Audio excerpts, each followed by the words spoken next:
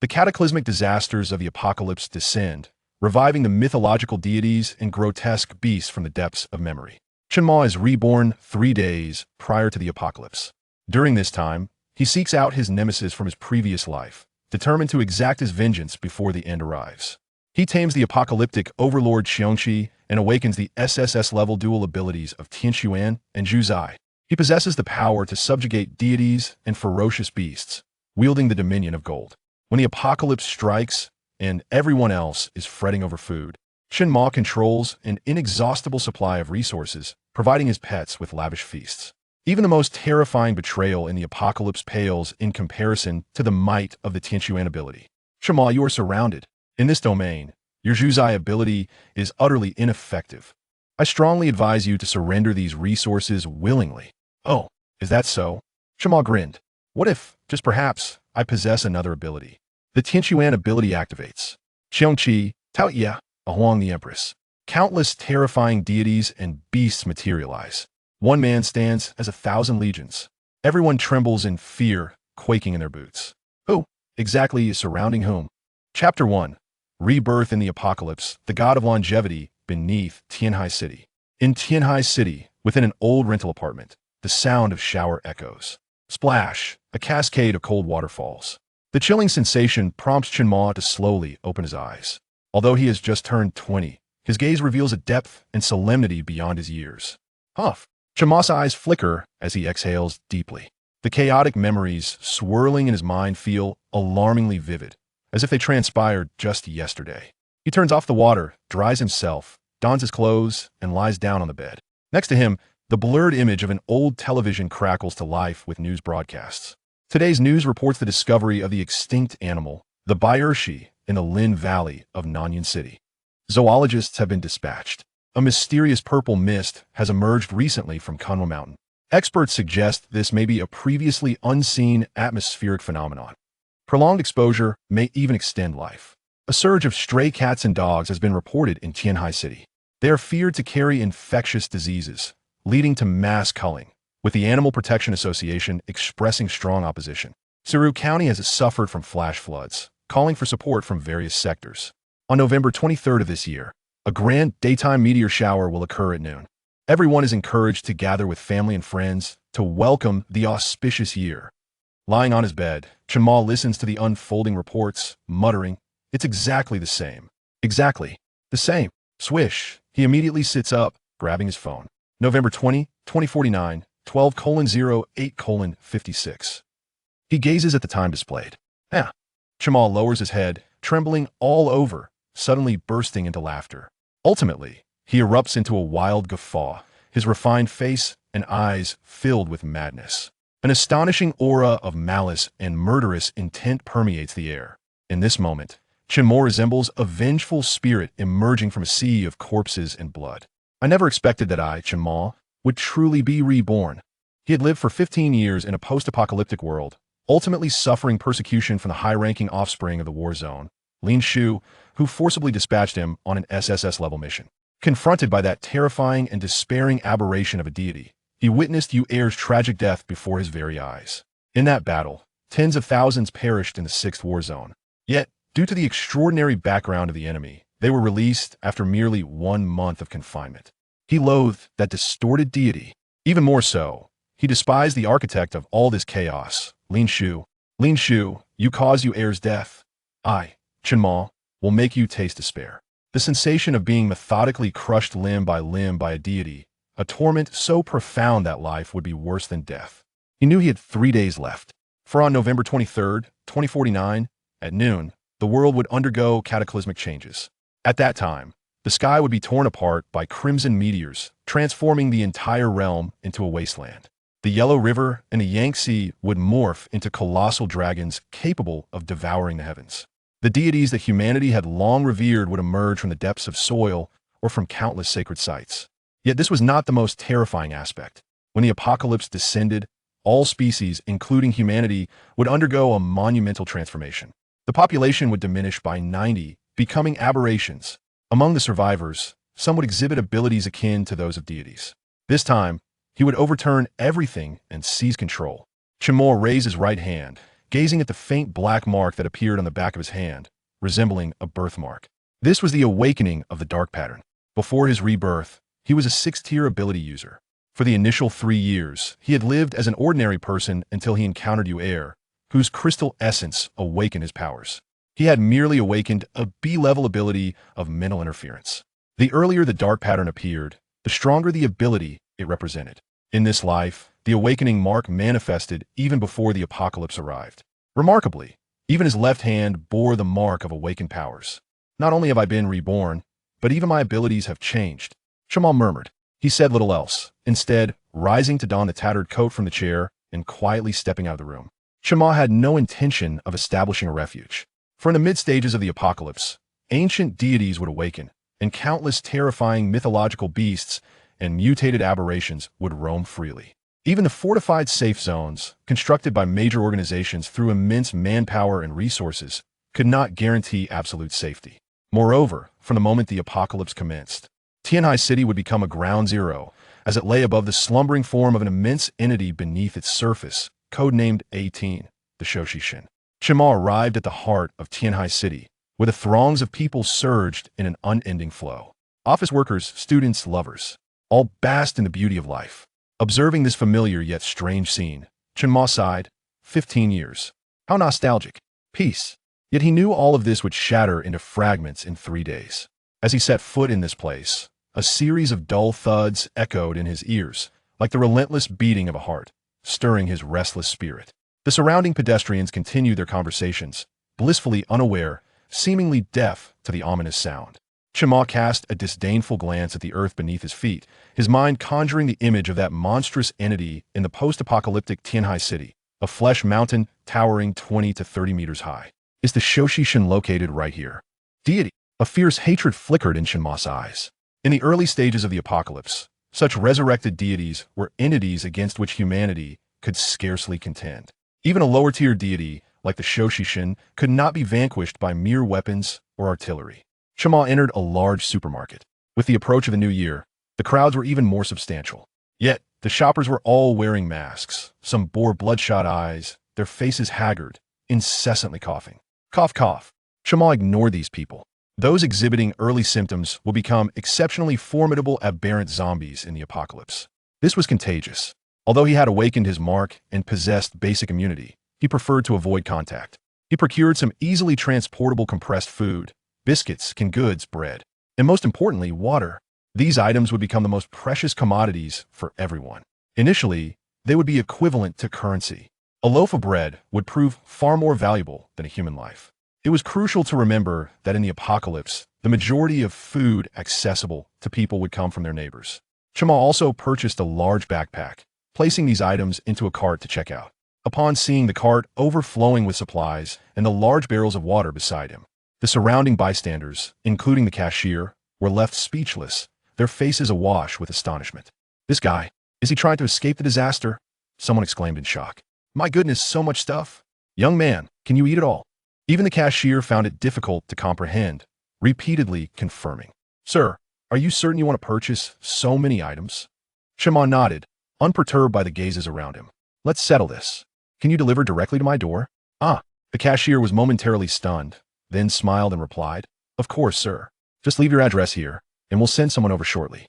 Your total comes to 23,433.5 yuan. Qiongqi scanned the payment. Ding. Account ending in 324 * completed transaction. 23,433.5. Balance 13,510.5.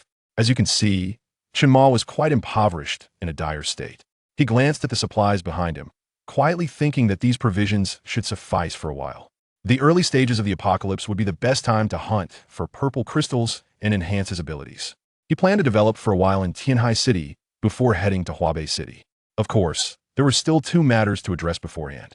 The ruler on the other side of Qiongqi City ultimately devoured the aberration known as Shoshishin, codenamed 46, Qiongqi. Chapter 2. The Tyrant of Qiongqi City, the Devourer of Deities, Qiongqi. In mythology, Qiongqi resembles a tiger, possessing a massive physique akin to that of a bull, adorned with wings and horns, exuding an aura of ferocity. In Qiongqi's recollections, the early incarnation of Qiongqi was merely a rather peculiar and fiercely aggressive large orange cat. Yet, when this feline re-emerged in the public's view, it had transformed into a horrifying beast, stretching dozens of meters in length, ruthlessly tearing apart and consuming the deity of longevity, Shoshi, thus usurping its place as the new ruler of Tianhai City. Due to its striking resemblance to the mythical Qiongqi, it was aptly dubbed with the same moniker. Chen Mo meticulously revisited the data concerning Qiongqi. Fortunately, before his rebirth, he had held a prominent position as a psychic in the 6th War Zone, which allowed him to retain a vivid memory of this information. Exiting the supermarket, Chen Mo accessed the map on his phone, murmuring, "If I recall correctly, the initial appearance of Qiongqi occurred within the Tianqing Garden community. Fierce and combative. Having lost its right eye, that was the entirety of Qiongqi's recorded history." He found the address of the Tianqing Garden community and promptly hailed a taxi to the location. Within the Tianqing Garden community, a group of animal protection volunteers was fervently encircled by a cluster of security guards, engaged in a heated dispute. "Kittens are living beings. Your actions are nothing short of cruelty to a sentient life. Does your conscience not ache?" exclaimed a young, stunning woman, tall and commanding, clad in a red volunteer uniform, as she fiercely interrogated the security personnel before her. "Meow meow," echoed the voices of the surrounding volunteers, resolutely protecting a large iron cage in the back of a van. Inside were dozens of feral cats, varying in size, all bristling and baring their teeth. "Dare to lay a finger on us and see what happens. I will call the police," shouted one of the volunteers. One of the older security guards glanced at the formidable woman before him, a hint of discomfort crossing his face as he replied, "But miss, these cats have been involved in several incidents of aggression. Look at my hand." He rolled up his sleeve, revealing deep claw marks. With a wry smile, the guard continued. The decision to euthanize these cats was unanimously agreed upon by the community residents. "Why put yourself through this hardship?" Wang Luyao retorted vehemently. "The cats are merely responding to provocation. They have only injured your hand, yet you seek their lives. How can that be the same?" At that moment, a handsome young man in a suit standing beside Wang Luyao interjected, "Enough. Yao Yao, do not be overly distressed. This group will never comprehend the value of life." Li Yuan straightened his collar and cast a disdainful glance at the security personnel across from him. He spoke, "Isn't your objective merely to dispose of these cats? In that case, I will offer 50,000. You shall hand these cats over to me. I assure you that from this day forth, stray cats will no longer appear in the Tianqing community." What do you say? Coming from a prosperous family, with his father being a renowned local entrepreneur possessing millions in assets, his words elicited envious murmurs from the surrounding volunteers. Not only is young Masterly wealthy, but he also possesses such a benevolent heart. To spend so much on a group of stray cats is truly remarkable. Yao Yao is indeed fortunate to have such a good man by her side. Wang Luyao looked at Li Yuan, her heart touched. She understood that Li Yuan's actions were motivated by her. The security personnel momentarily hesitated. Just then, a detached voice cut through the tension. "Excuse me, please make way." The unexpected voice drew everyone's attention. Upon seeing the newcomer, Wang Luyao's beautiful eyes widened in shock and disbelief. "Chen Montak, what are you doing here?" Chen Mo disregarded her. In truth, he had noticed Wang Luyao from a distance. She was his former girlfriend. Due to the early demise of his parents, Chen Mo had grown up in modest circumstances, entering the workforce at a young age. Wang Liao was a hardworking student he had met during his employment. Their situations were similar, and over time, they developed an intimate relationship and became lovers. To support her studies, he had used his meager savings until she graduated from university. However, Chen Mo was taken aback when, upon her graduation, Wang Luyao swiftly ended their relationship and began dating her senior, Li Yuan. This had plunged him into despair for an extended period. Yet, after enduring the grim realities of a world where humanity devoured one another, he now found his past despair laughable. When he encountered Wang Luyao again, his heart felt no stirrings, as if he were facing a stranger on the street. Chen Mo's gaze settled on the iron cage.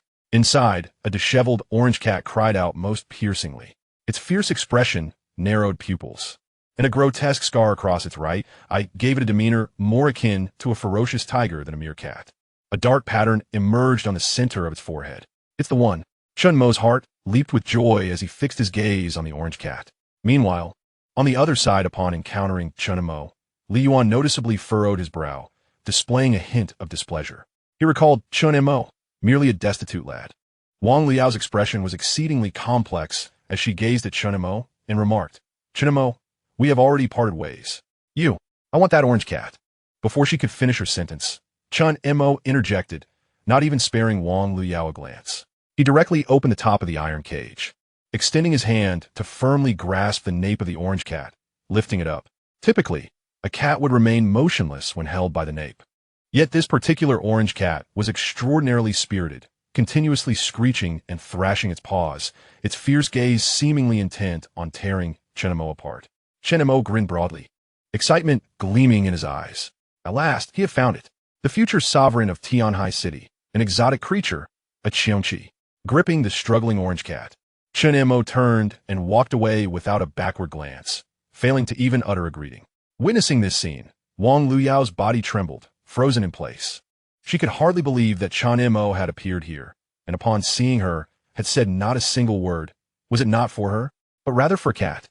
Wang Liao was incredulous, her complexion darkening, feeling akin to a jester, unable to move, watching Chen Mo's receding figure. In a fit of unwillingness, she shouted, Chen Mo, it is impossible for us. She attempted to catch Chen Mo's attention, yet he seemed oblivious, unaffected, and continued on his path. Li Yuan, observing that Wang Liao was ostensibly his own, felt vexed that she still lingered on this impoverished fool. He scornfully shouted, Chen Mo, you better stop right there. All these strays have been purchased by me. If you dare to touch what belongs to me today, I will ensure you do not see the sun rise in Tianhai City tomorrow. Li Yuan's words were laced with veiled threats. Chen Montak haited, turning slowly to approach Li Yuan. Seeing this, Li Yuan, smug at the sight of Chen Mo's tattered attire, smirked even more. Are you scared now? Wise of you. Let me inform you, Wang Liao is already engaged to me. She is my woman. I recall you are still unemployed, right? Unlike me, whose father possesses wealth and connections. Given your previous care for Yao Yao, if you were to kneel and beg, perhaps I could arrange a respectable job for you. What do you say? Li Yuan looked down on Chen Mo with disdain. A poor fool remains a poor fool. Why not express your gratitude to me? At that moment, a dark shadow darted past. Bang! The onlookers barely had time to comprehend the situation before Li Yuan was violently brought down to the ground by Chen Mo, even losing several teeth in the process.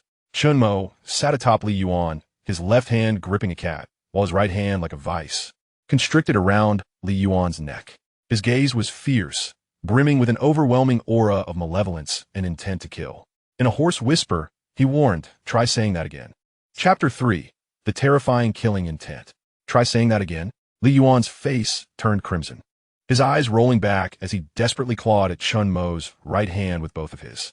His legs kicked and struggled violently, his eyes nearly bulging out of their sockets. Confronted by Chen Mo's murderous glare, an overwhelming sense of dread and impending death engulfed his mind.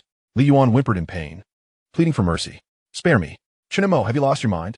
Wang Liao, witnessing the scene, screamed in shock. She had never seen such a ferocious and violent side of Chen Mo. In her memory, he had always been the epitome of an honest man. Why did he seem so unfamiliar now? Was this truly the same person? Meanwhile, Chen Mo's ruthless actions left everyone around him in a state of disbelief. The security guards present felt a chill run down their spines upon encountering that terrifying gaze. In times of peace, they had never before sensed such lethal intent emanating from another individual. Even the elderly guard trembled, recalling his youthful days as a soldier, when only the eyes of senior officers could convey such a killing aura. Stop! As the surrounding volunteers remained motionless, Wang Liao, exasperated, rushed over. She attempted to pull Chen Mo away, but he appeared as immovable as a statue, steadfast and unyielding. The awakening of his latent abilities had continuously enhanced his physical prowess. Now, even against elite soldiers, he was more than a match. Gradually, the killing intent in Chen Mo's eyes subsided. Li Yuan, who was on the verge of losing consciousness and turning blue, he relaxed his grip and revealed a chilling smile. Leaning closer, he remarked, you should feel fortunate that this is not the apocalypse. Otherwise, you would already be dead. Li Yuan's eyes widened in horror, his head spinning as he fainted from the sheer fright. With only 2 days remaining, Chen Mo was determined not to let trivial matters hinder his progress. Slowly, he rose from the ground and cast a sidelong glance at Wang Liao, who was clad in her volunteer attire, his gaze cold and devoid of compassion. In these perilous times, The Virgin Mother shall serve as a burden for all. He said little, turning away with indifference amidst the astonished gazes of the onlookers. The hostility and unfamiliarity in their eyes caused Wang Luyao's delicate form to tremble. Her gaze fell upon Li Yuan, who lay on the ground, barely alive, frothing at the mouth and convulsing. A wave of regret inexplicably surged within her. Why has Chen Mo changed so drastically? Have I wounded him? Yet in a fleeting moment, Wang Luyao's beautiful eyes transformed into a picture of unwavering resolve. She had endured hardships and understood the tribulations of living without wealth. Ultimately, Chen Mo was not her best choice. He could not provide her with what she desired. Hastily, Wang Liao helped Li Yuan to his feet and glared at the passive crowd, admonishing them. Why are you all just standing there? Call an ambulance. This incident barely stirred a ripple in Chen Mo's heart. In the ensuing hours, he arrived at a furniture factory, placing an order for a batch of iron doors and windows. In the early stages of the apocalypse, when the transformed zombies were not particularly formidable, even wooden doors could withstand their attacks for a time. Iron doors, however, would be sufficient to completely repel their advances. Yet, as time progressed, these powerful aberrations would evolve, capable of bringing entire floors crashing down. No matter how well the defenses were fortified, it would prove futile. Based on his 15 years of experience, he knew that even ordinary zombies could not harm him, provided he lacked any special abilities. His intention was to utilize these iron doors and windows to safeguard his food supplies, for anything even slightly touched by the aberrations would become inedible. Chen Mo did not wish to return home after hunting only to find his provisions pilfered. Inside the factory, a burly man clad in work attire wiped his brow and jested. Young man, are you preparing to build a fortress? Your home is becoming quite fortified. Chen Mo replied with a smile. There have been quite a few thieves in the neighborhood lately. I feel more secure this way. The man nodded, clapping his hands in assurance. You've come to the right place. Our quality is top-notch, and the prices are reasonable. Those well-known brands outside have all collaborated with us. Young man, sourcing from the factory is indeed a wise choice. The man spoke with great pride. Chen Mo surveyed the massive factory, resonating with the continuous sounds of machinery. This place truly served as a commendable refuge. Here, as long as there was an ample supply of food, they could safely endure the initial phase. Chen Mo stated, I am in a hurry. I need them today. There are no specific requirements for appearance. Just ensure the quality is satisfactory. In such a rush? The man pondered for a moment before responding. We can accommodate that, though the shapes may not be as refined. Chen Mo replied, that will suffice. How much will it cost? The man chuckled heartily, his demeanor exuding a sense of sincerity. How about I give you a discount and settle it at 13,000 upon delivery? After all, if we don't need to be overly meticulous, it saves us quite a bit of effort. At that moment, the orange cat that Chen Mo had been holding began to meow piercingly after a brief rest. Chen Mo glanced at it and inquired, do you have an iron cage? Iron cage? The man looked at the cat in Chen Mo's hands with a peculiar expression. It seems we don't have that. However, we do have some scrap iron rods. With a bit of cutting and welding, we could certainly fashion a cage. After procuring these supplies, Chen Mo returned to his rental apartment carrying an iron cage. The orange cat within was quite restless. With a creak, he unlocked the door and casually placed the cage on the balcony. Observing the cat within, which was baring its teeth at him, Chen Mo chuckled dismissively and said, behave yourself. He still needed to store the food that had been delivered into the apartment. Residing on the 5th floor, the unit was modest in size, approximately 60 to 70 square meters. To optimize space, Chen Mo had meticulously arranged the supplies stacked neatly on both sides. Despite this, they still occupied a significant portion of the area. Before him lay a mountain of provisions, water, compressed biscuits, bread, frozen foods, enough to sustain him for 4 to 5 months. If he practiced frugality, it could last even longer. That should suffice, Chen Mo mused. Now, I just await the delivery of the protective iron doors and windows. He glanced at his hands, observing that the dark patterns upon them had become increasingly pronounced. Am I about to awaken?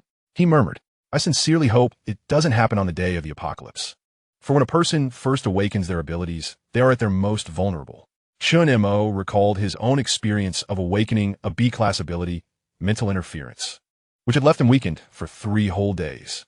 The awakening of abilities varies by individual. Some recover in mere hours, while others may take months to adapt. Chen Mo remained occupied until nightfall. Just as he prepared to sit down for a brief respite, his phone suddenly vibrated to life. Buzz, buzz, buzz. A call? Chapter 4. In this life, I shall not be burdened by anyone. Hello, is this Mr. Chun? Your furniture has arrived. Could you please come down and sign for it? It turned out that the delivery personnel from the furniture factory had arrived. Downstairs. Ding. Transaction of 13,000 completed for account ending in 324, balance 5,105. Another substantial sum had left his account. In the past, such an expenditure would have caused him considerable distress. Yet now, there exists a profound sense of numbness. In this apocalyptic world, the most futile possession is indeed money. Even the most abundant wealth pales in comparison to a mere piece of cloth. For at least cloth can staunch a wound. Mr. Chun, do you require assistance in carrying this upstairs? There is another individual in the vehicle who can lend a hand. The delivery personnel suggested. No need, you may leave it here. I can manage it myself, Qiongqi replied. The delivery personnel paused, taken aback. It was important to note that these items were quite substantial. The two of them had struggled to lift them. Could this young man truly handle it alone? Just as doubts clouded his mind, Qiongqi effortlessly hoisted a metal door with one hand while carrying a metal window with the other, ascending the stairs. Wow, a superhero. The delivery personnel was left speechless, rubbing his eyes in disbelief, questioning whether he was still dreaming. Yet the undeniable reality was that this seemingly delicate young man had single-handedly lifted a metal door and a window. Night fell at 9 o'clock. Within a modest eatery located a few miles from home. Beside Qiongqi lay several bowls brimming with leftover food. He pulled out a tissue to wipe his mouth and turned to the bewildered middle-aged man beside him, smiling as he said, "Uncle Qiongqi, please bring me another duck leg rice." Observing Qiongqi devouring a large bowl of duck leg rice with astonishing speed, Lu Qiongqi was left in a state of shock. Qiongqi chuckled and remarked, "Uncle Qiongqi, what are you doing? Business is here. Are you worried I might dine and dash?" With the impending awakening of his abilities and the enhancement of his physical constitution, his appetite naturally exceeded that of the average person. Lu Qiongqi took a deep breath and shot him an exasperated glance. "Is that not enough? How can you possibly eat so much?" While tidying up the dishes, he inquired, "But tell me, Xiaoqing, how long has it been since you last had a proper meal? Why are you so ravenous today?" Qiongqi fell silent for a moment, his gaze distant, and he remained speechless. Uncle Qiongqi was a kind-hearted man. In the past, he had worked nearby, saving money to support Wang Luyao's education. For his daily meals, he had relied on the cheapest option available, 5 yuan for a bowl of noodles. This place had almost become a second home for him. Every night, Uncle Qiongqi would generously add an extra bowl of duck leg rice to his meal, playfully chiding him, "You little rascal, we don't keep leftover food overnight. If you don't want it, it'll just be thrown away." Yet Qiongqi understood that most patrons here were regulars. Uncle Qiongqi had been in the business long enough to know precisely how many portions he could sell each day, certainly more likely to have less than more. So how could there be an abundance of leftovers? "Is it that little girl again?" Lu Qiongqi questioned. "I have told you, that girl is not a good person. You never notice the disdainful look she gives when she comes here to eat." Qiongqi gazed at the weathered face of the middle-aged man before him, shaking his head as he spoke. "It's not her." Lu Qiongqi asked, "What is wrong?" "Speak to your uncle Gua." Qiongqi replied, "It's nothing. I just miss you a bit, Uncle Qiongqi." Lu Qiongqi gasped in surprise, his expression akin to having seen a ghost, goosebumps rising all over him. He waved his hand in disdain. "Get lost. You got me all creeped out. What's wrong with you?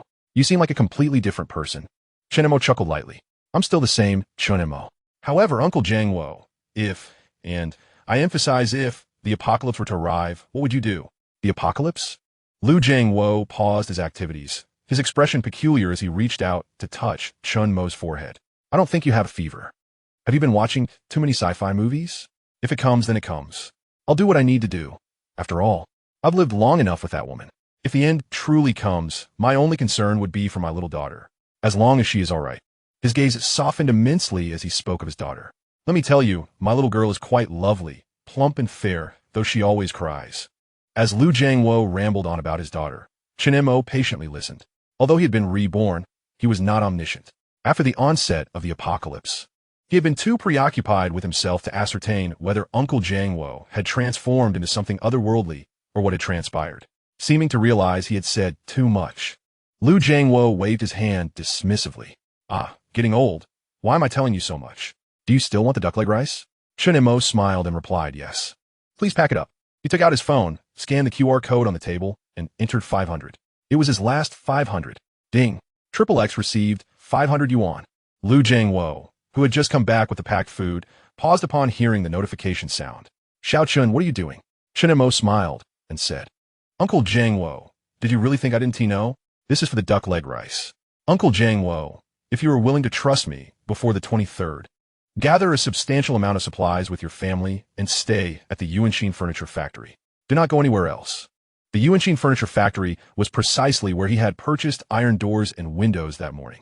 It was relatively secluded and would become a gathering place for numerous survivors, thus safer. Regardless of whether Lu Jiangwo took his words to heart, Chinemo gazed deeply at him and solemnly said, "Uncle Jiangwo, take care." After speaking, he departed with the duck leg rice. Observing Chun Mo's retreating figure, Lu Jiangwo's expression was exceedingly complex. Something seemed to have transpired with the young man. He was well acquainted with Chun Mo, yet today he felt an inexplicable sense of estrangement and solitude emanating from him. What exactly was Xiao Qin referring to? The apocalypse? Lu Jiangwo stepped outside to gaze at the pitch-black sky, shaking his head. Returning indoors, he closed the shop door, lost in thought during that final moment. Back at home, Chun Mo lay on his bed, his mind awash with fragmented images from the 15 years of the apocalypse. He was no saint. With the end of the world upon him, numerous vital matters awaited his attention. In this life, he vowed to seize control of everything. Many grievances remained unavenged. He could not allow anyone to hinder him. The only help he could offer Uncle Jiangwo was limited to this. Meow. A sharp cry pierced the air. The orange cat in the cage relentlessly battered against the bars, its body already marred with wounds, yet it refused to relent. Chen Mo turned to look, noticing the cat's fierce, hate-filled gaze under the night sky. "Almost forgot about you, Qiongqi." Chun Mo retrieved the duck leg rice from the table. The enticing aroma wafted through the air, momentarily halting the orange cat, which fixed its gaze on the food in Chen Mo's hands. Who would have thought that the once mighty ruler of Tianhai City, Qiongqi, was merely a large, plump cat? Chen Mo placed the duck leg rice directly into the cage. Smiling as he spoke, the orange cat, curled in a corner of the cage, continued to bare its teeth. However, upon seeing the duck leg rice, a flicker of unusual light flashed in its eyes. It moved closer, sniffing, and then began to devour the food voraciously. How? Chen Mo stood on the cramped balcony, opening the iron window to gaze at the exceptionally bright moonlight. A barely perceptible, eerie red hue was gradually enveloping it. Just a day and a half left. So, Lin Shu, what manner of death do you envision for yourself? Chen Mo's expression turned frenzied as he chuckled coldly. Lin Shu, the mayor's son, with a mother who was a business magnate, possessing countless enterprises. His grandfather was a former bigwig in a military district, renowned for his achievements, having raised soldiers who now occupy high-ranking positions in the military. At the onset of the apocalypse, Lin Shu was swiftly evacuated from the province due to his family's vast resources and military might, safely navigating through numerous armed factions. The establishment of the so-called City of Peace, the Sixth War Zone, and the production of significant technological resources were all inextricably linked to the Lin family. This is precisely why, even in the face of impending doom, Lin Shu can still lead a life of such carefree abandon. Yet in Chun Mo's eyes, he is soon to meet his demise. At this moment, Lin Shu finds himself in Tianhai City. Chapter 5, Awakening of the Divine Ability Dominion. As the evening chill swept through, Chun Mo felt the penetrating cold, his gaze piercing like a beast of the night, gleaming with a ferocious, bloodthirsty light. Suddenly, it was as if something was on the verge of eruption. Chun Mo's heart seized violently, and his body trembled. Cough! A sharp pang of agony surged within him. The awakened dark pattern on his right hand flickered with an extraordinarily eerie purple glow. This, Chen Mo, as pupils constricted, that hauntingly familiar sensation, supernatural ability, awakening. As a realization struck him, Chun Mo hurried back indoors, firmly locking the windows and iron door. At this moment, his eyes were bloodshot, his head heavy as he collapsed onto the bed, drenched in sweat. He could hardly believe that this would occur at such a time. Chen Mo gasped for breath. The orange cat in the iron cage also emanated a strange glow from the awakened dark pattern on its forehead, fixing its gaze on Chun Mo with an unervingly human expression. The awakening of supernatural abilities is a time of utmost vulnerability. During this phase, no interference can be permitted. Otherwise, one risks backlash and transformation into a different being. Chun Mo's mind grew increasingly foggy, his vision blurring. Hope, let not last too long. Eventually, he slowly closed his eyes. Layers of purple ripples began to manifest upon his body, as if ceaselessly cleansing him. The surrounding iron door and window vibrated with a low hum. The entire dilapidated building seemed to teeter on the brink of collapse. That night, countless residents of the old building awoke from their slumber. Was it an earthquake? Only the peculiar orange cat in the cage continued to meow softly. The following morning, Qiongqi lay in bed, his expression contorted in pain as he opened his somewhat blurry eyes. At this moment, everything around him came into sharp focus. The awakened dark pattern on his right hand had vanished, replaced by a strangely beautiful design. Rubbing his head, Qiongqi gradually rose from his bed, the bedding and sheets thoroughly soaked. His first reaction upon waking was hunger, immense hunger. Fortunately, the food supplies in his rented room were plentiful. He casually grabbed a piece of bread, devouring it ravenously, while gulping down water continuously. After a considerable time, he finally regained his composure. Gazing at the unique divine mark on his right hand, Qiongqi's eyes sparkled with excitement. In the next moment, the mark radiated with brilliance, and an ancient voice echoed suddenly, as if a primordial deity whispered in his ear, "The sovereign of the divine." This was the voice every extraordinary being would hear upon awakening. When Qiongqi heard it, his entire body trembled, and his face displayed sheer ecstasy. To his astonishment, he realized that his awakening was not of the psychic type, but rather of the divine. Qiongqi found this hard to believe. In the apocalyptic world, extraordinary beings were classified into 4 categories: psychic, elemental, ordinary, and the most mysterious and powerful, divine beings. Among them, elemental powers were already considered exceptional, while divine abilities transcended all common understanding. In the apocalypse, anyone possessing divine powers was rated no lower than an S rank, invariably holding a prestigious status in various war zones. Remarkably, he had awakened to divine powers in this life. The divine master. In his previous life, one who possessed such abilities was Yuan, a 9th-tier extraordinary being from the Second War Zone, known as the Earth King, who single-handedly vanquished 2 deities, creating a worldwide sensation. Qiongqi trembled with excitement, his eyes ablaze with fervor. The sovereign of gold. He glanced at the iron window nearby, and an unusual sensation washed over him, as if it were instinctual. Slowly, he lifted his hand, causing the iron window on the balcony to begin twisting. Eventually, it transformed into a pool of molten iron, which he molded and reshaped in his grasp. His eyes shimmered as he condensed a droplet of liquid and directed his gaze towards the iron door. With a flick of his finger, a resounding bang echoed as the liquid instantaneously morphed into a more refined steel pellet, which penetrated deeply into the iron door, emitting sizzling steam. The force of this strike was no less than that of any bullet, and this was merely a fraction of Qiongqi's power. How formidable! His eyes brightened at the sight of the deeply indented iron door.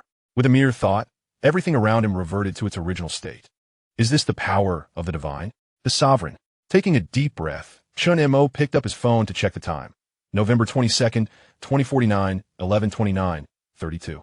He had slept for an entire day. Perhaps due to his previous awakening, the weakness that accompanied it dissipated swiftly. Qiongqi murmured to himself, "Tomorrow, at 12 o'clock, everything in this world shall be overturned. Lin Shu, relish your final moments of joy." Qiongqi cast his gaze upon the accumulated food and supplies surrounding him, then glanced at his left hand. It seemed that the other ability had yet to awaken. A sense of anticipation stirred within him. Who would have thought that in this lifetime, he would become a dual ability wielder? The mere awakening of a single power had already consumed such a considerable amount of food. Clearly, the resources available in his rented room were utterly insufficient. It appeared he would need to scavenge for more. However, the pressing issue was that he had run out of money. It seemed he needed to devise a plan. Qiongqi narrowed his eyes, pondering for a moment. With a gentle lift of his right hand, a wisp of gray liquid was summoned, coalescing into a steel ball that orbited around him. In the following moments, he experimented with the effects of his dominion ability. After awakening his powers, both his senses and physical attributes had received remarkable enhancements. Presently, he classified himself as a first-tier ability wielder, with his physical capabilities reaching the pinnacle of current humanity. Under Qiongqi's continuous experimentation, the mastery of the dominion ability had also grown more adept. Within a radius of 3 meters, it became his domain. Anything metallic fell under his control. Take, for instance, these steel balls forged from molten iron. His dominion could even amplify these metallic substances. Now, He was capable of simultaneously controlling 3 of them, with the potential to pierce through a thick iron door in an instant, comparable to a sniper's bullet. Chen Montaglint. The divine abilities were indeed extraordinary. Initially categorized as an exceptionally powerful type within the elemental abilities, the true nature of Dominion was only understood after witnessing Ehuang single-handedly slay 2 deities. It became apparent that ordinary elemental abilities were utterly incomparable, no more than a fraction of its might. As long as he stood upon the earth, Ehuang was practically invincible. Chen Mo then turned his attention to the orange cat within the iron cage. Noticing the awakening patterns on its forehead flickering with increasing clarity, he murmured, "Are you awakening as well?" He once possessed a B-class psychic ability called mental interference, capable of influencing the intelligence of living beings and subtly instilling a notion. Chen Mo had intended to use this ability to make this future, formidable creature recognize him as its master after his own powers awakened. However, matters had become somewhat complicated. Cats were notoriously difficult to train, especially after transforming into an extraordinary creature. He had heard tales of dogs remaining loyal even after mutation during the apocalypse. Yet he had never encountered similar stories concerning cats. After a moment of contemplation, he looked at the orange cat in the cage, baring its teeth, and spoke, "Be honest. I will care for you a while longer, but if you remain untamable, even if you were a formidable beast, I would still slaughter you for a delectable feast." As if comprehending human speech, the orange cat's fur bristled, and it let out an even more ferocious cry. Chen Mo opened the door, casually toying with 3 steel marbles, and with a resounding thud, he firmly closed the door behind him. Less than a day remained. At noon tomorrow, the apocalypse would descend upon us. Chen Mo's purpose for venturing forth was twofold: to procure a substantial amount of food supplies and to amass wealth. Chapter 6. My request for 100,000 and Luo Tianxiong's determination. In Tianhai City, amidst a desolate and dilapidated street, Chen Mo entered a passage leading underground. He gently tapped on a metal door before him. "Who is it?" A deep, resonant voice inquired. Chen Mo smiled and softly replied, "I come to purchase some toys." After a brief silence, the voice responded, "Come in." The creaking door slowly opened, releasing a wave of musty air mingled with thick smoke that enveloped Chen Mo. He furrowed his brow. Inside this underground lair, a myriad of exceedingly sharp weapons adorned the surroundings: katana, longsword, Damascus knife, and Nepalese dagger. The cold weapons were meticulously arranged, glimmering with a blinding silver sheen. Seated at the front desk was a burly man with a bushy beard, lost in a haze of opium, his gaze somewhat dazed. He appeared to be in his 30s or 40s, draped in a leather jacket and clad in form-fitting black attire, his stature imposing. He reclined with his feet propped up on the table, savoring the moment. The bearded man opened one eye, sizing up Chen Mo, and with a mocking smirk, remarked, "You look like a student. This place is rather obscure. How did you come to know of it?" Luo Tianxiong, a formidable leader of a survivor faction in Tianhai City before the cataclysm, was known for engaging in dubious dealings and colluding with various gangs. His bold and straightforward demeanor had allowed him to seize control of the largest supermarket in the city post-apocalypse, driven by immense ambition. Chen Mo had spent some time within his established faction, thus recognizing him readily. With a smile, he responded, "So, even the Lion of Luo judges by appearances?" Luo Tianxiong narrowed his eyes, his expression darkening. The moniker Lion of Luo was known only to those intimately familiar with him. After scrutinizing Chen Mo for a while, he could not recall where they had met, and he could not help but burst into laughter, sitting up and exclaiming, "Ha ha, you are quite the clever lad. Care for smoke?" He reached into the drawer, retrieving a soft cigarette and extending it toward Chen Mo. Chen Mo waved his hand dismissively. "I do not smoke, unfortunately." Luo Tianxiong, unfazed, gazed at Chen Mo with keen interest and inquired, "What would you like to purchase? As long as you have sufficient funds, even this item, I possess a few." As he spoke, Luo Tianxiong retrieved a handgun from his drawer, toying with it, an MP9 pistol. He anticipated seeing a look of shock on Chen Mo's face. To his disappointment, however, Chen Mo remained composed, wearing a serene smile. Utterly unperturbed, even after the weapon was brandished. Luo Tianxiong, sensing that Chen Mo might not be an ordinary individual, felt a wave of disinterest wash over him. "Speak. What do you desire?" Chen Mo smiled back at him and slowly uttered a single word: "Money." At this declaration, the atmosphere grew icy, the tension palpable. A glimmer of murderous intent flickered in Luo Tianxiong's eyes as he disengaged the safety on his weapon. "Oh, what you seek may come at a steep price," he replied coolly. "Now, tell me, who sent you? Those people from Qintian or Zhaoli?" Chen Mo shook his head calmly, stating neither. "I merely require some money. There is but one day left before the apocalypse. If I were to rob a bank, even if successful, I would be surrounded by numerous SWAT officers within an hour. Setting aside the fact that I do not wish to waste time on such endeavors, I doubt my newly awakened Dominion abilities would suffice against a multitude of armed individuals firing multiple magazines at me. The best way to acquire funds without alarming the outside world is undoubtedly through black on black." Luo Tianxiong let out a cold chuckle, akin to a lion stalking its prey, fixating on Chen Mo. "Since you are aware of my reputation, young man, you still dare to come here. I admire your courage." However, before he could finish, Luo Tianxiong swiftly raised his handgun and fired several shots at Chen Mo. Bang, bang, bang.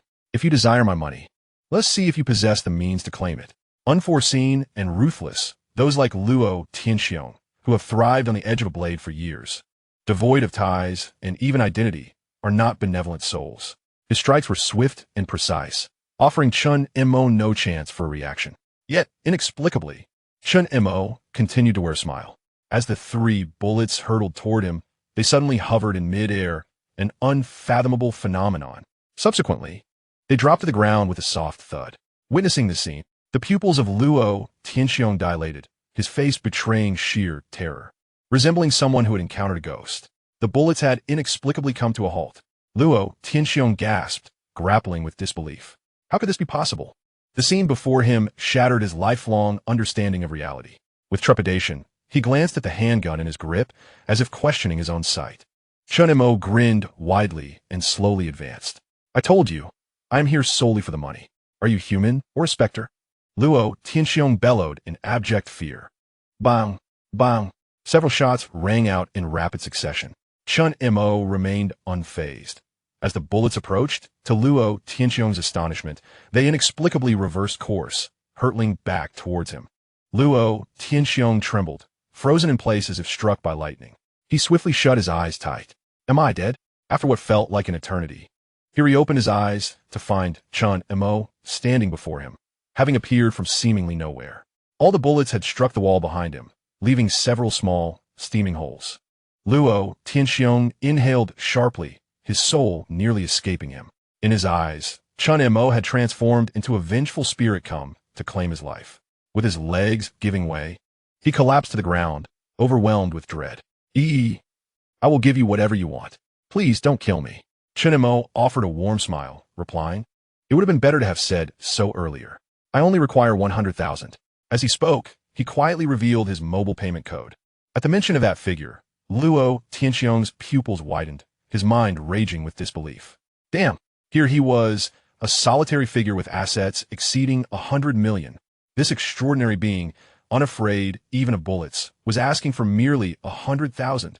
Tears threatened to spill from Luo Tianxiong's eyes. If only this divine being had showcased his prowess sooner. He would have gladly offered even 1 million or 10 million without hesitation. Little did he know, tomorrow would herald the apocalypse.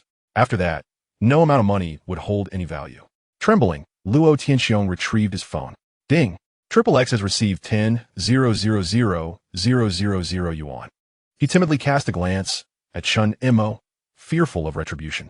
Chen Mo nodded with a smile, patting his shoulder. Thank you. His gaze fell on a nearby katana, his eyes sparkling with interest. This blade is impressive. It's priced at 300,000 yuan. Luo Tianxiong hurriedly responded. Senior, if you like it, take it. Take it all. Chen Mo nodded, securing the katana. As for this money, I shall not accept it for nothing. Allow me to offer you a piece of advice. By noon tomorrow, prepare a substantial amount of supplies. The more, the better. Then stay here and do not venture out. Huh? Luo Tianxiong looked perplexed. Why? You'll understand in due time. Chen Mo replied, offering no further explanation as he turned to leave. Senior, Master, please take me as your disciple. I am willing to pay any amount. Suddenly, Luo Tianxiong's voice called out from behind. What a joke. He had never believed in such supernatural matters before.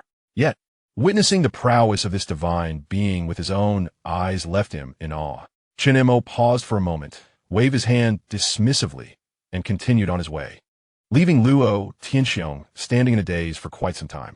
Tomorrow at noon, he repeated Chun Mo's parting words, his gaze flickering with determination. Clenching his teeth, he declared, "Damn it, I refuse to believe this divine being would deceive me." He promptly dialed a number. On the other end, heavy breathing could be heard before a boisterous voice broke the silence. "Brother Luo, what brings you to call me today?" "Who is it?" A sultry female voice interjected. Luo Tianxiong frowned. This fellow was off gallivanting again. "Jiangdong, are you in the city center right now? Go and send your men to the supermarket to clear out everything edible and usable." "Whoa, Brother Luo, are you planning to rob a supermarket?" "To hell with that. I'm not robbing anyone. Use money to buy it. I've transferred 30 million to you. Procure as much food and supplies as you can. If it's not enough, call me back. Make sure it all arrives here before noon tomorrow. It must be done." With that, Luo Tianxiong hung up the phone. 30 million. Although it pained him, he resolutely decided to make the purchase.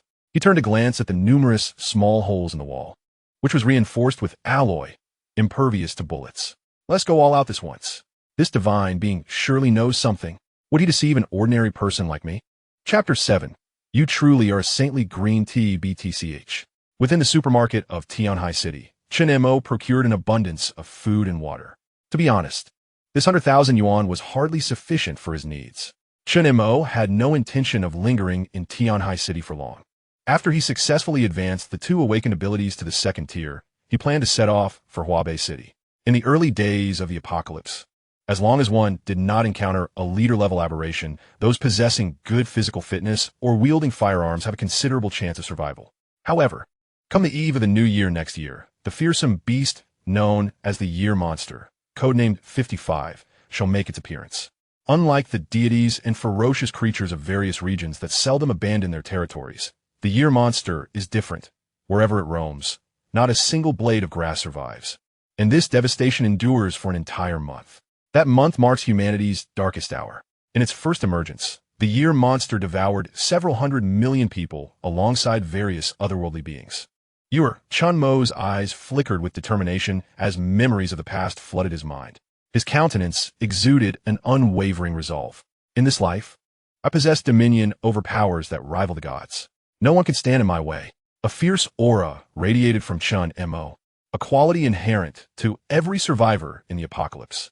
By sheer coincidence, he encountered Wang Luyao and Li Yuan, who had come shopping as well. "Chen Montak!" Wang Luyao exclaimed in astonishment. It was impossible to overlook Chen Mo in the supermarket. Beside him stood numerous carts brimming with provisions. Upon seeing Chen Mo, Li Yuan's complexion paled, fear evident in his eyes, as if he had encountered his nemesis, still haunted by the terror of that fateful day.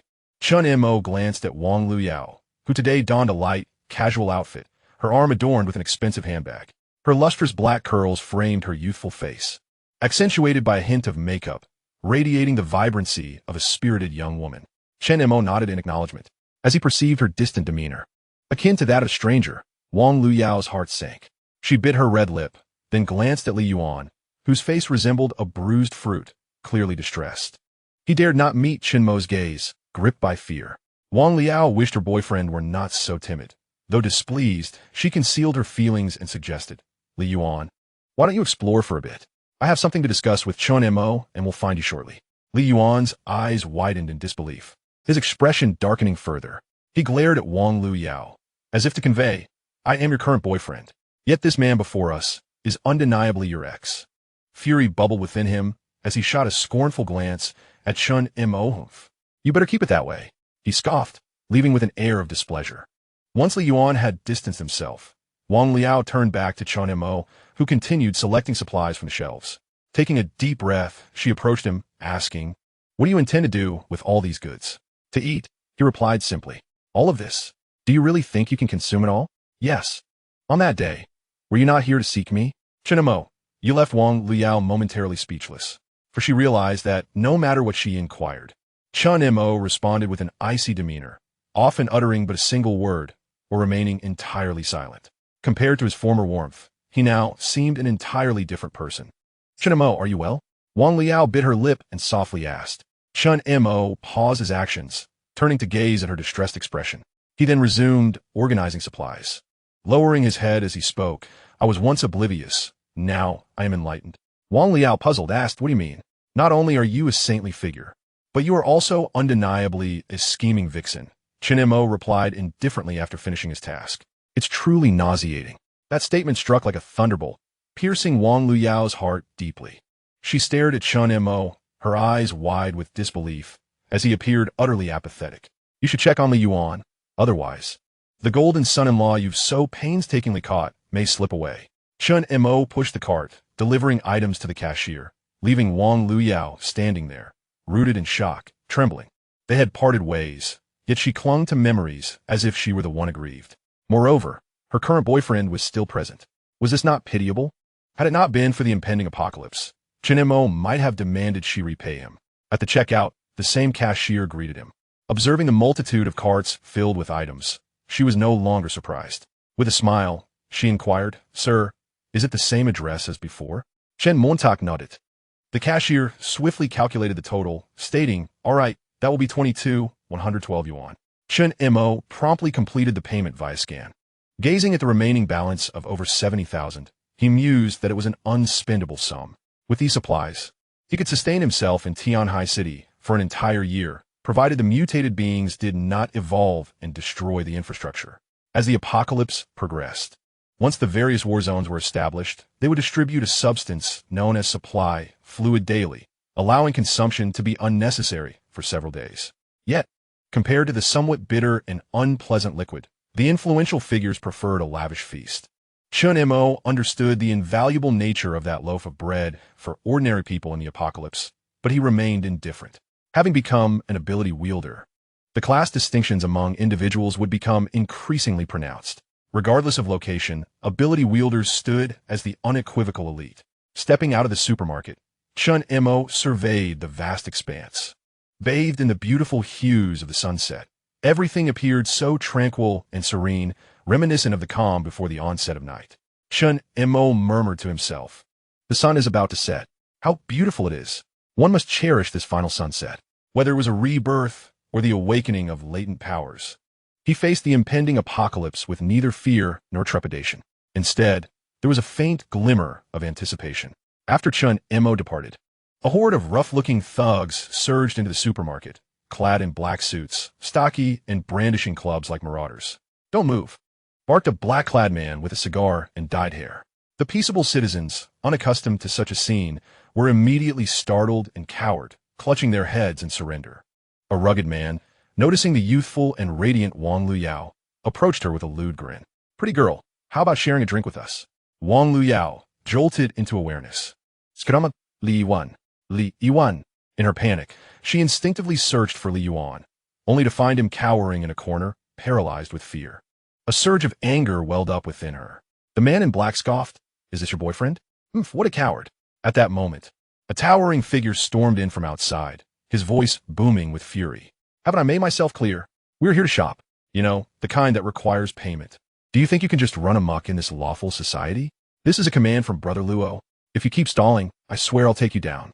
Upon seeing the newcomer, the thugs reacted like rabbits encountering a tiger, hurriedly nodding in compliance. Hey there, sweetheart, here's my number. Keep in touch. The man in front of Wang Liao said with a sinister smile, leaving behind a piece of paper.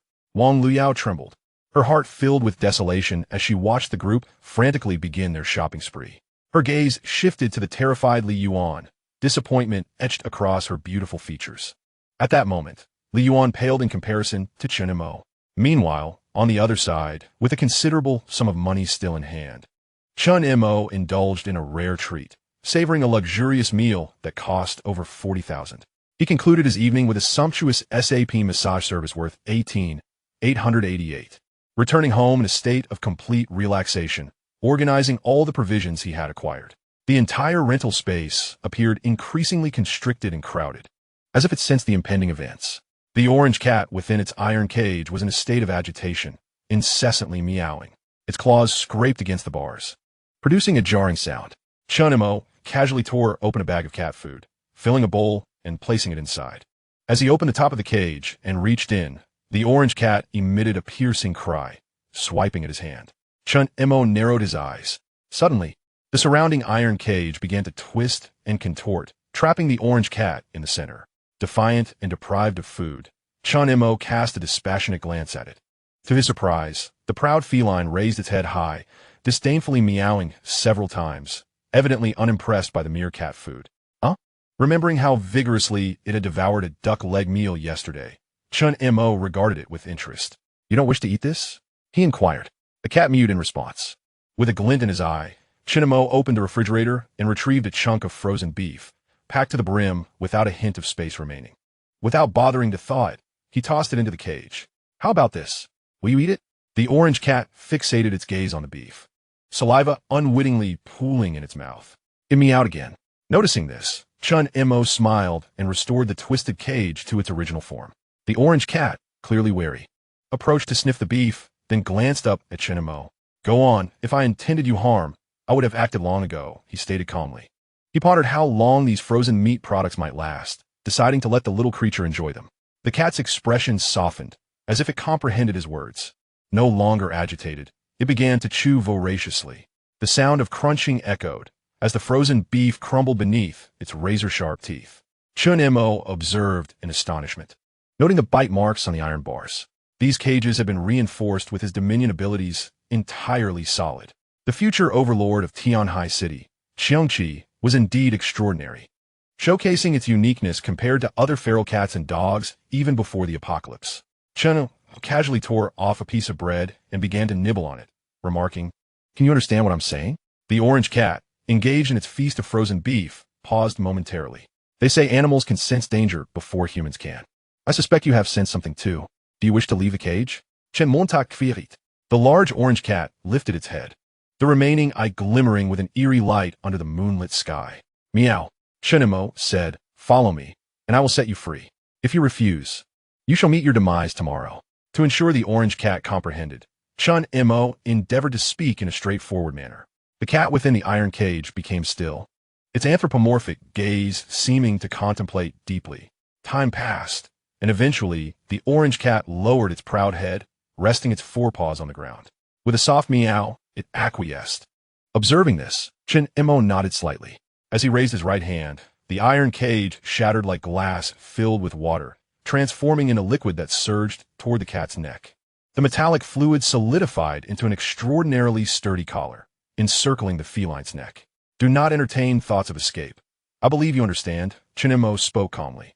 The cat sensed the constriction around its neck and responded with a gentle, submissive sound. It raised its tail and leapt onto Qiongqi's bed, exposing its belly and affectionately nuzzling against him. Qiongqi smiled broadly, exhilarated by the unexpected success, for he knew that this orange cat was destined for greatness. It would one day devour the deity of longevity in Tianhai City, taking its place. With his rebirth, everything had shifted. Qiongqi gently stroked the orange cat at his side, murmuring, tomorrow marks the day the apocalypse descends in full. Follow me, and I shall restore your name as the legendary Qiongqi. He slowly unlocked his phone, his eyes ablaze with profound hatred. Lin Shu, your fortunate days are numbered. The screen displayed a photograph of a handsome young man, exuding a nonchalant and rebellious air. Clad in a suit, the youth's eyes were filled with arrogance and confidence. Below the image, the profile read, Lin Shu, president of the new Emperor Group in Tianhai City, age 23 male. Father, Lin Qiongqi, position unknown in the Jingyuan military district. Mother, Su Fenghuan, president of the Tianyu Group, XX committee member. Grandfather, Lin Wanli, former leader of the Jingyuan military district. Lin Shu's background was extraordinary. Before the apocalypse, Qiongqi felt he was worlds apart from this individual. Thus, he had reserved Lin Shu for this final day of reckoning. That day had finally arrived. The long-standing enmity would find resolution tomorrow, and this was merely the beginning for Qiongqi. The true aberrant deity that had brought ruin to all was the ultimate target of his wrath. One day later, on November 23, 2049, at 10 o'clock a.m., Qiongqi set forth with the orange cat and the katana he had acquired from Luo Tianxiu. Before departing, he savored his final breakfast, soy milk and fried dough sticks. Simple yet delightful. Afterward, I hailed a taxi and set off in the direction of the new Emperor Group. In the heart of Tianhai City, the new Emperor Group stands tall amidst a forest of skyscrapers, surrounded by an array of luxurious automobiles. A taxi came to a halt, and Qiongqi stepped out, surveying his surroundings. Due to it still being a weekday, A multitude of both white-collar and blue-collar workers filled the streets. Qiongqi, clad in a somewhat faded gray coat, appeared slightly out of place alongside the orange cat beside him, which sported a metal ring.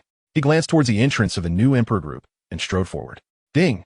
The door swung open. Who are you? Just as Qiongqi set foot inside, a voice boomed from behind. A security guard stationed there fixating his gaze on him. The voice was loud enough to attract the attention of several office workers, though they merely regarded the scene with indifference before hastily departing. What business do you have? This is the new Emperor group. Unauthorized personnel are not permitted entry.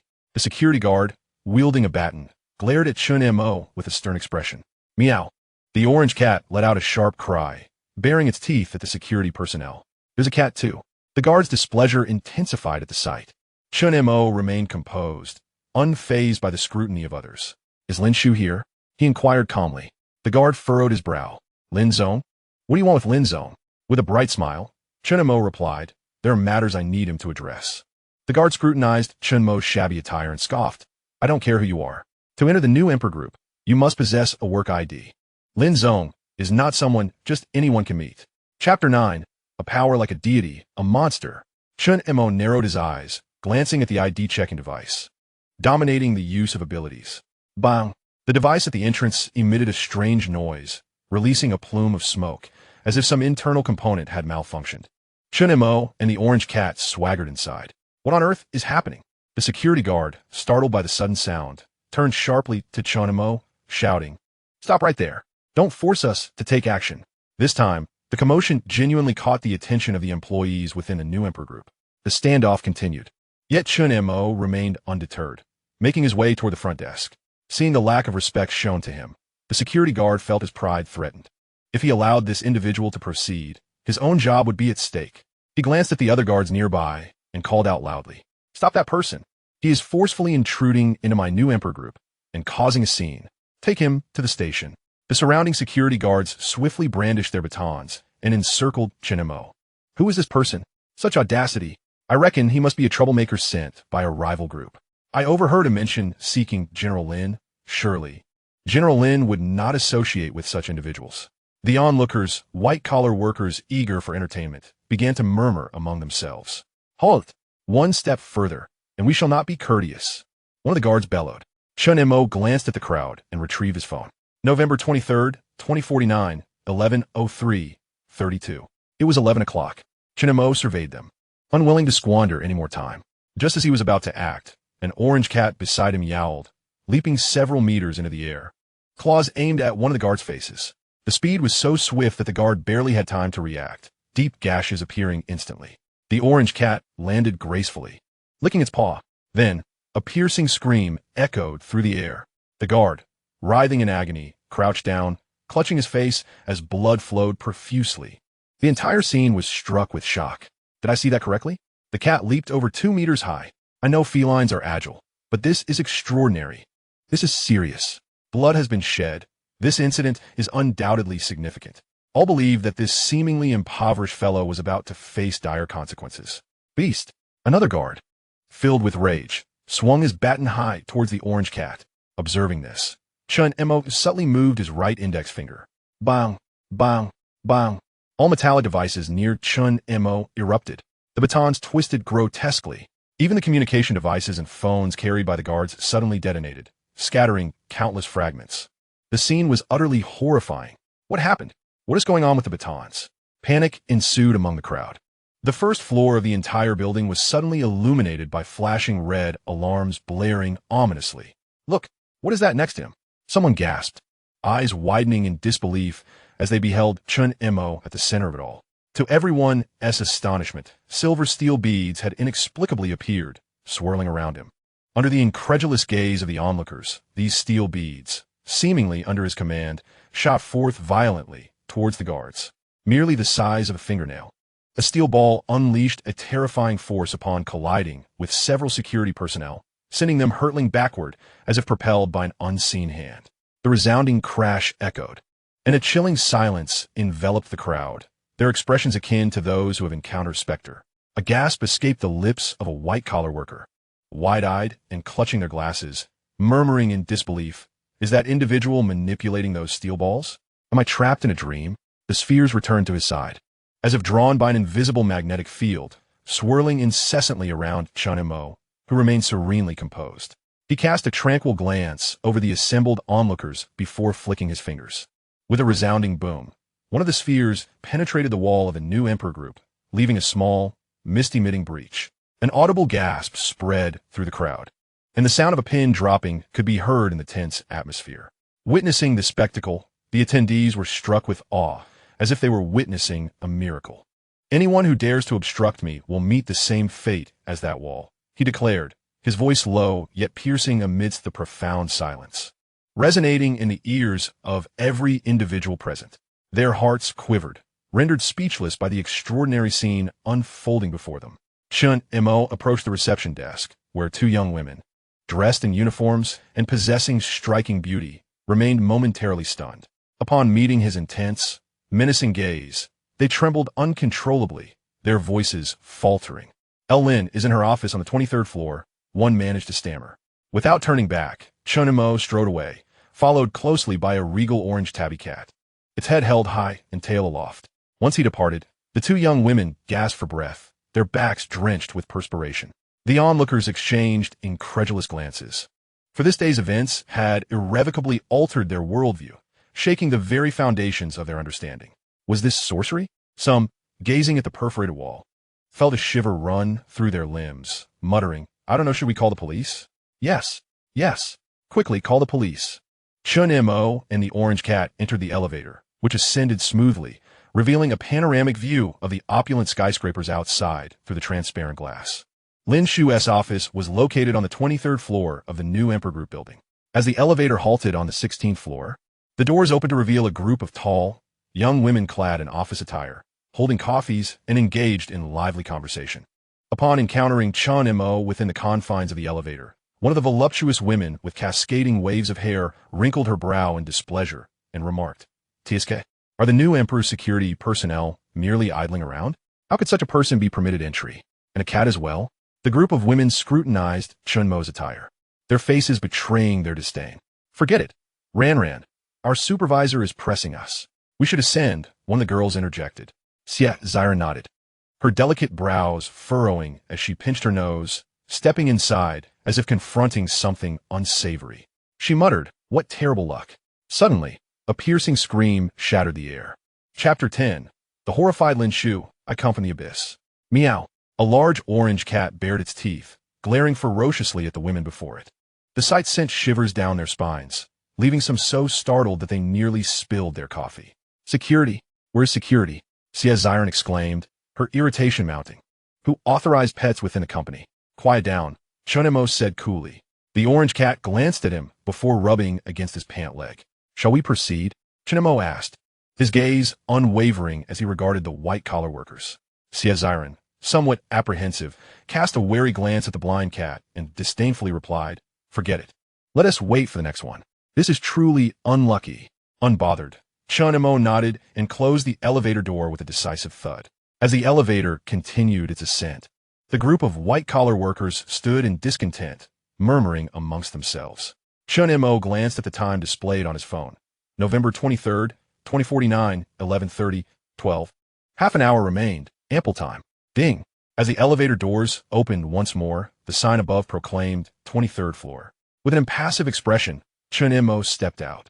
On his wrist, concealed beneath his sleeve, an iron ring gradually morphed in a liquid form, transforming into a formidable blade that materialized in his right hand. "Who are you?"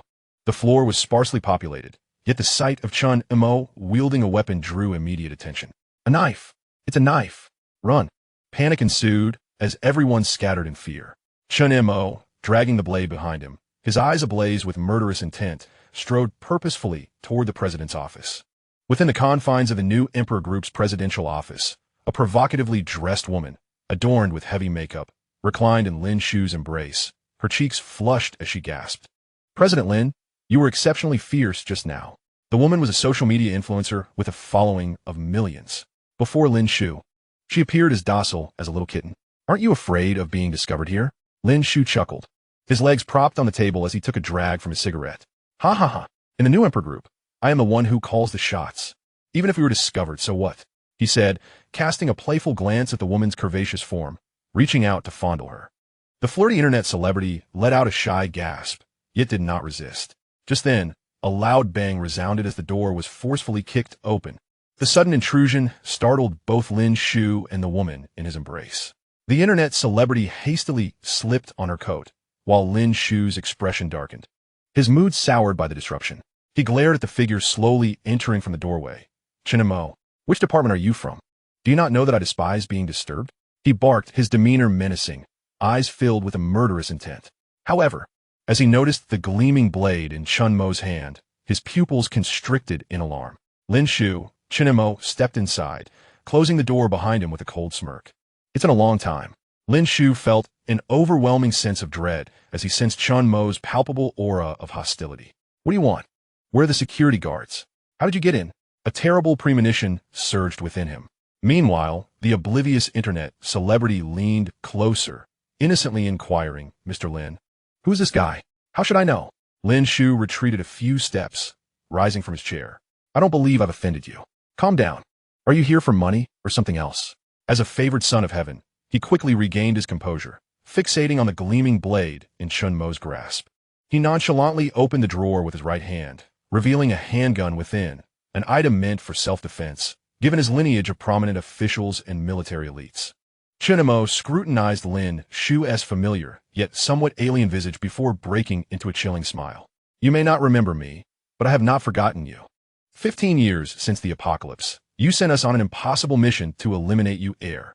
She was devoured piece by that deity, and I barely returned from the brink of death, only to be blamed for the failure of the operation. You've forgotten all of this, Haven Tu? Chunmo's eyes blazed with vengeance as he spoke, the haunting image of Yu Heir's tragic demise forever etched in his memory. Alongside his return to the 6th war zone, having become Lin Shu's scapegoat, he was exiled beyond the war zone, surrounded and devoured by countless aberrations. What on earth are you saying? The aura of a mountain of corpses and a sea of blood pressed heavily upon him. Lin Shu found his breath labored, his back drenched in sweat. What apocalypse? What deities? Chunemo gazed at the transparent glass behind Lin Shu. The sky, unbeknownst to him, had already fallen with daylight meteors, throngs of people congregating in the public square. He took out his phone, astonished by the captivating scene before him. You will soon find out. Chunemo chuckled lightly. But before that, let us settle the old scores first. Dragging his broadsword, each step Chunemo took emitted a grating, ear-piercing sound. Thud, thud. Lin Shu felt his heart pounding violently, while the female internet celebrity beside him screamed in terror, fainting instantly. Don't come any closer. Lin Shu continued to retreat, his face a mask of dread as he looked at Chinemo. I am the president of the new Emperor Group, and my grandfather was a former military district leader. What do you want? Money? I can give you anything. He screamed internally. Why has not a single person from the new Emperor Group arrived yet? Are the security personnel downstairs utterly useless? Rest assured, I will not let you die so easily without experiencing the torment I have felt. At this moment, Chunemo resembled a vengeful spirit emerging from hell. His demeanor frenzied as he advanced step by step. I told you not to come closer. Under such pressure, Lin Shu felt his insides twist painfully. Swiftly drawing the handgun he had previously seized. Bang, bang, bang. A barrage of bullets tore through the air. Clang. Several steel balls collided, sparking brilliantly. The bullets were inexplicably flattened, dropping to the ground with a crisp sound. Lin Shu stood there, dumbfounded. His legs weakened, he leaned back. What kind of monster are you? Why can't even bullets harm him? You wish to kill me, Lin Shu? Then you shall die first. Lin Shu roared, firing several more shots. Bang, bang. The gunfire reverberated until he had exhausted all the bullets in his gun. Gasping for breath, Lin Shu collapsed to the ground, panting heavily. Yet, when he lifted his gaze, he found Chunemo mere inches away. His pupils constricted, an overwhelming sense of suffocation washed over him. This is impossible. How are you not dead? Bang! Suddenly, he was lifted off the ground. Chunmo's right hand, like a vice, clenched tightly around his neck. Lin Shu's feet dangled, his face turning crimson as he struggled futilely. Are you referring to this? Chen Montak smeeded. The bullets on the ground trembled violently, then began to levitate. Before Lin Shu stood an overwhelming presence. The peripheral vision of Lin Shu caught sight of the bullets, his eyes wide with terror, as if they would pop out. A monster, What manner of person could so brazenly disregard bullets? He was firmly pinned against the wall by Qiongqi Mo, struggling to breathe, his body convulsing uncontrollably. A foul odor wafted through the air, causing Qiongqi Mo to furrow his brow as he gazed at the liquid pooling on the ground. He had been so frightened that he had lost control. Cough, cough. Please, spare me, Lin Shu croaked, his complexion turning an alarming shade of blue and purple as he begged for mercy. Have I offended you in any way? I have plenty of money. I can give it all to you. Qiongqi Mo grinned widely, his voice dripping with mockery. This visage does not suit you, Lin Shao. As he spoke, several bullets hovering by Qiongqi Mo's side instantly pierced Lin Shu's limbs. Uft, uft. Blood splattered in all directions as an overwhelming sense of weightlessness and excruciating pain surged through him. Ah! Chapter 11. Welcome to the Apocalypse. A scream of unimaginable agony erupted. Lin Shu curled up on the ground, drenched in sweat, grimacing as he rolled in torment. Blood-soaked, Qiongqi Mo touched the warm liquid staining his face. His expression twisted into a more deranged grin. Ha ha ha. Lin Shu, do you know the pain suffered by those you condemned to death, 100-fold greater than what you endure now? Their intestines and organs were drawn out by that deity, all while they remained conscious, watching themselves perish slowly. And you, with that most disdainful expression, uttered a single phrase. Do you wish to know what it was? Qiongqi Mo caressed the blade in his hand, whispering softly. Lin Shu gritted his teeth, his breath faint as he opened his eyes, filled with terror and desperation. No, I do not know. Please, spare me. He did not wish to die. He was born a favored child of heaven, capable of obtaining whatever he desired. Even if he had truly taken a life, his parents and grandfather would shield him. At most, it would result in a financial compensation of a few million. Qiongqi Mo crouched down, a sinister smile playing on his lips as he regarded the anguished Lin Shu. Leaning close to his ear, he murmured in a tone reminiscent of Lin Shu's own. They were merely the lives of lowly beings. The death of countless souls would not concern me in the slightest. Lin Shu's breath caught in his throat. And now, those who perished have returned from the depths of hell, seeking vengeance against you. Qiongqi Mo's eyes glinted with frost. A silver light descended as the hand raised the blade. Lin Shu's eyes widened, filled with bloodshot horror. His limbs were severed with ruthless precision, for gaping wounds erupted, spewing forth a torrent of blood. The intensity of the pain overwhelmed him, causing Lin Shu to faint instantly. At that moment, a cacophony of hurried footsteps echoed from outside the door. Are you not going to surrender? You are surrounded, and the sniper has locked onto your position. Submit now while you still can. A voice bellowed through a loudspeaker. Outside the new Emperor group, numerous police cars and special forces had arrived, their sirens blaring incessantly. How swift they are! Qiongqi Mo cast a glance at the mobile phone that had fallen from Lin Shu's grasp, which unmistakably displayed an ongoing call. Had he not awakened his extraordinary abilities, he would have killed Lin Shu days ago, likely facing an onslaught from hundreds, if not thousands. But now it mattered not. Qiongqi Mo glanced at the time on the phone. 11:57:32. Only 3 minutes remained. With a sweeping gesture, he unleashed the full extent of his dominion over his powers. Objects around him began to tremble violently, transforming into a torrent of liquid metal that surged toward the door, gradually coalescing into an indomitable metal barrier. Bang! Upon breaking through the door, the armed special forces soldiers were taken aback by the sight before them. What is this door? When did it materialize? Inside the president's office, Qiongqi Mo rose and glanced at Lin Shu, who lay half-conscious on the floor, his vitality waning. He encased Lin Shu's limbs in the liquid metal to prevent excessive blood loss. Lifting him from the ground, Qiongqi Mo delivered a fierce punch to his abdomen. Puff! The immense pain jolted Lin Shu awake, his complexion ashen and devoid of color. As he surveyed his surroundings, a wave of terror engulfed him. This was no dream. This was not a dream. Spare me. I beg you. This was perhaps the umpteenth time he had uttered those words. Qiongqi Mo, with an impassive expression, pinned him against the wall, turning his gaze toward a distant skyscraper. There a sniper lay in wait, and an irate voice crackled through the earpiece. That is the grandson of that esteemed gentleman. I permit you to fire and eliminate the assailant. Fire. Bang. The deafening sound resonated as the surrounding glass shattered instantaneously. Just as the sniper believed he had struck his target, the bullet inexplicably halted in midair before Qiongqi Mo. His pupils contracted. Boom! The bullet grazed his cheek, crashing heavily against the iron door behind him, emitting a cloud of hissing smoke. The sniper, shaken to his core, was filled with disbelief. Failed? How is that possible? Did I just imagine it? The bullet. It stopped? Did the falcon succeed? The sniper swallowed hard, his voice hoarse with incredulity. Captain, we have failed. You fool. Why did you not eliminate this individual? Instead, you have revealed your position. Get down. Meanwhile, within the opposing building, a trail of blood slowly emerged from Chun Mo's cheek. Lin Shu was engulfed in utter despair. How could it be that even a sniper bullet cannot take down this person? He could not fathom what means might exist to slay this monster. Chen Mo clicked his tongue. The power of a sniper bullet is not to be compared with that of a handgun. His dominion over his abilities was still newly awakened. Should he reach the second tier, even sniper bullets would be rendered incapable of approaching his very being. Chen Mo gazed at the time, slipping away on his phone, his expression becoming increasingly frenzied. With the shattering of the tempered glass, the protection was lost, and a single step further would lead to a perilous fall. Grasping Lin Shu, he held him high above the 23rd floor. Looking down at the scene he once surveyed, countless throngs of people appeared beneath him. Lin Shu trembled, his pupils dilating, and cried out in terror, "Do not kill me. Please do not kill me." This scene did not go unnoticed by the multitude below.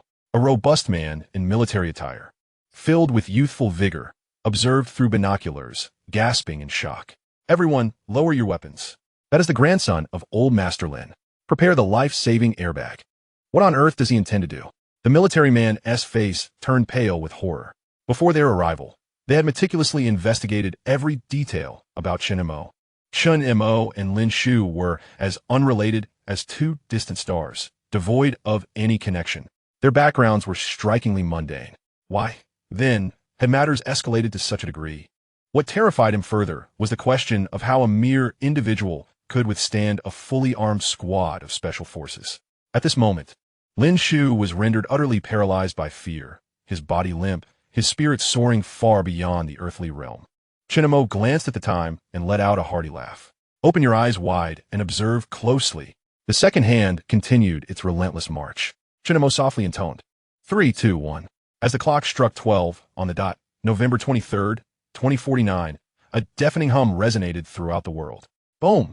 A thunderous sound erupted, and the very earth beneath began to tremble violently. The ground split apart, revealing countless chasms akin to bottomless abysses. The once clear and cloudless sky transformed into an ominous crimson, violently torn apart by a colossal rift. In the sky, the brilliantly resplendent white meteor transformed into a deadly crimson meteorite, plummeting one after another to the earth below. The ground trembled with a deafening roar. At this moment, far away in the Yangtze and Yellow River Basin, towering waves surged forth. The ancient rivers morphed into a monstrous black and white dragon, rising to the heavens with an ear-splitting roar. In the heart of Qiongqi City, an enormous hand emerged. Within the sacred ancient lands, slumbering deities awakened.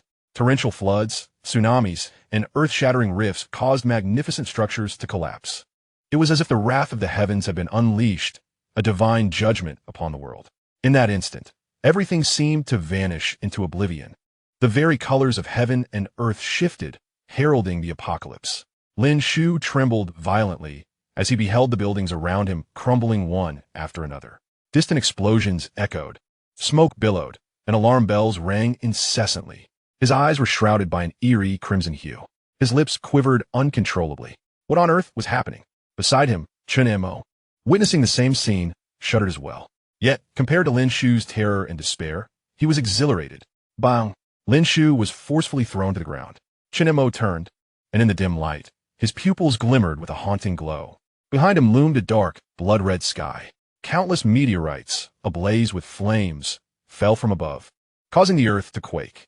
The air was filled with the panicked screams and gunfire of the terrified. Damn it! What has happened to you? Wake up, Captain! What is wrong with them? Bang, bang, bang, bang! Chen Mo spread his arms wide, his expression frenzied and grotesque, as he revealed a sinister smile and slowly spoke. Lin Shu, welcome to the apocalypse. Chapter 12. Lin Shu, unable to seek death as calamity descends. No one could have anticipated that the white meteor, once a symbol of good fortune, would transform into life-taking meteorites. Natural disasters, human catastrophes, and calamity struck. Across various locations in Qiongqi City, the populace fled in panic. Wailing filled the air. Former friends, who had shared laughter just moments before, now transformed into grotesque creatures, their mouths dripping with viscous saliva as they lunged toward him. Stray cats and dogs in the streets began to swell, turning into bloodthirsty beasts, towering higher than a small car. In less than 10 minutes, all transportation ground to a halt, and corpses littered the streets. In the face of this utterly bizarre apocalyptic disaster, everything appeared so small and pitiable. Meanwhile, within the new Emperor group, Qiongqi gazed madly at the scene before him. It has come. It has finally come. Lin Shu, terrified, foamed at the mouth and lost control. He felt dazed, his eyes bloodshot with fear. No, no. What on earth is happening? Is it all you're doing? Why? Lin Shu, fully aware of his impending doom, bellowed at Qiongqi, his visage contorted with fury. He seemed to have lost his mind, yet perhaps it was fitting. In this apocalyptic world, those who survived were indeed deranged. No, Qiongqi replied, turning his gaze slowly toward him, his eyes glinting ominously. A sardonic smile spread across his face, reminiscent of a malevolent specter. I do not possess such immense power. Lin Shu, do you understand? I have awaited this day for what feels like an eternity. Do you know why I am here? It is the souls of those who perished under that abominable monarch. Their anguished spirits, mounting like a mountain in hell, compelling me to return. Lin Shu's pupils constricted. Suddenly, an excruciating pain surged through him once more, distorting his features as he emitted a heart-wrenching scream. What are you doing? Get away from me. In that moment, Lin Shu found himself pinned to the ground by the very female internet celebrity who had once captivated many with her appearance. Now, however, her once alluring visage was marred. Grotesque patches of flesh decayed on her face and body, exposing ghastly white bones, her eyes glowing with a sinister light as she fixated on Lin Shu, ready to strike. He had no chance to resist. Oh, Qiongqi observed with a hint of surprise, then turned his attention to the transformed influencer, watching her tear into Lin Shu with an unsettling mirth. Meanwhile, a large orange cat lay motionless on the ground, appearing lifeless. Qiongqi mocked. It seems your companion is not so fortunate after all. Enjoy the sensation of being devoured by these filthy creatures, piece by piece. His gaze was chilling, devoid of warmth. No. Lin Shu had completely lost his sanity. Kill me. I beg you to kill me. Qiongqi turned away, his expression eerily calm and detached. The dried blood on his face only added to his menacing aura as he approached the orange cat. I know you are not truly dead. Stop pretending, Qiongqi. The orange cat suddenly opened its eyes wide. As the apocalypse engulfed the world in a shroud of blood and malevolence, its second eye miraculously restored itself. Meow. The second eye appeared ferociously bloodthirsty. The orange cat's flesh surged and writhed, its body swelling to several times its original size. With a resounding crack, the iron collar around its neck shattered inch by inch, until it grew to a height comparable to that of a human, exuding a powerful and majestic presence akin to that of a tiger. It emitted a low growl, and now, the sound it produced resembled more of a beast than a mere cat, its gaze fixed menacingly on Qiongqi, radiating an overwhelming aura of dread and might. As if hunting prey, Qiongqi gazed calmly at the fractured iron ring on the ground. In a subdued tone, he addressed the creature. Qiongqi, do you wish to resist? Before him stood a magnificent beast with golden fur, its eyes darting as it assessed Qiongqi. It approached with deliberate strides, its powerful claws exuding strength, and a fierce demeanor as it drew closer, inhaling his scent. Qiongqi remained utterly still. An astonishing scene unfolded, despite the absence of the iron ring's restraint. The beast seemed to cower, lying beside Qiongqi and affectionately rubbing against him, emitting a low, rumbling growl. Curiously, amidst the multitude of ferocious creatures in zoos and forests, this singular orange cat emerged as the formidable Qiongqi, ultimately devouring the divine beings of Tianhai. A smile graced Qiongqi's face as he stroked Qiongqi's fur. It was no wonder you became the sovereign of Tianhai City. Your acute sense of danger alone is sufficient to help you evade countless perils in this apocalyptic world. Should Qiongqi dare to retaliate, despite appearing powerful as a newly awakened mutant, it pales in comparison to my own capabilities. I could effortlessly vanquish it. Qiongqi turned his attention to the imposing metal door before him. Utilizing his dominion abilities, he transformed the colossal gate into a pool of molten iron in an instant. The pungent scent of blood and the roar of chaos rushed forth. There stood a mutant zombie resembling a soldier. With a fierce roar, Qiongqi lunged, swiftly severing the creature's lower half and producing a sound of gnashing teeth. Chen Mo made no effort to intervene. Beings like Qiongqi, with self-awareness, preferred to feast on their fellow mutants, zombies, and beasts rather than on humans, as such consumption enabled their continual evolution. Stepping through the doorway, Chen Mo found himself in a dimly lit, desolate expanse. The surrounding walls were riddled with bullet holes, and the ground was strewn with a multitude of dismembered corpses. Clearly, the special forces that had once guarded this entrance had retreated. "Help! Help me!" A man in a blood-soaked uniform, wearing glasses, frantically fled from the third floor. Upon seeing Chen Mo, his expression shifted to one of ecstatic relief. Someone, a living person, he hurried toward Chen Mo, followed closely by a horde of mutant zombies from the 23rd floor. Chen Mo's eyes narrowed as he noted the conspicuous scars etched across the man's body. Channeling his Dominion abilities, a surge of silver liquid instantaneously morphed into an array of razor-sharp blades. With precision, they pierced through the foreheads of the approaching zombies. Even upon the forehead of the bespectacled man, a crimson stream cascaded. He stood there, disbelief etched across his face as he gazed at Chen Mo. Why? Then, with a thud, he collapsed to the ground. After the demise of the bespectacled man, shadows emerged from behind, ravenously gnawing and tearing at his lifeless form.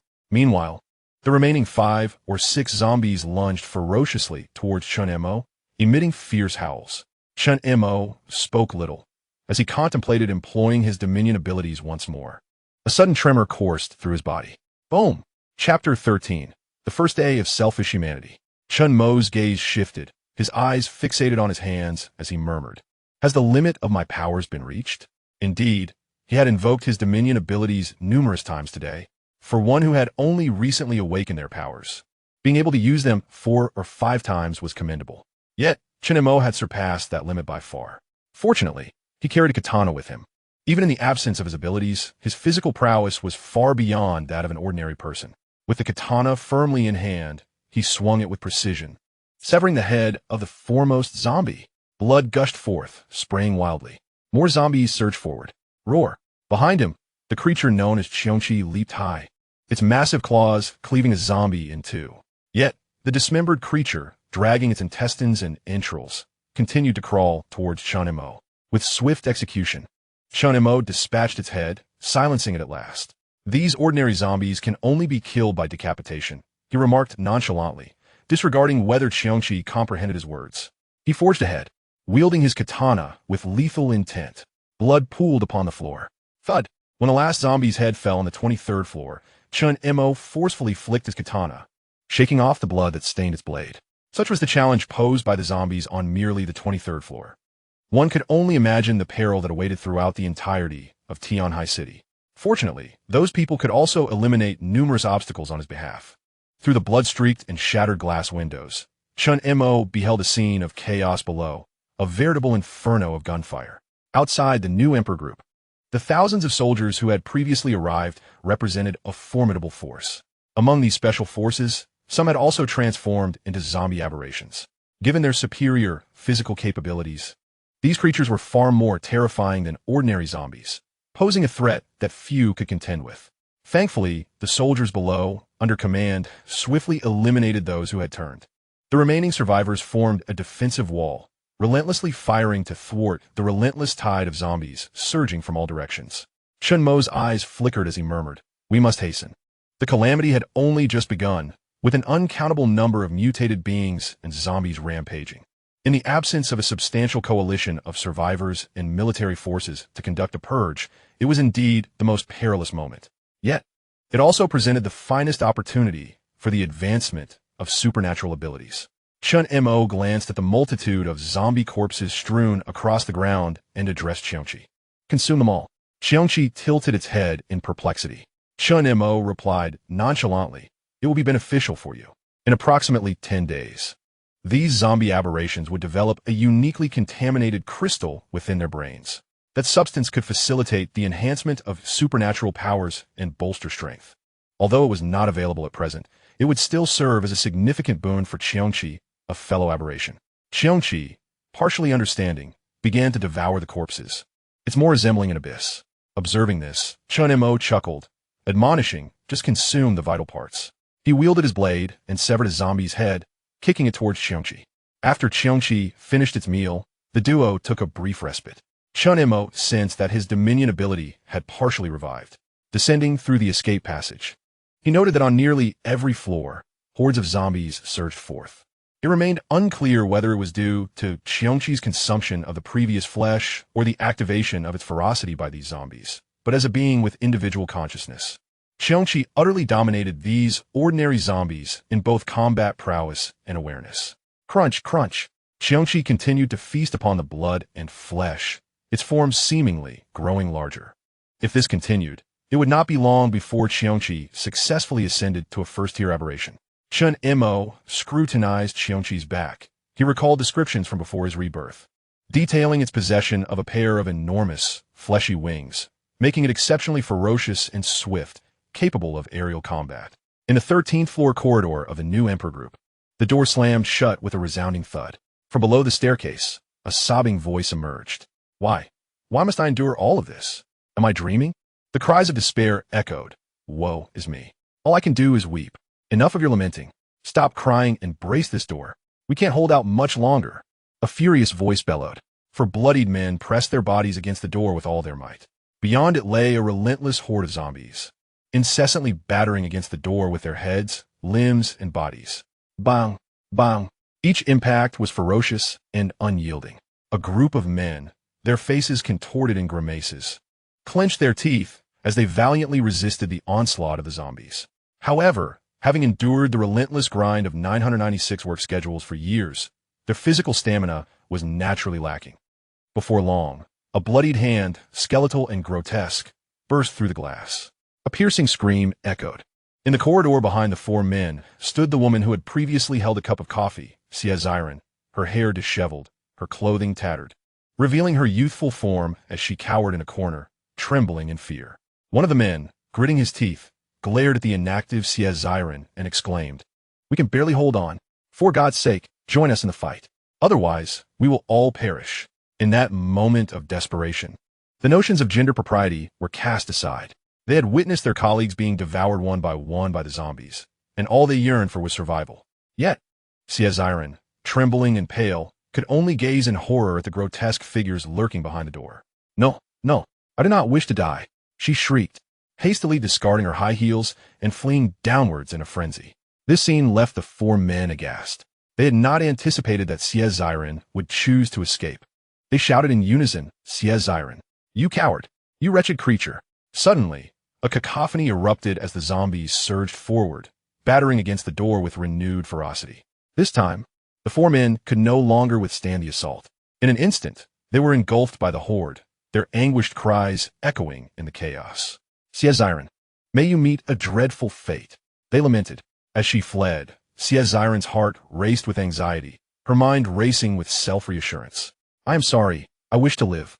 But in her frantic escape, she stumbled, twisting her right foot and losing her balance. She tumbled uncontrollably down several flights of stairs, finally landing on the 8th level. The commotion naturally attracted the attention of countless zombies. Upon noticing the gaping doorway beside her, the wandering zombies turned their heads in unison. Xiaoziren's face turned ashen. Feeling utterly powerless, she curled into a corner, sobbing, "Please, don't come any closer. Is there anyone who can save me? I'm still young. I do not wish to die." Yet the zombies were indifferent to her pleas. They surged toward her in overwhelming numbers. Xiaoziren screamed, tightly shutting her eyes. At that moment, a chilling, beastly roar reverberated through the air. A silver light cleaved through the darkness, and countless iron tendrils sealed the open doorway.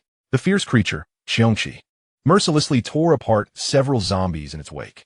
A torrent of blood splattered across Xiaoziren's face. "Am I saved?" As she opened her eyes once more, she beheld a beast far more terrifying than any zombie. A chill gripped her entire being, and she trembled uncontrollably, instinctively retreating. Her teeth chattered, yet the fierce desire to survive prevented her from succumbing to unconsciousness. After devouring the zombies one by one, the beast, Qiongqi, turned its fearsome gaze upon her.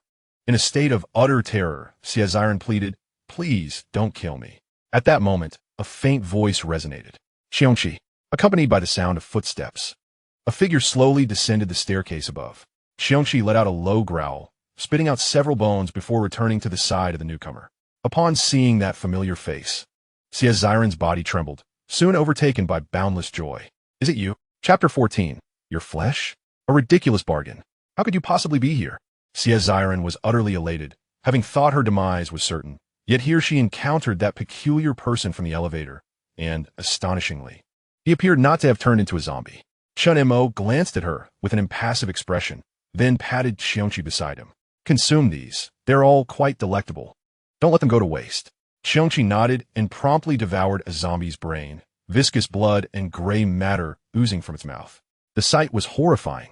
Xiaoxiren, her complexion pale, could not help but retch at the gruesome scene. For some inexplicable reason, the beast began to seem oddly familiar to her. Struggling to suppress her revulsion, she inquired of Chen Mo, "Is this your pet?" Chen Mo paid her no heed, instead directing his attention to the door obstructed by iron liquid. Bang! Bang! Clearly, the zombies on the other side continued to batter against the door. However, given their current strength, it would take considerable time to break through. Noticing Chen Montak's indifference, Xiaoxiren furrowed her brow in displeasure. Once revered as a goddess within the new emperor group, she had countless admirers. She prided herself on her beauty. Yet in Chen Mo's eyes, there was no hint of compassion. The brief moment of tranquility had elevated her arrogance once again. "Hey, I'm talking to you," Xiaoxiren exclaimed with dissatisfaction. "How did you come to be here? Did you cause this wall?" Chen Mo turned around, his gaze icy as he fixed his eyes upon her. "You would do well to remain quiet." The moment she caught sight of his eyes, Xiaoxiren felt a chill envelop her, as though she had fallen into an icy abyss. She vowed that this was the coldest gaze she had ever encountered in her life. Startled into silence, Xiaoxiren soon regained her composure. In this desolate place, it was only the two of them. As a frail woman with a sprained ankle, she realized that without assistance, she might very well perish here. Observing the formidable blade in Chen Mo's hand, she surmised that he must possess considerable prowess to have descended safely from the upper floors. In that instant, her expression shifted to one of profound vulnerability, her demeanor exuding an air of helplessness. I am injured. Can you help me?" she pleaded, momentarily forgetting her previously aloof disposition. Chen Mo glanced at her, and it must be said, Xiaoxiren possessed an attractive figure, curvaceous and striking. The LA uniform she wore lay tattered, revealing glimpses of her exquisite form. However, Chen Mo had encountered too many women of this kind, superficially appealing yet utterly devoid of practical value. In this post-apocalyptic world, such women either became the playthings of powerful men or resorted to trading their bodies for sustenance. "Absolutely not," Chen Mo replied decisively. Xiaoxiren's beautiful eyes widened, and indignation ignited within her. "Are you even a man? I am injured. Are you really not going to help me?" With a resounding clang, a blade was thrust deeply into the wall beside her. Xiaoxiren's pupils constricted as she beheld the weapon, her body trembling uncontrollably. "Close your mouth," Chen Mo said with a grin, his voice calm. "Have you forgotten? The ones who helped you before are all dead." He silently withdrew the blade, glancing toward the creature nearby, which had nearly finished its meal. "Let us depart," he stated matter-of-factly. "Don't go." The instinct for survival overrode her reason. Xiaoxiren clutched the hem of Chen Mo's garment, her eyes glistening with tears as she implored, "Take me with you. I do not wish to die. I beg you." Chen Montak frowned. "Why would I take along a burden?" In a moment of desperation, Xiaoxiren's eyes flashed with a hint of madness as she resolutely tore away the upper portion of her uniform, exposing large swathes of her alluring, pale skin, stained with blood, creating an unsettling yet captivating spectacle. "As long as you take me with you, you can do whatever you desire." Before the apocalypse, she had been an ordinary woman, a goddess beyond her wildest dreams. Now, she found herself resorting to actions that only a woman of ill repute would dare to undertake, simply because she yearned to survive. Chen Mo's gaze held a hint of mockery. "Your body?" Xiaoxiren, feeling the utmost humiliation, bit her lip and uttered, "My body." She could not fathom that anyone could remain indifferent after witnessing her in such a state. Chen Mo's expression remained impassive, a cold smile gracing his lips. A laughable bargaining chip. With that, he left Xiaoxiren no room for negotiation and descended the stairs alongside Qiongqi. The iron door beside them began to gradually dissolve. As their figures receded into the distance, profound terror enveloped Xiaoxiren's beautiful eyes. She crawled forward, crying out desperately, "No, don't leave me. I could do anything." I will do anything. Her desperate screams echoed. Xiaoxiren's eyes widened, filled with despair and disbelief. The iron door that had once held back the zombies had vanished. No, bastard, you abandoned me to die. I curse you to a wretched fate. Save me, please. Xiaoxiren thrashed wildly, but the zombies overwhelming her multiplied. The body she once took pride in was gradually torn apart by their relentless assault. Ultimately, she met the same fate as the 4 men before her. Qiongqi listened to the anguished cries and curses reverberating through the corridor, his heart betraying no emotion. In this cannibalistic apocalypse, the most terrifying threat was not the aberrant zombies, but rather the treachery of one's own allies. Food, women, crystal cores, status, each could lead to a monumental peril. Upon reaching the first floor of the new Emperor group, Qiongqi found that most of the zombies had been lured away by the gunfire from the forces outside. Thus, the remaining zombies in this area were few. Wielding his katana, he swiftly dispatched the last zombie and exited the new Emperor building. Gazing at the deep crimson sky, a terrifying blood moon hung ominously in the heavens. In this apocalypse, there was no day or sun, signifying that until the establishment of various battle zones, no one could settle in one place to cultivate and sustain themselves. Before food ran out, one must venture forth to seek unspoiled provisions. Fortunately, Qiongqi had prepared an ample supply of food at home, sufficient to sustain him until the awakening of another ability and the elevation of both abilities to the 2nd tier. The zombies outside the new Emperor group had been largely eradicated. Not far away, a remaining contingent of 20 to 30 special soldiers stood as a protective wall, continually fending off the encroaching zombies. Open fire. Kill these wretched creatures. I don't want to die. Are we going to die? I still have my wife and children at home. Let me go. Let me go. Chapter 15. Murder? Saving the people here makes him a hero. Under the protection of this group of special forces, there are still 20 to 30 employees of the new Emperor group crouching nearby. Zhang Haifeng was instantly filled with rage. He charged at the middle-aged man attempting to leave and kicked him. Are you trying to doom everyone here? Don't stop him. Let him perish. He is the commanding officer here. This operation was originally intended to rescue Old Lin's grandson, but unexpectedly, such a shocking event occurred. Gazing at the crumbling buildings around him, beneath the deep crimson sky and the horde of zombies surging forward like a tide, Zhang Haifeng furrowed his brow. Realizing he couldn't even contact the military district with a satellite phone, he couldn't help but curse in frustration. What in the world is happening? If this continues, we will all perish. Just then, a scream erupted from the front lines of the special forces. Someone else has been bitten. Bang, bang, bang. The sounds of gunfire erupted. A soldier in uniform rushed over and said solemnly, "Captain, we're out of ammo. We need to retreat." Zhang Haifeng's breath hitched. He looked at the surviving individuals before him, his eyes flickering as he contemplated. There were hardly any vehicles left that could be used, and there were at least 30 to 40 people here, not including the warriors remaining behind. It was absolutely insufficient. Another scream pierced the air. Zhang Haifeng was drenched in sweat from anxiety. At that moment, a gasp arose from the crowd. What is that? Look at that guy. So strong. Wait, isn't he the one who forcefully broke into the new Emperor group before? Is he a superhero? Zhang Haifeng followed the direction of their gaze. There, on another road at the entrance of the new Emperor group, Qiongqi and Qiongqi were ruthlessly slaughtering zombies. Qiongqi's eyes glinted fiercely, akin to a ferocious tiger, as it tore apart a zombie with a single swipe. Meanwhile, Qiongqi, utilizing his formidable physique and 15 years of combat experience in the apocalypse, moved like a dark specter, wielding katana. Surrounded by countless zombies, he showed no sign of fear. Instead, he maneuvered effortlessly, cleanly severing a head with each strike. Splurt! Splurt!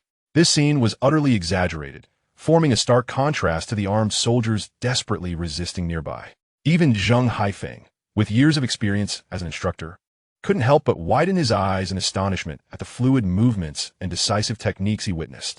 He exclaimed, "What the hell? Is that the criminal?" He could hardly believe his eyes. At that moment, the soldier beside him spoke up. "Captain, it was he who killed Lin Shu, the president of the new Emperor group. Should we open fire? What nonsense!"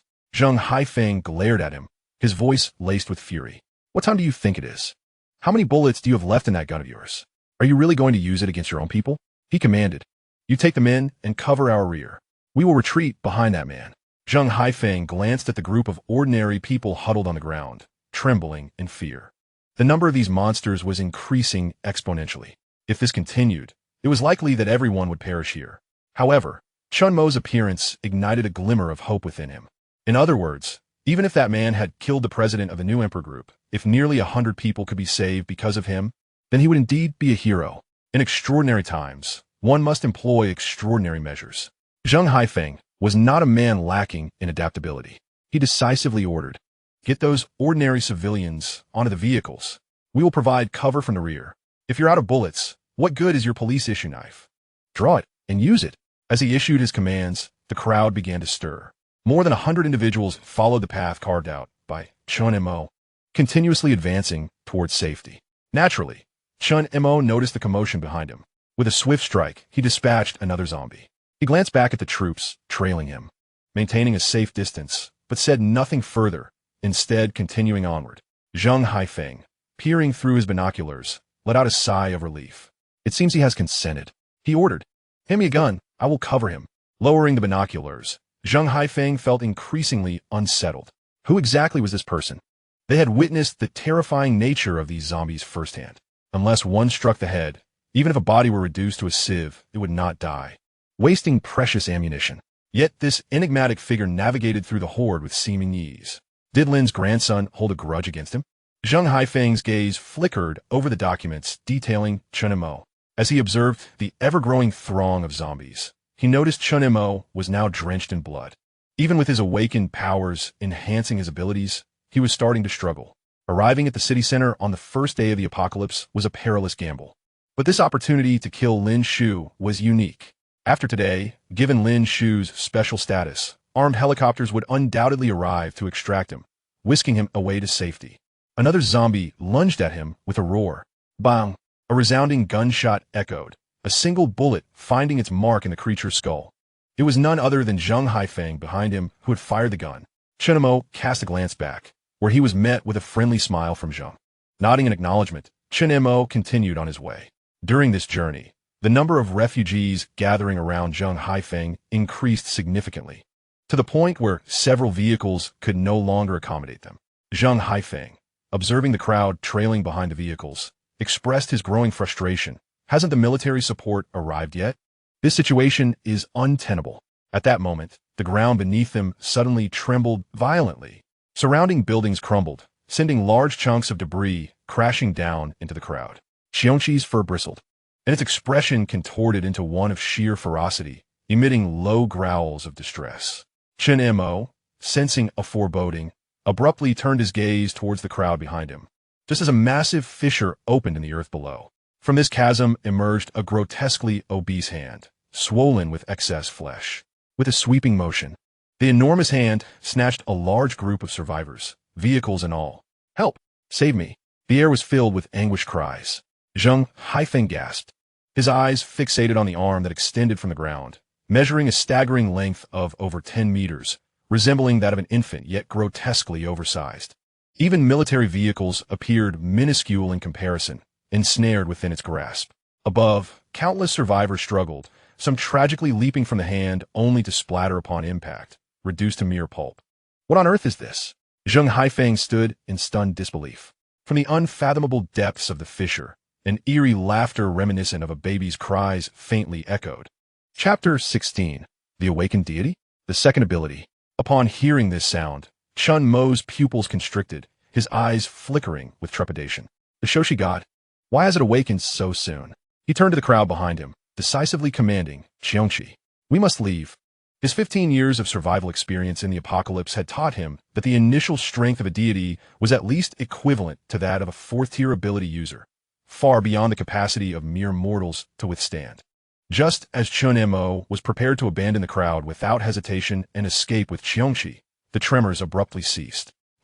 So sleepy. A voice, reminiscent of an infant, suddenly resonated in Chun Mo's ears.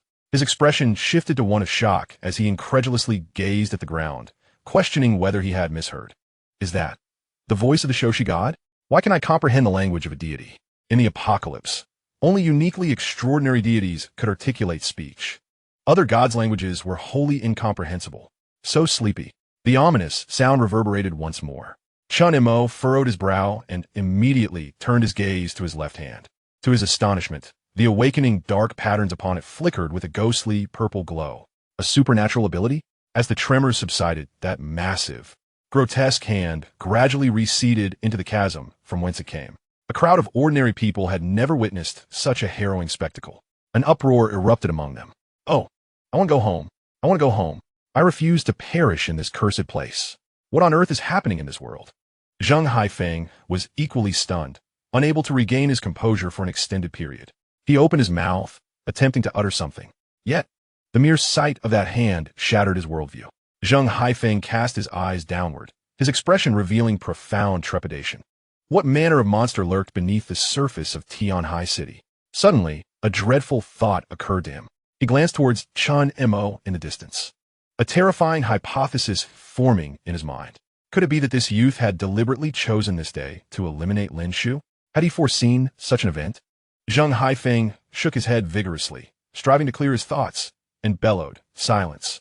We have contacted the military. Help will arrive shortly. Your noise will only attract those monstrous beings." A cacophony of thunderous roars erupted.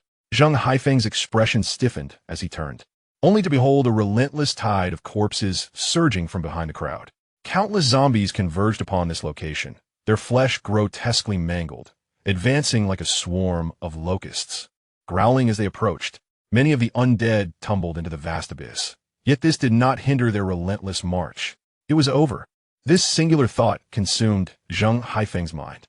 The sound of gunfire erupted once more, and even he could not suppress a wave of despair. "No, I don't want to die. Run." The survivors, who had painstakingly gathered together, were thrown into disarray upon witnessing such a horrific sight of carnage. They fled with frantic desperation. Just then, a thunderous roar of engines echoed from the distant horizon. A fleet of ominously dark armed helicopters arrived, unleashing a relentless barrage of firepower. Boom! Boom! Swathes of zombies met their demise amid the chaos of artillery fire. "Hello, can you hear me?" Zheng Haifeng, respond. Respond. The radio crackled with static. Zheng Haifeng's face lit up with joy as he seized the communicator, exclaiming, "Hold on. Reinforcements are on the way." "This is Zheng Haifeng. I can hear you." Zheng Haifeng, overwhelmed with joy, responded, "There are hundreds of survivors here who need assistance." The voice on the communicator promptly replied, "Received. We are personnel from the 13th War Zone, currently providing support. Is Lin Shu, the grandson of Elder Lin, among your group?" Upon hearing the name Lin Shu, Zheng Haifeng's expression darkened as he gazed at the armed helicopters hovering above. He immediately understood why the military district had dispatched such formidable reinforcements. "Lin Shu is already deceased." "What did you say?" The voice on the other end fell silent, clearly taken aback. Zheng Haifeng exclaimed, "Let us not dwell on that for now. I still have hundreds of survivors here. Now that you've arrived, prioritize securing these survivors and escorting them to safety." After a brief silence, the communicator responded, "Understood. I have an extraordinarily special individual with me." At this point, Zheng Haifeng turned his gaze towards Chun Mo, only to realize that Chun Mo had mysteriously left the forefront along with the beast. Zheng Haifeng was momentarily stunned, his weapon now devoid of ammunition. He resolutely seized a standard police knife and, with a fierce shout, plunged into the chaotic crowd ahead. "Protect these survivors. Reinforcements are here. Fall back." Boom! Bang! Bang! At this moment, Chun Mo was mounted atop Qiongqi, surrounded by a cacophony of explosions and fiery chaos. He glanced at the armed helicopters above and sneered. Lin Shu's treatment is indeed exceptional to warrant such a grand display of force. Fortunately, Lin Shu is beyond the realm of the living now. Had he entered the military district alive, eliminating him would have proven quite the challenge. However, I must say, Qiongqi, I didn't anticipate your speed to be quite so impressive. As Chun Mo patted the swiftly galloping Qiongqi, the creature emitted a disgruntled growl. In this apocalyptic landscape, where towering ruins abounded, vehicles were rendered nearly immobile by the collapsed structures. Yet, Qiongqi, agile as ever, deftly maneuvered through the debris, racing forward with remarkable swiftness. The brain matter previously consumed from the zombies had indeed bolstered Qiongqi's formidable stature, now rivaling that of a fully grown tiger, if not more robust. With Chun Mo astride Qiongqi, wielding his katana, The duo shattered and dispatched the encroaching zombies with ease. Given the current evolutionary state of the zombies, they simply cannot match their speed. In the old district, having departed from the city center, the density of zombies began to dwindle. Most of the surrounding undead were elderly, exhibiting significantly reduced speed and aggression. Qiongqi rode around on Qiongqi, roughly clearing the zombies in the vicinity of his residence. With a swift motion, he severed the head of a zombie. Arriving at the foot of his building, he murmured to himself, "That should suffice." Casting a glance at Qiongqi beside him, he smiled and remarked, "Your current size is still manageable. If you grow any larger, you may not fit." Qiongqi let out a disgruntled growl. As soon as they stepped into the hallway, a zombie confronted them head-on. With a decisive chop, Qiongqi's knife fell. He gazed calmly at the rolling head. This man, he recognized, his landlord, who had recently come to collect the rent. "Rest assured, your rent will not be overlooked. During the Qingming festival, I shall burn offerings for you," Qiongqi said slowly. "One must uphold principles." He then ascended the stairs, slaying zombies along the way. Blood flowed like a river, and the stairwell was drenched in crimson. "Qiongqi, take care of this." The usual way, he instructed, watching as Qiongqi dealt with the corpses. Upon reaching an iron door, Qiongqi inserted the key and turned it. With a creak, a bountiful array of food and mountains of supplies appeared before him. Letting out a long sigh of relief, he felt the satisfaction of having stockpiled before the apocalypse surged forth. He was ravenous and immediately grabbed a pack of compressed biscuits, washing them down with water as he devoured them hastily. Qiongqi, beside him, licked its fur and emitted a low, dissatisfied growl. "Meat," Qiongqi said, retrieving several pieces of frozen beef from the refrigerator and tossing them over casually. "You've already eaten so much. Why are you still thinking about more?" "Not the same." "Huh?" Qiongqi was taken aback, his eyes widening in disbelief as he stared at Qiongqi. "Wait, was that you speaking?" Qiongqi growled again. "I me?" The fragmented voice emerged. Qiongqi's expression grew increasingly animated as he glanced at the awakening dark pattern on his left hand, which shimmered faintly once more. This had also occurred when he encountered the god of longevity. It seemed he could hear what others were saying. Now, it appeared he could also comprehend Qiongqi's words.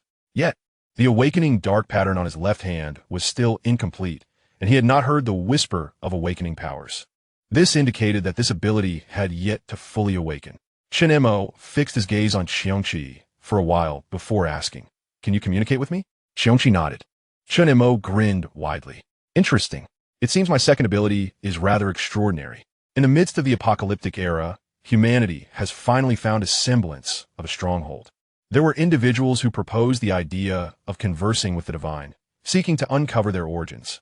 However, this notion was rendered futile as no one comprehended the language of the gods, and most deities, upon encountering humans, would swiftly unleash destruction upon them.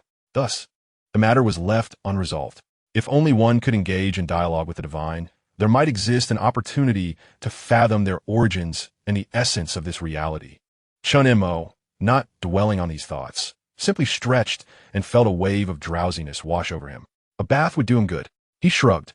Within the confines of his modest room, clean water was the most abundant resource. In this desolate world, locating a source of pure water was exceedingly challenging. To accommodate this water, Qiongqi had intentionally cleared away the furniture in his home, creating a spacious area for storage. After a brief cleansing, Qiongqi employed his dominion over his abilities to secure his surroundings. He reclined on his bed, gradually succumbing to slumber. The following morning, he was awakened by a cacophonous announcement reverberating through the air. Unexplained anomalies are occurring worldwide. Survivors are advised to remain patient in safe zones. Rescue teams will arrive shortly. Important notice: if any individuals nearby have been attacked by zombies, please distance yourselves immediately. Slowly, Qiongqi opened the iron window. The sky remained a deep crimson, reminiscent of twilight. Scattered zombies roamed the corridor below, akin to lost souls wandering aimlessly. The ground lay in ruins, the air thick with the stench of gunpowder and blood. In the distance, a loudspeaker incessantly broadcasted this alarming message, creating an otherworldly atmosphere. Qiongqi's eyes flickered, and he murmured to himself, "So, this is not a dream." With a night of rest behind him, coupled with the sustenance of food and water, his mental state and abilities had significantly improved. It was merely the first day of the apocalypse. Even those survivors who had not yet sought food and water would likely endure, albeit with some psychological torment. However, Chun Mo understood that as the apocalypse progressed, the zombies and otherworldly beings would grow increasingly formidable, compressing the survivor space further. Most crucial was the mindset. Many would succumb to madness and despair. Calmly seated on his bed, Chun Mo glanced at the towering piles of provisions beside him. Within a week, these zombies would be capable of crystallizing cores within their minds. As a first-tier ability user, he recognized that his advancement hinged upon these cores. While these crystals could enhance the potency of his powers, they would not deter him from daily training of both his abilities and physique. Thus unfolded the 9th day of the apocalypse. During this period, Chun Mo engaged in daily hunts alongside Qiongqi, targeting the surrounding zombie aberrations. Through relentless training, the dominion of his abilities expanded from an initial radius of 3 meters to an impressive 5. Gradually, he began to reclaim the sensations he had experienced over the 15 years of the apocalypse. The only shortcoming was that, throughout this time, another ability had yet to awaken. However, the awakening pattern had become increasingly refined. In a desolate street, a thunderous roar erupted. After days of devouring aberrations, Qiongqi had grown even larger and more ferocious. With a mighty roar, it lunged at a horde of zombies before it. Its massive claws tore through the air, creating a gruesome spray of blood as it effortlessly cleaved numerous zombies in half. Meanwhile, Chun Mo confronted a group of 20 or so zombies. Utilizing his dominion ability, the abandoned vehicles nearby twisted grotesquely and surged forward, crushing the horde within. With a thunderous crash, the zombies were ensnared. Chun Mo raised his right hand, and in an instant, razor-sharp metal shards burst forth from the wreckage, piercing the bodies of the zombies before him. Chun Mo advanced, wielding a knife to cleave the head of one zombie. The scene was horrifically bloody, with brain matter splattering everywhere. Amidst the carnage, Chun Mo spotted a shimmering, pale purple crystal core. His expression brightened, and disregarding the repulsive, oozing brain matter, he reached in and extracted the quail egg-sized core. Though merely an ordinary core, not even qualifying as a first tier, it was undoubtedly sufficient for his current needs. Turning to the eager Qiongqi, he remarked, "You don't fancy these heads, do you? You want to need to now. Do you see this? Extract all of them." Qiongqi nodded, somewhat understanding, and promptly bit down on the head of a nearby zombie. After a few crunching chews, it spat out a core, coated in saliva and blood. Chun Mo paused, inhaling deeply, and said, "Forget it, you can have this core. I'll handle it myself." He then used his dominion ability to conjure an exceptionally sharp knife, skillfully slicing open the brains of the zombies to retrieve their cores. Suddenly, a cracking sound echoed from behind him. Chun Mo's expression shifted in alarm as an iron blade shot toward him. "Who is there?" A thunderous crash resonated not far behind, followed by a scream. "Please don't kill me." Chapter 18. To be honest, I had no intention of killing you. Is there someone else? Chun Mo squinted, fixating on a dilapidated vehicle across from him. "Don't kill me." "Chun Mo, it's me." From behind the vehicle, a young man emerged slowly. His gaunt visage was marred by dirt and blood, his clothes stained with splotches of crimson. His hair was disheveled, and he bore an expression of utter panic. Upon seeing the newcomer, Chun Mo furrowed his brow. "Li Yuan."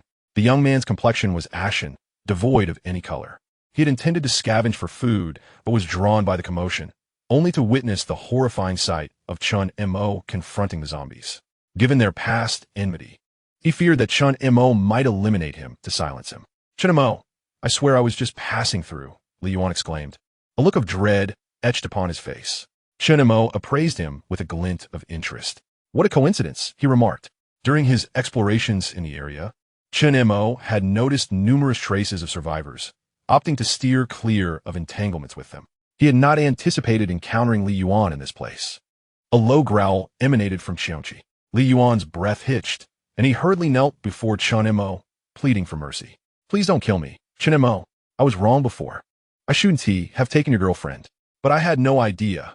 Wang Lu Yao, that wretched woman, betrayed you first." Li Yuan clutched Chun Mo's pant leg, incessantly beseeching him. Chun Mo narrowed his eyes, gazing at the kneeling figure of Li Yuan, and suddenly broke into laughter. "I believe that if you refrain from drawing that knife, your words might carry more weight." Li Yuan trembled at those words. He suddenly raised his head, a fierce expression taking over his features. "D," he screamed. "If it weren't for you, that vile Wang Lu Yao would never have betrayed me." He pulled a small knife from his clothing and lunged at Chun Mo's heart. Li Yuan's face was wild. Since the apocalypse began, he had endured hunger for far too long. Before him stood his nemesis. Recalling Chun Mo's earlier words, that if he did not kill him, he would be the one to perish, Li Yuan's eyes burned with madness as he resolved to strike first. Just as the knife was about to pierce Chun Mo's flesh, it inexplicably halted midair. No matter how hard Li Yuan tried, he could not drive it any further. Chen Montauk smirked. That weapon is ineffective against me. Li Yuan's pupils dilated, his face reflecting shock and disbelief as he looked at Chun Mo. His features twisted in desperation as he exerted all his strength, yet the knife remained immovable, as if it were a mighty mountain. Monster! You're a monster! Li Yuan trembled, suddenly collapsing to the ground. He repeatedly bowed his head in supplication. I was wrong, Chen Mo. I truly was wrong. I didn't mean it. Please spare me. I beg you. Wang Liao and the like. I can relinquish them all to you. Chen Mo shook his head, letting out a sigh. Li Yuan, you may not be aware, but I never intended to take your life. Your relationship with Wang Liao bears no relevance to me. Li Yuan's expression stiffened. Suddenly, with a deafening roar, the creature Qiongqi opened its gaping maw and severed his head in one swift motion. Blood gushed forth like a fountain. The headless body collapsed to the ground with a thud. Chun Mo's countenance remained eerily calm, devoid of any turmoil within. The apocalypse has a way of incessantly eroding one's willpower, even without succumbing to zombification. The amalgamation of fear and hunger had driven the inherently timid Li Yuan to madness long ago. The moment he acted, his fate was sealed.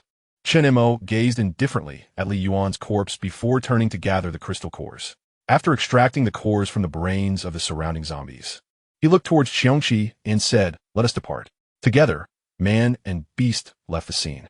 Time passed, and eventually someone arrived at the location. Upon seeing that eerily familiar headless corpse, his pupils constricted in horror as he hurriedly recoiled. Li Yuan is dead. As evening fell, Chun Mo returned home and assessed the 30 crystal cores he had collected during his expedition. Being in the early days of the apocalypse, not all zombies yielded cores, and the relatively weaker zombies in the old district contributed significantly to this scarcity. Nevertheless, 30 newly formed crystal cores were more than sufficient for a first-tier ability user like himself. There are two methods to absorb crystal cores. One can either hold them in the palm and use their abilities to sense the energy within, or they can be crushed and consumed directly. The difference is minimal. However, it is noteworthy that a first-tier ability user has a daily limit on the number of crystal cores they can utilize.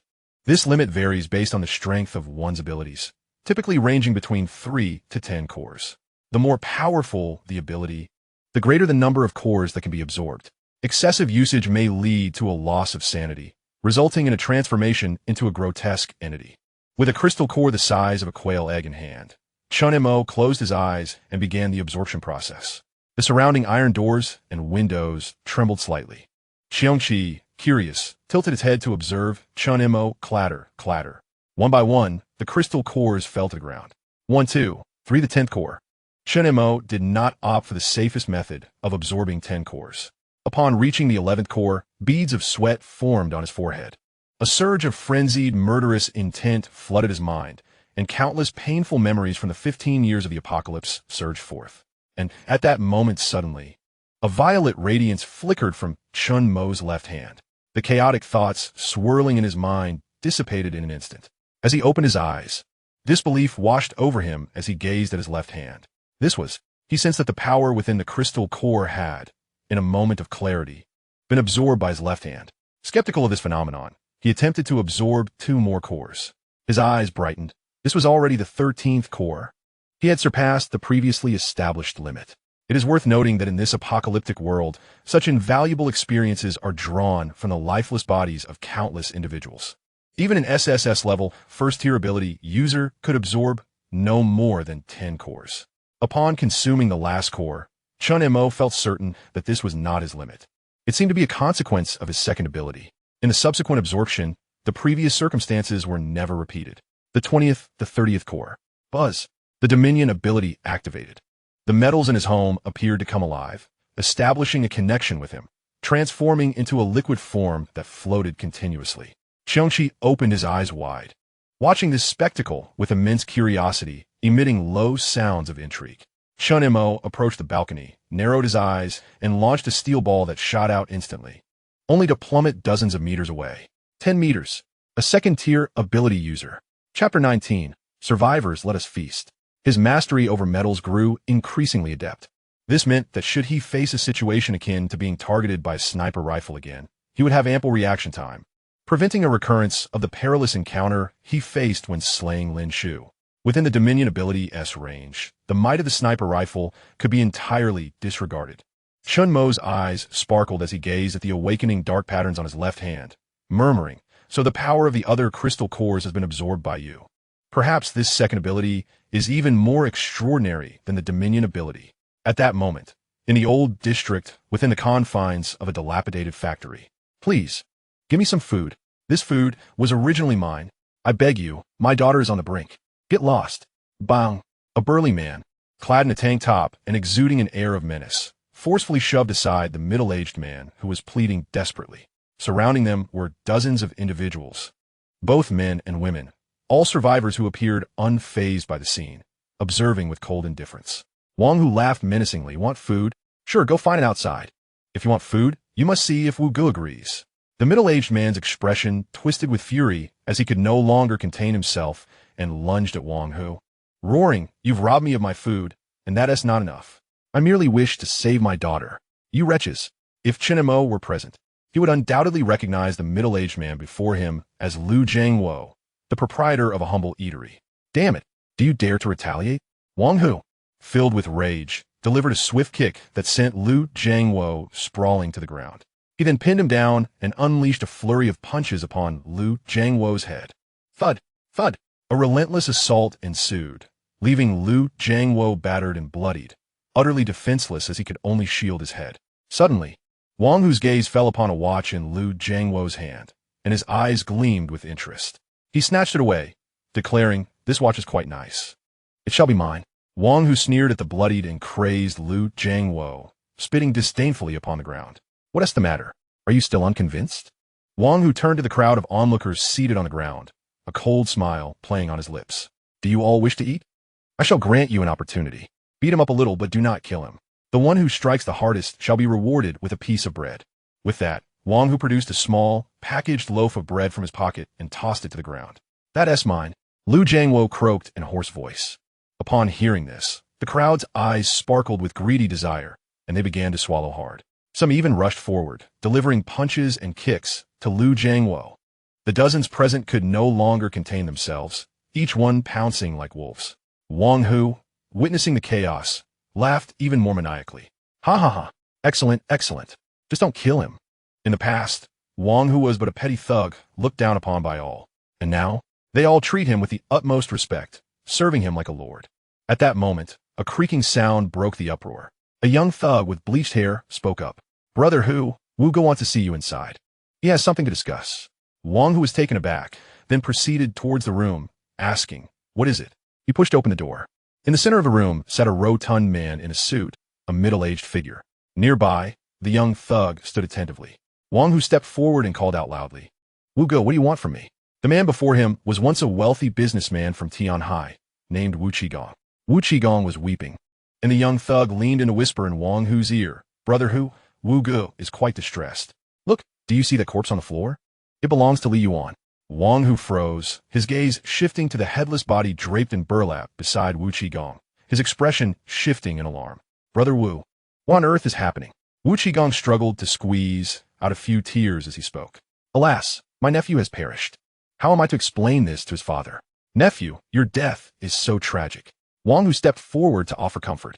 "Brother Wu, the world has changed outside. There are only zombies. Perhaps death is a blessing, for living is a torment." Yet, despite his words, Wang Hu's heart harbored a different sentiment. If he truly cared for his nephew, he would not have deliberately withheld food, forcing Li Yuan to venture out alone in search of sustenance. Li Yuan had pleaded with Wu Qigong on numerous occasions, but each time, Wu Qigong wore a smile while secretly plotting against him, driving Li Yuan to the brink of madness. Wang Hu was well aware that Li Yuan's father was a business rival of Wu Qigong. Upon hearing Wang Hu's words, Wu Qigong nodded and momentarily transformed his expression, his ability to change his demeanor rivaling that of a seasoned actor. With a serious countenance, he declared, Wang, you speak the truth. In these times, it may indeed be more comfortable to depart early. However, the vengeance for my dear nephew must not go unavenged. His demise does not seem to be the result of a zombie bite, and our food supplies are dwindling. Tomorrow, take a few people outside to search for food, and see if there are any other survivors. After all, strength lies in numbers, and it will aid our survival. This final statement was indeed the crux of the matter. Fearing the zombies and the mutated beasts, they sought out other survivors, coercing them to join and seizing their food supplies.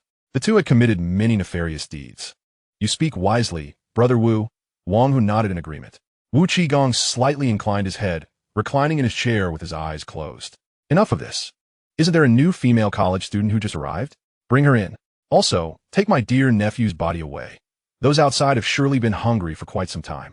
Let them indulge in some meat. Wang Hu's expression changed in disbelief as he gazed at Wu Qigong. On that day, Chun Mo and Qiongqi, as usual, were hunting zombies near the old district of Area C.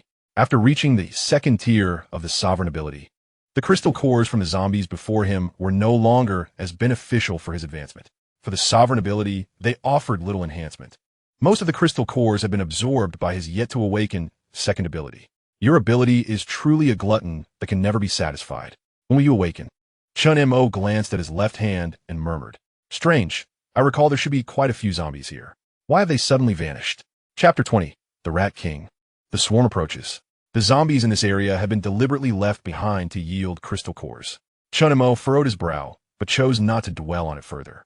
It seems that a visit to the city center is in order. To be candid, he is not particularly inclined to venture to the location of the god of Sukiyaki, given his current capabilities. Should he encounter a divine being, his demise would be all but assured. Time is of the essence. Chun Mo's eyes flickered as he absorbed the 5 crystal cores he had just collected. In 2 months, the year beast will make its appearance. He must ensure he finds Ewer when that time arrives. At that moment, his companion Qiongqi suddenly let out a low growl, filled with vigilance. Qiongqi's size had increased significantly, now within the realm of a first-tier mutant. However, as a creature of a different kind, a first-tier mutant is more than capable of contending with a second-tier ability user. Chun Mo turned to him and gently patted his back, asking, What is it? There is something.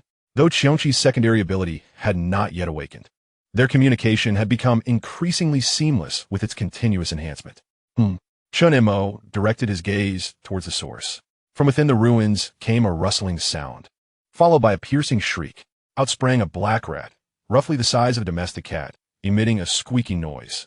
Soon, a multitude of black rats began to emerge from every crevice, creating a scene that appeared from a distance to be a vast, black tide, utterly chilling. Each rat was plump and robust, their blood-red eyes fixed intently upon Chun Mo and Qiongqi. Suddenly, a massive shadow lunged at Chun Mo. His pupils constricted as he swiftly swung his blade forward. Bang! It struck as if against steel, sending a tingling shockwave through him. Bang! The ground trembled beneath him, and a cloud of smoke billowed forth. Among the countless rats, a gigantic black rat emerged, nearly the same size as Qiongqi. Its black fur bristled, appearing as hard as iron. Its body was riddled with gruesome wounds, some areas completely bare, devoid of fur. Its claws were stained with blood, and it was gnawing on the remains of a zombie, producing a chilling crunch. Roar! Qiongqi growled fiercely at the colossal black rat. Chun Mo furrowed his brow, observing the dents forming in his blade from their brief contact. A horde of corpse rats? The corpse rat horde is undoubtedly one of the most common calamities in the post-apocalyptic world. In the early days of the apocalypse, encountering them was tantamount to certain death. These rats, each the size of a domestic cat, were methodically surrounding Chun Mo, awaiting their command. Only a second-tier corpse rat could lead such a multitude. It seemed that the zombies he had kept here had been devoured by this creature's legion of corpse rats.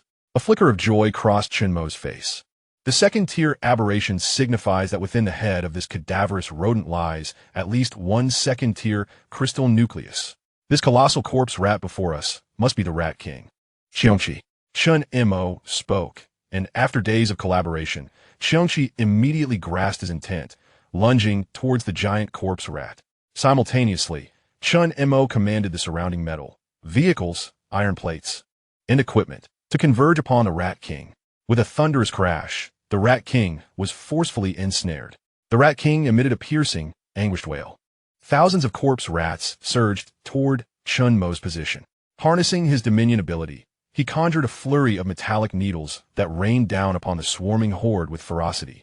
The cries of the dying rats echoed, yet the sheer volume of their numbers did not wane their assault. Chen Mo inhaled deeply, transmuting the surrounding metal into a liquid state, forming a barricade before him. Other fragments continuously emerged from the crevices around him. The Rat King must be eliminated first. Without its leadership, the horde would disperse. Chen Mo glanced at Qiongqi, who was relentlessly tearing into the Rat King. Qiongqi roared and growled, ripping away a substantial portion of the Rat King's flesh with each bite. Another shriek pierced the air as the surrounding rats seemed to receive an unspoken command. Redirecting their charge toward Qiongqi, Chen Mo narrowed his eyes, using his dominion ability to condense two steel spheres, which shot forth toward the Rat King's eyes. This strike was akin to a self-targeting sniper bullet, immense in power. With a sickening splash, blood gushed forth. The Rat King let out a harrowing cry, driven to madness. It clawed violently at the surrounding equipment and abandoned vehicles in a frenzied display, before bolting in a different direction. Qiongqi turned to Chen Mo, who promptly leaped onto its back, patting it encouragingly. Let's pursue. At this moment, second-tier aberrations are exceedingly rare. That second-tier crystal nucleus shall be mine. Meanwhile, Li Hu was wandering about with a few underlings. What terrible luck, he exclaimed. These damn zombies have ruined any food we've encountered. If we can't find more, Wu Ge will surely rage upon our return. One of his subordinates chuckled. Brother Hu, why don't we check the supermarket? Li Hu shot him a scornful glare, retorting angrily. Are you trying to get me killed? Hundreds of zombies are there. You go if you're so eager. I can't stomach that stuff anymore. It weighs heavily on my conscience. Another young man, his complexion notably pale, spoke up. During this period, the food seized from Lu Jiangwo had long been consumed. Everyone had been starving for several days. What was even more terrifying was that those outside, devoid of sustenance, had begun to partake in the flesh of the deceased from starvation. Li Hu, in a fit of rage, smashed a stone into pieces. His physique, inexplicably, had been strengthening daily. Facing the assault of 2 or 3 zombies had become a trivial matter. It infuriates me. That bastard Wu Qigong consumes so much food himself, and still shares with those wretches.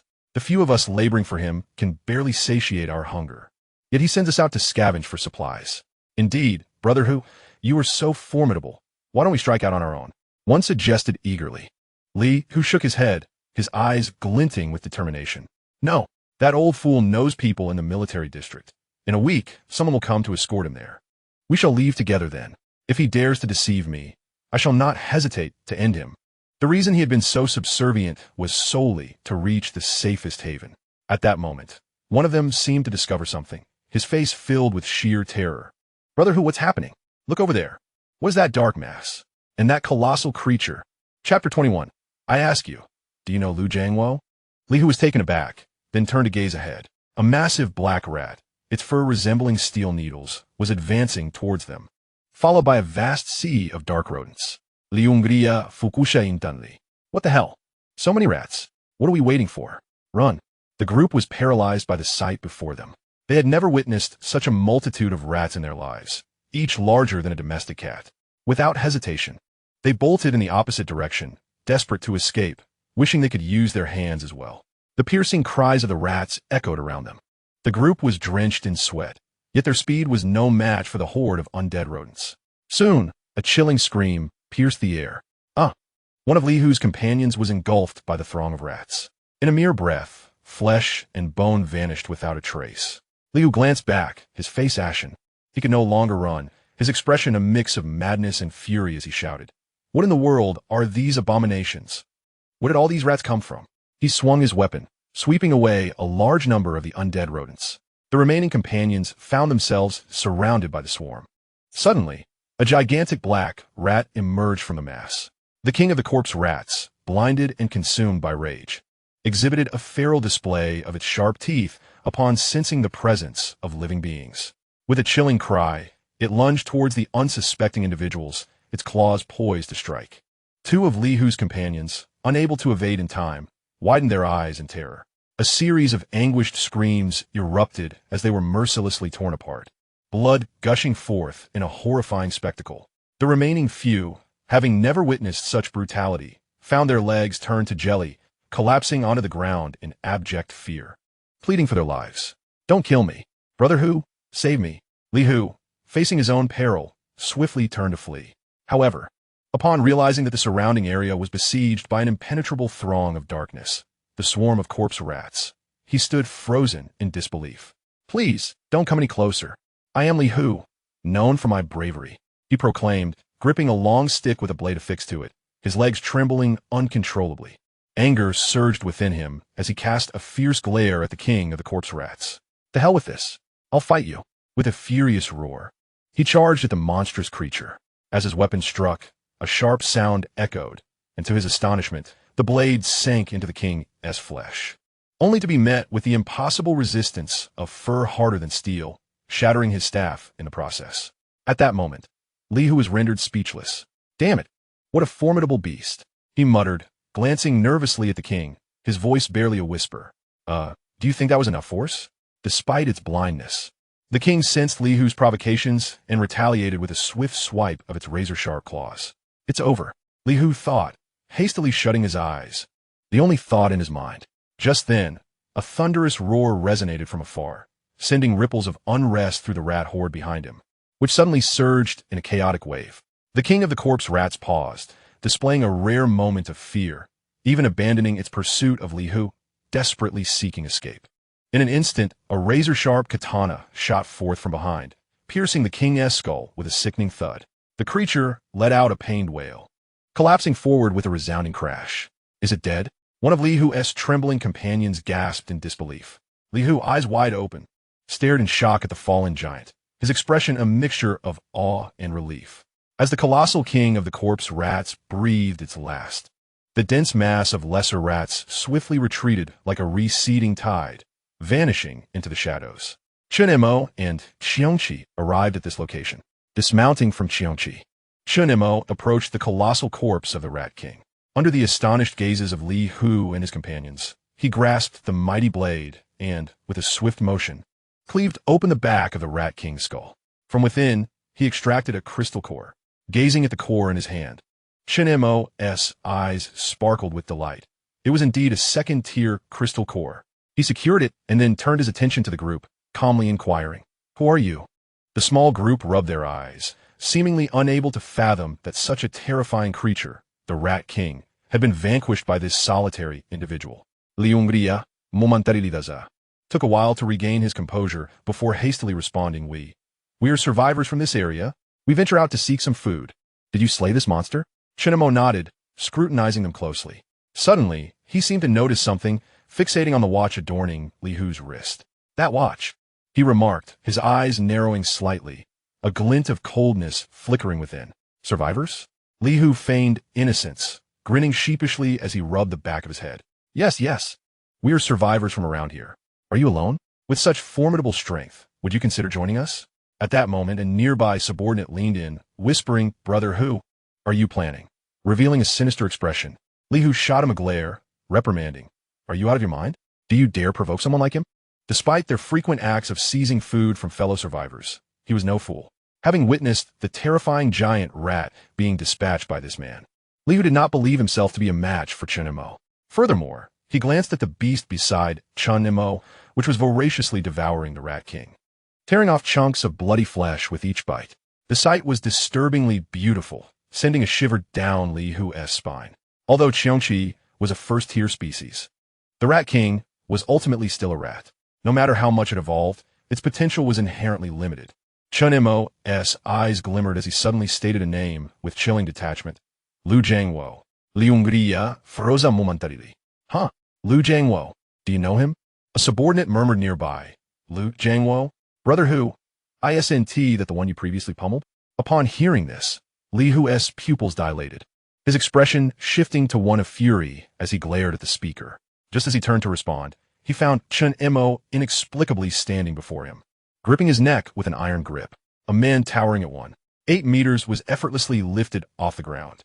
"I ask you again, do you know Lu Jiangwo?" Chapter 22. "Here I, Wu Qigong, hold the power."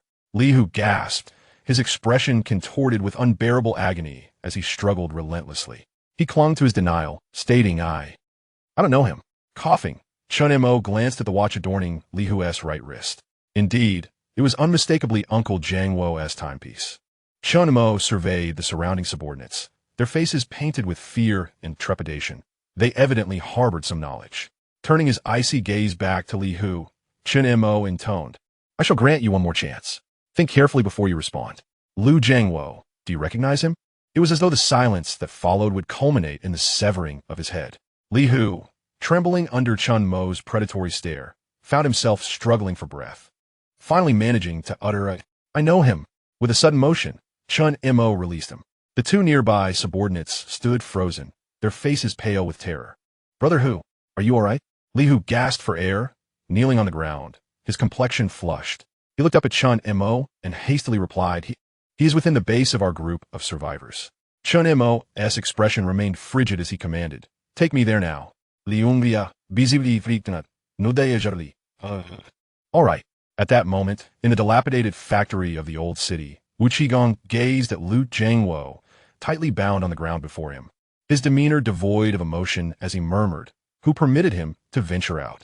The surrounding subordinates exchanged apprehensive glances. One hesitantly replied, It was Brother Hu said to let him go find food." Wu Qigong's expression remained impassive, yet a glimmer of murderous intent flickered in his eyes. "He was captured by zombies. He wanted to survive. Take all the food away." Beside Lu Jiangwo lay a bottle of water and several packs of compressed biscuits. A few subordinates, unable to suppress their compassion, glanced at the fainted little girl starving beside Lu Jiangwo and said, Brother Wu. He went out to find food for his daughter. That's why he was caught by the zombies. This little girl is on the brink of death. Perhaps we should." "I said take all the food away. Are you all deaf?" Wu Qigong bellowed, his gaze piercing as it fell upon them. "Have I not provided them with sustenance? Just a few days ago, didn't everyone feast on meat? Is it not correct?" Wu Qigong smiled sinisterly at the gaunt faces surrounding him. Upon hearing his words, someone immediately retched uncontrollably. No one dared to speak in defiance. Wu Qigong sneered coldly. "If he refuses to feed his daughter, he cannot blame us. In a week, the military district will send people to retrieve me. Do you all wish to remain in this cursed place?" At this moment, Lu Jiangwo, bound tightly, had eyes aflame with fury. His expression was one of excruciating pain and fierce distortion. "Give my daughter something to eat." "Wu Qigong." Lu Jiangwo suddenly threw his head back in rage. The veins on his face bulged, and his gaze was utterly captivating, resembling that of the zombies outside. Wu Qigong was taken aback by this sudden display. Feeling humiliated, he seized a stick from one of his underlings and struck Lu Jiangwo with a heavy blow. "Bang! I'll make you scream. You think turning into a zombie is something remarkable? Wanting food? I'll make you witness your daughter perish before your very eyes." Bang! Bang! Wu Qigong vented his anger for an extended period, creating a scene that was truly unbearable. Everyone around bit their lips, unwilling to watch. And even the underlings found it hard to accept. It had only been half a month since the apocalypse began, and many present still retained their humanity. "Mr. Wu, perhaps it's time to stop," someone managed to utter through their fear. "Oh." Wu Qigong slowly turned around. The speaker was a bespectacled university student, refined in demeanor. "Want to be a hero? Fine, throw him out for me. Let him face those zombies alone." Wu Qigong shouted in anger. Seeing this, several underlings stepped forward and dragged the university student away. No, I was wrong, Mr. Wu. I was wrong." Outside the dilapidated factory, hordes of zombies roamed.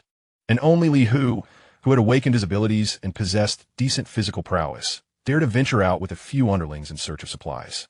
The onlookers bowed their heads, unable to bear the sound of the screams. Wu Qigong sneered. "Damn it, a bunch of cowards, if you're so capable. Don't stay here. I, Wu Qigong, have never stopped you. But if you choose to remain, then it's my word that counts." The individuals present were paralyzed by fear, but more importantly, Wu Qigong had connections to the military. They all wished to reach the safest location together, thus refraining from any defiance. Wu Qigong was akin to a local tyrant here. Noticing the silence, he resumed his previous smiling facade and turned to glance at the bloodied Lu Jiangwo on the ground. At that moment, Lu Jiangwo's daughter unexpectedly woke up. The little girl, merely 6 or 7 years old, wore a tattered dress, her frail frame and sunken cheeks a testament to her prolonged starvation, leaving her lips and complexion pallid. "Daddy, Daddy!" Lu Ziki called out repeatedly. She sat up from the ground, her head spinning, and upon seeing Lu Jiangwo beside her, she hurriedly rushed over. "Daddy!" Lu Ziki gently caressed Lu Jiangwo's face with her small hands, tears like large beads cascading down as her voice trembled with frailty. "Daddy, what's wrong?" Upon seeing his daughter, Lu Jiangwo's hazy consciousness began to awaken slightly. His voice was hoarse, and he continuously coughed up blood and bits of flesh. Kiki, useless. You must be hungry. Let daddy get you something to eat. Lu Ziki shook her head while sobbing, shouting, Daddy, are you all right? I'm not hungry. Not hungry. Please don't hurt my daddy. This scene caused even the henchman beside Wu Qigong to feel a pang of distress. However, Wu Qigong remained unfazed, presenting a benign facade. He squatted down with a smile, gently patting Lu Ziki's head, reassuring her, little girl, don't be afraid. No one will harm your father. Uncle is a good person. No, you are the bad person. You're the one who bullies my daddy. Lu Ziki vehemently pushed his hand away, glaring at him. Wu Qigong's expression darkened instantly. With a sharp slap, he exclaimed, damn it, you've lost your sense of propriety. He spat contemptuously. Beast, I will kill you. Lu Jiangwo, bound and furious, struggled violently, his face contorted in rage, even managing to pull at the ropes that restrained him. Wu Qigong, may you meet a dreadful end. Wu Qigong's countenance turned ice cold, a sneer escaping his lips. Why isn't he turned into a zombie yet? TSK, just kill him. Leaving him alive is a disaster. What? Are you all still? Do I have to do it myself? He glanced at his henchmen. Exchanging glances, they hesitantly withdrew a knife from their pockets, trembling as they approached. Luga, please don't blame me. Chapter 23. In this apocalyptic world, there are no rules. We are merely victims of circumstance. We also wish to survive. You've already been caught by a zombie. You can't survive, and your daughter. Lu Jiangwo felt a surge of hatred. Loathing himself for not heeding Xiao Mo's warnings and for bringing his daughter to this dreadful place. In a moment of weakness, he had taken out food, yet these brutes not only showed no gratitude, but also seized all his provisions. Ziki, it's daddy who has failed you. I'm so sorry. Lu Jiangwo could not contain his tears. Luga, don't worry. I'll grant you a swift end. One of the henchmen, gripping the knife, gritted his teeth, his face hardening as he thrust it forward. At that very moment, ding, a steel ball struck his hand precisely, piercing through to create a gaping wound, blood gushing forth. A scream erupted. My hand. Everyone present was taken aback. Wu Qigong roared in fury. What the hell is going on? A deep, thunderous bellow followed, accompanied by a tremendous rumble. The factory's outer gate had been forcefully breached, and in its wake, the fearsome creature, Qiongqi, was seen carrying the trembling Li Hu, with Qiongqi astride its back. Upon witnessing this unsettling sight, all present were momentarily paralyzed. Was that Li Hu? Had he become a mutated zombie? And who was the figure accompanying him? Qiongqi's gaze was immediately drawn to the pitiable form of Lu Jiangwo in the distance, causing his heart to lurch. Uncle Jiangwo? Suddenly, the factory trembled violently. Constructed from thin metal, the surroundings twisted alarmingly in an instant. Qiongqi rushed to Lu Jiangwo's side, his heart aching at the sight. Uncle Jiangwo, who are you? Wu Qigong exclaimed, his pupils dilating in shock as he turned to Li Hu, bellowing, Li Hu, get over here. Li Hu, however, dare not move, held captive by Qiongqi. He had witnessed Chun Mo's prowess firsthand. The ability to manipulate metal was nothing short of terrifying. Chun Mo swiftly untied the ropes binding Lu Jiangwo, his heart sinking at the sight of the mangled flesh and the deep claw marks marring his uncle's arm. It was painfully evident that Uncle Jiangwo had succumbed to infection. Chun Mo felt a wave of suffocating despair as he called out, Uncle Jiangwo, coughing violently. Lu Jiangwo spewed forth blood, his weakened eyes fluttering open to recognize the figure before him. In disbelief, he murmured, Is it you, Xiao Mo? Yes, it is I. Chen Mo replied urgently. What has happened to you? How did you end up like this? Trembling uncontrollably, Lu Jiangwo gripped Chun Mo's hand, now stained with blood. I was wrong. I should have listened to you, Xiao Mo. Initially, Lu Jiangwo had intended to heed Chun Mo's counsel, but his wife had dismissed it as superstition, leading to inaction. Nevertheless, he had stockpiled a considerable amount of supplies. After the apocalypse began, his wife tragically transformed into a zombie, forcing Lu Jiangwo to flee with scarce provisions and his daughter. Eventually, they encountered Li Hu and Wu Qigong. What are you all waiting for? Capture that man. Wu Qigong shouted furiously. His subordinates, albeit hesitantly, surged forward, weapons in hand. With a roar, Qiongqi sprang into action, delivering a devastating blow that obliterated one of them, sending blood gushing forth, a sight that left everyone paralyzed with fear. The severed arm of one unfortunate soul struck Wu Qigong's face, causing him to momentarily choke, his legs trembling uncontrollably. Xiaomo, I'm running out of time. My daughter, please, Lu Jiangwo gasped, desperation etched across his face. I have never begged anyone in my life. But I implore you to take my daughter away. They have stolen my supplies. They are nothing but beasts. In that moment, Lu Jiangwo let out a heart-wrenching scream, his eyes rolling back as he struggled for breath. Kill me. I refuse to become that ghastly apparition. Liu Jiangguo gaspet Chen Montak san tightly, exclaiming fervently.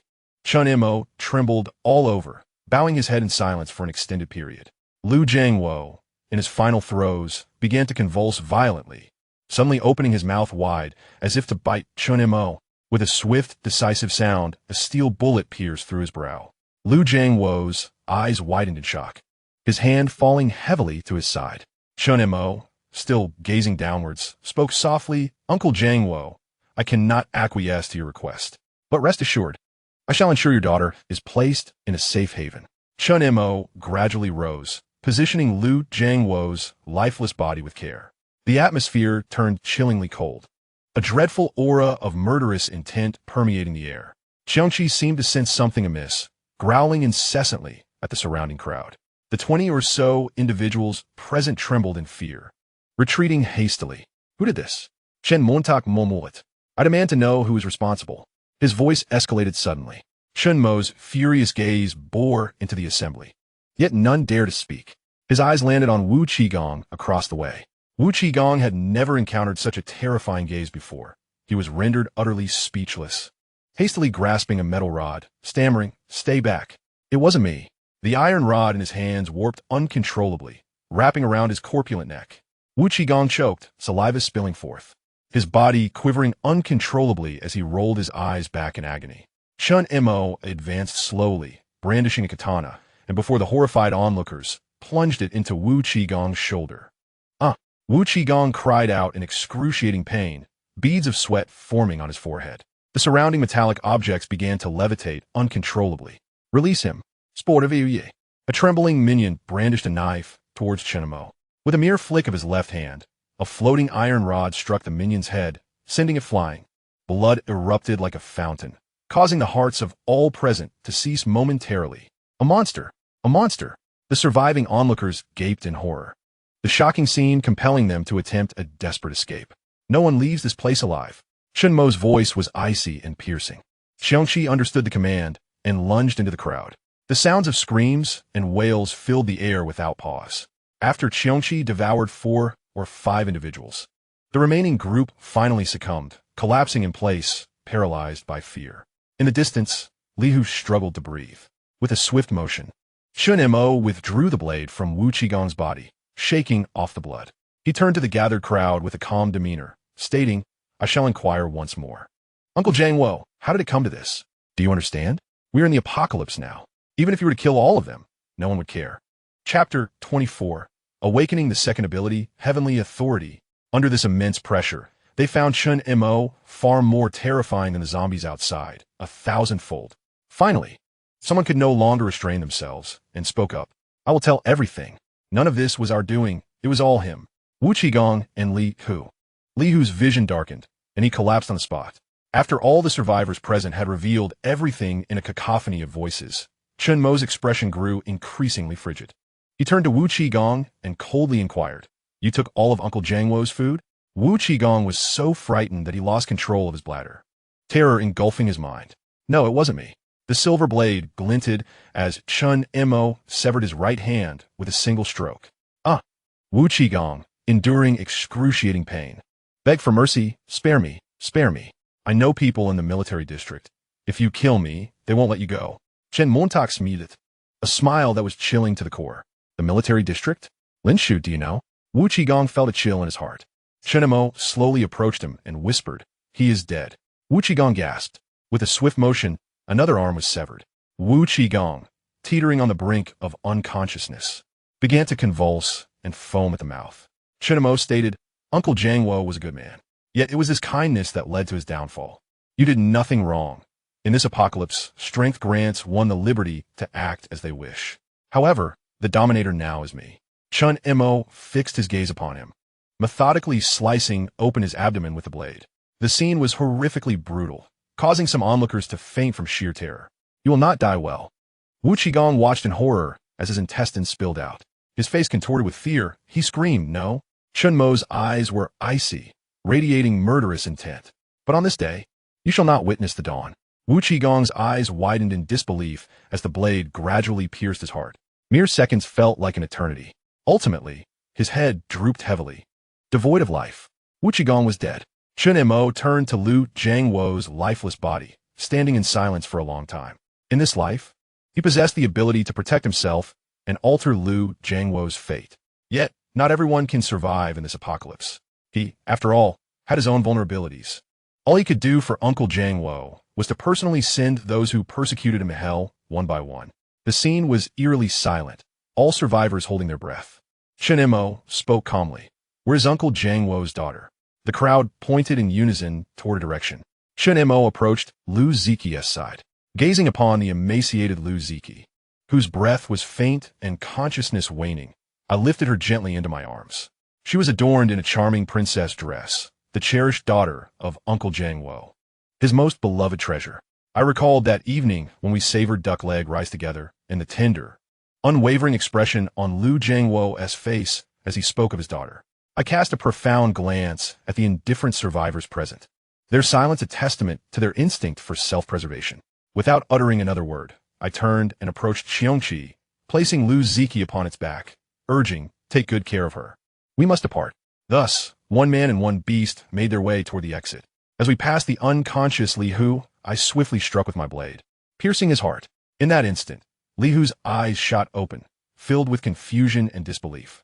The watch upon his wrist began to levitate slowly, landing in my hand, leaving the multitude of survivors in a state of shock, unable to find their composure. "I don't want to die," someone sobbed uncontrollably. "Wu Qigong is dead. Who will return to lead us?" That man was a devil, a monster. Suddenly, a series of low growls echoed from beyond the door.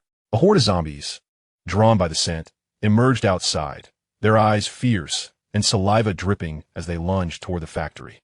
"Zombies! Flee! Quickly!" Within the old district, Qiongqi and I hastened towards home. At that moment, the murderous intent radiating from me instilled a sense of fear even in Qiongqi. Wherever we passed, the surrounding metal trembled and groaned. Each time a zombie lunged, it met its demise before even drawing near, its head severed by my blade. Blood flowed like a river in our wake.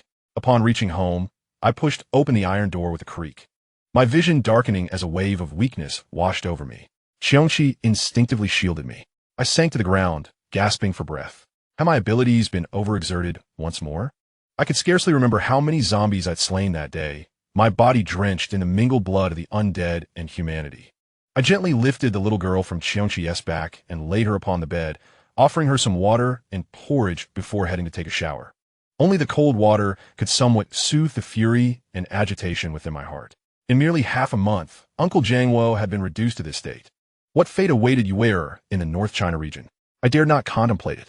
I must reach the North China region as soon as possible. A fierce glint flickered in my eyes as I murmured. Yet, before undertaking that journey, I glanced at the small girl lying on the bed, my gaze flickering with uncertainty. Chun Mo presented the fruits of his labor from today. Among them was a second-tier crystal core and 32 inferior crystal cores, which were hardly worthy of even being classified as first tier. As anticipated, all of these inferior cores were absorbed by his second ability. When Chun Mo began to absorb the second-tier crystal core from the corpse Rat King, his heart suddenly trembled. Thump! Thump! The awakening dark patterns of his second ability on his left hand flickered with a blinding purple light. At that moment, a sense of alarm surged within him, prompting him to glance at the side where Qiongqi stood. "Keep watch here. Do not allow anyone to approach." Shortly thereafter, his mind became hazy, plunging him into a deep, dark slumber. Time passed, though he could not discern how long. A soft sobbing reached his ears. "Daddy!" Who is crying? "Daddy, do you not want Chi-Chi anymore?" Slowly, Chun Mo opened his somewhat foggy eyes. "Hungry, very hungry." Suddenly, he heard the whispered words from the awakening of his first ability, Qiongqi. As if enlightened without a teacher, Chun Mo instantly comprehended the effects and functions of his second ability. His pupils contracted, revealing profound astonishment. How could this be possible? After a moment of shock, he noticed a little girl nearby. At that moment, Qiongqi was nuzzling against the girl, seemingly trying to comfort her. Surrounding them were empty bags of food. Chen Mo was uncertain how long his awakening had lasted. Approaching Lu Ziki, he spoke softly, "Do not cry." "Uncle?" Lu Ziki was momentarily taken aback, then looked at Chen Mo with a pitiful expression. "You are awake?" "Uncle Chen, where's my father?" She recognized him, having seen him before. Chen Mo embraced her, gently patting her shoulder to offer comfort. "Chi-Chi, your father has gone to a very distant place. He entrusted you to me, allowing me to take care of you for the time being. All right?" "No, I want Daddy." Lu Ziki began to wail uncontrollably. After a lengthy period of soothing her, she gradually calmed down and fell asleep, clutching Qiongqi. Chen Mo sighed in relief. Famished, he tore open several bags of puffed food and devoured them hungrily. As the sensation of fullness washed over him, he turned his gaze to his left hand. Second ability, Qiongqi. Chapter 25, Qiongqi's Tattoo, the dreadfulness of Qiongqi ability. This ability was something he had never even heard of before. Chen Mo looked at Qiongqi beside him and extended his hand. Buzz! A flash of purple light flickered. Qiongqi suddenly became restless and agitated. "Accept it," Chen Mo commanded. Qiongqi's large pupils flickered for a moment, and then, on its forehead, an eerie mark resembling the awakened dark patterns emerged. A subtle sensation enveloped him. At that moment, a mysterious bond seemed to form between the individual and the beast. Chen Mo attempted to communicate, calling out to Qiongqi. To his surprise, this time, there was no need for Qiongqi to vocalize. Chen Mo could perceive the thoughts emanating from the creature. His eyes sparkled with realization. The power of the Qiongqi ability extended beyond mere comprehension. He endeavored to activate the Qiongqi power, which suddenly radiated a violet glow from his left hand. Before him, the imposing figure of Qiongqi began to gradually fade away, eventually vanishing completely. Chen Mo gazed at his left hand in disbelief, rolling up his sleeve to reveal a grotesque tattoo on his forearm, resembling the visage of Qiongqi. Astonishingly, the Qiongqi power had allowed him to absorb Qiongqi into his own being. In that moment, Chen Mo felt a surge of clarity and strength in his senses and body. Realizing he could share Qiongqi's abilities, his eyes widened in shock. After what felt like an eternity, he murmured in awe, "This Qiongqi ability is even more formidable than the mastery itself. It must be among the most elite powers of the divine realm. If he could subdue more extraordinary entities, perhaps even deities?" Excitement flickered in Chen Mo's eyes as he first thought of the god of longevity and happiness. Perhaps it was worth a try. Once more, Chen Mo released Qiongqi from the Qiongqi, causing the tattoo on his arm to vanish. Qiongqi shook its head in confusion, surveying its surroundings. Chen Mo trembled with exhilaration, repeatedly murmuring Qiongqi, Qiongqi. This unprecedented ability was astonishingly powerful. Due to the unique nature of this power, Chen Mo spent half the day familiarizing himself with it. By evening, he turned to Qiongqi and asked, "How long have I been asleep?" Qiongqi tilted its head in perplexity, clearly baffled by the question. At that moment, Chi-Chi nearby let out a soft whimper, awakening from her slumber. She sat up in bed, lost in thought. Observing this, Chen Mo approached her with a packet of soft candies, donning what he believed to be a warm smile. "Chi-Chi, have you woken up? Are you hungry? Uncle will treat you to some candy." Chi-Chi glanced at Chen Mo, her eyes suddenly glistening with tears as if she were on the verge of crying again. Fortunately, in the nick of time, Chen Mo popped a piece of candy into her mouth, and she began to chew contentedly. After all, she was merely 7 years old, and her emotions were as fleeting as they were intense. As she blinked away her tears and savored the candy, she turned to Chen Mo and asked, "Uncle Chen, when will my daddy come back?" After a moment of silence, Chen Mo chuckled softly and remarked, "Before long, you will grow up and return."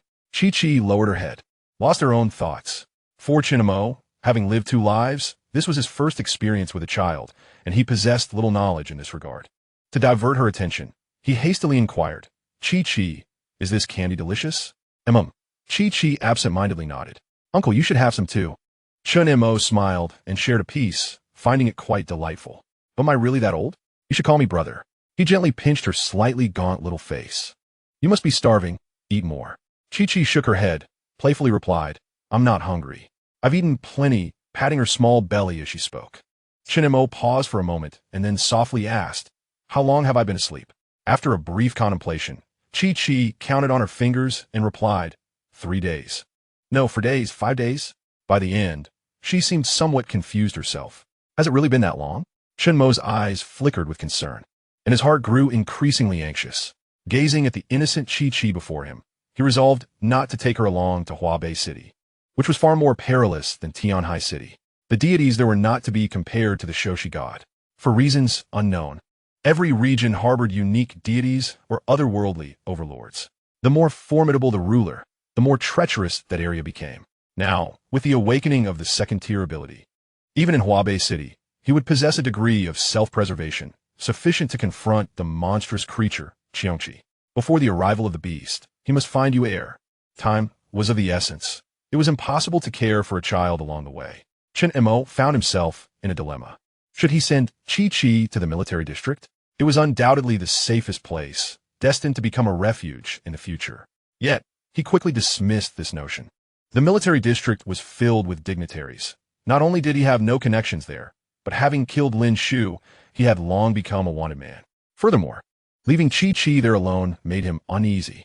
Observing Qiongqi enjoying her candy, Chen Mo paused, suddenly struck by a thought. His eyes brightened. Of course, there is still one person, Luo Tianxiong. Even before his rebirth, without Chen Mo's reminders, Luo Tianxiong had survived the apocalypse, becoming the leader of the largest survivor group in Tianhai City thanks to his equipment. Chen Mo had spent a considerable amount of time in his team and was well aware that Luo Tianxiong's power and armament were formidable, exceedingly robust. In this lifetime, it remains uncertain whether Luo Tianxiong has heeded my counsel. Chen Mo has resolutely decided to temporarily entrust Qiongqi to Luo Tianxiong's care. Once he locates you, he shall return to settle her properly. At this moment, on her road in Tianhai City, armed guards wielding firearms encircle the area. Luo Tianxiong's foremost subordinate, Jiang Dong, is armed to the teeth, dressed in a bulletproof vest, a Nepalese dagger at his waist, and a rifle slung over his shoulder. He strides forward, a cigar dangling from his lips. Following closely behind him are dozens of others. Upon their arrival, the surrounding guards enthusiastically flatter him. Dongyi, how much supplies did you gather today? Donggu is looking a bit plumper. Oh, are these new survivors? Lucky you. You've come to the right place. Jiang Dong takes a puff of his cigar, grinning widely. Not much, just a quick trip to Wadama and swung by the police station to fetch some good stuff. Wadama is the largest supermarket in Tianhai City. Where's Boss Luo? Donggu, the boss is in the basement. TSK. He has got a few student girls down there, having a grand old time. It's making me restless. Chapter 26, The Apocalypse, mid-December. Jiang Dong chuckles, proclaiming, it's all thanks to the boss. Living the good life. As he speaks, he glances at the haggard survivors behind him, their clothes tattered and their demeanor timid. He laughs heartily. Fear not. We, the lions, are not like those deranged individuals. The boss has said that as long as you are survivors, once you arrive here, you shall be treated with the finest food and drink.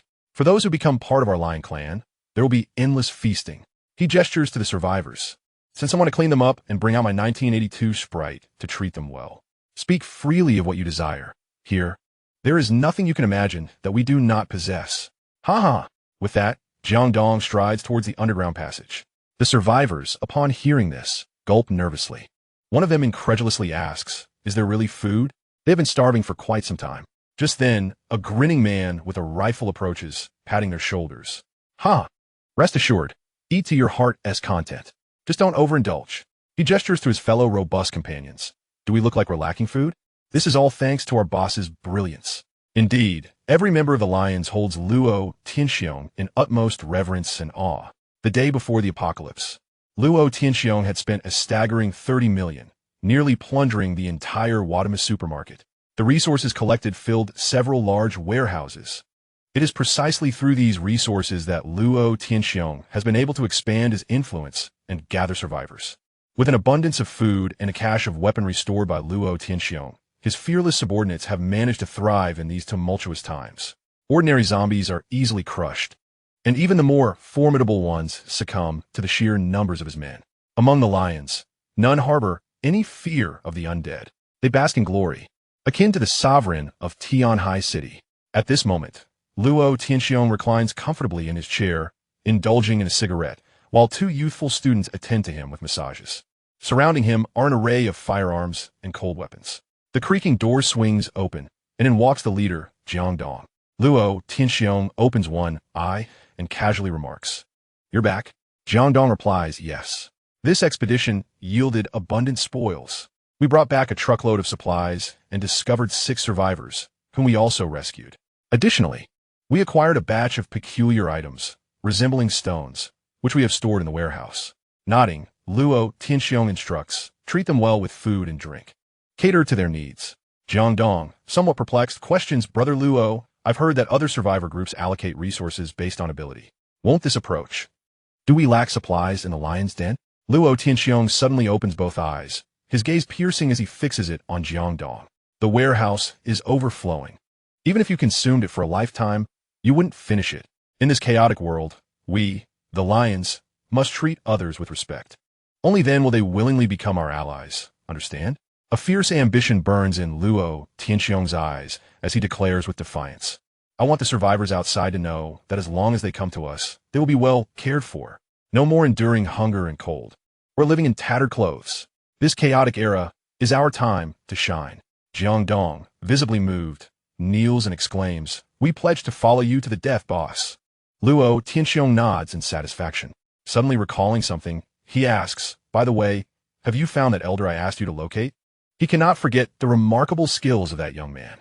If not for his timely advice to stockpile resources, allowing Luo to gather his men, he might have perished out there from starvation. That individual is truly extraordinary. The more he enjoys his current life, the greater his reverence for Chun Mo grows. Such a person, who could foresee the apocalypse, must not be overlooked. Jiangdong, looking troubled, replies, "We have yet to find him. Could it be that he has already left Tianhai City?" Luo Tianxiong's eyes flicker as he murmurs to himself, "It is possible that you could inquire among the survivors to see if anyone possesses knowledge. I recall catching a glimpse of a name during the payment process. Perhaps it was Chun Mo payment?" Jiangdong appeared somewhat perplexed.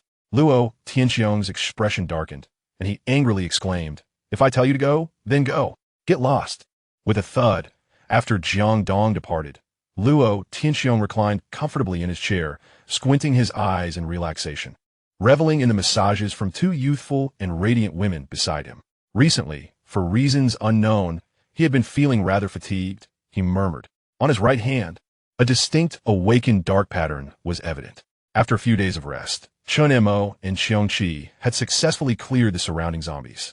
Chi was exceptionally obedient, remaining in her room alone to play with the rag dolls, awaiting Chun Mo's permission.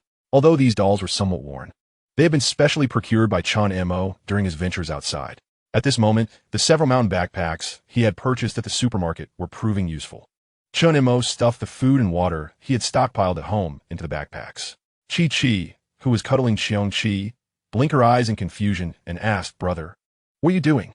Chun Mo paused, turned his head, and replied with a smile, Chi, we are about to go to a place." Chi tilted her head. "Where?" Chun Mo responded, "It is a very safe place where you can sleep well." Slowly rising, he surveyed the various bags and clapped his hands. "It's almost all packed. Time to set off." Uncle Jianghua had left not long ago, and to soothe Chi's emotions, Chun Mo had spent most of his time with her over the past few days. However, he could not linger in Tianhai City forever. There were more pressing matters to attend to.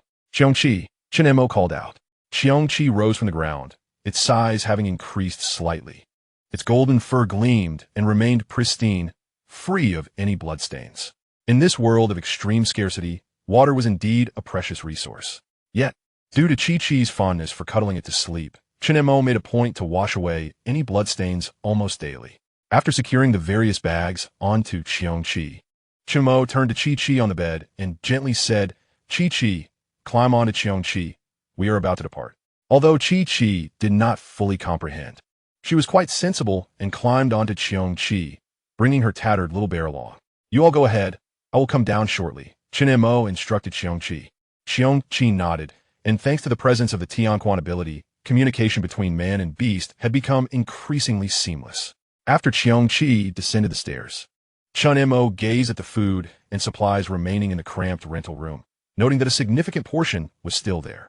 Before the calendar hanging at the entrance, marked with numerous circles, Chun Mo tore off the November page, his eyes glimmering as he murmured, "Everything in this apocalyptic world has transformed. Wait for me. December 15th. 2049, Chapter 27, The Awakening of Qiongqi's Dark Mark. Over the past few days, Chen Mo planned to safely deliver Qiongqi to Luo Tianxiong before embarking directly to Huabei City, with no intention of returning. He neither closed the door behind him nor destroyed the food that could not be taken away. The zombies in the old city had almost been eradicated by him and Qiongqi. Although it was uncertain whether zombies would wander here in the future, this place, abundant in food and water, would serve as a commendable refuge. Perhaps, after his departure, another survivor would arrive. In this world devoid of humanity, this place remained Chen Mo's last sanctuary. His journey, belonging solely to him, had begun. Farewell, Chen Mo whispered, grasping his katana and leaving without looking back. Making his way downstairs, Qiongqi and Qiongqi awaited outside. Qiongqi gazed at the ruins, the blood-red dim sky, and the desolate ground, her eyes sparkling with an unusual maturity for her age. Under Chen Mo's guidance, she had learned a bit about the outside world. Yet, she believed that if Brother Chen said their father was safe, then he must be. Upon seeing Chen Mo descend, Qiongqi spoke, "Brother." Chen Mo nodded, surveying the surroundings. He produced a map of Tianhai City, identifying Luo Tianxiong's location on Anhe Road, over 60 kilometers away. With Qiongqi's presence, he and Qiongqi could not recklessly charge ahead. To ensure safety, Chen Mo decided to take a more secluded and secure route on foot. With his dual abilities, he would have Qiongqi ride on Qiongqi's back. They estimated it would take about 4 or 5 days to reach Luo Tianxiong. Chen Mo gazed into the distance and declared, "Let us depart." The zombies in the old city were exceedingly sparse. After walking approximately 2 to 3 kilometers, they encountered neither zombies nor survivors. Suddenly, Qiongqi, munching on candy atop Qiongqi's back, seemed to discover something. She chirped, "Brother." Chen Mo turned back. Qiongqi, what is it?" Qiongqi pointed to a direction on the left, saying, "Brother, it seems there is something over there." Chen Mo furrowed his brow and looked in the direction Qiongqi indicated. It was a shop blocked by vehicles, shrouded in darkness, obscuring visibility. Suddenly, roar. A ferocious roar echoed from within. Qiongqi immediately became alert. Bang, bang. The sounds of collision reverberated. Through the vehicles blocking the shop entrance, Chen Mo glimpsed 2 zombies. Their flesh had mostly rotted away, and one of them had a dislodged eyeball dangling from its face by a viscous thread of blood. Their tattered garments indicated that they were likely the shop's owners. Chen Mo cast a surprised glance at Qiongqi beside him. "Qiongqi, don't look." Qiongqi obediently shut her eyes. Whoosh! A sharp sound sliced through the air. The dominion of supernatural abilities was unleashed. Chen Mo exerted control over the abandoned vehicle, propelling it toward the 2 zombies inside the shop. With a thunderous crash, the small store collapsed, burying the zombies beneath the debris. Chen Mo's eyes flickered as he approached Qiongqi's side and gently spoke. "It's over, Qiongqi." Qiongqi opened her eyes, her large orbs brimming with innocence. Blinking up at Chen Mo, he affectionately ruffled her hair and softly inquired, "Qiongqi, can you tell your brother how you sense a commotion?" Qiongqi tilted her head, pondering for a moment before replying, "I don't know. It just felt like something was there all of a sudden." Chen Mo fell into contemplation, then grasped her small hands. A faint awakening pattern emerged on her right hand. Indeed, a jolt of realization surged through Chen Mo as he regarded Qiongqi with a complex expression. Possessing supernatural abilities signified a means of self-preservation in this apocalyptic world. However, it also came with its own set of perils. Gaining power often entailed confronting greater threats in the future. Since Qiongqi could sense the presence of zombies, it might indicate a psychic ability. He gently patted her head and said, "Well done, Qiongqi. If you notice anything in the future, remember to tell your brother." Qiongqi nodded obediently, munching on candy as she said, "Brother, I'm a bit tired." After all, she was still a child. Chen Montak smiled, "Then take a little nap." Qiongqi nodded. Once she fell asleep, Chen Mo began to ponder whether he should teach her some things while he was still by her side. With the protection of Luo Tianxiong, he could find you air in North China and place Qiongqi in the safest combat zone, allowing her to avoid facing this apocalypse altogether. But now that she had become a supernatural being, the situation had changed. Chen Mo couldn't help but feel a headache coming on. Caring for a child was truly a demanding endeavor, both mentally and physically. He resumed their journey, and throughout the subsequent encounters, every zombie and aberration was single-handedly dealt with by Chen Mo. The mastery of psychic abilities has nearly reached the 2nd tier, now extending an impressive 12 meters. The number of metal steel beads that can be flawlessly controlled has also reached 5. At this moment, darkness has descended, and the crimson sky has grown increasingly somber, as if it were about to collapse. Qiongqi walks ahead, like a specter in the night, observing a horde of aimlessly wandering zombies before him. Before they can react, he appears in their midst, his blade already descending. Beside him, 5 steel beads shoot forth like bullets, with a series of sharp sounds. These formidable metal spheres pierce through the heads of the zombies, followed by arcs of blood as they soar towards another target. Swift as lightning, blood splatters everywhere. One by one, the heads are cleanly severed, creating scarcely a ripple or sound. Qiongqi glances at the slumbering Qi. Nestled on the back of the creature, known as Qiongqi. Awakened abilities have doubled his sensory perception, allowing him to see clearly in the darkness. Expertly, he pries open the heads of the zombies, extracting the crystal cores within. The cores in his hands are notably larger than those produced by the zombies in the old district. Qiongqi's eyes gleam with realization. Indeed, the zombies here will soon advance to the first tier. Suddenly, a roar emanates from the depths ahead, causing Qiongqi's expression to change. Gripping his sword, he swiftly moves toward the source of the sound. Chapter 28, The Omen of Awakening, Fever. It turns out to be a first-tier zombie. This is the first-tier zombie Qiongqi has encountered in these past few days. Perhaps a few days prior, it would have posed a significant challenge. Yet for the current Qiongqi, it is nothing more than a walking crystal core. A simple campfire is ignited. Qiongqi retrieves some food from Qiongqi's pack. Eggs, bread, biscuits, candy, and milk. Though modest, in this world where one might kill for a mere slice of bread, it is a sumptuous feast. Qiongqi gnaws on the bread while watching Qi, who is incessantly indulging in candy across from him. He reaches out and takes the sweets from her hands, saying, "Eat less candy. You are still growing. Consume more eggs and milk." Qi gazes at him with a pitiful expression, then glances at Qiongqi, who lies on the ground, weakly letting out a whimper. The burden on its back is no light matter, especially with a little girl to carry. Seeing this, Qiongqi shakes his head in resignation and returns the candy.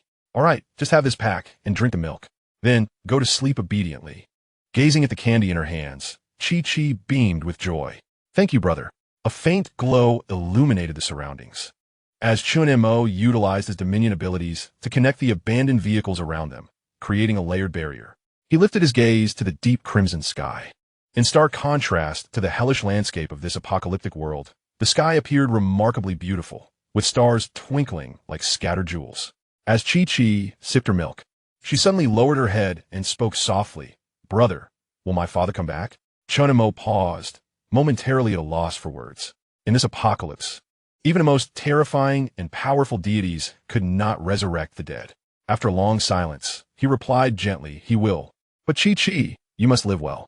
Brother, will you teach me something tomorrow?" Qi, feeling dizzy and lethargic, asked, "What?" Qiongqi's eyes flickered, and he slowly responded, "The rules for survival in this world." A steady sound of breathing filled the air. Qiongqi looked over to find that Qi had unknowingly fallen asleep against Qiongqi. With a soft chuckle, he carefully lifted her. He commanded Qiongqi to lie on its side, placing Qi on its soft belly. Gently stroking her hair, he whispered, "Sleep well, good night." After settling her comfortably, Qiongqi retrieved the crystal cores he had collected that day from his pocket. 1 first-tier crystal core and 14 inferior ones. This area was no longer part of the old city. The closer one got to the god of longevity and happiness, the stronger the zombies became. The presence of a first-tier crystal core in this region indicated that the zombies encountered ahead would likely grow increasingly formidable. Clutching the first-tier crystal core in his hand, Qiongqi closed his eyes and began to absorb its energy. The following morning, Qiongqi opened his eyes. His rest had been brief in this apocalypse. Even sleep was shallow, with constant vigilance required. Qiongqi was awake, its large eyes scanning the surroundings. Qiongqi glanced at Qi beside him and gently patted her, calling out, "Qi, wake up." Upon touching her, he frowned. "Why is she so hot?" At that moment, Qi's small face was flushed, her breathing somewhat labored. Repeatedly murmuring, "Daddy, daddy." Qiongqi touched her feverish forehead, his expression shifting. "She has a fever." He noticed the awakening dark patterns on Qi's right hand, which had become unusually distinct compared to the previous day. A pang of concern struck his heart.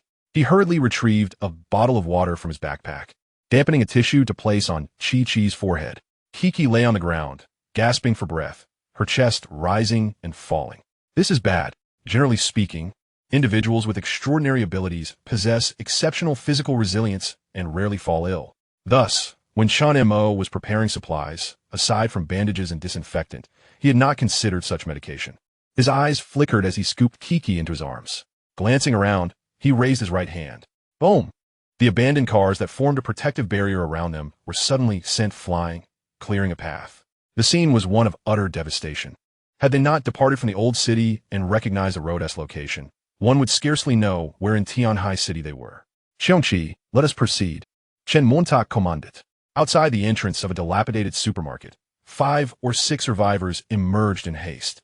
Among them, a strikingly handsome young man grasped a nearby support pillar with fervor. Veins bulged on his forehead as he bellowed in anger. To their astonishment, the pillar collapsed. The sound was akin to an avalanche, rumbling as the massive supermarket behind them began to fall apart, crumbling into oblivion. Dust filled the air. The ground trembled beneath their feet, accompanied by a cacophony of noise. A ferocious, chilling roar emanated from the depths of the supermarket. The surrounding survivors were engulfed in ecstatic joy as they beheld the food scattered across the ground. They rushed to seize it. Food. It's food. I haven't eaten anything decent in ages. Mine, it's all mine. Get away. Don't fight me for it. At that moment, a woman clad in a police uniform shouted angrily. Zhou Haoran, are you mad? If you do this, the survivors still inside will surely perish. The woman, youthful and striking, had exquisite features. In her right hand, she wielded a pistol, dressed in somewhat tattered police attire. Her figure was incredibly alluring, with curves that captivated, while her lower half was clad in a blue skirt that clung to her ample form, yet had been torn to allow for ease of movement, exposing her long, slender legs. And Mingwei glared at the man before her and spoke, "Look at the chaos you've caused." Zhou Haoran gasped for breath, sweat soaking his brow as he replied, If I don't do this, we will all perish." The two were detectives from the local police department, having survived in the vicinity since the onset of the apocalypse, relying on their weaponry to navigate the perils and seeking out other survivors to band together.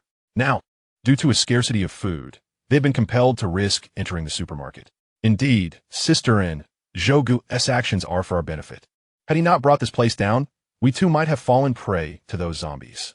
Someone interjected, already devouring the scattered food, speaking without regard for the gravity of the situation. And Mingwei shot him a scornful glance. What were you still trapped inside? What would you think?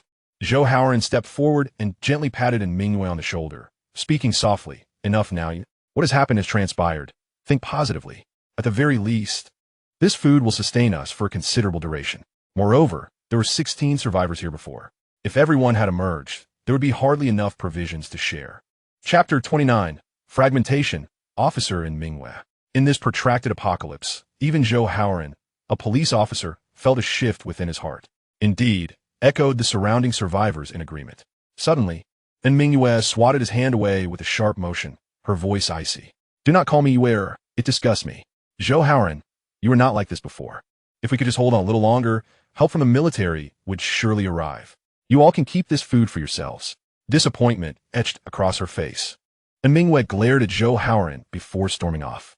Zhou Haoran stood momentarily stunned, his expression darkening as his eyes flickered with unspoken thoughts. At that moment, a strikingly beautiful woman, clad in revealing attire, approached, her words dripping with honeyed persuasion. "Officer Zhou, Officer and fails to comprehend your earnest intentions. What you are doing is for the benefit of everyone." Once a masseuse, the woman was adept at tailoring her words to suit the listener. "Indeed, Zhou. Officer and seems to misunderstand. Fewer people means more provisions for all. Everyone deserves a share." A young man with blue hair chimed in, devouring a piece of bread with gusto. "This is fantastic. It's been ages since I've eaten so heartily." Rescue? They're likely struggling to survive themselves. By the time they arrive, we may all be dead from hunger. Seeing 5 or 6 survivors rally to his side, Zhou Haoran felt a flicker of solace. His gaze lingered on Mingwei's retreating figure, a cold glint momentarily flashing in his eyes before it vanished. "Pack the food carefully. Conserve it. We must leave." "Zhou, aren't we gonna find Officer?" the blue-haired youth inquired. Zhou Haoran waved his hand dismissively, replying, "Leave her be. When she comes to her senses, she will return." As a colleague, Zhou was well aware of Minghue's temperament. She was currently in a fit of anger. It would be best to let her cool down first. Meanwhile, Minghue chose to venture away from their group, unsure of her surroundings, surveying the desolate landscape around her. She grew vigilant, drawing her firearm from her waist. "Who is there?" Suddenly, rustling sounds and the low growl of zombies echoed around her. Abruptly, a zombie lunged at her side. Bang! The gunshot rang out. Her skills were impressive. During her training, she had consistently achieved perfect scores. As the gunshot echoed, it immediately drew the attention of all the surrounding zombies. A horde of grotesque undead surged forward, numbering in the dozens, and Minghue remained composed, swiftly dispatching the nearest zombie with a single shot. Damn it, why are there so many? She sprinted forward, seeking refuge among the ruins. With precision, she aimed and fired at the zombies below. Bang! Bang! Bang! Even without any supernatural abilities, she maneuvered effortlessly amidst the throng of zombies. Just as she began to feel a sense of relief with each zombie that fell, a low growl emanated from behind her, and Minghue swiftly turned, aiming her pistol at the forehead of the approaching zombie, and pulled the trigger. Bang! However, when the bullet struck its forehead, the zombie merely paused before charging on, and Minghue's pupils constricted. How was this possible? I clearly hit its head. This zombie was more robust than the others. Just as she prepared to shoot again, click! Her pistol was out of ammunition.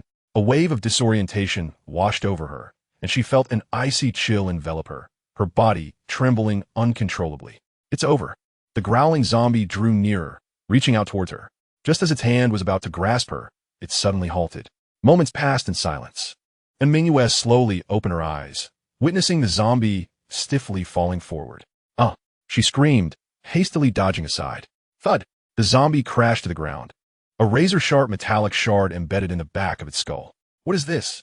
At that moment, Chun Mo approached, carrying the unconscious Qiongqi, with Qiongqi following closely behind. And Minghue gazed at the newcomer, her beautiful eyes widening. Did you save me? Upon seeing the fearsome Qiongqi, her heart raced. Are you human or a ghost? And Minghue stammered, struggling to maintain her composure. Chun Mo appraised the curvaceous in Minghue. A police officer? This is a first-tier zombie. It takes several shots to bring it down, he remarked casually. Then, he deftly used the metallic shard to extract the crystal core from the zombie's skull. Turning to the astonished Minghue, he inquired, "Where's the nearest supermarket or pharmacy?" And Minghue, still in shock, instinctively pointed in the direction she had come from and replied, "There is a large supermarket over there." Chen Montauk nodded appreciatively. "Thank you. Wait." As if struck by a sudden realization, and Minghue swiftly turned to Chun Mo, who was preparing to leave, and exclaimed, "Do not go there." Chen Montauk paused momentarily, and Minghue elaborated, "I just emerged from that supermarket, and there are at least hundreds of zombies present. Moreover, hey wait, where are you going?" She hurriedly chased after him, breathless, her elevated bosom rising and falling, her delicate face slightly flushed, appearing quite alluring. And Minghue spoke again. "Did you not hear what I just said?" Chen Mo replied calmly, "I heard you. It is of no consequence." And Minghue furrowed her brow, pondering how this person could be so obstinate. She had clearly stated the dangers, yet he still chose to walk into peril. That place has collapsed significantly. It is utterly inaccessible. At this juncture, and Minghue glanced at the little girl in Chun Mo's arms, and her eyes sparkled. "You inquired about the pharmacy earlier for this little girl, didn't you? What is wrong with her?" Chun Mo responded, "She has a fever, and I need to fetch some antipyretics." And Minghue was momentarily taken aback, then quickly asserted, "Let me take a look. I have some nursing experience, and I can assist you." Chun Mo gazed at her intently, causing Minghue to feel somewhat bashful. She urged, "Hurry." Chun Mo nodded and gently set the girl, Qiongqi, down, and Minghue approached, crouching down, her ample bosom inadvertently pressed together. She reached out to gently touch Qiongqi's forehead, startled by the heat emanating from it. "Why is it so hot? This is serious." And Minghue raised her head, her expression grave as she looked at Chun Mo. "Is there any water? If her fever continues like this, it could endanger her life." Chapter 30. Entering the large supermarket in search of antipyretics. Upon hearing this, Chun Mo promptly retrieved a large bottle of water from the mountaineering bag slung over the creature's back. And Minghue gazed in astonishment at the array of food packed within the various bags, but she refrained from commenting further, immediately taking the water. She lifted Qiongqi, positioning her to sit upright, and brought the water to her lips. As Mingyu spoke, such a small child, how could you bring her to such a dangerous place? Her condition is dire. Persistent fever could lead to dehydration. And Mingyu looked at the little girl in her arms with deep concern. She surveyed her surroundings and tore a strip from the hem of her blue dress. With a rip, the already short dress became even shorter, exposing her fair, snowy legs. And Mingyu felt a twinge of embarrassment, yet she still dampened the fabric and wrapped it around Qiqi's forehead. Qiongqi was momentarily taken aback before stating, I have bandages. And Mingyu's body trembled slightly. A delicate flush unconsciously graced her cheeks as she spoke. Why didn't you mention it earlier? And Mingyu rose, cradling Qiqi, and turned her gaze towards Qiongqi. She is burning up severely, and at such a tender age, her constitution is inherently fragile. We can use antipyretics or fever patches, she said, her brow furrowed, her beautiful eyes flickering with concern as she contemplated if there were any nearby pharmacies. Qiongqi watched her in silence for a moment. Why are you doing this? He inquired. To be candid, individuals like Mingyu were exceedingly rare in this apocalyptic world. She was merely a stranger. Yet for reasons unbeknownst to him, he sensed a distinct difference about her. This feeling was reminiscent of his encounter with Yue. Had he not crossed paths with her, he might have perished long ago. And Mingyu, taken aback, furrowed her brow and replied, Isn't this what I should do? This place is unsafe. I know of a secure location. Follow me. Qiongqi shook his head. No need. Qiongqi, keep an eye on them. With that, he turned and began to walk away. And Mingyu was left in a state of confusion. Where are you going? She asked. To the large supermarket you mentioned, Qiongqi replied. And Mingyu gasped, her eyes widening in disbelief. Are you insane? That supermarket indeed exists, but it is teeming with hundreds of zombies. Among them, there is one with astonishing speed that even bullets cannot vanquish. First tier or second tier? Qiongqi, wielding a broadsword, did not halt his stride. Beside him, streams of metallic liquid began to float, continually shifting form. And Mingyu, witnessing the spectacle, was utterly astonished. Is this superpower? Her heart raced. Such an unfathomable ability. She had previously seen in Zhou Haoran. A week ago, he had inexplicably fallen into a coma for 3 days, awakening to mutter about enhancements. It was then that he became immensely powerful, capable of demolishing the pillars of that very supermarket. And Mingyu felt her understanding of reality being continually reshaped. Clutching Qiqi, she hurriedly jogged to catch up. Hey, wait for me. The supermarket is half destroyed, and the place is a wreck. I'll lead you. Outside the ruins of the large supermarket, Qiongqi surveyed the scene before him, his eyes glimmering. And Mingyu spoke up. Now you see, right? The only exit is blocked. We can't get in. Yet, as soon as she finished speaking, an astonishing scene unfolded before their eyes. Among the collapsed structures, steel pipes and metal supports began to morph into liquid form, surging toward Qiongqi's position. As Qiongqi stepped forward, the surrounding bricks and debris rumbled ominously. A thunderous crash echoed through the air. Before him lay a desolate wasteland, astonishingly transformed by streams of liquid metal that carved a clear pathway through the debris. Fragments of stone tumbled down, crashing into the molten metal and instantaneously shattering into dust. This breathtaking spectacle left Mingyu in awe, her small mouth agape and her beautiful eyes wide with astonishment as she gazed at Qiongqi. Did you do all of this? She inquired. Wait here, Qiongqi instructed, stepping forward as the silvery liquid swirled around him. Wherever he tread, countless metallic remnants melted away, merging to clear the fractured wood and bricks that obstructed his path. Eventually, he arrived at the remnants of a half-destroyed supermarket, its entrance concealed beneath an avalanche of collapsed structures. With a determined glint in his eyes, Qiongqi activated his dominion ability once more, dissolving the metal debris that lay in his way.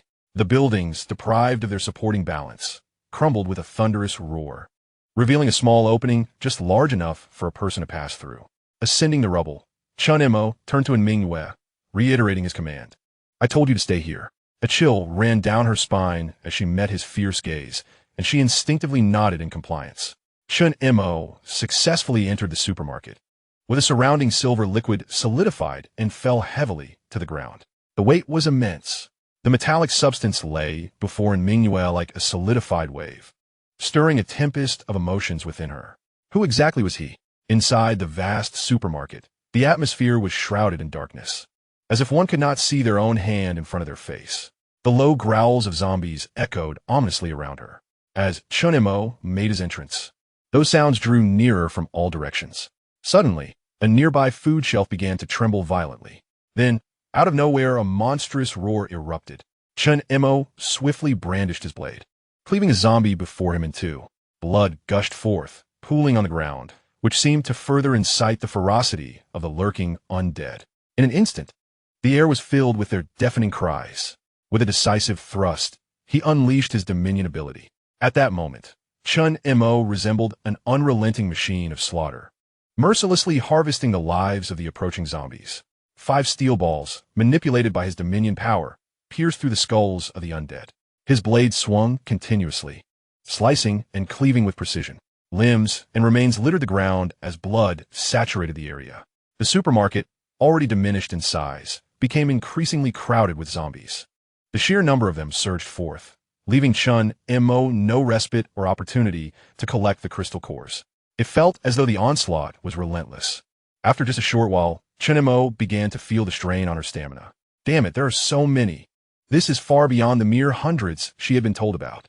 Qiongqi gasped for breath, her blade striking down. Thud! Another zombie's head rolled to the ground. No, I cannot linger here for too long. I am but a second-tier ability user, and even if these are merely the most ordinary zombies, their overwhelming numbers could still spell my demise. At that moment, a horrifying, piercing roar echoed from the depths of the supermarket. The sound was so chilling that even Mingwei outside could hear it, and Mingwei trembled uncontrollably, as if gripped by a shudder that resonated from her very soul. Fear, terror, was that the voice of the monster? It's over. Her face turned ashen. Chapter 31. The Zombie King? The eerie undead. That sound had reached even Mingwei outside. She shook uncontrollably, as if the tremors were rooted in her very essence. Fear, was that the voice of the monster? It's over. And Mingwei glanced at the narrow, dark opening, her instincts urging her to flee. Her beautiful eyes flickered anxiously as she looked at the pained expression of the little girl in her arms. Gritting her teeth, she suppressed the fear within her. No, just wait a little longer. Please don't let anything happen. Your daughter is still here. Mingwei thought to herself. Inside the supermarket, when that terrifying, almost wailing sound erupted, the surrounding zombies eerily halted in their tracks. Subsequently, the zombies in the area appeared to fall lifeless, their heads drooping as they remained motionless. This is Qiongqi's expression brightened. The zombie king of this area? Who would have anticipated such a presence to emerge so early in the apocalypse? In any given region, there exist a few unique zombies. Much like the leader of a pack of rats, the most formidable zombie can command the weaker ones to act. Qiongqi observed the surrounding zombies, all frozen in place, and furrowed her brow in contemplation. But why have these zombies suddenly ceased their movement? Has the zombie king not detected my presence? After pondering for a moment, despite her curiosity, she did not dwell on it further. The pressing matter at hand was to locate antipyretic medication. Qiongqi cautiously navigated through the unmoving zombies, finally reaching the living quarters. In the distance, she spotted a goods shelf with a categorization of medicines. Found it! Qiongqi's eyes gleamed. The shelf prominently displayed stacks of fever-reducing patches, while on the other side, a similar variety of antipyretic medications lay waiting. Surrounding them were 30 to 40 zombies standing motionless. Qiongqi took a deep breath and quietly advanced. Approaching the cargo shelf, he discreetly pocketed some fever-reducing patches and medicine. He remained undetected. Outside the supermarket, and Mingwei paced anxiously, her heart heavy with worry. How long had it been? Was he all right? Could it be that he had perished? Beside her, the lazy Qiongqi lay sprawled on the ground, connected to Qiongqi through a celestial bond, acutely aware of its master's safety. Should anything happen to Qiongqi, it would spring into action without hesitation. And Mingwei furrowed her brow, glancing down at the feverishly warm Qi in her arms, akin to cradling a furnace. With a sigh, she murmured, "Little one, you must hold on. Your father has braved this perilous place for you." She gently placed Qi on the ground and offered her a few sips of water. At that moment, the sound of crumbling debris echoed from the ruins. Mingwei's heart skipped a beat as she turned her gaze. Grabbing a stick from the ground, she steeled herself. Suddenly, Qiongqi emerged slowly from the opening of the ruins, his body and face smeared with blood. His appearance was truly haunting. And Mingwei's expression brightened with disbelief. "Are you all right?" Chunmo shook his head, pulling out the fever-reducing patches and medicine from his pocket, panting heavily. This is for Qiongqi. To her astonishment, he had actually succeeded in retrieving them.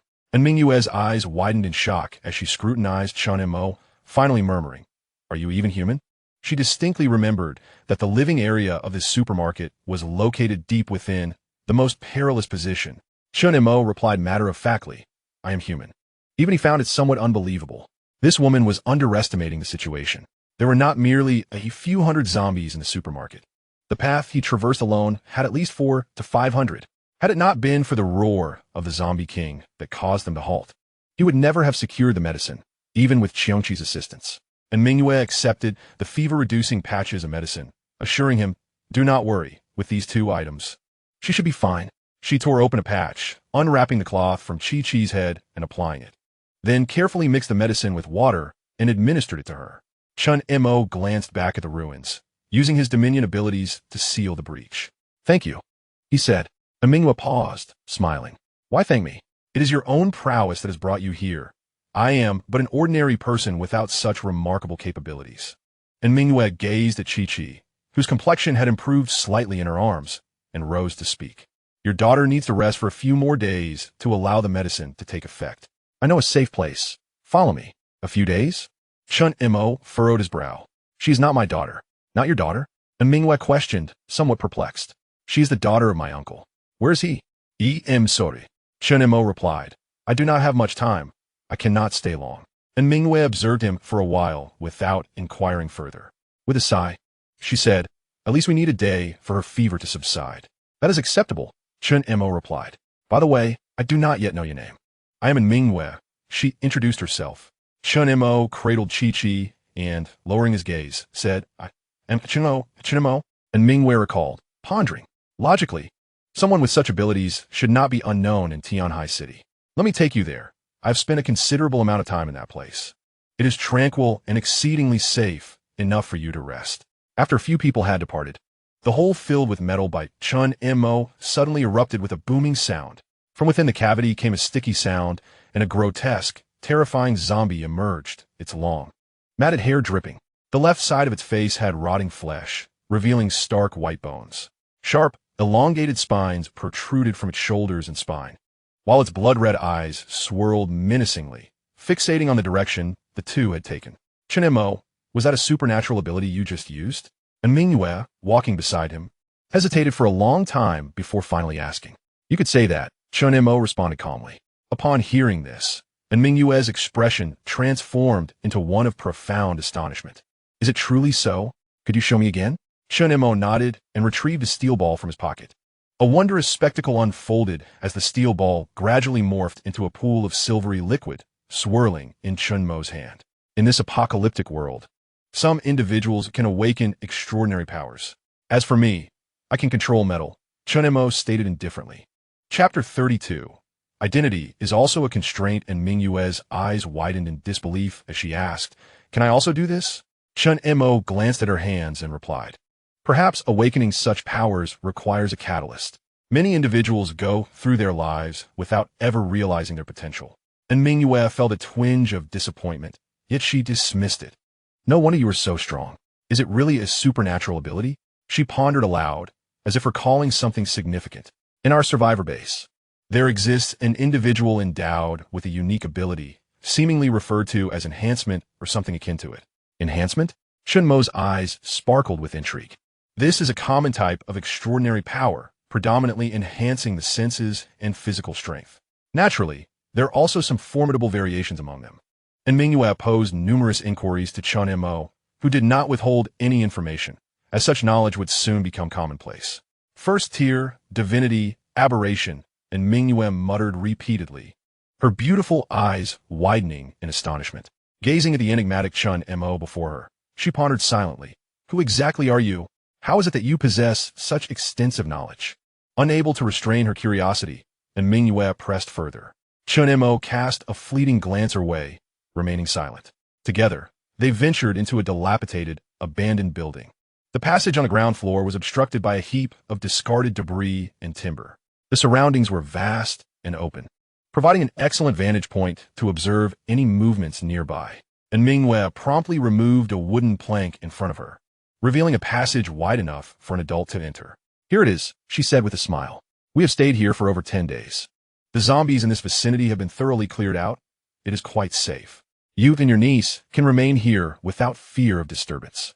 Chen Mo nodded and entered alongside Mingwei. However, a sudden, disgruntled growl emanated from behind them. They halted and turned to see Qiongqi, whose large size had caused him to become wedged in the passageway. Chen Mo couldn't help but chuckle. "Perhaps it's time for you to shed some weight, Qiongqi." The creature let out another disgruntled sound before wriggling free from the narrow passage and standing outside. And Mingwei contemplated for a moment and said, "Wait, I will make this passage wider." "No need," Chen Mo replied. "Qiongqi, you go ahead first." Qiongqi nodded anthropomorphically and then crouched low, leaping forward with astounding agility, soaring 4 to 5 meters into the air, landing on the second floor of the dilapidated building. Mingwei felt somewhat numb, having her worldview reshaped countless times by the duo of man and beast. Upon their arrival, the zombies they encountered had been swiftly eliminated by Chen Mo's formidable abilities before they could even approach. "Let us move," Chen Mo said, and Mingwei nodded and replied. On the 4th floor, in the vast emptiness of the 4th floor, Zhou Haoran and a group of survivors were consuming the gathered provisions. Observing the ravenous crowd, Zhou Haoran frowned and remarked, "Take it easy, everyone. Officer Zhou, everyone has been starving for many days. After a long wait, the opportunity to indulge in a lavish meal has finally arrived. Come and join us." "Indeed, Brother Zhou, slurping those instant noodles is simply exquisite." Zhou Haoran's brow furrowed even deeper upon hearing this. He glanced at the empty bags strewn across the ground.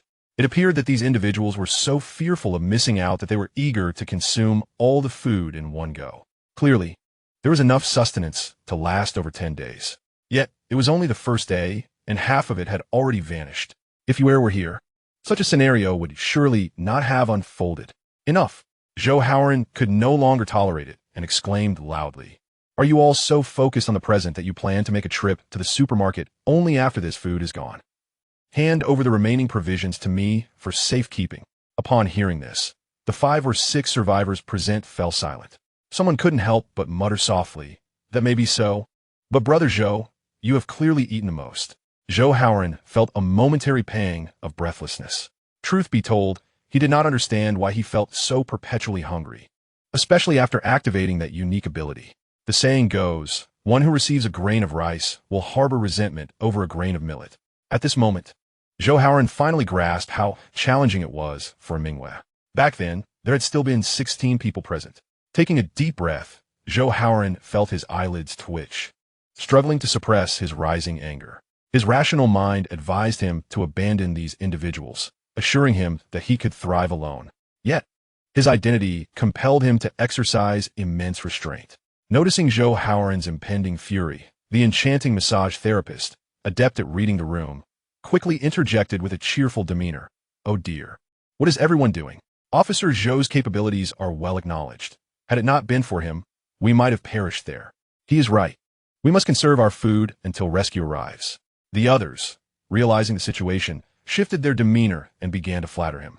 "Haha, Brother Zhou, you are absolutely correct. We shall refrain from eating. Yes, I've had my fill. Let's save some for next time. No more for me." Burp. They all recognized that only Zhou Haoran possessed the ability to protect himself.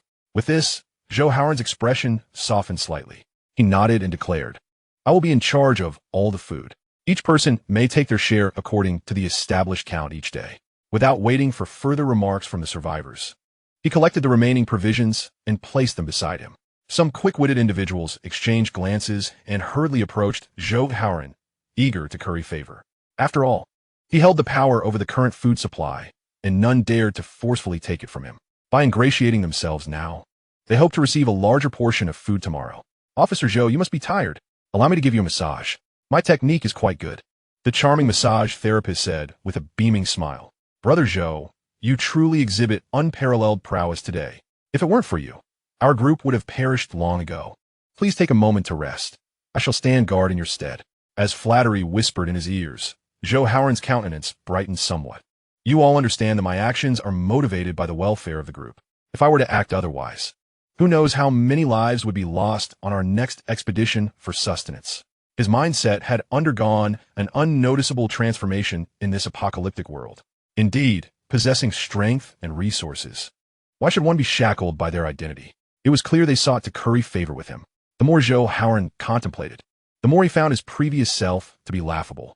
The once righteous and Mingyue had always suppressed him, but now, in her absence, he felt that this newfound sensation was rather agreeable. At that moment, a tremendous commotion erupted from below. What is happening? Zhou Haoran, relishing a massage, opened his eyes. Beside him, a young man with blue hair immediately sprang to his feet. Brother Zhou, I will go check. You rest here. He hurriedly dashed toward the open edge. Peering down, he gasped. From below, a colossal yellow figure leaped upward. Thud! It landed firmly on the ground. The young man with blue hair was so startled that he collapsed to the ground, exclaiming, "Oh my goodness! Brother Zhou! Brother Zhou!" The creature, Qiongqi, had leapt to the 4th floor of the dilapidated building. Its enormous eyes surveyed the surroundings, startling the other survivors. What is this monster? A tiger? Officer Zhou. In an instant, everyone turned their gaze toward Zhou Haoran. His pupils constricted as he beheld this behemoth. Instinctively placing his hand on the gun at his waist, he called out, "Everyone, be cautious." Chapter 33. Exclusion among survivors. Mutual distrust. Stand with me. The current Qiongqi was a massive, robust creature, its 4 pairs of claws as strong as sturdy pillars. Its entire body was covered in yellow fur, its tail swaying, and at the center of its forehead, a purple awakening pattern emitted a faint glow. It exuded the regal ferocity of a tiger, paired with the imposing presence of a lion. Even Zhou Haoran felt a shiver run down his spine upon encountering such a fierce beast. What kind of monster is this? Brother Zhou? A survivor behind him quivered. Officer Zhou, you must protect us. Zhou Haoran whispered angrily, silence. After a brief standoff with Qiongqi, he steeled himself and cautiously retrieved his handgun from his pocket. At this juncture, no one cared to question the origin of this ferocious creature. Qiongqi languidly stifled a yawn before slowly lowering itself to the ground. This action startled everyone present. What is it doing? Someone whispered. I have no idea. Why has it stopped moving? Keep your voice down. Don't wake this creature. Just as everyone's hearts raced, a perplexed voice broke the silence. What are you all doing here? Upon hearing this voice, everyone held their breath and turned abruptly. At the foot of the stairs stood Mingyue and Qiongqi, slowly ascending. In Qiongqi's arms lay the feverish Qiqi, and Mingyue observed the group huddled together, clearly on edge. What's going on here? Upon seeing her, the crowd erupted with joy. Sister, Officer, you're back. There's a fierce beast here. A fierce beast? And Mingyue paused, then glanced at the prone Qiongqi, its eyes half closed. She chuckled softly. No worries. That's just my friend's pet. There's no need to be afraid. A pet? The survivors present stared wide-eyed, incredulity etched on their faces. Qiongqi glanced at Qiongqi and called out, Qiongqi, come here. At the sound of his summons, Qiongqi slowly rose and approached. With every step it took, the crowd trembled, unable to suppress their fear of this enormous beast suddenly turning on them. Zhou Haoran observed this, his eyes flickering as he regarded Qiongqi beside Mingyue, a sense of inexplicable hostility rising within him. Furrowing his brows, he inquired, who is he? And Mingyue replied, he is another survivor I encountered nearby. His name is Qiongqi. Allow me to introduce you. This is my colleague, Zhou Haoran. Chen Montauk nodded. The few survivors, upon realizing Qiongqi was one of their own, brightened visibly and rushed forward. Wow, dude, that's your pet. What do you do? Are you a beast tamer? This creature must be impressive, right? Its size is even larger than the Lion King I've seen on television. The appearance of Qiongqi and Qiongqi instantly became the focal point of the gathering. Zhou Haoran found himself suddenly isolated, his expression darkening as he coldly huffed and took a seat away from the crowd. It's just a beast after all. I'm an ability user. Qiongqi frowned slightly, clearly uncomfortable with the situation. At that moment, and Mingyue interjected, all right, everyone, step aside. Don't disturb this little girl's sleep. Qiongqi's niece has a fever and is here to rest for a day. She will leave tomorrow. At these words, the crowd was left even more astonished. In this sanctuary, who wouldn't wish to linger indefinitely? Yet, the individual brought by officer and intends to depart after merely a day. My friend, are you not apprehensive about the zombies lurking outside? Where do you plan to go? Ahem. And Mingyue coughed softly twice. The onlookers evidently harbored some trepidation towards her and began to disperse. And Mingyue, feeling somewhat apologetic, spoke up. I apologize. It seems your pet is rather extraordinary. Everyone was filled with curiosity. Qiongqi replied calmly, it's nothing. And Mingyue nodded, her gaze shifting to the little girl, Qiongqi, cradled in Qiongqi's arms. She approached and gently touched the girl's forehead. Her eyes brightened as she said, you're feeling better. Rest well here. I'll be over there for a moment. Chen Montauk nodded. Meanwhile, the unexpected arrival of this guest clearly unsettled Zhou Haoran. A nearby young man with blue hair whispered, Brother Zhou, I'm on your side. It's just a beast. I'm certain it poses no threat to you. Zhou Haoran glanced at him in surprise, feeling somewhat reassured. The young man, encouraged by this, thought to himself, these fools have no idea who truly reigns here. All the food is in Brother Zhou's possession. They don't comprehend the situation. Brother Zhou, Sister An has arrived. Zhou Haoran was momentarily taken aback, then looked up to see Mingyue striding towards him. Her figure was alluring. Her blue skirt torn in such a way that it revealed her long, shapely thighs. Zhou Haoran was momentarily entranced, his gaze softening as he murmured, I was wrong before. I shouldn't have. Zhou Haoran, where is the food? And Mingyue immediately inquired upon her arrival. Zhou Haoran hesitated for a moment, then smiled as he retrieved a bag filled with provisions from beside him, saying, you must be hungry, right? You will? And Mingyue shook her head, replying, no. I intend to take some for Qiongqi and that little girl. Hearing this, Zhou Haoran's smile faltered. The young man with blue hair widened his eyes and protested. Sister An, we worked hard to procure this food. You wish to give it to a stranger who plans to leave tomorrow. His voice was loud enough to draw the attention of nearby survivors, who quickly gathered. No. The survivors who had previously been amiable towards Qiongqi instantly turned hostile. Officer An, we barely have enough food for ourselves. You wish to share with an outsider? That seems rather inappropriate, doesn't it? Indeed, you know all the sacrifices we've made for this meager food. Mingyue's brows furrowed slightly, her expression turning displeased as she addressed them. When Zhou Haoran and I found you, we were also strangers, yet I share my provisions with you. Does that not make you outsiders as well? The gathered survivors were rendered speechless. Indeed, almost everyone present had been rescued by Zhou Haoran and Mingyue. Regardless of who they were, and Mingyue treated everyone equally, without any bias. Zhou Haoran remarked, I said it wouldn't work. If that person were to stay with us, it will be a different matter. But as you mentioned, that individual will be leaving tomorrow. And Mingyue furrowed her brow, gazing at the group of survivors who wore expressions of hostility. With a sigh, she said, then just give me my share of food, and that will suffice. The countenance of the survivors improved slightly at this. In the distribution of food, the most deserving individuals were undoubtedly in Mingyue and Zhou Haoran. Hence no one raised any objections. After a moment of silence, Zhou Haoran retrieved a limited supply of instant noodles from his bag, followed by a bottle of water and some biscuits, which he handed over. And Mingyue accepted the food, opened a packet of biscuits, and walked over to Qiongqi, offering him the provisions while softly asking, are you hungry? Please eat. Witnessing this scene, one of the other survivors couldn't help but exclaim, Officer An is truly kind-hearted. In this apocalyptic world, with that creature around, who knows what might happen if it realized we had food? They turned to Zhou Haoran, adding, you can't just stand by and watch, can you? Zhou Haoran remained silent, his gaze shifting unpredictably towards Qiongqi Chapter 34, Self-Heating Rice, Envy from Numerous Survivors. Qiongqi observed the food before him. He had naturally witnessed everything that transpired nearby, and Mingyue stated, you need not overthink it. All of this is my own food. Qiongqi shook his head and replied, thank you, but I have my own. Saying this, he unzipped the mountaineering backpack he carried, from which he produced several sausages and a bottle of water. But that was not all, to everyone's astonishment. He also extracted 2 bowls of self-heating rice, braised beef rice, and soy sauce braised pork rice. Mingyue's mouth fell open, her eyes widening in disbelief. You have self-heating rice in that bag, she exclaimed, stunned. It was not just her. The other survivors in the distance stared in disbelief as well. What? Is that self-heating rice? Rice. It's been ages since I had rice and meat. They murmured. In comparison, their own rations seemed utterly trivial. Some individuals even tiptoed to peer into the mountaineering bag. Upon seeing the plethora of food supplies within, they nearly gasped for breath in excitement. His bag was filled to the brim with provisions. What? Is this real? It is worth noting that the mountaineering pack carried by Qiongqi Mo had 4 or 5 different compartments, and its spacious design allowed for ample storage. Could these bags contain nothing but food? The eyes of all the survivors present gleamed with avarice.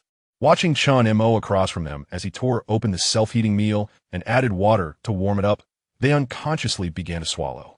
Mingwe found herself at a loss for words. Yet, considering Qiongqi Mo's formidable strength, his audacity to venture alone into that vast supermarket and return unscathed with fever-reducing medicine, it was likely that the food, which they had toiled so hard to acquire, was merely a triviality for him. The 2 self-heating meals before them emitted a steady stream of steaming vapor. In truth, he hadn't brought much of this. The self-heating meals were bulky and heavy, occupying considerable space, far inferior to the more filling options like compressed biscuits and bread. Beyond taste, they fell short in comparison. In the 15 years of the apocalypse, he had consumed supply liquids in the war zone for at least 4 or 5 years. For Qiongqi Mo, any food sufficed as long as it filled his stomach. Yet, life occasionally demanded a sense of ritual. For instance, savoring a steaming, fragrant meal during the apocalypse. After a few minutes, the sound of boiling water gradually subsided. Qiongqi Mo picked up one portion and handed it over. Here, Mingwe paused, then incredulously murmured, "For me?" Chen Montauk nodded. "Yes, thank you so much," and Mingwe replied, feeling both surprised and honored. Gazing at the braised pork rice before her, the small biscuit in her hand suddenly seemed unappetizing. Her stomach let out an ungracious growl, and Mingwe's cheeks flushed, and she sat down abruptly, coughing twice, slightly embarrassed. She said, Thank you." Qiongqi Mo smiled, opening the lid of the box, releasing an irresistible aroma. The brown sauce spread over several pieces of beef, filling the air with delightful fragrance. Even Zhou Haoran could not help but glance over. The surrounding survivors were momentarily stunned, their eyes watering and aching. Despite having eaten a considerable amount of food, they found themselves salivating uncontrollably. "What does beef rice taste like?"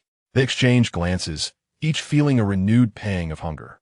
And Mingwe, holding the cherished braised pork rice as if it were a treasure, cautiously peeled back the lid, fearful of spilling it.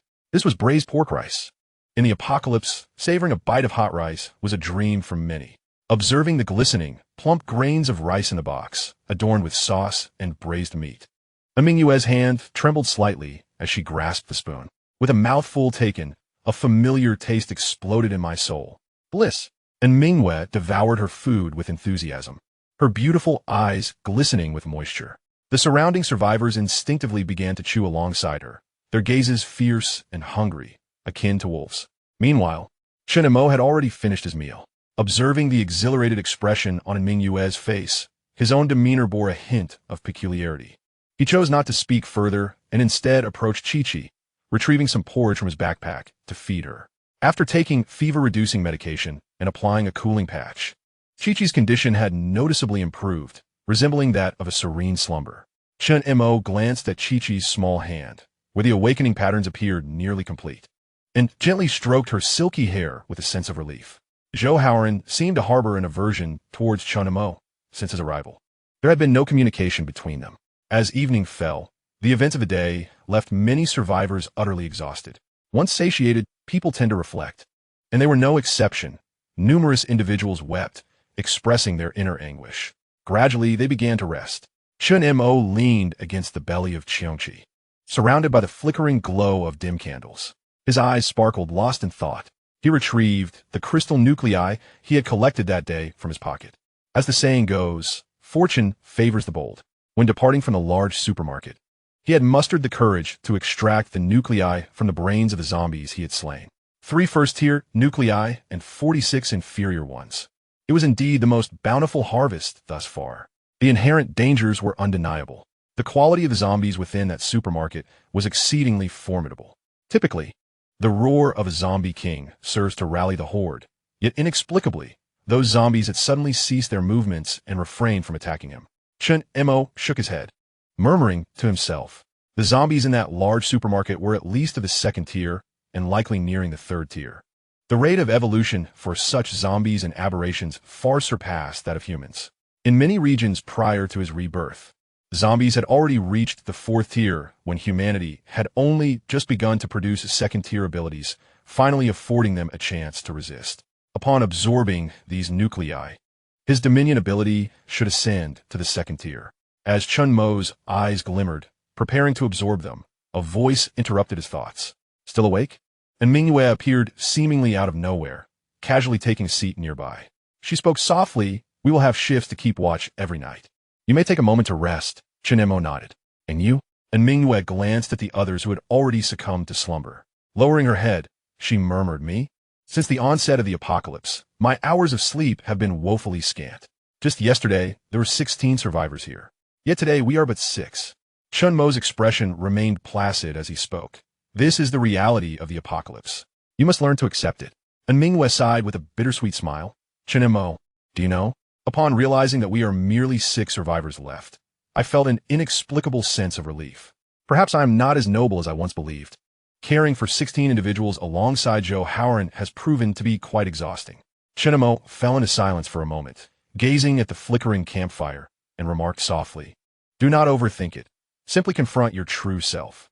In this desolate world, few remain unchanged. At least, in Mingyue, you are one of the rare souls I have encountered who still cherishes their initial ideals. And you? What drives you? Chapter 35. Diverging Paths and the Greed of Mortality. Chun Mo refrained from further conversation, and Mingyue chuckled lightly, rising from the ground and stretching, perfectly showcasing her alluring form. Well then, you should prepare for your journey at dawn. Make sure to rest well. As she turned away, Chun Mo's voice suddenly resonated from behind. I seek to find someone. She is very important to me. I see. And Mingyue paused, then smiled. I wish you success. After her departure, Chun Mo began to quietly absorb the power of the crystal cores. The night deepened, enveloped in silence. The blue-haired youth on guard near the 4th level began to doze off. Had I known, I wouldn't have overexerted myself, Xiaoyu yawned, his gaze inadvertently drifting towards Chun Mo. It lingered on the mountaineering backpack that Qiongqi carried. The image of the self-heating meal from earlier surfaced in his mind, and he swallowed instinctively, a glimmer of desire flashing in his eyes. There must still be plenty of food in that bag, he murmured to himself. Greed flickered within his gaze as he glanced at the sleeping survivors around him, his body moving uncontrollably towards the front with stealthy steps. I'll just take a little. Just a bit, Xiaoyu reassured himself repeatedly. He approached Chun Mo, carefully sidestepping him. Chun Mo slowly opened his eyes, beneath the night sky. His gaze appeared particularly calm and icy. Behind the side-lying Qiongqi, Xiaoyu caught sight of the mountaineering bag from which Chun Mo had retrieved the self-heating meal during the day. He cautiously extended his hand and unzipped the bag. As the zipper tore open, an astonishing array of meticulously stacked provisions revealed themselves within the mountaineering pack. Xiaoyu's eyes sparkled with amazement. So much food. Just then, the slumbering beast before him suddenly turned. Xiaoyu's entire body trembled, and when his gaze met the 2 large eyes of Qiongqi, which shone like lanterns in the night, his heart nearly stopped. Ah! A scream pierced the darkness. In an instant, all those present were jolted awake. What happened? What on earth is going on? His pet wants to eat me in the middle of the night. Xiaoyu quivered as he hid behind Zhou Haoran, pointing in terror. The awakened survivors exchanged alarmed glances, their faces betraying their fear. I warned you all, this fellow is of unknown origin and poses a danger. I knew that his pet intended to stealthily devour us all under the cover of night. Zhou Haoran glared at Chun Mo with evident hostility. Yue, why are you still standing beside him? Come here quickly. And Mingyue furrowed her brows and spoke coldly. What are you all talking about? Chun Mo would never do such a thing. She had witnessed Chun Mo's extraordinary prowess during the day. If he truly wished to harm them, he could have done so easily. Even Zhou Haoran, who possessed similar powers, would not have been able to resist. Why complicate matters? Chun Mo, what on earth is happening? And Mingyue turned to him for clarification.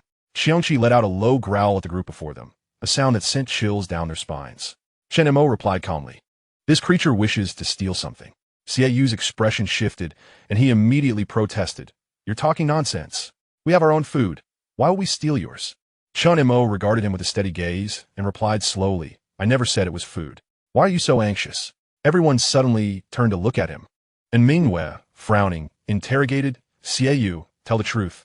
Did you attempt to steal food from Chun Mo's bag? She was no fool and understood that Chun Mo had no reason to lie. Thus, there was only one possibility. Xiaoyu was indeed deceiving them. Xiaoyu shuddered and quickly sought help from Zhou Haoran. Zhou Haoran spoke up. You err. Xiaoyu is one of us. Can you not trust your own, yet believe in an outsider? And Mingwei retorted with a bitter laugh. Zhou Haoran, have you considered that if Chun Mo's pet were to devour you, how many among us could possibly resist? He is afraid of being discovered. A thief's heart is always anxious. Xiaoyu exclaimed loudly. Zhu Haolan, Chen Montak. If you're a man, step forward. What skill is it to stand behind you where? He had long harbored disdain for this individual. Now, taking advantage of this moment, he sought to expel him. At this juncture, Chun Mo, who had remained silent, finally spoke. I do not require your belief. If Qiongqi truly wished to devour you, do you think you would still have the opportunity to stand here speaking with me? A deafening roar erupted. Qiongqi's form shifted, suddenly appearing before the group of survivors, its visage fierce and menacing. Zhou Haoran's expression turned to one alarm. Enhancement. He utilized his abilities, feeling his body swell in an instant. With all his might, he delivered a punch. Chun Mo observed the unfolding scene with keen interest. Oh, another ability user? Qiongqi wore a disdainful expression, showing no signs of movement. Boom! The punch landed squarely upon Qiongqi, akin to striking a steel plate, causing Zhou Haoran's complexion to pale. A jolt of numbing shock coursed through him, prompting him to retract his hand immediately.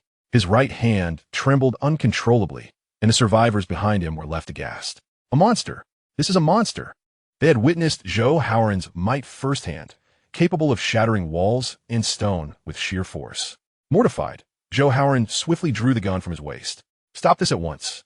At that moment, an indignant female voice rang out, and Mingyue stood in the center of the arena, coldly regarding Zhou Haoran and his faction. Without discerning right from wrong, Zhou Haoran, you should be aware of what kind of person Xiaoyu is. I had hoped to remain silent, but this has occurred more than once. Xiaoyu, confess to me. Xiaoyu, trembling with fear, took several steps back, his heart racing. Upon meeting Qiongqi's terrifying gaze, he realized that even Officer Zhou could not contend with this beast. His legs buckled, and with a thud he knelt. Yes, I'm sorry. It was my mistake. My error. A tremor swept through the crowd. Xiaoyu shook uncontrollably, pleading for mercy. Spare me. I was merely too hungry, momentarily bewitched. The truth was laid bare.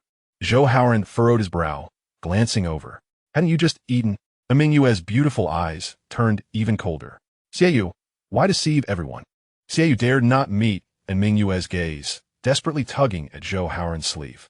Brother Zhou, you must save me. I truly did not mean to. I know you all desire that self-heating meal too, right? I merely want to share it with everyone. Before he could finish his sentence, a steel pellet suddenly pierced through his forehead. Xiaoyu's entire body trembled as a crimson stream of blood cascaded from the gaping wound. His vision blurred beneath the crimson veil. Disbelief etched across his face. Then, with a resounding thud, he collapsed to the ground, blood pooling around him. The steel ball returned to Chen Mo's side, who coldly observed the scene unfold. A profound silence enveloped the entire venue. Had someone truly been killed? Officer Zhou, a murder has occurred. Help! The few survivors, having never witnessed such a spectacle, were thrown into disarray, instinctively seeking refuge behind Zhou Haoran.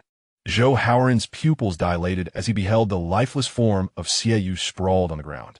He then abruptly turned his gaze toward Chun Mo, whose expression remained indifferent. You're also an ability user. Why did you kill him? And Mingyue, her body chilled, turned as well, her face a mask of confusion. Chun Mo offered no explanation, his eyes devoid of emotion. It felt as though he had casually crushed an ant beneath his foot, in a world ravaged by the apocalypse. Should a common person's food be stolen, they would face either the ferocious undead or await death in place. It was tantamount to a death sentence. 15 years of survival in this harsh reality had rendered Chun Mo cold and ruthless, driven by a desire for retribution. Zhou Haoran seized upon this revelation, declaring loudly, Come over here. Be careful. He might harm you. And Mingyue remained unmoved. Even as someone who had consistently stood by Chun Mo, she found herself at a loss for words. Turning away, her face was a portrait of disbelief. Chun Mo, why did you do this? He deserved to die. The simplicity of those 3 words sent a chill through all present, instilling a profound terror. Did he feel no remorse? Chen Montak replied, You must understand the significance of food. And Mingyue bit her lip, silent. I understand, but you should not have killed him. At her words, Chen Mo's gaze shifted to one of stark distance and frostiness. In this apocalyptic world, one encounters countless individuals. He had assumed Mingyue was akin to someone like you or Yet he was mistaken. Yuer would never permit the existence of such a person. In the apocalypse, compassion is the most useless trait. It is best to keep your distance from such individuals. Your identity should not be a shackle that binds you. With that, he concluded, paths diverge. We cannot collaborate. Without waiting to see if Mingwei absorbed his words, Chen Mo slowly turned away, lifting the unconscious Qi from the ground. Qiongqi, we are leaving. Chapter 36, Breakthrough. Second Order Ability User. As Chen Mo departed with such resolute determination, a collective sigh of relief swept through the onlookers, and Mingwei felt a sudden jolt, an inexplicable sense of loss welling up within her. She could not help but call out, Chen Mo, wait. Chen Mo paid no heed to them. At this nascent stage of the apocalypse, many remained shackled by former rules and morals, and Mingwei was no exception. However, as time progressed, the remnants were predominantly those who would stop at nothing for their own survival, for it was only such individuals who could endure in this desolate world. Survival of the fittest. He had many unfinished matters and lacked the time to enlighten Mingwei on these harsh truths. As he descended the stairs, gradually vanishing into the night, the previously timid crowd suddenly found their courage. Finally, he has left. That creature of his nearly terrified me to death. Do you think that beast would truly devour a human? He actually killed Xiaoyu. Utterly insane. Yet, no sympathy was evident among the onlookers. In this apocalypse, they had grown accustomed to the deaths of those around them, and Xiaoyu was but a stranger to them. Strangely, most felt a flicker of secret delight. For Xiaoyu's demise meant their provisions could last a few more days. Zhou Haoran exhaled in relief and turned to Mingwei beside him. Beware, that's enough. At this moment, Mingwei could no longer contain her frustration. She turned to the group of fence-sitters and said, what would you do if someone stole your food? Chen Mo was right. In this apocalypse, food is a person's lifeblood. I initially intended for Chen Mo to join our team, ensuring greater safety for everyone. Do you remember that large supermarket? Chen Mo entered alone, retrieved antipyretics, and emerged unscathed. With his abilities, do you truly believe he would take your food? And Mingwei glared furiously at the crowd. Several survivors' faces shifted dramatically upon her words. Even Zhou Haoran's eyes widened in disbelief. This is impossible, he exclaimed. That supermarket has long since collapsed. Setting aside how he even got in, the zombies inside would be more than he could handle alone. At that moment, several survivors echoed his shock. That supermarket was teeming with zombies. We witnessed it ourselves. Sisterin, is this true? Who exactly is he? Could he be from the military district? If Chen Mo is affiliated with the military, we would be in dire straits. And Mingwei's delicate face turned icy as she regarded Zhou Haoran. Zhou Haoran, your limitations do not define others' capabilities. I witnessed it with my own eyes. You may keep the food for yourselves. With that, she turned on her heel and departed without a backward glance. Where are you going? Zhou Haoran called out in a panic. Sisterin, you can't leave too. Several survivors urged in protest. Without Mingwei's presence, Officer Zhou alone cannot protect so many people, and Mingwei declared coldly. Rather than sitting here, waiting for doom, it would be more prudent to venture out and establish contact with the military district. If anyone is willing, join me. At her words, Zhou Haoran's pupils constricted sharply. Have you lost your mind? This is the safest place. Outside, there are only zombies. Even those who have awakened their abilities dare not stray too far. Let alone an ordinary person like you, and Mingwei. And Mingwei paused for a moment, glancing back at the group of survivors who exchanged glances, yet none made a move. Disappointment washed over her as she shook her head and murmured, perhaps Chen Mo was right. This identity has become my shackle. Taking a deep breath, her beautiful eyes filled with unwavering resolve as she descended the stairs. Seeing Mingwei depart, Zhou Haoran gritted his teeth, lowering his head in silence. Here, they could still endure in relative safety. Once outside, they would truly face the apocalypse. Meanwhile, nightfall did not hinder Chen Mo and Qiongqi's journey. Qiongqi bit down on a zombie's head, chewing and swallowing with relish. Witnessing this, Chen Mo couldn't help but murmur, you truly are remarkable. Compared to those burdensome survivors, not only are you powerful in battle, but you are also easy to sustain. As a strange creature, Qiongqi's consumption of zombies and mutated beings further enhanced its strength. Turning around, Qiongqi voiced its dissatisfaction, expressing a preference for more conventional meat. Chen Mo surveyed his surroundings, pulling out a map. They had now reached Highway Road, nearing On Her Road, where Luo Tianxiong was located. However, they had also entered the city center. Upon arriving, Qiongqi could faintly hear the almost inaudible sound of a heartbeat pulsing nearby, as if a great terror lurked beneath the ground. A sense of vigilance washed over him. Qiongqi, we must proceed with caution now that we are here. Although his senses had been greatly heightened after becoming an ability user, this pitch-black evening still harbored numerous dangers. Qiongqi's eyes flickered as he activated his Dominion ability. The metallic substances around him became vividly clear in his mind. Streams of metallic liquid flowed from the ground, while nearby billboards, iron windows, and vehicles began to writhe slowly. Before him, a natural barrier formed as the zombies from their path were cleared away. The sound of a lighter igniting broke the silence as Qiongqi casually removed a few wooden planks and set them ablaze, a small campfire flickering to life. The flickering embers danced weakly, accompanied by a crackling sound. Qiongqi gently placed Qiongqi down. While his own comfort was of little concern, he chose to rest momentarily here for Qiongqi's safety, waiting for dawn before setting off again. He gazed at the fire pit and retrieved the remaining crystal cores. Noting he had one first-tier core left, cradling it in his palm, he began to absorb its energy. Time slipped away unnoticed. The range of his Dominion ability began to extend outward, causing nearby metallic objects to tremble. 8 meters, 10 meters upon reaching the first-tier limit of 12 meters. A hum resonated, yet it did not cease. 14 meters, 17 meters when the range of his Dominion ability reached 20 meters. All metallic substances within this area seemed to establish a connection with him. He had ascended to a second-tier ability user, an impressive increase of 18 meters. The effective range of a handgun is merely 15 meters. Qiongqi opened his eyes, excitement gleaming within them. Quantitative change had sparked a qualitative transformation. He surveyed the abandoned vehicles and scattered metallic debris encircling him. With a mere thought, these metals transformed instantaneously into a pool of liquid, becoming increasingly resilient under the continuous refinement of his Dominion ability. Gradually, he erected a metallic wall, glancing at Qiongqi beside him. Qiongqi, see if you can shatter this. Chapter 37. Qiongqi's Awakening Ability. As an extraordinary species, Qiongqi awakened its dark patterns remarkably early. Although it was merely a first-tier entity at present, it exhibited no fear against the second-tier corpse Rat King, even gaining the upper hand, effortlessly rending the Rat King's tough fur asunder. Its strength was truly formidable.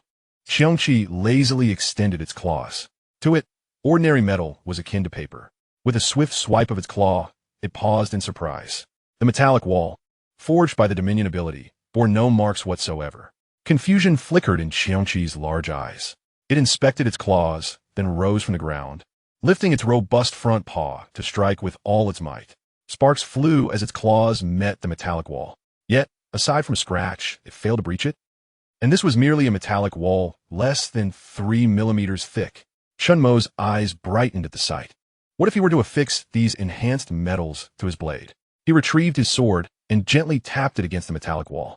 In an instant, the wall transformed into a pool of silvery liquid, gradually enveloping and bonding with the sword, melding seamlessly. The blade in his hand grew significantly heavier, its sheen sharpened, glimmering with a silvery radiance. Qiongqi swung forward, effortlessly tearing apart the objects before him. The weight of the strike added to its ferocity, resulting in a resounding boom as the ground split open with a deep fissure. Qiongqi's heart raced, and he murmured with a hint of nostalgia for the devices in the war zone that could gauge the power levels of ability users. Surely, the mastery of this ability had reached the second tier by now. Currently, he could only make a rough estimation based on the range and potency of the ability. It is known that, with the enhancement of one's powers, the differences might not be apparent in the early stages. However, upon reaching the fourth tier, abilities undergo a qualitative leap, resulting in earth-shattering transformations. The divine SSS class ability, Mastery, is immensely powerful. Once, a 9th-tier ability user named Qiongqi, who possessed the Mastery ability, was nearly immortal as long as he stood upon the earth. Even at the 7th tier, he slaughtered an 8th-tier deity, sending shockwaves throughout the world. It is said that when he unleashed his powers, the very ground for miles around became his domain, with countless pillars of rock rising to create a scene of unparalleled grandeur. What might the mastery of gold entail? Qiongqi found himself filled with anticipation. He glanced at the remaining inferior crystal cores. Once the mastery ability reached the second tier, The power of these inferior cores was wholly inadequate to support further enhancement of his abilities. Meanwhile, his second ability, Celestial Authority, was exceptionally unique, incapable of being upgraded even by first-tier crystal cores. Nevertheless, Qiongqi ensured these inferior cores were safely stored. Once ability users across various factions became aware of the significance of crystal cores during the protracted desolation ahead, before the establishment of crystal currency in the major battle zones. These cores would serve as the most reliable currency in place of coins. Furthermore, given that crystal cores had already begun to emerge from the heads of zombies, it was likely that many larger survivor factions had discovered their intrinsic value. No matter how strong an individual was, the acquisition of crystal cores remained limited. If he could leverage this information gap to exchange for a substantial number of cores with those major survivor groups before they became widespread, he would undoubtedly emerge as a financial titan amidst the apocalypse. Qiongqi's eyes sparkled as he gazed at the slumbering Qiongqi beside him, murmuring softly. Finally, he had become a second-tier ability user. Wait for me. Once he safely delivered Qiongqi to Luo Tianxiong, he could boldly venture into the northern regions. The next morning, Qiongqi, nestled in Qiongqi's arms, furrowed her little brow and let out a soft whimper as she slowly opened her eyes. Where's this? She lifted her head and glanced at the sleeping Qiongqi brother. Qiongqi, not deeply asleep, quickly awoke. Upon seeing Qiongqi's alertness, his face broke into a joyful smile. He hurriedly brushed aside her bangs and gently touched her forehead. Much better, with a hint of confusion on her delicate face. Qiongqi inquired, Brother, what is the matter? Have I been asleep for a long time? Qiongqi replied softly, It's nothing. How do you feel, Qiongqi? Is there any discomfort in your body? Qiongqi, wearing a contemplative expression, touched her head and said, It seems my head hurts a bit. Brother, am I starting to grow a brain? Qiongqi was taken aback and couldn't help but chuckle. Suddenly recalling something, he retrieved a fever-reducing medicine from his backpack, along with a bottle of water, which he opened. Be good, Qiongqi, take this medicine. Upon hearing the word medicine, Qiqi's face displayed an extreme reluctance. After much mental preparation, she ultimately complied and took the fever-reducing medicine, coaxed by Qiongqi with promises of candy. Gulp. Qiongqi noticed the awakening dark patterns on Qiqi's right hand, now remarkably complete. This suggested that she had indeed awakened her special abilities. Qiongqi gently asked, Qiqi, tell me, did you hear any sounds when you woke up? Or did you feel any differences? Typically, during the initial awakening of one's abilities, one is able to hear a certain sound. Strangely, those who hear it seem to understand its meaning, as if enlightened by a sudden influx of information regarding their powers. Pausing for a moment, Qiqi frowned in thought before responding, Brother, everything here suddenly seems so clear. The sounds, it feels as if there truly is one. Her eyes sparkled with excitement. Qiongqi looked at her with eager anticipation. What is it? He felt as if he were a parent awaiting their child's exam results. Previously, Qiqi had been able to sense the hidden presence of zombies, suggesting that her abilities might be psychic in nature, or perhaps simply an enhancement of her five senses. Biting her finger, she furrowed her brow and said, It seems like someone was speaking to me while I was asleep. Something about summoning. F-grade abilities. A summoning presence? This is a common ability, but its effect is minimal, which is why it has been categorized as F-grade. Qiongqi felt a twinge of disappointment, but dismissed the thought. After all, those who awaken special abilities are indeed a rarity, and those whose abilities reach A-grade or above. S-grade are even fewer. A B-grade ability is considered quite commendable. As Qiongqi felt relieved that Qiqi's abilities were not overly powerful, allowing her to remain safe in this apocalyptic world, Qiqi suddenly shook her head, her small face displaying a look of distress. No, it seems like something about vision, she said, gazing at Qiongqi with a pitiful expression. Brother, I can't remember. Qiongqi paused for a moment, a frown creasing his brow. In his recollection, there seemed to be no such extraordinary ability as vision. After a brief contemplation, he turned to Qiqi and said, Qiqi, try to sense the awakened dark patterns on your right hand. He hoped that by urging Qiqi to utilize her awakened powers, they might glean some understanding of the situation. Qiqi, a bit perplexed, nodded and curiously raised her right hand, tightly shutting her eyes, her expression adorably earnest. Suddenly, a myriad of images flashed through her mind. Qiqi, cradled in his arms, let out a piercing scream of distress. Chapter 38. Prophet. An ability to foresee the future. The vision was horrifying in its intensity. A deep crimson sky, crows circling ominously, and a colossal creature emitting a long, mournful cry. Blood, gunfire, and anguished screams echoed through the air, accompanied by countless corpses. In that moment, Qiongqi appeared utterly tormented, beads of sweat forming on her forehead as she murmured incoherently, as though something dreadful was unfolding. No, no, don't come closer. Qiongqi, Qiongqi. Qiongqi was startled by her distress. He noticed the dark patterns on her right hand flickering with an eerie luminescence. He called out to her anxiously, Qiongqi, are you all right? Suddenly, Qiongqi opened her eyes wide, as if startled by some unseen terror. Upon recognizing Qiongqi's face, she leaped into his embrace, clinging to him tightly, her big eyes welling with tears. Brother, it was so frightening. Qiongqi is so scared. Seeing her distress, Qiongqi gently stroked her head, reassuring her, it's all right. Qiongqi, everything is okay. What exactly happened? Can you tell your brother? By all accounts, using her abilities should not have resulted in such a state. What indeed? Was this vision ability? After a while, Qiongqi calmed down somewhat, her small face still bearing traces of fear. Brother, I want some candy. Qiongqi was taken aback, then chuckled softly as he patted her head.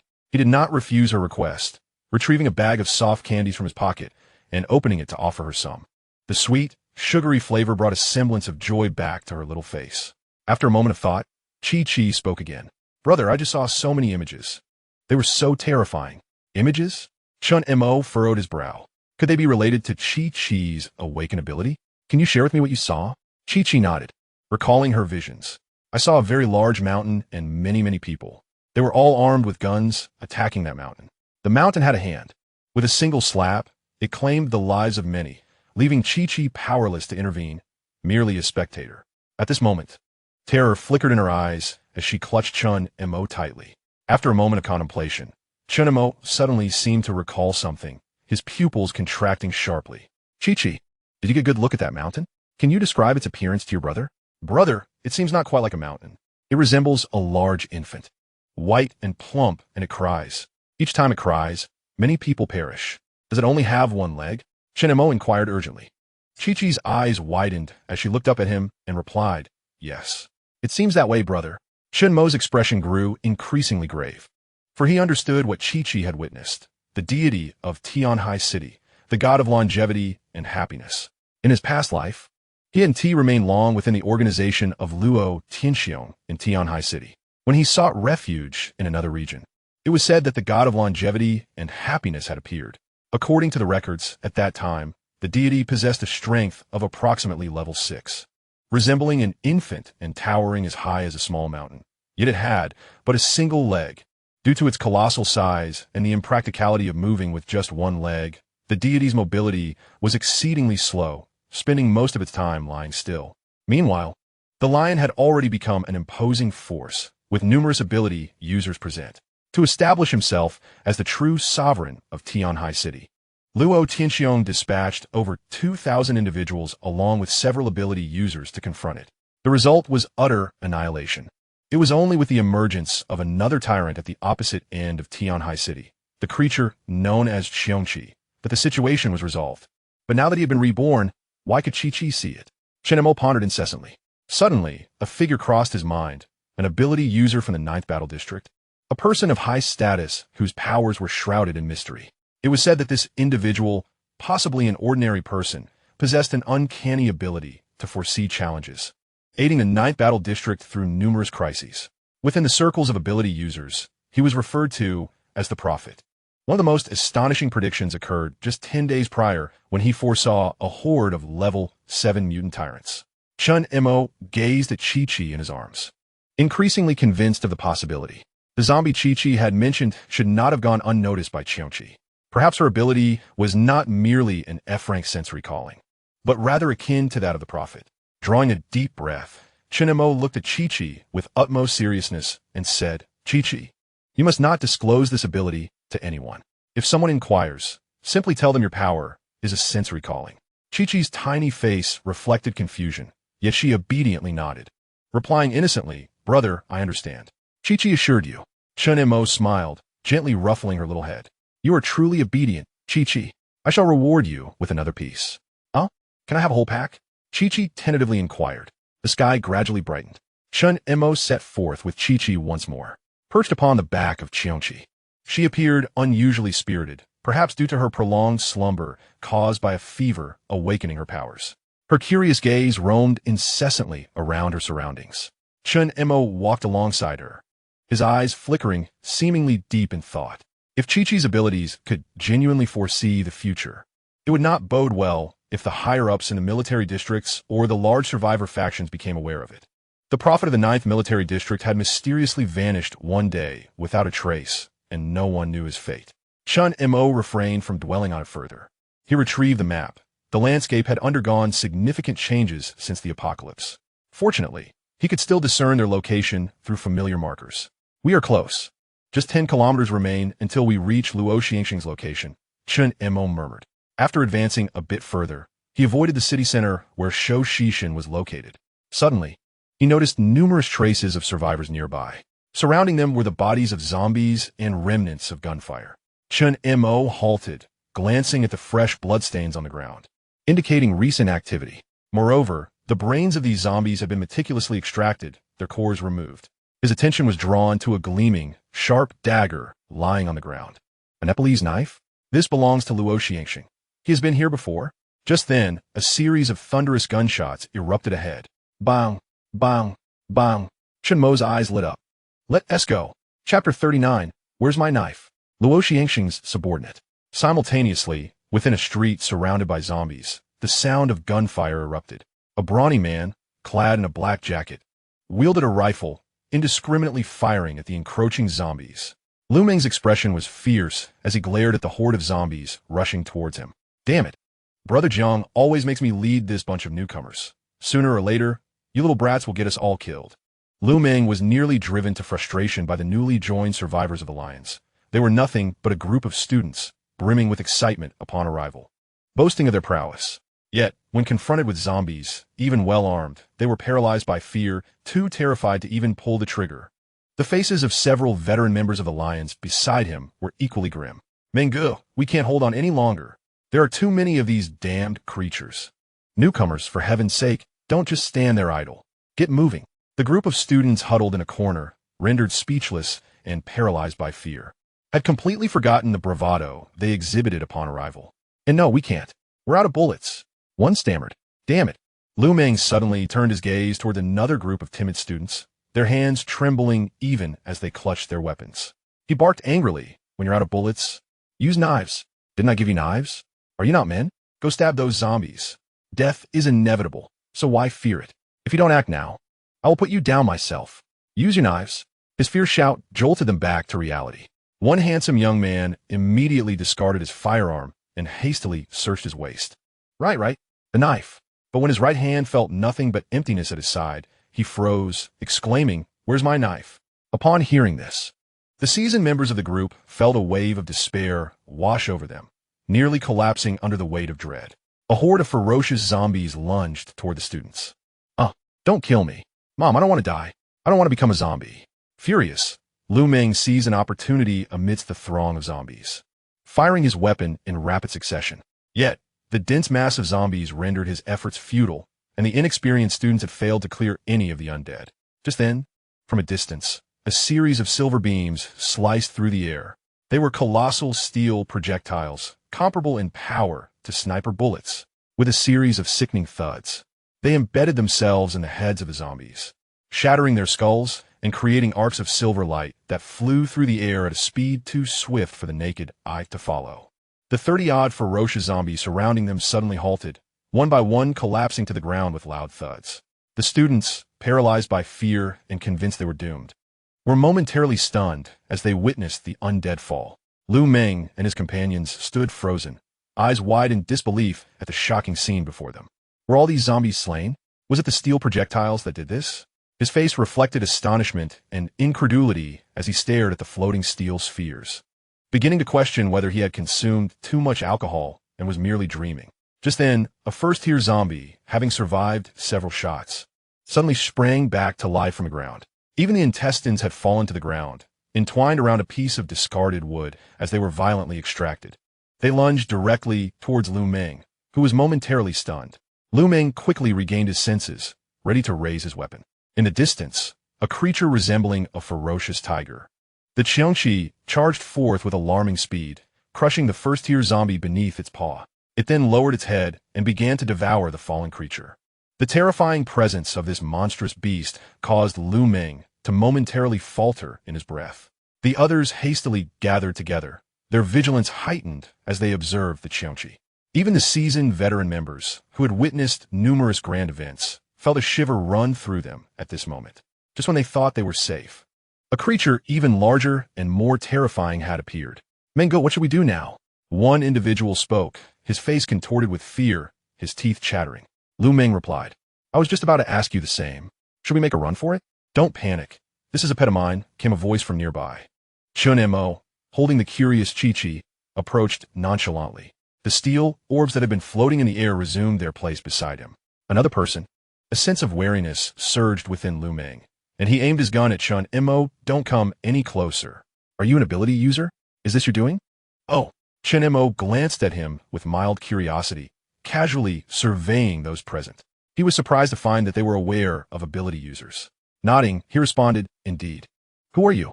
Are you also a survivor in this area?" Lu Meng spoke with great caution, well aware of the terrifying power of ability users. Recently, several of them had appeared among Brother Luo's subordinates, each exhibiting formidable strength. Ordinary zombies were no match for them.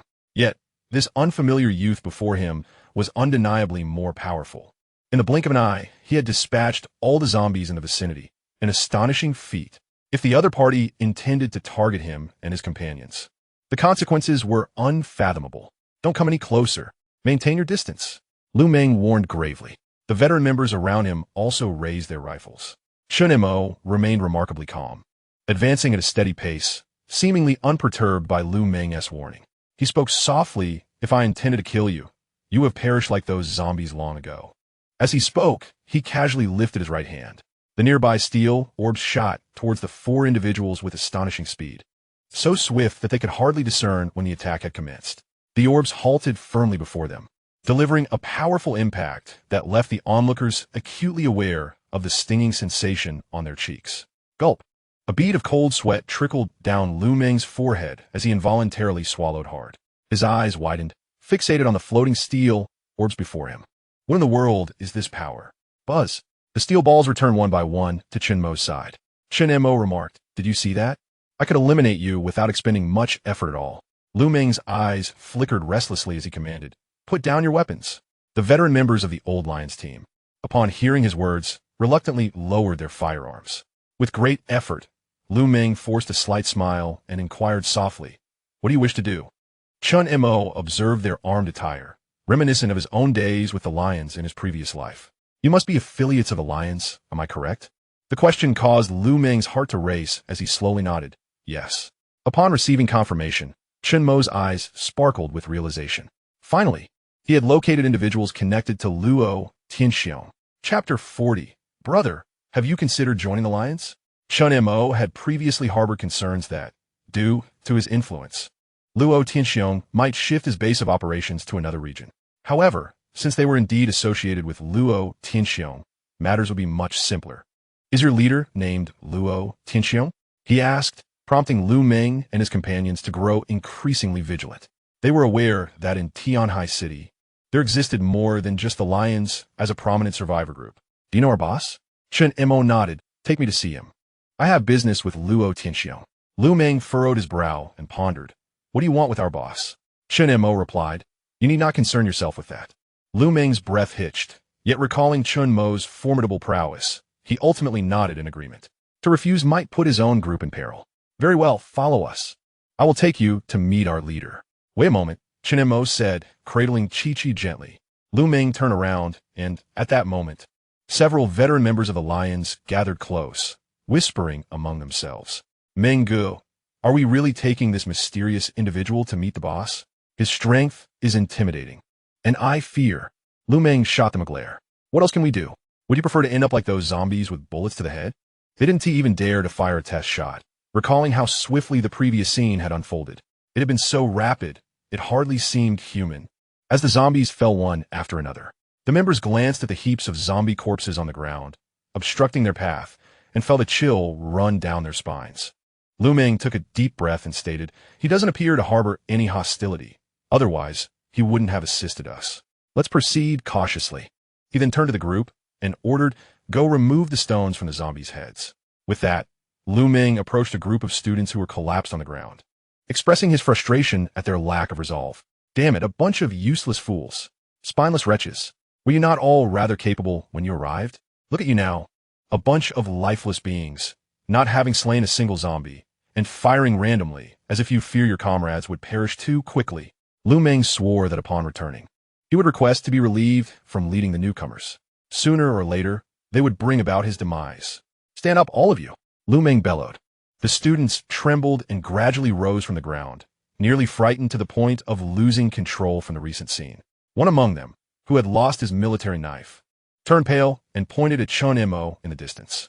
Hesitantly, he queried, "Lu Ge, is that fellow one of us?" Lu Meng felt a surge of anger at the sight of him and immediately strode over, delivering a kick. "Where the hell is your knife?" The student, somewhat intimidated, stammered that he had seemingly misplaced it. Suddenly, a glimmer of silver shot forth. A brand new Nepalese military knife floated before the student's eyes. "Is this it?" Chen Mo spoke casually from afar, having found it on the way here. Upon seeing the knife hovering in the air, the student's face drained of color, his eyes bulging as they fixated on the floating Nepalese knife. Then, he fainted, eyes rolling back in darkness. Incredible. Lu Meng took a deep breath, rendered speechless by his frustration, and secured the floating knife. Turning to Chen Mo, who stood not far away, he expressed his gratitude. "Brother, thank you." Chen Montak nodded, observing the members of the lion team scavenging the battlefield. He noticed their grim expressions as they used their knives to cleave open the zombie skulls, extracting the crystal cores within. He covered Chi-Chi's eyes with his hand. "Brother, I want to see."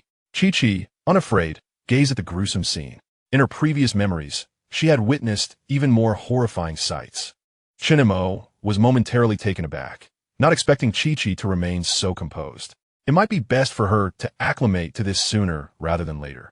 After collecting the inferior crystal cores, Lu Meng used his knife to extract the crystal core from the solitary first-tier zombie. He approached and spoke solemnly. "Brother, though I know not what you seek from our leader, one thing is certain. You have saved our lives. As an ability user, these stones should be of use to you. So take them." Chen Mo regarded the crystal core in Lu Meng's hand, surprised by his gesture. Accepting it, he replied, "Rest assured, I harbor no ill will towards Alliance." Lu Meng's expression grew grave, and he nodded. "Let's hope so." He turned to the others and shouted, "Reload your magazines. Any scoundrel who loses equipment will find themselves in dire straits upon our return." We move out. As they journeyed together, the two gradually became quite familiar with each other. Chen Mo gleaned from Lu Meng the purpose of their arrival in this place, to locate a certain individual and, incidentally, to seek out some survivors. For the present-day Alliance, possessing over 30 million in resources was more than sufficient to sustain several hundred people. The supplies were effectively inexhaustible. Moreover, Luo Tianxiong harbored grand ambitions, aiming to locate all the survivors within Tianhai City and persuade them to join the Alliance. When Luo Tianxiong's name was mentioned, Lu Meng's eyes gleamed with fervent admiration as he exclaimed, "Brother, I'm not boasting. Our leader is a true hero. Do you know what makes our leader so remarkable? On the eve of the apocalypse, he instructed us to take 30 million to completely empty the large shopping malls in the city center of their food and supplies. That scene remains etched in my memory. We had over 20 trucks making countless trips back and forth." Lu Meng's excitement was palpable, clearly in awe of Luo Tianxiong's audacity. He glanced at Chen Mo beside him, only to find him utterly composed, devoid of any reaction, which momentarily startled Lu Meng. It was truly astonishing. The newcomers, upon learning of this event, displayed expressions of shock and disbelief. Why was this individual showing no response at all? However, Chen Mo had discerned a crucial detail: 30 million. Initially, he had assumed Luo Tianxiong would be dismissive like Uncle Jiang Wo, yet he had not anticipated such boldness. It seemed that Luo Tianxiong was indeed a decisive and formidable person capable of great achievements. The ability to establish the Lions based on his own development was indeed extraordinary. Regrettably, he had suffered significant setbacks during the battle against the god of longevity, after which he had fallen silent. Noting Chen Mo's apparent disinterest in the topic, Lu Meng shifted the conversation, stating, "We are nearing the territory of the Lions. Boss Luo intends to incorporate this area within several miles into our domain. The nearby zombies have been nearly cleared out. By the way, brother, with your formidable strength, traveling alone with a child. At this point, the nearby Qiongqi let out a low growl in dissatisfaction, startling everyone present. Lu Meng's expression changed, and he awkwardly chuckled, and this esteemed companion. Brother, have you considered joining the Alliance? If you agree, I assure you that Boss Luo will certainly treat you with utmost favor. Strong individuals are always deserving of respect. Compared to Chun Mo, who, as a fellow survivor, can single-handedly vanquish over 30 zombies, the newcomers behind him can barely manage to avoid fainting from fear. Chapter 41. The Astonished Lu Meng. You say your name is Chun Mo? This is utterly incomparable, Lu Meng thought in frustration. Chun Mo cast a glance at him and replied, No need. Are you also collecting crystal cores among the lions? Lu Meng asked, somewhat puzzled. Chun Mo produced a crystal core. This is it. Lu Meng's expression shifted to one of understanding. Are you referring to these small stones? They were discovered by a medical survivor during an autopsy quite by chance. According to Brother Jiang, these small stones seem to be beneficial for those with special abilities. Within our lions, we have at least 2,000 to 3,000 of them. If we had known sooner, there would have been even more. Thousands. Chun Mo's eyes sparkled with interest. Soon, the major survivor factions and military districts will recognize the significance of these crystal cores. They will become a vital currency for trade in this post-apocalyptic world. In terms of the efficiency of collecting crystal cores, I cannot possibly compete with the efforts of hundreds or thousands. I wonder if they're all of inferior quality. When the time comes, I can simply request some from Luo Tianxiang. Chun Mo contemplated this. Having killed Lin Shu, he was at odds with the military district, given Luo Tianxiang's ambitions. It was obvious that in such a critical post-apocalyptic scenario, he would not yield to the military, but rather establish himself as a king. Perhaps, in the future, his interactions with the lions would be significant. At that moment, Lu Meng noticed the markings left by their lions on the ground. They were in the outskirts of Tianhai City, an area already sparsely populated. The collapsed buildings and abandoned vehicles around them had clearly been dealt with by someone. Lu Meng's expression brightened. Brother, we're almost there. This area is very safe. It's all our lions people. In the villa district of Tianhai City, although most of the villas had crumbled into ruins, a few stood intact, albeit with cracks. Surrounding them were fully armed lions members, each equipped with firearms. Upon seeing Lu Meng and his group arrive, several patrolling members greeted them respectfully. Brother Meng, Brother Meng. It seemed that Lu Meng held a high status even among the lions.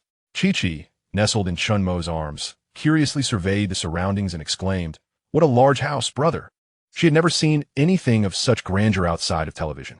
Lu Meng chuckled and replied, This is the affluent area of Tianhai. In the past, it was a place that brothers wouldn't even dare to dream of. But now, in this post-apocalyptic world, we lions have cleared it out for survivors and our own people to reside in. There's south no safer place in Tianhai City. Perhaps due to Chun Mo's earlier mention of not having joined any organization, Lu Meng was particularly enthusiastic along the way, continuously extolling the virtues of the lions. Chun Mo surveyed the surroundings and inquired, Is Luo Tianxiang here? He has not always been in the Anna district, has he? At this, Lu Meng was taken aback. For few are familiar with that place. He smiled and replied, To be honest, that area has long been vacated for the purpose of storing supplies. Brother Luo has also relocated nearby for safety. Upon hearing this, Chun Mo's eyes glimmered with surprise, realizing that Luo Tianxiang had moved here. This location is still 10 kilometers away from the basement on Honor Road. Quite an unexpected delight. Lu Meng continued, Brother, you must be hungry after the journey. Let me take you to rest and have someone prepare some food while I go find Brother Luo. What do you think? Chun Mo glanced at the little girl in his arms, Chi-Chi, reflecting on how much she still needed to grow, and how challenging it was for her to be here. He nodded in agreement. That sounds good. Thank you. Lu Meng's expression brightened, and he laughed heartily. Ha ha. No trouble at all. Just then, a few newcomers behind him, who had been timid throughout the journey, expressed their discomfort. Brother Lu, we're hungry. Lu Meng's demeanor changed instantly, his warmth towards Chun Mo contrasting sharply with his fury directed at them. He scowled and shouted, Get lost. You're useless at everything else, but number one at eating. If you eat so much, what good are you? I'll have Lao Yu take you for special training. Don't think being students earns you any favors. I, the lion, do not harbor idlers. If you're too scared to fight zombies, then you will handle the transport of supplies. Had it not been for Chun and Mo, this group might have already met their demise at the hands of the zombies. Although the lions were well equipped and had sufficient supplies, they still lost members daily. Lu Meng turned to one of the veteran lions and instructed, Lao Yu, take them over. The rest of you, get back to your tasks. Yes, was the response. Chun and Mo observed this scene. Though the lions lacked the stringent order of a military district, it seemed that under Luo Tianxiong's organization, they had developed a commendable structure. Lu Meng cheerfully turned and led Chun and Mo into a villa. Ordinary survivors resided in tents set up in the underground garage, while more seasoned members occupied several large houses. Qiongqi lazily found a spot outside to lie down. As Chun and Mo and Qi entered the house, they found it well equipped. Although the pristine white walls bore numerous faded bloodstains and bullet holes, the villa contained 7 rooms, and with the others presumably out searching for survivors. There were hardly any occupants. Feel free to choose any room to rest in. I'll go find Brother Luo, and food will be sent shortly. By the way, brother, my name is Lu Meng. I still don't know yours. Before Chun and Mo could respond, Qi, who was holding his hand, chimed in sweetly, Uncle, my last name is also Lu. I'm Lu Ziki. Lu Meng was momentarily taken aback, then burst into hearty laughter. Unable to resist, he crouched down, laughing heartily. How delightful. Little one, who would have thought we are family after all? What would you like to eat? Just tell your uncle. We have everything here. On one hand, he found the little girl exceedingly charming, while on the other, he hoped to bond with Chun and Mo through her. After contemplating for a moment, Qi softly replied, I want to eat candy, potato chips, and cola. Chun Mo's expression darkened as he affectionately ruffled her hair, saying, You mustn't eat those. Too much of this won't help you grow. Qi's little face was filled with a pitiful look as she gazed expectantly at Chun and Mo. Chun and Mo then turned to Lu Meng, stating, My name is Chun and Mo. I apologize for the trouble. Lu Meng nodded, saying, In that case, I shall. Suddenly pausing, he seemed to recall something. Wait a moment, Chun and Mo. Lu Meng's eyes widened further, his face gradually revealing an expression of disbelief. Staring at Chun and Mo as if he had seen a ghost, he exclaimed, Are you saying, Your name is Chun and Mo? Isn't this the extraordinary person our boss has been searching for? Chapter 42. The Encounter with the Extraordinary. Do you know Chun and Mo? Lu Meng stared intently at Chun and Mo brother. You recall Chun and Mo? He asked repeatedly, his face brimming with joy. Noticing Lu Meng's elation, Chun and Mo furrowed his brow and inquired, What is the matter? Lu Meng, trembling with excitement, exclaimed, No. Brother Mo, Brother Chun. Please, rest well here. I will have Boss Luo come right away. I'll send someone over shortly. If you need anything, just instruct them to do it. Lu Meng was overwhelmed with joy as he hurriedly dashed out. I've accomplished something significant. This extraordinary person who can swiftly eliminate over 30 zombies is undoubtedly the one Boss Luo seeks. In recent days, the Lion faction had dispatched numerous members to search for survivors. Most importantly, they aimed to locate a young man named Chun and Mo. Lu Meng could not help but let out a hearty laugh, his eyes gleaming. Who would have thought I, Lu Meng, would be the first to find him? He stepped outside the villa and casually stopped a patrolling survivor, instructing, Go prepare a grand feast to bring inside. Didn't a few chefs come among the survivors recently? Make sure to serve this esteemed guest well. At that moment, in the underground garage, Luo Tianxiong looked at the person before him and spoke calmly. So, you say you know Chun and Mo?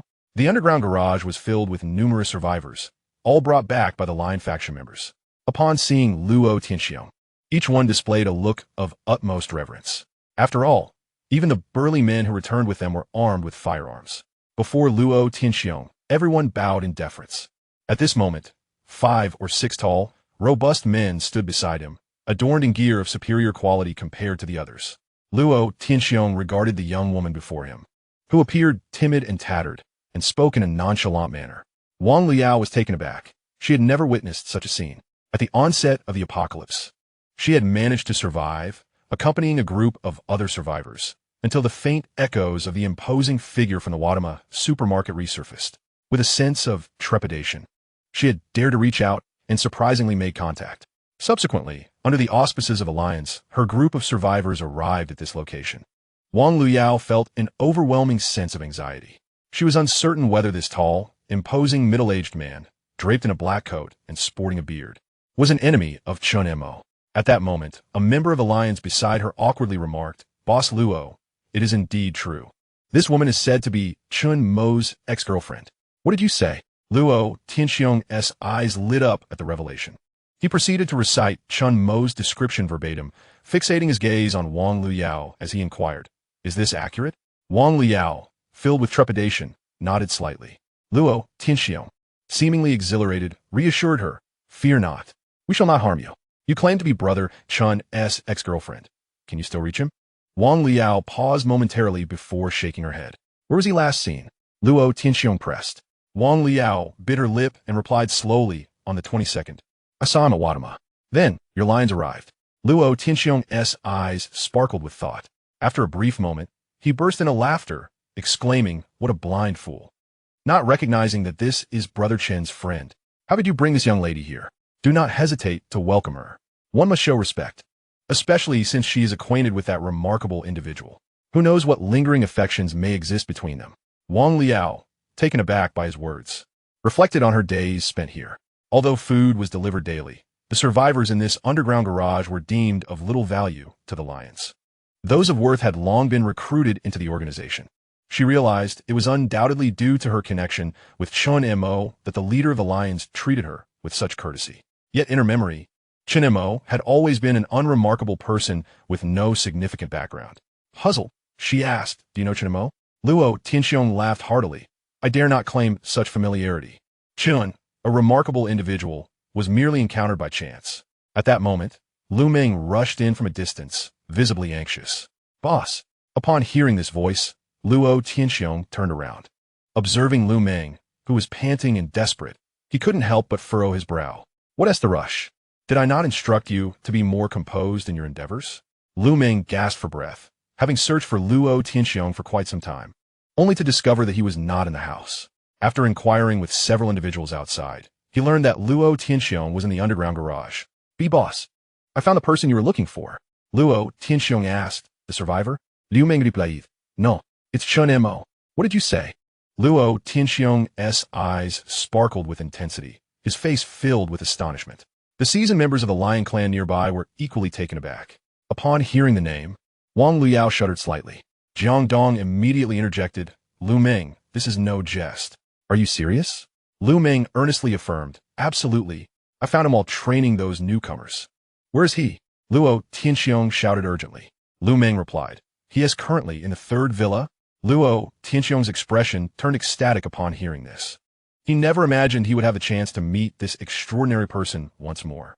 Without Chun Mo, the members of the Lion clan would not have thrived so well in this apocalypse. "Quick, take me there," Luo Tianxiong exclaimed joyfully. Suddenly, as if struck by a thought, he glanced at Wang Luyao, who appeared dazed, and said, "You come along too." The group hurriedly departed. Meanwhile, inside the villa, Chun Mo gazed at the array of steaming dishes, momentarily lost in thought. The Lion clan had managed to whip up such delicacies even in the apocalypse. Beside him, Chi-Chi devoured her food voraciously, her bright eyes sparkling. "Delicious. Brother, you should eat too." A young man nearby chuckled. These dishes were all cooked by Old Li. Before the apocalypse, he was a 5-star chef. "Bro, what is your relation with Luga? Only members of the Lion clan get to enjoy this." The young man's eyes gleamed with envy. Suddenly, a commotion erupted outside. "What the hell? Where did that tiger come from? Damn, that's terrifying." The door burst open with a loud crash. Chapter 43. Who dares to act so recklessly? Soon after, a series of furious exclamations filled the air. "Damn it! What bad luck! I nearly died out there today. Old 5 is dead. How am I supposed to explain this to Brother Jiangdong? Who could have anticipated that?" In this desolate place, not only would zombies emerge, but a gigantic hand would suddenly rise from the ground. This was an unforeseen occurrence for all. Upon returning, I shall inform Brother Jiangdong and observe his reaction. Ah, what a delightful aroma wafts through the air. What could it be? Suddenly, a mouth-watering scent of cooked food reached their noses. A group of fierce men, their clothes tarnished with blood and armed with firearms, strode into the room. Upon spotting Chun Mo and Chi-Chi at the table, one of them furrowed his brow and, with evident displeasure, inquired, "From which survivor group do you hail? Do you not realize that this is a place only for the esteemed members of the Lion's Pride?"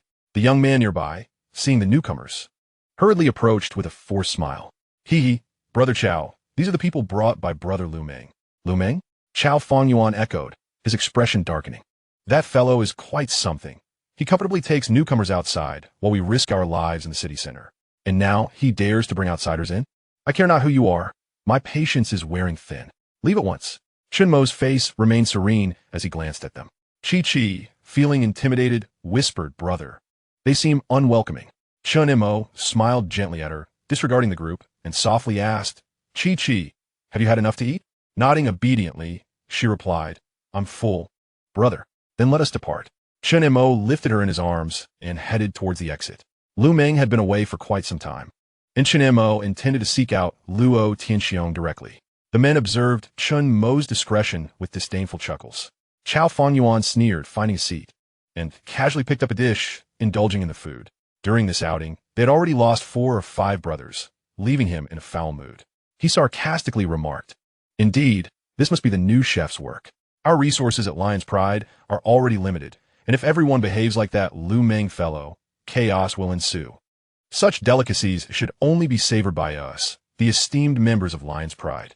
"Ha ha ha, Brother Chow speaks the truth." The others echoed, settling down to devour the meal ravenously. The young man, witnessing this, felt it was unwise to intervene, as these were all senior members of high status. Outside, Chunmo approached Qiongqi while still holding Chi-Chi. The young man followed suit. "I sincerely apologize. Those men are all of the same rank as Brother Meng. Even if Meng were present, there would be little that could be done." Chunmo nodded, unfazed, and asked, "Where does Luo Tianxiong reside?" The young man paused, surprised. "You wish to see Boss Luo? He is not someone just anyone can meet. See that standalone building? It is heavily guarded. Lauda Luo resides in that location." Chunmo followed the direction pointed out by the young man and saw it wasn't far. He nodded in gratitude, patted the lying Qiongqi, and spoke, "Let us depart, Qiongqi." Meanwhile, from the underground parking garage, Luo Tianxiong and his entourage hurriedly approached with great momentum. Jiang Dong, standing nearby, expressed his confusion. "Boss, did that woman say Chunmo is just an ordinary person? What is it that warrants our attention?" Luo Tianxiong shot him a glare, his voice rising in anger. "Silence." He turned to the others beside him and instructed, "When we meet Brother Chun later, show him the utmost respect. Anyone who dares to provoke Brother Chun will face dire consequences." "Understood." The few individuals beside him responded in unison. Luo Tianxiong swiftly moved forward, his mind drifting back to the time he encountered Chunmo before the apocalypse. The ability to manipulate bullets, even piercing through walls made of alloy. Even now, he had begun to grasp some truths. An extraordinary individual. It is essential to note that during that time, it was not the end of days. That miraculous person possessed abilities. How terrifying must he be now? Luo Tianxiong, who once commanded hundreds, a man who danced on the edge of a blade before the apocalypse, felt a twinge of unease within. At the rear, Wang Liao was equally astonished, her delicate face reflecting shock. "Chen Montak, what other secrets do you harbor that I am unaware of?" In her perception, her former boyfriend, whom she had cast aside, seemed to grow increasingly enigmatic.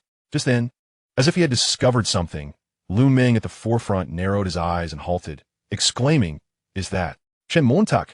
"What?" The members of the Lion's Roar present were filled with curiosity, eager to witness the figure whom Lauda Luo had so fervently praised and deified. Upon catching sight of Chunmo not far away, Luo Tianxiong trembled with excitement. This familiar visage, this unique aura, it was him. Overjoyed, Luo Tianxiong hurriedly rushed forward. From a distance, Chunmo had naturally noticed Luo Tianxiong and his group. "Brother Chun," Luo Tianxiong called out with a hearty laugh. Upon hearing this address, the seasoned members of the Lion's Roar beside him widened their eyes in disbelief. "Did I hear that correctly? Lauda Luo just referred to this youth as Brother Chin?" Chunmo, somewhat surprised, cast a glance at Luo Tianxiong, not expecting to encounter him here. Luo Tianxiong, brimming with enthusiasm, stepped forward, clasping his hands together. "Brother Chun, it has been far too long. I knew with your abilities, you would undoubtedly still be alive. Lu Meng mentioned you were searching for me. I hope you haven't waited long." After a month apart, the imposing presence of Luo Tianxiong appeared even more formidable. Moreover, he seemed to have awakened his extraordinary abilities. Chunmo noticed the awakening patterns on Luo Tianxiong's hand. In the crowd behind him, Wang Liao was taken aback upon seeing Chunmo. It was indeed him. "Damn it. Lu Meng, come here," Luo Tianxiong exclaimed, seething with anger. "What did I say? If you see Brother Chun, make sure to treat him with utmost care." Yet here you are, failing to arrange a proper resting place for him? Lu Meng looked bewildered and confused. Brother Chun, weren't you at the villa? Why are you out here? Chi, nestled in Chunmo's arms, chimed in softly. A group of people came and drove me and my brother out. Luo Tianxiong was momentarily stunned, then erupted in fury. This is utterly outrageous. I must find out who dares to expel Brother Chun. I have repeatedly instructed that if Chun Mo is encountered, he must be treated like a distinguished guest. Whatever he desires, be it food, resources, or companionship, must be provided. How can anyone disregard my words? Chapter 44. I have no connection with her. No special treatment required. Luo Tianxiong's eyes blazed with anger. He took a moment to compose himself and turned to the little girl in Chun Mo's arms, asking gently, Brother Chun, who is this? Chen Montauk replied, she is the daughter of an old acquaintance. No need to call me Brother Chun. Simply address me as Chun Mo. It feels rather odd for someone of your age to do so. Luo Tianxiong laughed heartily. Then I shall boldly refer to you as Brother Chun. Chen Montauk nodded. Luo Tianxiong had many inquiries for Chen Mo, yet before that, he was determined to discover the identity of the fool who dared to chase away this extraordinary individual. If Chen Mo were to leave, Luo Tianxiong swore he would crush that person's head. As the leader of the lions, he was not one to show mercy. With his recent awakening of powers, his strength had only grown. Brother Chun, let us go see. In this pride of lions, my word holds sway. Luo Tianxiong laughed boisterously. Jiang Dong, standing nearby, wore a grin. Previously, it was Luo Tianxiong who had entrusted him with procuring resources, so he had some knowledge of the situation. However, Jiang Dong dared not address Chun Mo as brother like Luo Tianxiong did, and thus spoke with utmost formality. Brother Chun, you may be unaware, but our leader has always regarded you as a revered figure and has repeatedly instructed us subordinates to seek you out. Chen Mo, surprised, responded, seek me? Luo Tianxiong stepped forward, jovially wrapping an arm around Chun Mo's shoulder, and declared loudly, Brother Chun, you are indeed a great benefactor to our lines Denver. We shall discuss this matter shortly. First, let us ascertain which unfortunate soul dares to provoke you. By the way, Brother Chun, look who I have brought along. Luo Tianxiong grinned widely, glancing at the somewhat reserved Wang Luyao behind him. We are all acquaintances. Why stand so far back and not let Brother Chun see you? Chen Mo turned his gaze. Upon seeing Wang Luyao, he furrowed his brow. Wang Luyao's expression was exceedingly complex. She never anticipated encountering Chun Mo in such a place. Luo Tianxiong, perceptive as ever, led his group ahead, while Chun Mo cradled the curious Chi, who gazed at Wang Luyao with intrigue before looking up at her brother. It had been a long time since they last met. Wang Luyao lowered her head, feeling a sense of inferiority upon seeing Chun Mo again. Now that the world had succumbed to chaos, her brief time in the lion's den had made her acutely aware of its formidable status as a survivor faction. Before the military district's arrival, this had been the largest survivor alliance in Tianhai City. Yet here was the leader of the lion's den, bowing so low before Chen Mo. Wang Liao was bewildered by the changes in Chun Mo, feeling as though they inhabited entirely different realms. Who would have thought we would meet in such a manner? Chun Mo maintained a calm demeanor and replied coolly, take care of yourself. He had no desire to engage in further conversation with Wang Luyao, as it seemed utterly pointless. After uttering those words, he turned and walked away.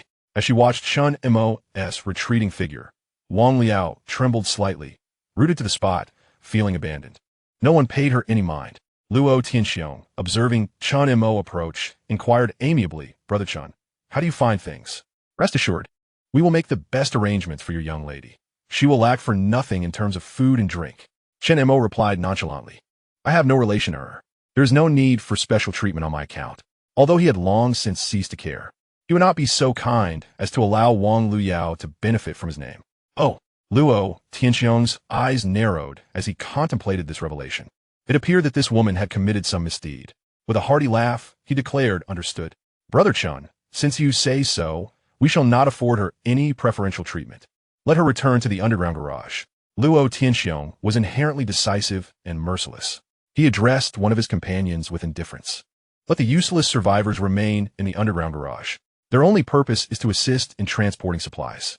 At this moment, within the third villa, Chao Fangyuan and a few others had just finished their meal, reclining on the benches in a state of leisure. Gao Ge, do you think Brother Jiang will reprimand us for the loss of so many lives this time? One of them queried. Indeed, that hand was utterly terrifying. emerging so abruptly from the ground. Another responded, "No wonder everyone is reluctant to venture into the city center." Qiao Fanyuan picked up a toothpick, meticulously tending to his teeth.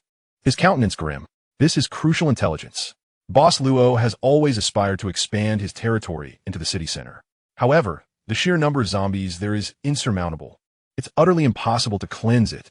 And now, with that ghastly creature appearing, if we wish to seize that coveted land, we must have Brother Jiang send a few men down to eradicate it, for the sake of avenging Old Wu. Yes, revenge. The other veteran members echoed vehemently. Just then, a loud crash reverberated as the door was forcefully kicked open. "Who are we avenging?" boomed a deep voice from outside. The mere sound of it sent a shiver down the spines of those present, causing them to scramble to their feet in alarm. There stood Luo Tianxiong, leading a throng of followers with an imposing presence. "Boss." Qiao Fanyuan and his companions were taken aback and hurriedly approached. "Lu Meng, you too? And you, rascal?" Qiao Fanyuan furrowed his brow. Luo Tianxiong's fury ignited, his piercing gaze casting a daunting shadow. "You blind fools! Who permitted you to drive Brother Chen away? Have I not instructed you to treat Brother Chen with the utmost respect if you encounter him?" Qiao Fanyuan and the others had never witnessed their leader's fury at such a magnitude. You're the Chen Mo that the boss was seeking." Qiao Fanyuan's pupils dilated in alarm, a sense of dread enveloping him. Lu Meng stood beside, grinning with satisfaction. "Qiao Fanyuan, I went through great lengths to invite Brother Chen, and this is how you treat him? You dared to attempt to expel him? What gave you the audacity?" Upon hearing this, the faces of Qiao Fanyuan's companions turned pallid, and they hastily exclaimed, "Boss, it's a misunderstanding. We truly did not know that this esteemed person was the one you were looking for. Indeed, boss, had we known, we would never have dared." Luo Tianxiong glanced at the remnants of the meal behind them, his brow furrowing, trembling with ire. "Lu Meng informed me that this was the food prepared for Brother Chen, and you all devoured it? You are truly deserving of punishment." Chapter 45. The Emergence of the God of Longevity. "Kneel before me and atone for your transgressions." Luo Tianxiong, having awakened his extraordinary abilities, delivered a punishing blow, his authority as a lion among men rendering him an unyielding figure. The pallor of Qiao Fanyuan and his companions betrayed their fear, leaving them speechless and resistant to any form of defiance. Chen Mo observed this scene with a cold, detached gaze. He understood that Luo Tianxiong sought to curry favor with him. Luo Tianxiong bellowed, "You lot, kneel before me and come forth to apologize to Brother Chen." Anyone who had been a long-standing member of the Lioness Den would undoubtedly grasp the significance of Chen Mo to their leader. Upon hearing this, the group promptly knelt down, bowing their heads and exclaiming, "Brother Chen, we were wrong." These individuals were all seasoned members of the Lioness Den, having aligned themselves with Luo Tianxiong long before the apocalypse. It was astonishing that, in such a public setting, their leader showed no regard for his own people.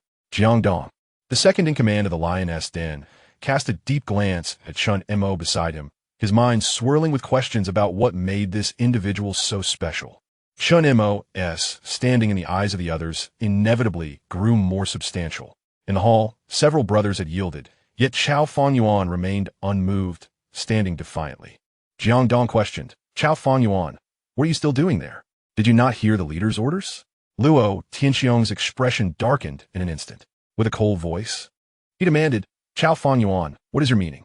Qiao Fanyuan fixed his gaze on the remarkably calm young Chen Mo and declared loudly, "Boss Luo, I refuse to comply." The surrounding crowd erupted in astonishment. None could have predicted that Qiao Fanyuan would dare openly defy Luo Tianxiong's command. "I will end you." Luo Tianxiong appeared before Qiao Fanyuan in an instant, brandishing a gun and pressing it against his temple, his face contorted with fury. "I commanded you to apologize to Brother Chen. Are you seeking death?" Qiao Fanyuan shut his eyes tightly and shouted, "Boss, then kill me. Our brothers are fighting desperately outside. Why should an outsider reap the benefits of our labor? Lao Wu and Lao Lu are dead. What?" Jiang Dong's pupils constricted sharply as he turned to the others present. He stepped forward, shouting, "Qiao Fanyuan, what do you mean by that?" "Qiongqi and the others are dead." Luo Tianxiong's gaze turned lethal, filled with murderous intent as he stared at Qiao Fanyuan. What happened? With the current armed forces of the Lioness Den, there should be little danger in approaching the city center, especially since Qiao Fanyuan and his group are seasoned fighters. Qiao Fanyuan opened his eyes, slightly reddened, and recounted boss Lao Lu, and I went to the city center. Suddenly, from the ground, an enormous hand, akin to that of an infant and towering 6 or 7 meters high, emerged, causing the earth to quake. Our team consisted of only 9 members, and 5 of us perished there. Luo Tianxiong's eyes widened in fury, his anger escalating. Do you even hear yourself? At this moment, Chen Mo, who had been observing silently, furrowed his brow. As they arrived at Chao Fengyuan's location, Luo Tianxiong inquired, "Did you truly see that hand?" Taken aback, he continued, "Brother Chen, could it be that you possess some knowledge?" Chen Mo nodded, casting a glance at Chao Fengyuan and asking, "Do you recall the circumstances of that time?" Chao Fengyuan hesitated momentarily, while Luo Tianxiong slowly lowered his firearm, grumbling, "Since it is Brother Chen who is asking, you must speak honestly about what transpired." Gao Fangui note that, inhaling deeply before responding, "To be precise, our memories are somewhat hazy. All we know is that the ground beneath our feet suddenly trembled, and a long fissure appeared. From that crevice emerged 2 colossal arms, which swiftly struck down Lao Wu and Lao Lu, leaving them lifeless on the ground. It was as if some immense entity were attempting to claw its way out. As we departed, we even heard a sound akin to that of an infant wailing." Chen Mo's eyes shimmered with intrigue. "Why so soon? It is only the first month of the apocalypse. Under normal circumstances, even if deities were to manifest, they would remain dormant. They should not act so prematurely. True divine intervention ought to occur only after the year beast's rampage." Chao Fengyuan's account bore an uncanny resemblance to the state of the Qiongqi deity upon awakening. The Qiongqi was preparing to emerge from beneath the city of Tianhai. Luo Tianxiong, too, furrowed his brow, contemplating the implications. 6 to 7 meter long infant arms? From beneath the earth. Could it be that in this apocalypse we face not only zombies, but also entities unknown to us? Chen Mo gradually articulated, "And deities. The Qiongqi beneath Tianhai City. Deities?" The moment those words escaped his lips, the room erupted in astonishment. Every individual present felt a chill down their spines, exchanging glances that reflected sheer shock. How could this be possible? Even Luo Tianxiong's eyes widened in disbelief. Lu Meng, overcome with goosebumps, cautiously remarked, "Brother Chen, this is no jest." Chen Mo's declaration was akin to a depth charge, casting a pall over the gathering. The mere mention of deity sufficed to illustrate their formidable power. Now, as the lion thrived amidst the apocalypse, he dared to suggest that the true threat was not the zombies, but rather the gods? Deities? Such a notion is utterly inconceivable. Chen Mo cast a calm glance in his direction before addressing Luo Tianxiong. "Lend me your firearm." The leader of the lions, Luo Tianxiong, maintained his composure, nodding as he handed over the pistol. Chen Mo held the gun, disengaging the safety with a click. He then aimed it at Chao Fengyuan. A palpable tension gripped everyone's hearts, and Chao Fengyuan was particularly startled. What are you going to do?" Bang! The sound of a gunshot reverberated. Chao Fengyuan's breath caught in his throat as he tightly shut his eyes. "Am I dead?" Suddenly, a cacophony erupted around him. "Hiss! How could this be possible? An ability user?" Chao Fengyuan was momentarily stunned, and then slowly opened his eyes. Upon seeing the bullet suspended in the air, mere inches from him, his pupils quivered violently. Then, with a gentle wave of his hand, Chen Mo unleashed the bullet, which instantly exhibited a power akin to that of a sniper rifle. Bang! It pierced through the wall of the villa, leaving a small, smoke-emitting black hole. This astonishing scene left Chao Fengyuan dumbfounded. Aside from Luo Tianxiong, who had witnessed such a spectacle before, the other members of the lions had their eyes wide open, their expressions resembling that of someone who had seen a ghost. Chen Mo returned the handgun and remarked nonchalantly, "You see, nothing is impossible." Chapter 46, discussing with Luo Tianxiong, heading to North China City.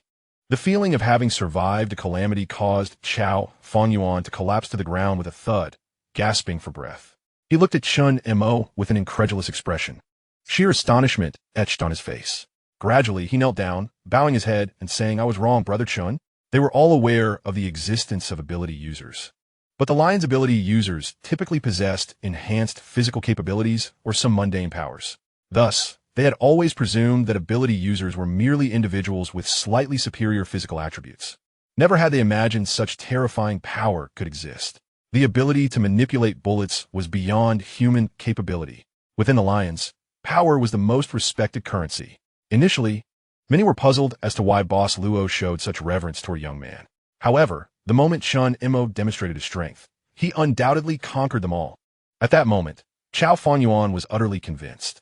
He exclaimed, "Brother Chun, I was blind to your greatness. I, Chao Fangyuan, take full responsibility for my actions. If you wish to punish me, then do so." Qiongqi glanced at the kneeling individuals and couldn't help but feel a bit exasperated. Enough. Why does it seem like you all want to die? These individuals had merely driven him and Qiongqi out of the villa. Setting aside the fact that this was not even his place, they had already finished their meal. Luo Tianxiong, witnessing the scene, coldly snorted, "You ought to thank Brother Chun. You dog, I truly wish I could end you today."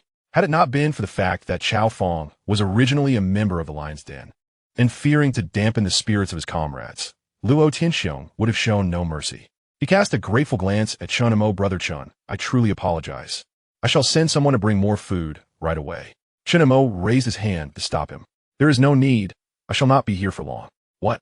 Luo Tianxiong exclaimed, hastily inquiring, "Brother Chun, do you mean?"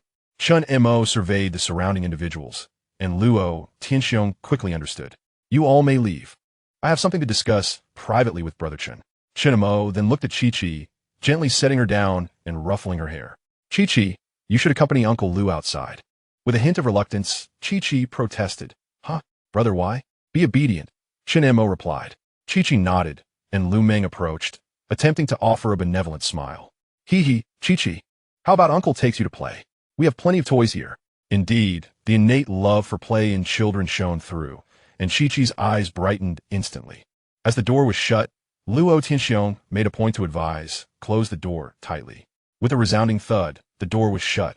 Chao Fong, still somewhat apprehensive, glanced at Jiang Dong and murmured, "Brother Dong, what is the background of Brother Chun? How can he be unafraid of bullets?" Jiang Dong shot him a displeased look and retorted, "How can you even ask that? If it weren't for Brother Chen's magnanimity, you would have been dealt with by the boss long ago. Someone who is valued by the boss cannot possibly be an ordinary person." Nevertheless, the earlier scene had left Jiang Dong profoundly shaken. Was what the youth said about Brother Chen true? Could there truly be deities in Tianhai City? Beside him, someone awkwardly chimed in. Jiang Dong scoffed, "What is there to fear? With the boss and Brother Chen around, even gods would not intimidate the Lion's Den." Meanwhile, within the villa, Luo Tianxiong and Qiongqi settled onto a sofa. Luo Tianxiong retrieved a pack of cigarettes from his pocket, igniting one with a snap and inhaling deeply, relishing the moment. It must be noted that in the apocalypse, even a slice of bread is exceedingly precious.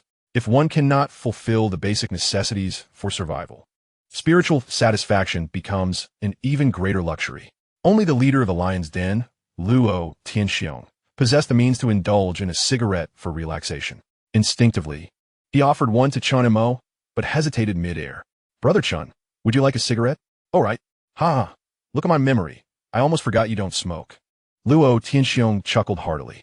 Uncertain of where his younger brother Chun was headed, Qiongqi inquired softly. "North China City." "North China City?" Luo Tianxiong's pupils constricted as he exclaimed. "Brother, that place is far from safe. I recently received news that military personnel were dispatched to North China City for a rescue mission. They sent an entire regiment, yet they were utterly annihilated." Qiongqi furrowed his brow at this revelation. In his recollection, North China City housed no deities, only a few formidable beasts of great malevolence. If even a military regiment was vanquished there, it could only mean one thing: that ancient terror had awakened prematurely, akin to the god of longevity. "Luo, may I ask, what is your purpose for going there?" Qiongqi replied quietly, "I seek to find someone." Luo Tianxiong shook his head, letting out a sigh of regret.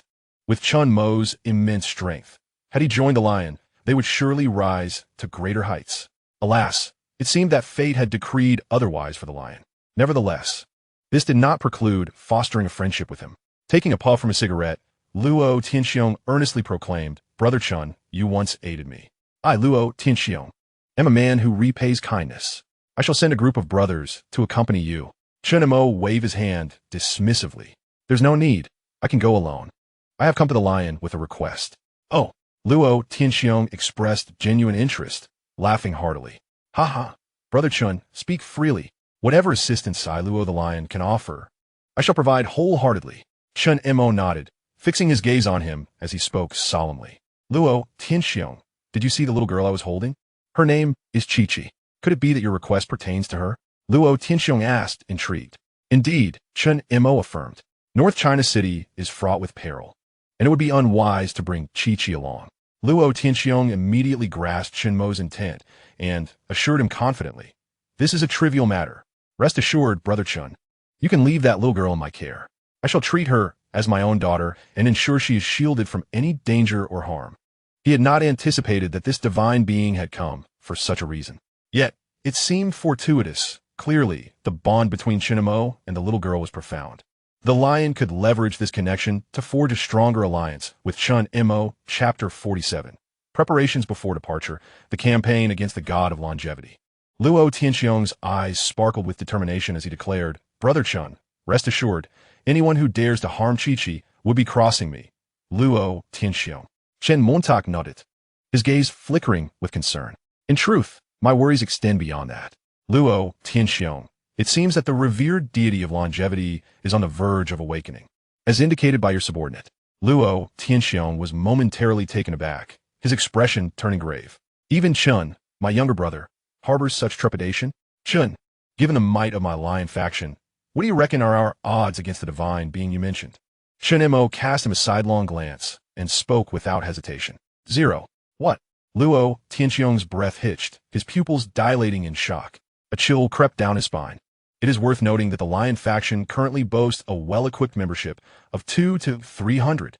0 odds? He did not doubt for a moment that Chen Mo was lying. This divine entity, capable of foreseeing the arrival of the apocalypse, had no reason to deceive him. Chen Mo spoke softly, "Rest assured, before I depart, I shall resolve the final troubles of Tianhai City for you. At that point, the remaining zombies and aberrations will be manageable for your lion faction if you exercise caution. Dealing with the deity of longevity is merely a secondary task." Chen Mo also yearned to ascertain whether his celestial powers could indeed subjugate a divine being, should he manage to recruit the deity of longevity. His combat prowess would undoubtedly be significantly enhanced. Luo Tianxiong was overjoyed and clasped his hands in gratitude. "Thank you, my dear brother Chen. Should you require anything, please do not hesitate to ask. Anything within the means of my lion faction will be willingly offered." With this assurance from Chen Mo, he felt at ease. Chen Mo pondered for a moment. The deity of longevity, upon awakening, should only be in a transitional state between the 3rd and 4th tiers. With Qiongqi by his side, and knowing that Qiongqi had once been capable of tearing apart a divine being in its previous life, there must exist a unique method to counter it.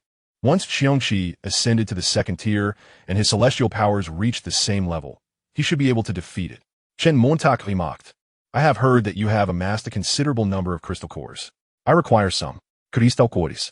Luo Tianxiong queried, slightly puzzled. "This item." Chen Mo produced a 1st-tier crystal core from his pocket. Upon seeing the object, Luo Tianxiong immediately recognized what it was. He laughed heartily. "My dear brother Chen, you mean the stones found within the brains of zombies?" "Indeed, my lion faction has collected quite a few. If you need them, feel free to take all. It's only a little over 3,000, after all. Consider this a token of gratitude for you, my brother Chen. Whenever you require more, do not hesitate to come and collect." Chen Mo's eyes brightened as he expressed his gratitude. "Thank you," Luo Tianxiong added, "since that is the case. I will take you to the warehouse to have a look. Let's go."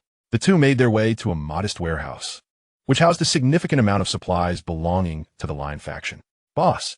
Luo Tianxiong nodded and instructed a subordinate to open the warehouse. With a creaking sound, the door swung open.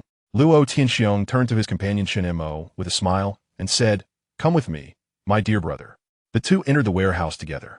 Before them lay a collection of crystalline cores, resembling small mounds of gravel, stacked together. Nearby, there were boxes filled with tightly sealed supplies.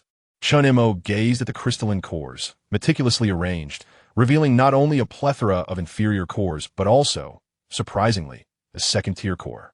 Clutching the pale, purple 2nd-tier core, which was larger than the others, he pondered whether the might of a lion could indeed contend with 2nd-tier zombies or aberrations. Luo Tianxiong led Chen Mo closer to the crystalline cores and sighed softly. These items were procured from those wretched zombies and monsters. "This one you hold, my dear brother, was discovered by a member of our lion faction during a chance encounter with a creature akin in size to your pet, resembling a dog. It took the lives of over 20 brothers before we managed to bring it down." Chun Mo examined the second-tier core in his hand, reflecting that zombies and aberrations below the third tier could ultimately withstand firepower. However, anything above that threshold was exceedingly difficult to harm without special weapons infused with the traits of divine aberrations. Luo Tianxiong inquired, "My dear brother, what purpose do these items serve that you require them so urgently?" Chen Mo glanced at him and replied slowly, "Those with extraordinary abilities can utilize these cores to enhance their powers or recover stamina. However, excessive absorption may lead to a loss of reason, rendering one indistinguishable from zombies or aberrations." Luo Tianxiong nodded, contemplating. "I see. No wonder I was perplexed when a core mysteriously vanished from my grasp the other day. But you need not worry, my dear brother. If these are lost, our lion faction will simply procure more. Should you require them, do not hesitate to take what you need." Chun Mo surveyed the thousands of crystalline cores scattered on the floor and shook his head. He took the only second-tier core along with over 40 first-tier cores and stated, "These will suffice." Luo Tianxiong, taken aback, expected Chen Mo to take more. "Aren't you going to take additional ones?" Chen Mo replied, "Inferior cores hold little value for me at this stage. This quantity is adequate." Luo Tianxiong scrutinized the cores that Chen Mo had taken, noticing they appeared larger. He observed, "When do you plan to depart, my dear brother?" Chen Mo's eyes glimmered as he softly responded, "First thing tomorrow morning." "Such haste!" Luo Tianxiong exclaimed in surprise. Chen Mo nodded affirmatively. "With these cores, I can elevate my celestial abilities and enhance Qiongqi to the second tier. After resolving the issue with the Shoshi god in the city center, we shall set off for Huabei City. This matter should not be mentioned to Chi-Chi," Chen Mo added. Luo Tianxiong nodded. "Chun, my dear brother, I fully comprehend this. However, might you not linger a while longer within the lion's den? It would be quite remiss of me not to extend the hospitality befitting a host, especially since I have sought you out with such difficulty." After a moment of contemplation, Chen Mo replied, "Then let it be tonight. As fortune would have it, there are matters of great import I must share with you." The information he intended to impart to Luo Tianxiong was crucial in this apocalyptic world. He certainly did not wish for the lion's den to fall to some undead or other calamity upon returning with Yuer. Luo Tianxiong's expression grew serious at these words, suspecting that this esteemed individual had something of great significance to convey. "I shall make the necessary arrangements at once," he stated. Chapter 48, the second tier of Qiongqi. Luo Tianxiong's desire. "Chun, if you require anything, do not hesitate to summon me," Luo Tianxiong offered. Chun Mo nodded, softly requesting, "Do not allow anyone to disturb me." "Understood," Luo Tianxiong affirmed. Once Luo Tianxiong departed, Chun Mo approached Qiongqi and casually tossed out 10 first-tier crystal cores. "Here, consume these. This time, it is not merely for sustenance." Qiongqi, who had been lying outside, was momentarily taken aback. Upon seeing the glimmering, pale purple crystal cores, excitement danced in its large eyes. Unlike humans, who could only absorb crystal cores one by one with a strict limit and risk mutation from excess, creatures like Qiongqi and the undead appear to have no such restrictions. With a gaping maw, Qiongqi voraciously devoured all the crystal cores in one go. The chilling sound of crunching echoed in the air. Subsequently, Qiongqi lay down, slowly closing its eyes, breathing steadily. Its orange fur shimmered more brilliantly, with layers of pale purple ripples cascading over it. Luo Tianxiong, ever perceptive, ensured that everyone in the vicinity was moved at least 100 meters away, forbidding any interruptions. It was known that this place served as a vital storage for food and supplies for the lion's den. Luo Tianxiong's lack of defenses, allowing Chun Mo to take what he wished, spoke volumes of his unwavering trust. Chun Mo produced a second-tier crystal core, preparing to use it to enhance his Qiongqi ability. The uniqueness of the Qiongqi power was remarkable. Despite being merely first-tier, ordinary low-quality crystal cores seemed wholly inadequate for its advancement. Only the first-tier crystals could provide any semblance of enhancement. "I hope you shall not disappoint me," Chun Mo murmured softly, then grasped the second-tier crystal core in his left hand, closing his eyes to begin absorbing its power.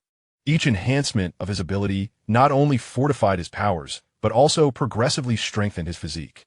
This was why even the lowest-grade F-tier ability users, his status far surpassed that of ordinary individuals. It was not until the evening that Luo Tianxiong and Jiang Dong arrived at this location. Observing the few guards stationed at the entrance, Jiang Dong inquired, "Where is Brother Chun? Has he not yet emerged?" The guards exchanged glances before replying, Donggu. He's still inside. Luo Tianxiong furrowed his brow, recalling that with Chun Mo set to depart the following day, he had arranged a sumptuous banquet and even dispatched individuals to procure a considerable number of crystal cores from the brains of zombies nearby. If Brother Chun failed to appear, all his efforts would be in vain. Should we go inside to check?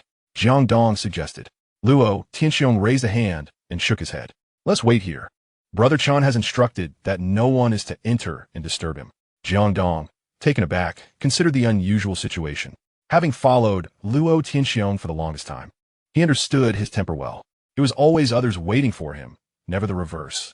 Seeing his leader display such deference, Jiang Dong decided to patiently wait in silence. However, the prolonged wait began to feel somewhat tedious. With a hint of curiosity, Jiang Dong asked, Brother Luo, what do you think a deity truly looks like?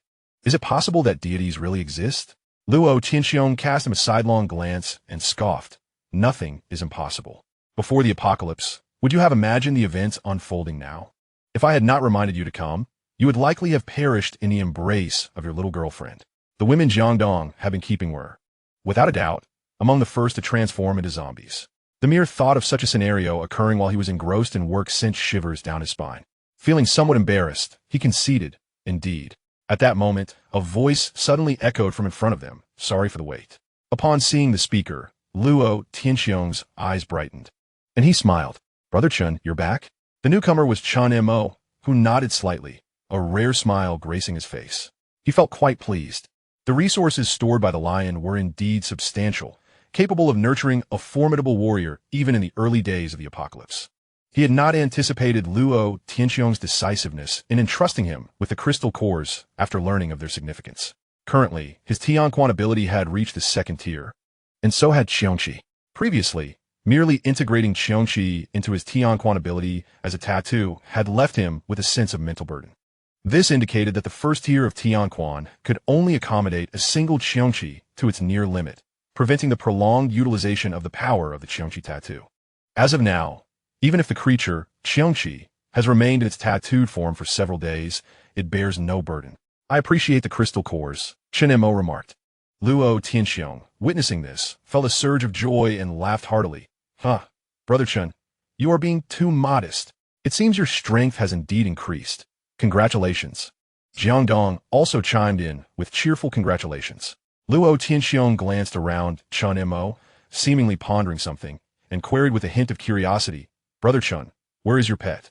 Chen Mo replied with a faint smile, perhaps it is too hungry and has gone out to seek food. He preferred to keep the existence of his second ability, Qiongqi, a secret from too many people. Fortunately, awakening the dark pattern could be concealed as well. Upon hearing this, Luo Tianxiong could not help but exclaim in admiration.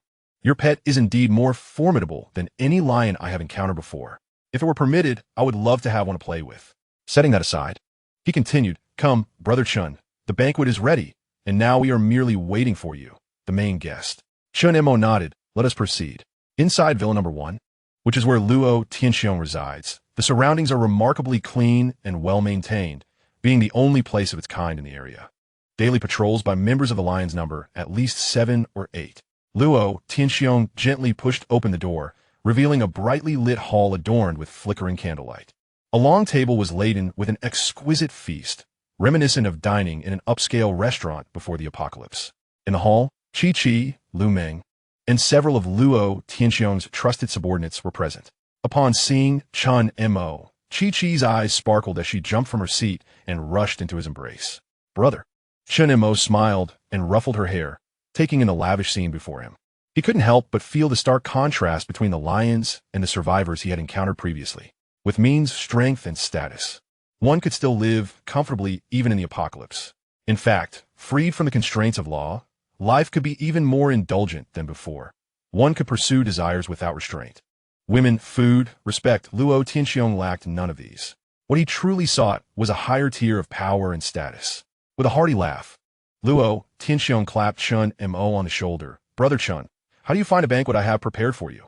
Though there is no music or electricity, the candlelight brings its own charm. Haha. At this moment, Jiang Dong, observing the gathering, called out loudly, what are you all doing over there? Come greet Brother Chun. A group of seasoned members of the Lions, including Chao Fangyuan and Lu Meng, hurried forward in unison, exclaiming loudly, "Greetings, Brother Chun." It is evident that the customs from the world before the apocalypse have been splendidly retained, creating quite an extravagant scene. The harshness of the end times seems to have left the mighty lions utterly unscathed, reminiscent of the notion of indulgence amidst adversity. However, Chun Mo is acutely aware that as the days of the apocalypse unfold, the emergence of fourth-tier entities among the mutated zombies will herald monumental changes. Without formidable strength, the splendid reality before him is but an ephemeral illusion, easily shattered. Luo Tianxiong and Chun Mo took their seats, with Luo deliberately yielding the primary seat to sit beside Chun. The veteran members of the Lion Pride gradually settled down, their eyes drawn to the exquisite array of delicacies on the table, unconsciously swallowing their saliva. Such fare is a luxury that even they cannot indulge in daily. Luo Tianxiong glanced at the composed Chun Mo beside him, curiosity etched upon his face. "Brother Chun, have I perhaps arranged things poorly? Or do these dishes not suit your palate?" With a gentle smile, Chun Mo shook his head. Such hospitality momentarily caught me off guard. Surprised, Luo Tianxiong took a sip of wine and laughed heartily. "Haha, Brother Chun, should you choose to remain with our Lion Pride, I assure you as long as I, Luo Tianxiong, am here, you shall have feasts of meat and fish at every meal." Chi, with childlike enthusiasm, eagerly grabbed a piece of braised pork. Her cheeks puffed as she mumbled, "Brother, you should eat too. It's delicious."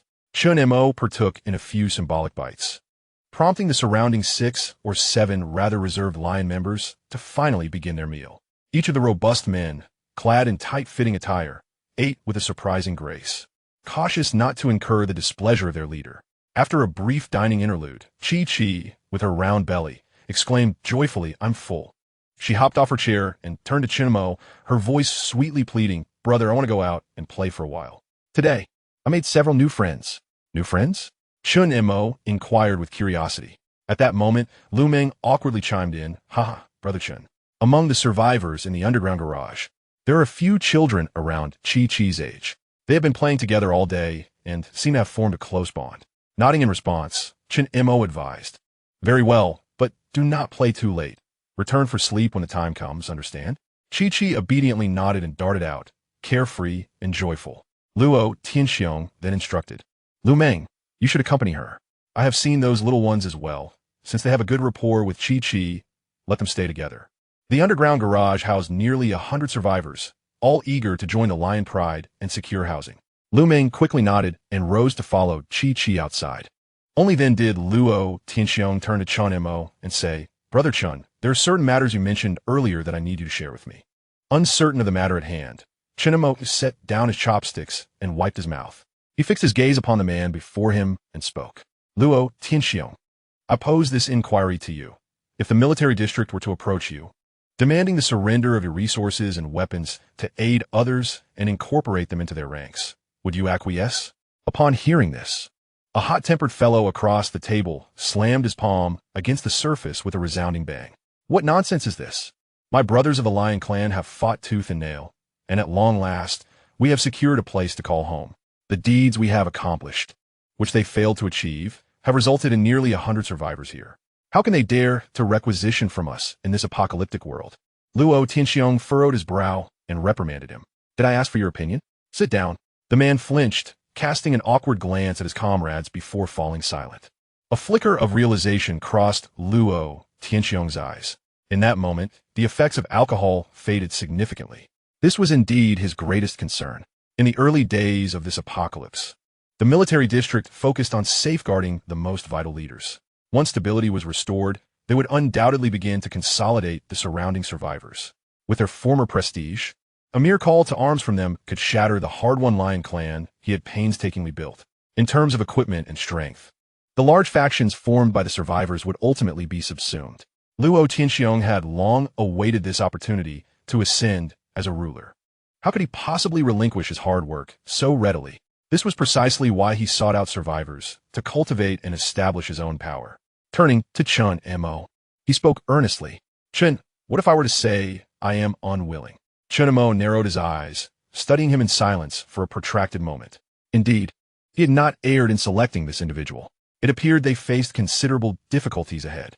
This could prove to be quite a challenge. Chun Mo remarked coolly, Luo Tianxiong was no fool.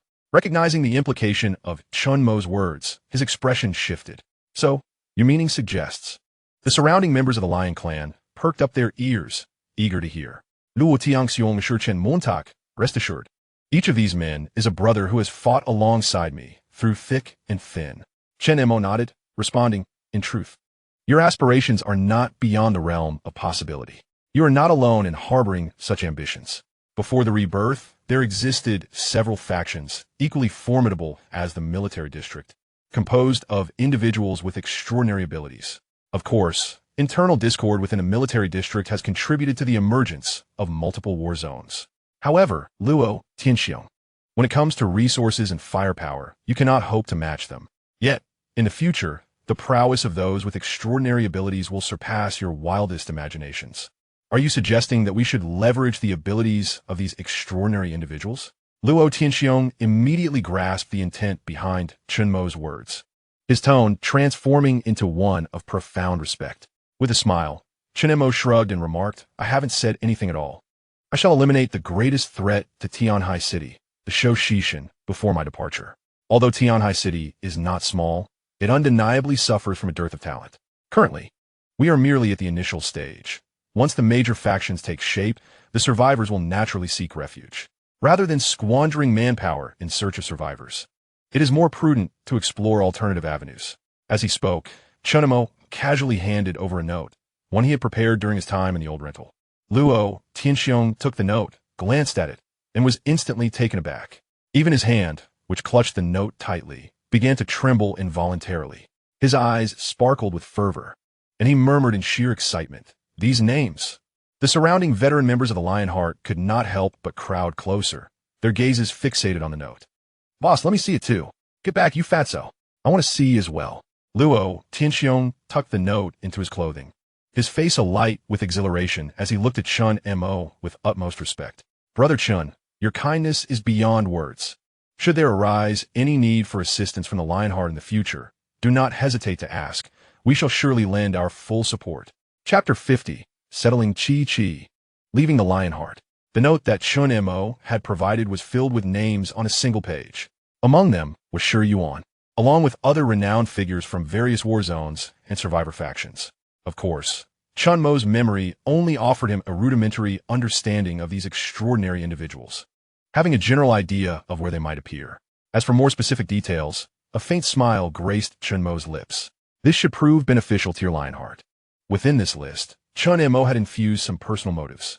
The more precise locations were primarily those of his former comrades who had perished tragically in the same campaign he had once fought in before his rebirth. With numerous matters demanding his attention, he simply lacked the time to search for each one individually. It was more fitting for Luo Tianxiong to take on this task. Serving as a form of psychological solace for Chun Mo, Luo Tianxiong exclaimed joyously, Brother Chun, this is more than sufficient. This is extraordinarily important. I, Luo Tianxiong, am but a simple man. Your repeated assistance shall not go unappreciated. The individuals listed possessed abilities that were beyond imagination. Taking a deep breath, Luo Tianxiong pondered how to locate those on the list and invite them to join the Lionheart. The surrounding veteran members buzzed with curiosity. Brother Chun, what exactly did you give a boss? Let's see as well. Indeed, the group felt a peculiar itch in their hearts, a genuine curiosity stirring within them. Luo Tianxiong, clearly in good spirits, jestingly chided the crowd. Ha ha ha. You lot, get back to your seats. If you're not here to eat, then make yourselves scarce. He personally poured a glass of wine and stepped forward to present it to Chun Mo, his gaze fervent and respectful. Brother Chun, here as to you. Chun Mo initially intended to decline, yet the warmth of Luo Tianxiong's enthusiasm made it difficult to refuse. Thus, he indulged in a few cups. The others, witnessing this, erupted into greater merriment. Luo Tianxiong, with a hearty gulp of liquor, noted Chun Mo as furrowed brow and laughed heartily. Ha, Brother Chun, I'm not one to boast. In terms of capabilities, you surpass me. However, when it comes to drinking, I must admit, you fall short. Come, Brother Chun, you're leaving at dawn. Tonight, we must ensure you drink to the point of collapse. We shall not return sober, Luo Tianxiong declared, his face flushed with excitement. Such is the nature of the apocalypse. Only strength earns the respect of others. A group of burly men gradually warmed up to Chun Mo, shedding their earlier restraint as they feasted and drank heartily. Time slipped away unnoticed. Eventually, one by one, Luo Tianxiong and his companions departed, each inebriated. Luo Tianxiong even offered his residence to Chen Mo, tentatively suggesting if he required a few female students to join them. Though Chen Mo firmly declined, Luo Tianxiong promised a surprise for him the following day. Lu Meng returned with Qiongqi. On the luxuriously soft bed, Qiongqi poked her little head out from beneath the covers. Chen Mo chuckled as he patted her blanket, asking, "Still awake? Did you enjoy yourself today?" Qiongqi nodded enthusiastically, her face aglow with joy. "Yes, I made a few new friends. They were all very nice to me. There was a little boy who tried to take my toy, and his mother scolded him fiercely. He cried so pitifully, 'Brother, why don't they stay in houses?' Instead, they're all setting up tents in the underground parking lot." Chen Mo chuckled softly, with both he and Luo Tianxiong protecting her. The old members of the Pride dared not upset her, let alone the survivors. "Perhaps it's because it's livelier there," he replied gently. "Do you like it here?" Qiongqi blinked her wide eyes and glanced at the cozy blanket draped over her. "I do. The bed is so soft. And you're here too. Then that's wonderful." Chen Mo nodded with a smile. "Now, hurry and get some sleep." Qiongqi closed her eyes, tossing and turning in bed. Suddenly, she murmured softly, "Brother, I miss Daddy a little." Chen Mo paused, taken aback. For a moment, words eluded me. I gently tucked her in and whispered, "Sleep well. Your brother is here with you. Shall I tell you a story?" As the night deepened into silence, I gazed at Qiongqi, peacefully slumbering with a faint smile gracing her lips. Chen Mo quietly rose from the bed and made his way to another room to rest. I must say, the abode of Luo Tianxiong was indeed comfortable. The bed, exquisitely soft, stood in stark contrast to the hard, nearly steel-like mattress of the rented room. Lying on the bed, Chen Mo finally felt a rare sense of relaxation. This may be the last time he could indulge in such comfort. Compared to Tianhai City, Huabei City was undeniably perilous. Furthermore, Chen Mo remembered clearly that the 6th military district, where Lin Shu's grandparents resided, lay in that very location. The following morning, outside the villa district, Luo Tianxiong and Chen Mo walked along the main road. Observing Chen Mo beside him, Luo Tianxiong attempted to persuade him, "Brother Chen, won't you stay here a few more days?" He had previously promised Uncle Jiang Wo to ensure Qiqi's safety. Chen Mo shook his head and replied, "My task is complete. I entrust Qiqi's care to you from here on." Luo Tianxiong nodded, assuring him, "Rest assured, when you return, I promise you will see a plump little princess." Together, they arrived at the entrance from whence they had come. There, a throng of nearly 100 members of the Lion faction, including Chao Fanyuan, Lu Meng, and Jiang Dong, awaited them. Amidst the crowd, piles of supplies were neatly arranged. "Brother Chen, boss," they called in unison. Luo Tianxiong's expression shifted, and he scolded, "Keep your voices down. The little girl is still sleeping in the villa." Turning to Chen Mo, he smiled and said, "Brother Chen, since you are determined to leave, I shall say no more. However, do take a look at what I have prepared for you." Chen Mo regarded the assortment of bags on the ground with a peculiar expression. Luo Tianxiong laughed heartily and began to introduce each item. "Brother Chen, see here, these blue bags contain instant food, enough to last you 10 days or more, and guaranteed fresh.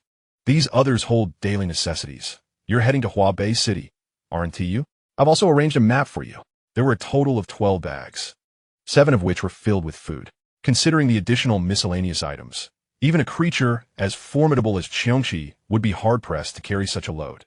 In a moment of silence, Chen Mo found himself at a loss for words. Luo Tianxiong let out a hearty laugh, exclaiming, "Ha ha, Brother Chen, what is that expression on your face? The real excitement is yet to come." He clapped his hands, and at that moment, the sound of an engine starting echoed from nearby. It was then that Jiang Dong, unbeknownst to anyone, had dashed over to retrieve an off-road vehicle. A vehicle? Luo Tianxiong strode forward and opened the trunk of the SUV. To his astonishment, it was brimming with blades and several firearms, gloriously impressive. With immense pride, Luo Tianxiong remarked, "Brother Chen, what do you think? I have marked the map of Huabei City for you. As long as you follow the route indicated, this vehicle will certainly prove invaluable." At this moment, Chen Mo was rendered speechless, overwhelmed. Luo Tianxiong, mistaking Chen Mo's silence for exhilaration, decided to intensify his efforts. He turned towards Chao Fanyuan in the crowd, saying, "Caozi, come here. Weren't you supposed to apologize to Brother Chen?" From the throng, Chao Fanyuan approached with a cloth bag slung over his shoulder, looking somewhat sheepish. Upon reaching Chunmo, he bowed his head, saying, "Brother Chun, I sincerely apologize for my indiscretions yesterday. Please accept this as a token of my remorse." As he spoke, he opened the bag, revealing it stuffed full of crystal nuclei, each one a first-tier specimen, approximately 20 to 30 in total. By now, the zombies in this post-apocalyptic world had gradually evolved to the first tier. The sheer quantity Chao Fanyuan had managed to procure in such a short span hinted at the ferocity of last night's skirmish. With a hint of trepidation, Chao Fanyuan added, "Brother Chun, the Shoshi God is located in the direction of the new Emperor group, which has become a wasteland. When we returned, we took a detour there. That Shoshi God resembles a monstrous mountain and has emerged." Chunmo's gaze narrowed slightly. "It has emerged," he confirmed with a nod. "I understand now. Thank you. I will accept the crystal nuclei. As for the supplies and the vehicle, they are unnecessary. The journey to Huabei will undoubtedly be fraught with challenges, and an off-road vehicle cannot compare to the agility and convenience of a Qiongqi. As for food, Chi-Chi will remain here. I only need to carry provisions for one." With his abilities, he could readily acquire sustenance whenever needed. Luo Tianxiong shuddered at these words, seemingly taken aback that his meticulously prepared farewell gift was so easily dismissed in the face of the crystal nuclei. Chen Mo turned to Luo Tianxiong and advised, "Luo Tianxiong, regarding these crystal nuclei, seize the opportunity to stockpile as many as you can. They will prove immensely useful in the future." Luo Tianxiong paused, then smiled. "Brother Chun, I completely understand. Ever since you mentioned the value of these crystal nuclei for abilities, I have taken special care to store the remaining ones in a new location." Chen Mo shook his head.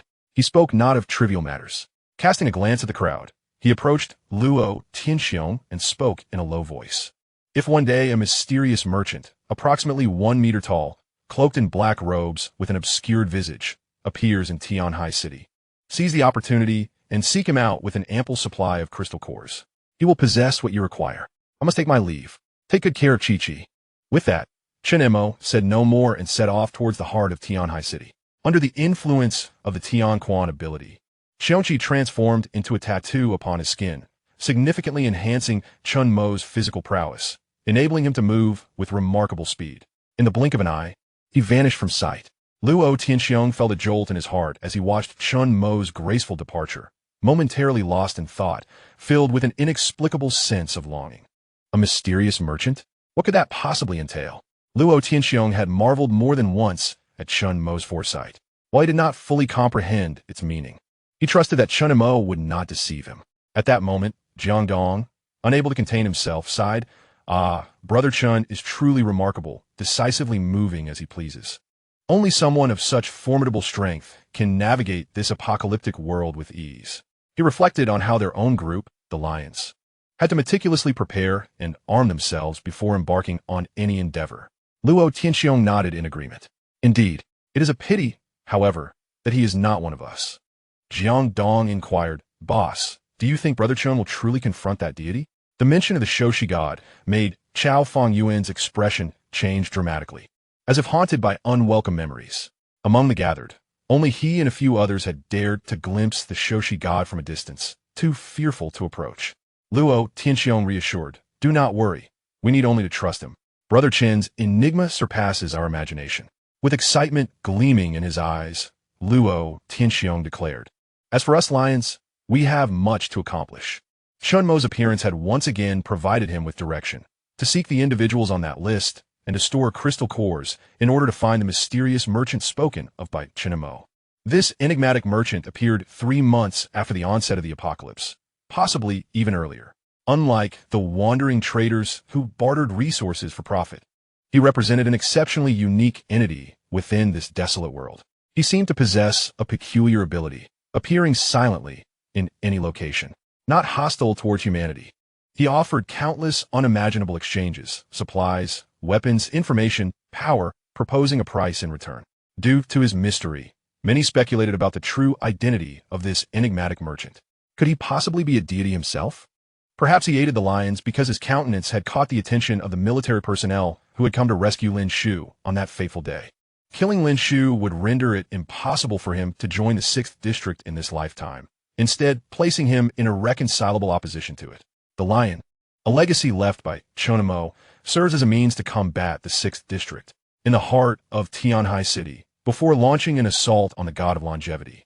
Chen Mo intended to familiarize himself with the utilization of Qiongqi abilities. With a swift movement, several beams of silver, ethereal light pierced through the bodies of the zombies before him, blood flowing like a river as the commotion alerted hordes of zombies from all directions, emerging from the ruins and darkened storefronts with menacing fervor. After more than a month of evolution, the zombies remaining in the city center had transformed significantly. No longer easily dispatched by mere handgun bullets.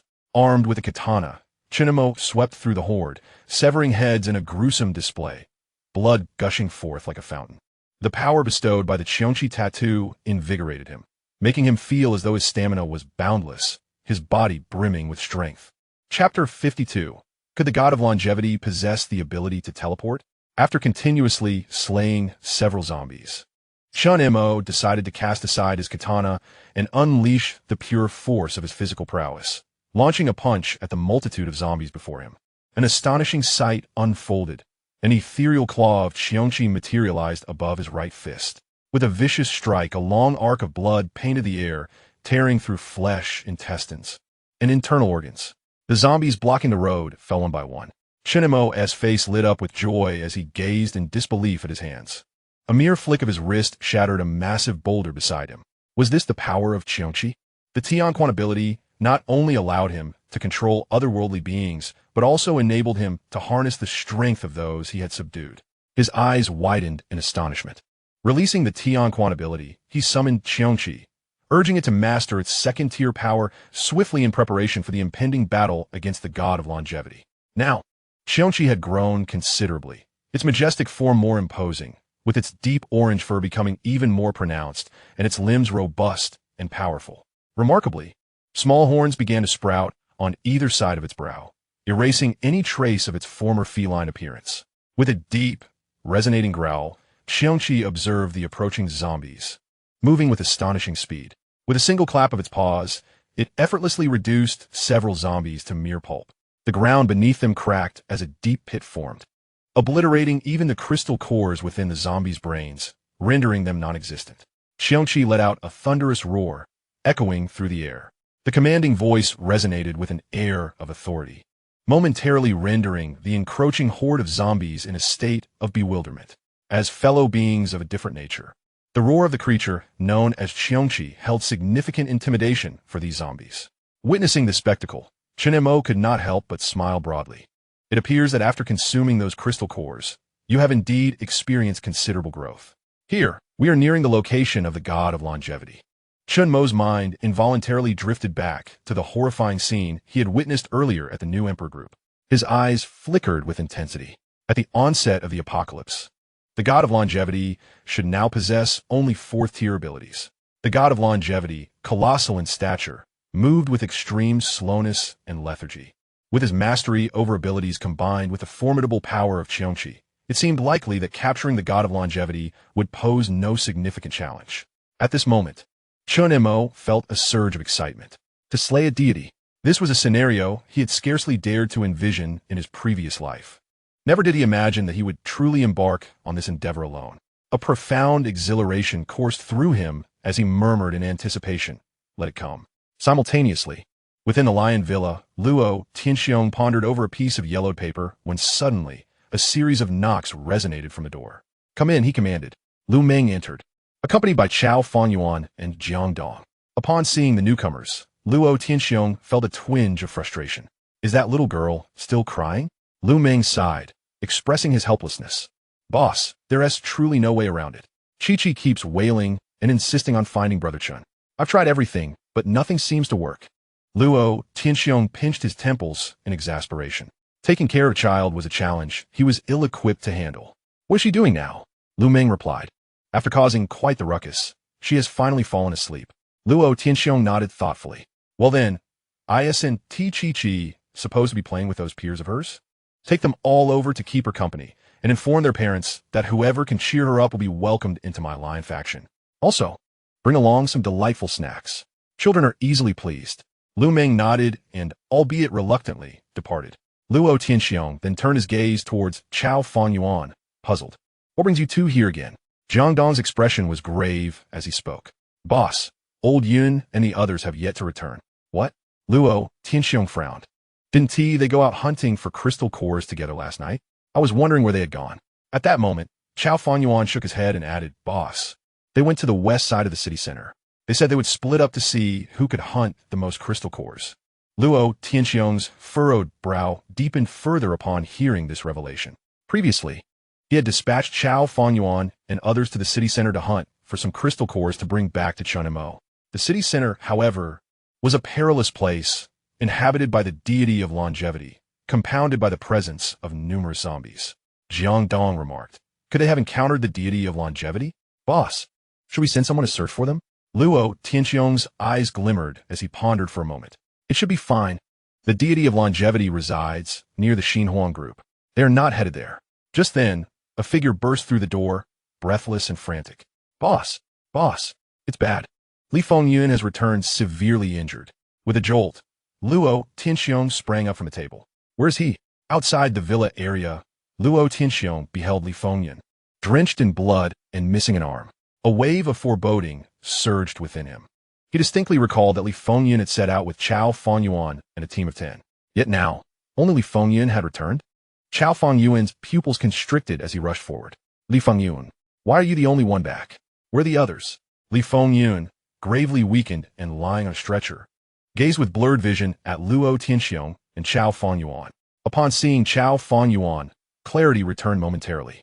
He sat up, glaring fiercely at Chao Fanyuan, his eyes ablaze with rage. Gao Fanguin, you bastard! Why did you deceive us? I will kill you. His remaining hand clutched Chao Fanyuan's collar tightly, his eyes bloodshot. The members of the Lion Clan turned their attention abruptly towards the commotion. Luo Tianxiong, momentarily taken aback, inquired, What on earth happened? Where are your teammates? Li Fengyun managed a pained smile, his voice hoarse. Boss, they're all dead. We encountered the deity of longevity. What? Shock and horror swept across the faces of everyone present. Chao Fanyuan's complexion turned ashen. This is impossible. The deity of longevity is clearly at the Qiongqi group. Last night, we deliberately avoided that area. Li Fengyun shouted vehemently, To hell with you. That so-called Qiongqi group. We encountered that monster at the Vodama Mall. Are you implying that this creature can teleport? It's not a Qiongqi group. Chao Fanyuan gasped, raising his voice. Impossible. This cannot be. The Qiongqi group and Vodama are several kilometers apart. On our way back, our team even made a point to inspect the Qiongqi group. Our team can all testify. In just one night, how could that colossal creature possibly appear in two places simultaneously? Chapter 53. More than one?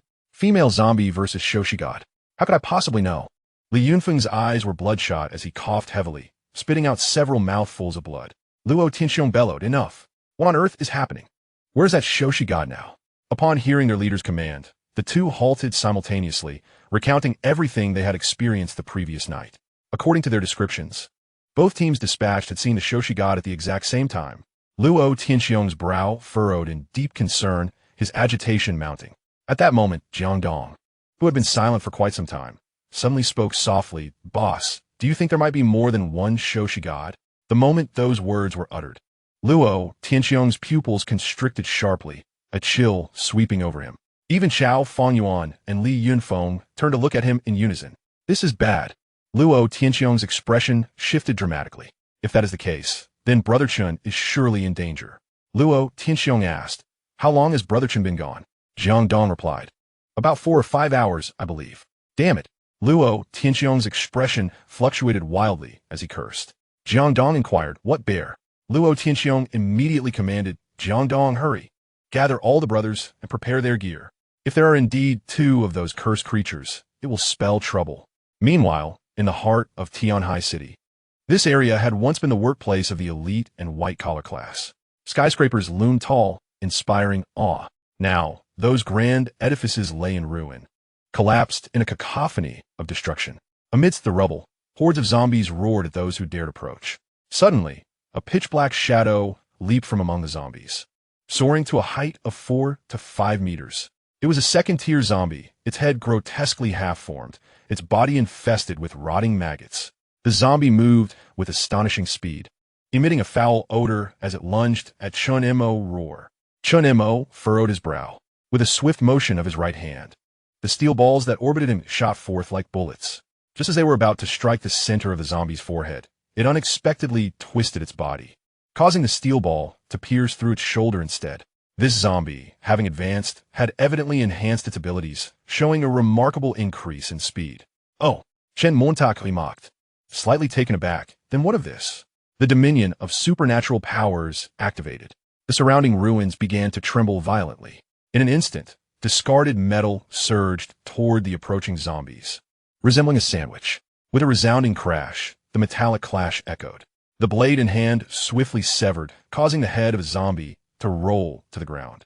Gazing at the multitude of fallen corpses and the seemingly endless tide of advancing zombies, Chen Mo spoke. We are nearing the sacred domain. Qiongqi, exercise caution.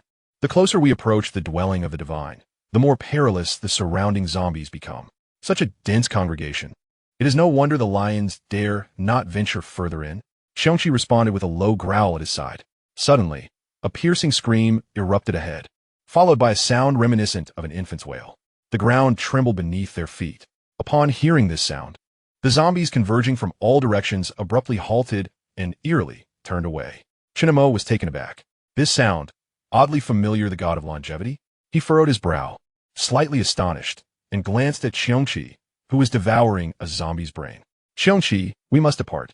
Chen Mo promptly mounted Qiongqi's back. The beast crouched down and then leaped into action, sprinting gracefully through the chaotic ruins. Behind a collapsed structure, upon arrival, Chen Mo's pupils constricted sharply.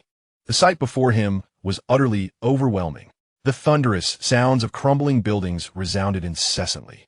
Underneath the blood-red sky, dust filled the air, flames blazed, and the cacophony of countless zombies surged like a tide. Ahead lay a colossal figure resembling a giant mountain, sprawled upon the ground, towering over 20 meters. It appeared as an enormous infant with soft, pale skin, its body laden with excess flesh. The creature bore no face, lacking eyes or a nose, possessing only a gaping mouth. Its legs seemed to be stitched together, wriggling like a worm, while it continuously slammed its arms down, each impact causing countless stones to shatter and crushing swathes of corpses, producing an ear-splitting noise. The god of longevity. The overwhelming aura of dread sent shivers coursing through Chen Mo's body. Qiongqi beside him bristled, its fur standing on end as it growled incessantly. Before his rebirth, Chen Mo had departed Tianhai City before the god of longevity had emerged. This was his first encounter with the true visage of the deity. In the presence of the god of longevity, everything felt insignificantly small. Chen Mo could feel goosebumps rising all over him, his eyes reflecting an unmistakable fervor and excitement. Is this truly the god of longevity? And who, pray tell, is the other? Before the colossal entity, known as the Shoshi god, stood a grotesque figure, resembling a female zombie. This female zombie had disheveled hair, matted with countless clots of blood. Her back and arms were adorned with menacing spines reminiscent of white bones, and she emitted a continuous, chilling howl. Chen Mo, too, felt an overwhelming sense of danger emanating from her. Third tier? His eyes flickered, as if engaged in an internal struggle. The female zombie let out a piercing scream, prompting thousands of surrounding zombies to recklessly charge toward the Shoshi god, intent on tearing it apart. With a thunderous crash, a massive hand descended like a colossal hammer, splitting the earth and conjuring waves of chaos. The ground trembled violently, and the familiar sound jolted Chen Mo's memory. It was her, the zombie king from that large supermarket. What was the connection between these two monstrous beings? After a moment's contemplation, Chen Mo realized this scene was beyond his expectations. When aberrant zombies advanced to a certain level, they developed a lordly consciousness. The zombie before him was challenging the dominion of the Shoshi god in Tianhai City. Chen Mo's eyes sparkled with intrigue as he murmured, I never imagined someone would reach this point first. Meanwhile, the creature beside him, Qiongqi, emitted low growls, seemingly eager to join the fray. Wait a moment, Chen Mo cautioned. This is a perfect opportunity to gauge the Shoshi god's strengths and weaknesses. He had previously skimmed through the Shoshi god's data, noting its formidable defense and immense power. But most alarming was its ability to scream, a sound capable of shattering eardrums or, at worst, causing instant death. Concealed in the shadows, Chen Mo and Qiongqi observed the scene. The spiny female zombie, currently engaged in combat with the Shoshi god, appeared to be struggling. Countless zombies, resembling tiny black dots, swarmed around the colossal entity, yet their attacks failed to penetrate its tough hide. A resounding crash echoed as the Shoshi god shifted its massive form, instantly crushing hundreds of surrounding zombies beneath its weight. The scene was gruesomely vivid, akin to squashing ants with ease. The female zombie let out a fierce roar and leapt several meters high, landing squarely atop the Shoshi god's immense body.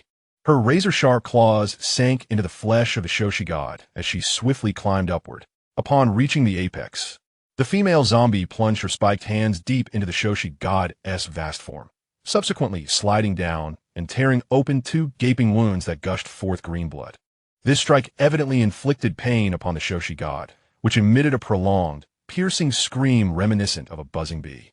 The creature began to thrash violently, causing numerous dilapidated buildings in the vicinity to collapse with a resounding crash. Amidst the incessant echoes of screams, Qiongqi, despite being several hundred meters away, felt the reverberations surge through him. A shiver coursed through his body, accompanied by a splitting headache. His expression shifted as, under the influence of the celestial power, he seemed to discern the utterances of the Shoshi god. Such pain, such agony. Was it injured? The colossal arms of the Shoshi god began to swing downward relentlessly, each swipe seizing hundreds of zombies, which it then devoured with a chilling cacophony of crunching. The sound echoed ominously, as if it were regaining strength. In this fierce confrontation between the zombies and the Shoshi god, the surrounding throng of thousands was decimated in mere moments, leaving scarcely a remnant. The female zombie, formidable in strength, continuously inflicted wounds upon the Shoshi god. Another piercing wail pierced the air. At this juncture, the Shoshi god furiously swept its corpulent arms, obliterating the debris around it, aiming directly at the female zombie. Boom! A cloud of dust enveloped the sky, as the spikes adorning the female zombie were shattered, sending her hurtling away. She crashed heavily beside Qiongqi, her bones pulverized, her chest caved in. Had she not been a third-tier zombie king, she would have surely been reduced to a mere pulp by that single strike. Qiongqi emitted a low growl, eyeing the scene with utmost vigilance. The female zombie, now drenched in the Shoshi god's blood, glanced up. Upon spotting Qiongqi, she trembled, let out a shriek, and quickly lowered her head, fleeing into the distance. Flee! Flee! A faint message flickered through the celestial power. Qiongqi furrowed his brow, silently observing the retreating figure of the female zombie. Was it the celestial power communicating, or was it speaking to him? Before he could ponder further, the injured Shoshi god erupted in a fit of rage, rampaging wildly. The ground trembled, rocks rolled. Dust swirled amidst the cacophony of explosions. Qiongqi narrowed his eyes, turning to Qiongqi. It is our turn, Qiongqi. Buzz. The Dominion ability activated, and countless iron liquids surged forth, while several steel balls from his pocket floated into the air. Qiongqi, brimming with eagerness, leapt forward. Qiongqi, wielding his great blade, ascended the ruins with remarkable speed. He gazed at the monstrous entity before him, his face betraying an unwavering calm. Was this the Shoshi god's destructive power? Though it could not compare to the cataclysmic deities of his past life, in the early days of the apocalypse, it was undoubtedly a source of despair for all. With a flick of his wrist, he commanded the Dominion ability, transforming the surrounding iron into a barrage of steel balls that shot forth, producing thunderous sonic booms. Uft, uft. In this moment, his Dominion ability had reached unparalleled heights. The formidable power of these steel balls swiftly penetrated the immense form of the Shoshi god, embedding deeply within its flesh. The sheer size of the Shoshi god rendered the projectiles incapable of inflicting any substantial harm. Yet, their relentless barrage was akin to a torrential downpour. Soon, numerous tiny punctures appeared across the Shoshi god's body, with streams of vibrant green blood cascading forth. Coupled with the prior damage inflicted by the female zombie, the sight was profoundly unsettling. In a fit of rage, the Shoshi god let out a resounding roar and hurled a massive boulder towards Qiongqi. However, empowered by his dual abilities, Qiongqi effortlessly evaded the onslaught. The ground trembled beneath him as the colossal creature loomed menacingly. Despite its cumbersome movements, the Shoshi god possessed an extraordinary vitality. Even the deep gashes carved by the zombie had failed to threaten its life, rendering the steel balls utterly inconsequential. With a thunderous rumble, the Shoshi god clawed at the earth, inching closer to Qiongqi. The repeated challenges from the tiny insects only fueled its fury. Devour! Devour! Qiongqi advanced, his expression calm as he smirked at the creature's intent. You wish to consume me? Let's see. Metallic objects began to levitate in the air, transforming into a viscous liquid that intertwined and coalesced into an extraordinarily sharp, multi-meter-long metallic blade. To confront such a colossal entity, one must wield an equally formidable weapon. This blade, forged from the amalgamation of metals, was destined to inflict significant damage upon the Shoshi god. Harnessing the immense power of his dominion came at a cost far exceeding that of mere handfuls of steel balls. If a single steel ball could not harm you, then what of this? Excitement flickered in Qiongqi's eyes as he deftly directed the metallic blade towards the Shoshi god. The Shoshi god, already burdened by its weight, moved with agonizing slowness, unable to evade the strike. It raised its arm in a futile attempt to shield itself. With a sickening thrust, the colossal metallic blade pierced through its palm, causing a gushing spout of green blood to erupt forth, pooling onto the ground. In that moment of excruciating agony, the Shoshi's scream resonated with an ear-piercing intensity, its voice waves scattering the iron liquid surrounding it, transforming it into a puddle on the ground. The blade, embedded in its hand, began to drip with the same viscous liquid. Its cries not only disrupted the thoughts of those nearby, but also held the potential to affect their abilities. At that very instant, a roar erupted, echoing through the tumultuous air. The monstrous creature, Qiongqi, ascended upon the corpulent form of the Shoshi god, delivering a heavy blow with its claw. The force was so tremendous, and the sharpness of its claws so acute, that it effortlessly tore through the Shoshi god's defenses. What was most terrifying was that Qiongqi opened its maw and began to gnaw ravenously at the flesh within, half of its body sinking into the very corporeal form of the Shoshi god. The excruciating pain radiating from two locations drove the Shoshi god into a frenzied thrash, as if the earth itself were quaking. Pain! Pain! The Shoshi god's bloated flesh surged like waves as it desperately attempted to swat Qiongqi away with its other hand. Yet, Qiongqi was remarkably agile, evading each strike with impeccable grace. Observing the tormented Shoshi god, Qiongqi understood why this deity, which even a mighty lion could not conquer, ultimately fell to Qiongqi. The lion was composed largely of ordinary men, and the Shoshi god's shriek could easily incapacitate even the most common of superhumans. How could they hope to withstand such a force? Meanwhile, Qiongqi's nimbleness rendered this sluggish behemoth utterly helpless. Even as it slowly bled out, it was destined to be ground down. Time passed, and the Shoshi god's once pristine skin was now marred with countless wounds, oozing green blood, as it flailed wildly against the ground and its surroundings. Witnessing this, Qiongqi's eyes flickered with contemplation. Could the Qiongqi ability truly subjugate a deity? He ascended to a lofty mound of debris, attempting to channel his Qiongqi powers for communication. Gazing up at this colossal entity, his expression remained impassive as he declared, Shoshi god, submit to me. Chapter 55, The Shoshi god, the second deity of Qiongqi City. How painful! The Shoshi god continued to emit anguished wails, its massive body trembling. Upon hearing Qiongqi's words, it paused momentarily, its head, devoid of a face, turned in his direction, as if perplexed by the notion that this insect could converse with it. Qiongqi narrowed his eyes, commanding, submit to me, or face death. He summoned Qiongqi, who had been wreaking havoc upon the Shoshi god, to halt its onslaught. Understanding the cue, Qiongqi leaped back, covering several dozen meters in a single bound, causing a great cloud of dust to erupt as it landed beside Qiongqi, letting out resounding roars. The atmosphere fell into an eerie silence, and even Qiongqi felt a twinge of anxiety. His heart raced. Before him stood a titan, a deity of the apocalypse. Even though the Shoshi god is merely a deity of moderate strength, the act of subduing a divine being is an unprecedented and astonishing occurrence in this apocalyptic world. The Shoshi god possesses a colossal form, undoubtedly resembling a formidable and terrifying siege monster. If it continues to grow, Qiongqi harbors no doubt that it could effortlessly shatter the impregnable walls of the military district. Towering dozens of meters high, currently, the Shoshi god, despite its fourth-tier strength, appears to possess an astonishingly low intelligence, far inferior to that of Qiongqi. Through communication with Qiongqi, it seems to have only grasped a vague understanding of its surroundings. It slowly rides its enormous body, crushing the surrounding wasteland beneath its weight.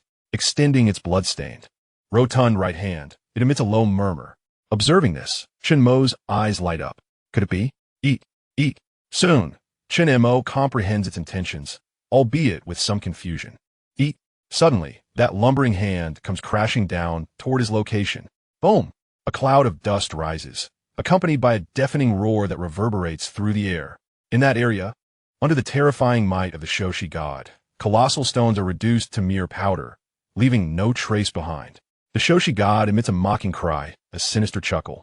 Just then, Qiongqi bursts forth from the swirling dust, carving a long arc through the air, while Chen Mo clings to its fur, being carried along as well. Bang! Qiongqi lands steadily on a pile of ruins, its fierce countenance bared in a menacing snarl.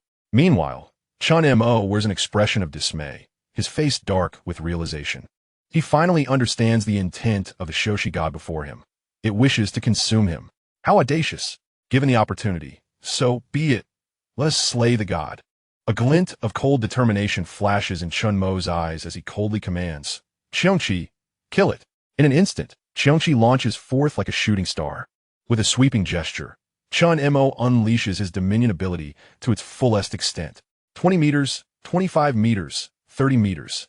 From a surrounding wasteland, silver liquid bursts forth, converging from all directions, resembling a great river suspended in midair. Chen Mo's expression hardens as he transforms this metallic liquid into an enormous spear.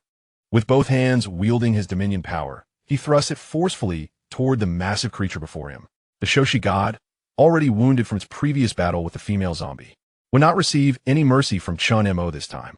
He intends to bring it down right where it stands. In an instant, the spear plunges deep into the Shoshi god's corpulent flesh. A deafening shriek reverberated through the heavens, rendering one's ears nearly deaf. Countless streams of verdant blood gushed forth, resembling a torrential downpour of green rain upon the earth. Qiongqi clambered relentlessly to the neck of the Shoki god, layers of fat exposed.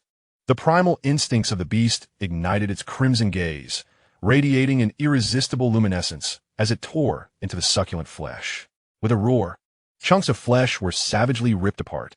Its 4 pairs of claws gripped the Shoki god's flesh like a vice. No matter how it struggled, it could not escape the jaws of Qiongqi. Observing the Shoki god, blood flowing profusely yet still writhing in desperation, Chen Mo remarked coldly, indeed, the vitality of life is remarkably resilient. The continuous summoning of such colossal weapons through his dominion abilities had drained a significant portion of his stamina. After all, dominion abilities were only of the 2nd tier. Had he not possessed dual abilities and a physique superior to others of the same tier, he would have long succumbed to exhaustion. Chen Mo's eyes glinted with ferocity as he took a deep breath and once more invoked his dominion power. Let us see how long you can endure. At that moment, the ground beneath him began to tremble violently. In the distance, a cloud of dust surged towards him like a sandstorm. Buildings crumbled and fissures spread across the ground. With a resounding roar, Chen Mo staggered slightly, furrowing his brow. What on earth is happening? As he gazed towards the tumultuous cloud of dust, a thunderous crash echoed. His pupils constricted in shock. He beheld with astonishment another colossal entity identical to the Shoki god approaching, not crawling but rolling forward with inertia. Both Shoki gods let out simultaneous screams. Countless precariously perched debris shattered under the weight of their terrifying roars. This sound echoed throughout the entirety of Qiongqi City. At this moment, whether they were in secure locations or battling zombies, the survivors within Qiongqi City turned their gazes towards the city center, their faces etched with horror. The fear was palpable. Meanwhile, the heavily armed members of the Lion faction, advancing in their vehicles, trembled in shock. They clutched their ears in agony. What is this sound? My head is about to explode. Among the awakened ones, Luo Tianxiong fared slightly better. Upon hearing the cacophony, he stood at the front of the vehicle, raising binoculars towards the city center, witnessing the sandstorm sweeping from the other end of Qiongqi City alongside the enormous creature. His countenance turned pale, incredulity etched across his features. What on earth is that? This is bad. Everyone, rally your spirits and press on. It must be Brother Chen battling that Shoki god. Boss, trouble is brewing. The path ahead was obstructed by the collapsed skyscrapers, rendering passage impossible for vehicles. At that moment, a shout echoed from the front. Luo Tianxiong was startled, leaping into action. The ground beneath his feet suddenly caved in, submerging half of the vehicle. With a powerful bound, he soared several meters forward. Upon encountering the towering boulder, standing 5 to 6 meters high, blocking his way, Luo Tianxiong let out a low growl, his muscles swelling with blood, expanding in an instant. His eyes burned crimson as he unleashed a ferocious assault, striking with both fists. The sound reverberated like thunder, an ordinary A-class ability amplified 100-fold. As a first-tier ability user, he now commanded 10 times the strength. Chapter 56, Slaying the Divine Being of the Apocalypse. The Qiongqi ability breaks the limits. Meanwhile, Chunmo gazed at the ailing Shoshi god, its body drenched in green blood, and the other Shoshi god that was crawling towards them, stirring up a terrifying sandstorm. The chill radiating from its body sent shivers down his spine. In a hoarse whisper, he murmured, "Why is there still another Shoshi god?" The presence of 2 Shoshi gods was unprecedented, even in the military records prior to his rebirth. Chunmo's eyes flickered as he rapidly recalled everything he knew about the Shoshi gods in Tianhai City. According to the documentation left by the military, the Shoshi god wreaked havoc in Tianhai City, prompting the survivor organization, the Lions, led by Luo Tianxiong, to dispatch thousands of fully armed personnel to confront it. The entire force was annihilated. When the 6th Special District sent an ability user squad to Tianhai City, Luo Tianxiong and the Lions had mysteriously vanished, leaving only traces that indicated a retreat. Subsequently, the Qiongqi clashed with the Shoshi god, defeating and devouring it. The ability user squad suffered catastrophic losses with no results, allowing Qiongqi to establish itself as the new ruler of Tianhai City. Retriat, Chen Montak Mom Ulet. Although the Shoshi god possessed 4th-tier strength, it posed no threat to himself or Qiongqi. Even if he had advanced to 6th tier by that time, the lions would have similarly grown. With so many lions, it was impossible for them to be incapable of a fight. A sudden realization struck Chunmo, and a terrifying possibility emerged in his mind. Could it be that Luo Tianxiong and his companions had never anticipated the emergence of a second Shoshi god? Hence, after suffering heavy losses and finding themselves unable to contend, they ultimately chose to abandon Tianhai City. And what Qiongqi had consumed was precisely this second entity. Boom! A thunderous roar erupted before him. The Shoshi god, rolling in from the distance, collided heavily with the one in front of him. The impact between these 2 titanic forms sent waves of fat rippling across their bodies. The terrifying gusts of wind generated by their clash were powerful enough to lift a person off the ground. Without a moment to ponder, he pressed on. With a grave expression, Chunmo let out a thunderous roar. Qiongqi, the creature, surged from the skies, leaping into action, harnessing the power of the Qiongqi ability. The Qiongqi in the air instantly transformed into shimmering starlight and vanished from sight. Abruptly, a vivid tattoo of Qiongqi materialized on Chunmo's left arm. This Qiongqi ability allowed him to share in the prowess of Qiongqi. In that fleeting moment, Chunmo felt an invigorating surge of energy, his body light and agile. With a powerful leap, he swiftly distanced himself from the dying Shuxixian by a good 30 meters. A tremendous gust of wind swept through, scattering countless fragments of stone. Chunmo conjured a wall of metal to shield himself. Clang! Clang! The second Shuxixian emitted a chilling cry, opening its maw to viciously tear into the dying one. The scene was utterly shocking: scorched earth, ruins, and a mountain of flesh consuming another mountain of flesh. The mere gust from the approach of the Shuxixian obliterated everything in its path. Behind it lay a scene of devastation, the shattered city of Tianhai. It heralded a cataclysmic disaster. The dying Shuxixian writhed in agony, emitting heart-wrenching cries. The second Shuxixian clawed at its flesh, ripping away large chunks to swallow whole, accompanied by the horrifying sound of its gnashing teeth. Delicious. Even Chunmo felt a chill run down his spine at the sight. The foul, viscous green blood seeped into every crevice of the ruins. In his consciousness, he heard the call of Qiongqi. "I know," he murmured to himself. During this interval, he retrieved a few first-tier crystal cores to restore his stamina. His eyes narrowed. No wonder the military had failed to find the first Shuxixian upon their arrival. It had already been devoured. This second Shuxixian appeared to possess a greater cunning. It chose this precise moment to appear, neither too early nor too late. Empowered by Qiongqi's strength, Mo brandished his great sword and charged forth like a beast, deftly sidestepping numerous obstacles before leaping atop the dying Shuksekshin. Compared to it, Mo's stature seemed diminutive, akin to that of an ant. The second Shuksekshin seemingly remained oblivious to his presence, opening its jaws once more to bite down. Seizing the opportunity, Mo crouched and leapt onto its back, coldly stating, "Don't meddle with others' possessions." With a swift thrust, his great sword plunged into the flesh mountain. Activating his dominance ability, a torrent of silver iron liquid surged from the surrounding ruins, converging into swirling vortices and flowing into the sword. With Qiongqi's enhancement, the range of his dominance ability expanded to 60 meters, an infinite approach to the third-tier ability users. Mo gripped the katana tightly, his eyes shimmering with a mesmerizing intensity. Behind him, a phantom of the mythical creature Qiongqi seemed to lend its strength. With a fierce roar, Mo unleashed his dominion over supernatural abilities to their utmost limits. Countless streams of molten iron ascended into the air, akin to rivulets merging into a vast ocean, and were absorbed into the katana. The weight of this blade grew increasingly burdensome, sinking deeper with every moment. Viscous green blood surged forth, and beneath his feet, the Susan god felt its own body becoming unbearably heavy. Yet it remained undeterred, yearning to tear into the flesh of the dying Susan god and devour it. After all, the corpse of a deity was a coveted treasure. Moreover, if memory served correctly, upon slaying a divine being, the fabled mysterious merchant would come seeking him, eager to trade for the deity's remains. Seeing the shameless Susan god flaunting its spoils, Mo's patience waned. "You still dare to eat?" In that moment, he was genuinely enraged. His eyes blazed crimson as he shouted, "Damn it, I told you not to indiscriminately consume other spoils." Boom! A terrifying aura erupted from Mo. 80 meters, 100 meters.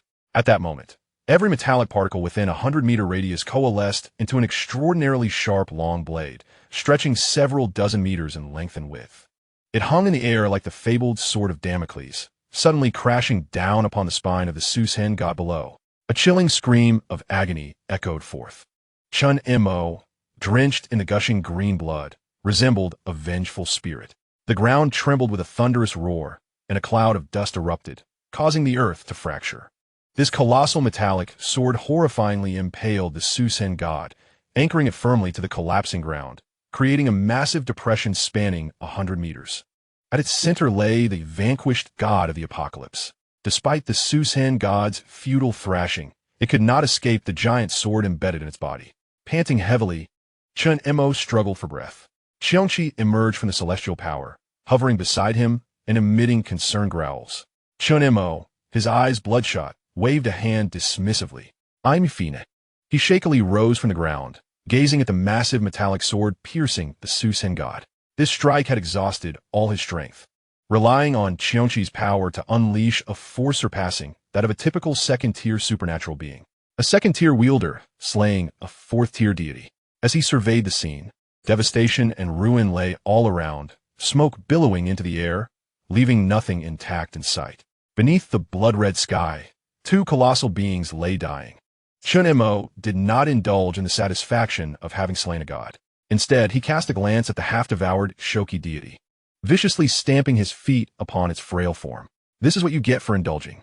The metallic giant sword, piercing through its spine, seemed to be its lifeline. Beneath him, the weakened Qiongqi deity emitted a faint groan. Spare me. Chapter 57, Subduing the Qiongqi deity, the mysterious merchant in the apocalypse. The Qiongqi deity, impaled by the colossal sword and on the brink of death, appeared to be calling out. Mo paused momentarily, narrowing his eyes. "Oh, this Qiongqi deity dares to plead for mercy?" After a brief contemplation, he crouched down and placed his left hand upon the creaturesque body. "Celestial Authority, yield to me." This Qiongqi deity was evidently far more intelligent than the first. Upon sensing this consciousness, it weakly extended its hands, emitting a frail whisper. "I am willing." As this thought reached him, a brilliant purple light suddenly erupted from Mo's left palm. The immense Qiongqi deity began to shimmer, revealing countless stars that transformed into strands of purple essence, merging into Mo's left hand. Bang! Something struck heavily within his mind. Mo was suddenly besieged by an intense headache. The pain was excruciating, A peculiar tattoo gradually emerged on his left arm, ascending until it reached his chest, exuding an extraordinarily unsettling beauty. Gritting his teeth, Chun Mo suppressed the unbearable agony. The Celestial Authority could indeed subdue deities. Yet, as a mere second-tier wielder of this power, he found it immensely challenging to contain a fourth-tier Qiongqi deity. The colossal Qiongqi deity trembled, growing increasingly agitated. The massive sword piercing its body suddenly transformed into liquid. The ground shook, dust swirling around them. Suddenly, Chun Mo's eyes turned bloodshot, his expression feral as he let out a roar. Within his mind, a mysterious connection with the Qiongqi deity was forged. The creature beneath him instantaneously transformed into a multitude of purple mist, merging into his left hand. Qiongqi, cradling the tormented Chun Mo, leaped to a desolate ruin, incessantly licking his cheek. Time seemed to elapse indefinitely. Gradually, Chun Mo opened his eyes. Upon seeing the desolate surroundings and the lifeless Qiongqi deity, reduced to a mere half of its form, he muttered in bewilderment, "Did I succeed?" Chun Mo felt a sense of disbelief as he pulled back his sleeve. Upon his left arm, a grotesquely vivid tattoo, resembling an ominous symbol, suddenly emerged. Chun Mo's eyes brightened with recognition. "Master?" echoed a frail voice in his mind. "Subjugate." Chun Mo felt a surge of joy as he released it. With a thunderous roar, a colossal creature manifested within the depths of the pit. A gaping wound, akin to a chasm, marred its form. Qiongqi emitted a low growl, to which the Qiongqi god responded with a series of soft, mournful utterances. Though its intelligence surpassed that of the previous creature, it remained rather limited. Chun Mo posed numerous inquiries, yet grasped only the most rudimentary commands. The Qiongqi god shifted its massive body and turned over, dislodging countless stones and clouds of dust. Its singular mouth fixated on Chun Mo, emanating an intense desire. Food. Hungry. Chun Mo furrowed his brow at this revelation. Was it yearning for the other Qiongqi god? Absolutely not. He promptly interjected, having already consumed a significant portion of his prize. The carcass of this Qiongqi god held great utility for him. It could not be devoured. Observing the creature's injuries, Chun Mo noted that a metal greatsword had pierced its spine, causing a steady flow of green blood to seep from the wound. His eyes glimmered as he spoke. "There are numerous first-tier zombie corpses scattered around. Consume them to recuperate." Previously, during the challenge from the Corpse King, this area had witnessed the demise of over 1,000 zombies, which should suffice. The Qiongqi god repeated the word pain for an extended period, failing to comprehend Chun Mo's instructions despite his repeated attempts. It was not until Qiongqi, having procured a zombie from an unknown source, growled and devoured it before the Qiongqi god that it finally understood. With a laborious heave, it crawled forward, creating a tremendous commotion. Chun Mo allowed it to proceed. Yet he began to feel a headache brewing. The mere inclusion of one Qiongqi god into his Qiongqi ability had significantly burdened his mind. If he were to also incorporate Qiongqi, he feared his head might explode. The second-tier Qiongqi ability proved to be somewhat overwhelming. Glancing at Qiongqi by his side, Chun Mo found solace in its communicative nature, making travel more convenient. As long as he refrained from assimilating both Qiongqi and the Qiongqi god simultaneously into the Qiongqi ability, he anticipated no major issues.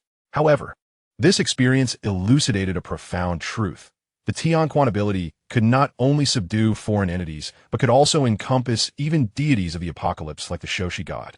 Chun Mo retrieved several first-tier crystal nuclei and casually tossed a few to Qiongqi, commending its efforts.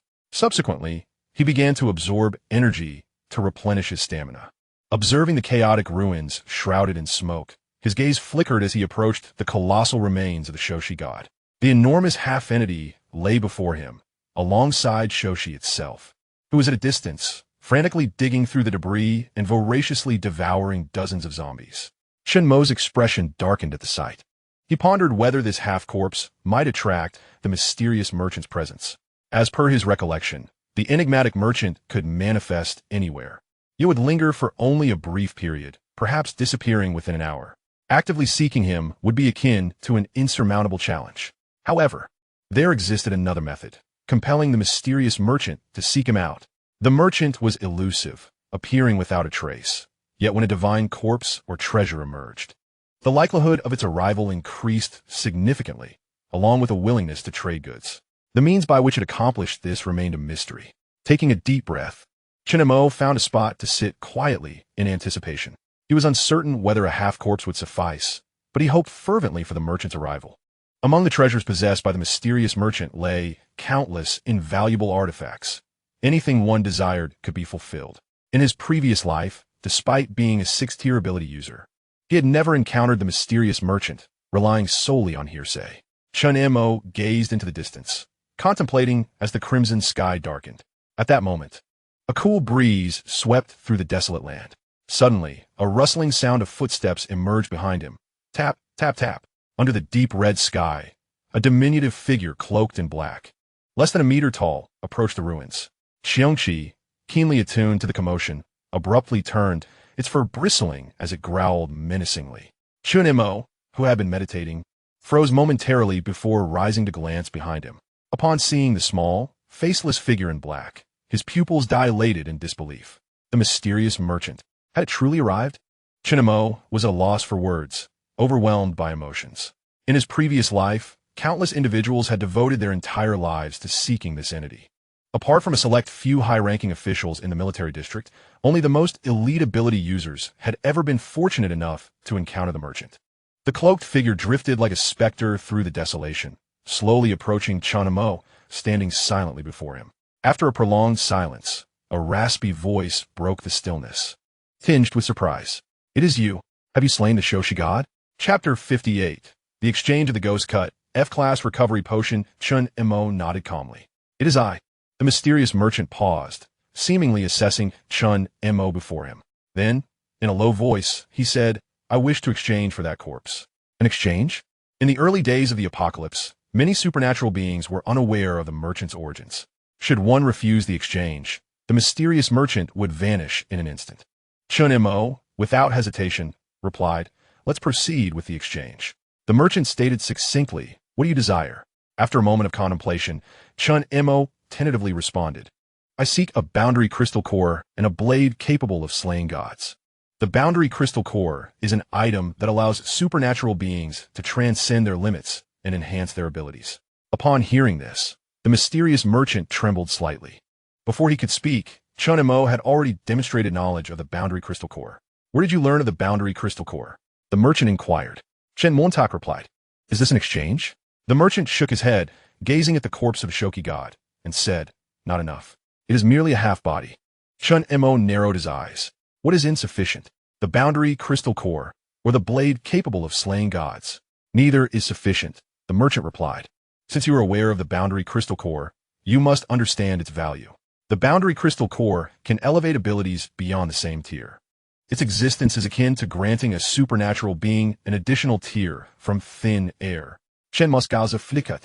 The Shoki god's corpse was already incomplete, so he had not held high hopes. The merchant continued, "Your abilities are formidable. You do not require this item. If you were to possess a complete body, I could offer you a C-class boundary crystal core." Chen Mo declined, stating, "Let us discuss your terms." The merchant nodded, without making any physical motion. Ripples appeared in the space beside him. From within emerged a jet black, extraordinarily sharp katana. This blade exuded a deep black hue, its edge smooth and razor-sharp. A crimson line running from tip to hilt, stained with the remnants of long-forgotten blood. The hilt was wrapped in cloth, with a strand of white fabric floating, emanating an aura of bloodshed and malice. The ghost cut can absorb blood energy to restore stamina. The metal of which it is forged is the hardest substance in this world. Your Dominion ability can also manipulate it. It is sufficient for your current needs." The merchant intoned, his voice devoid of emotion.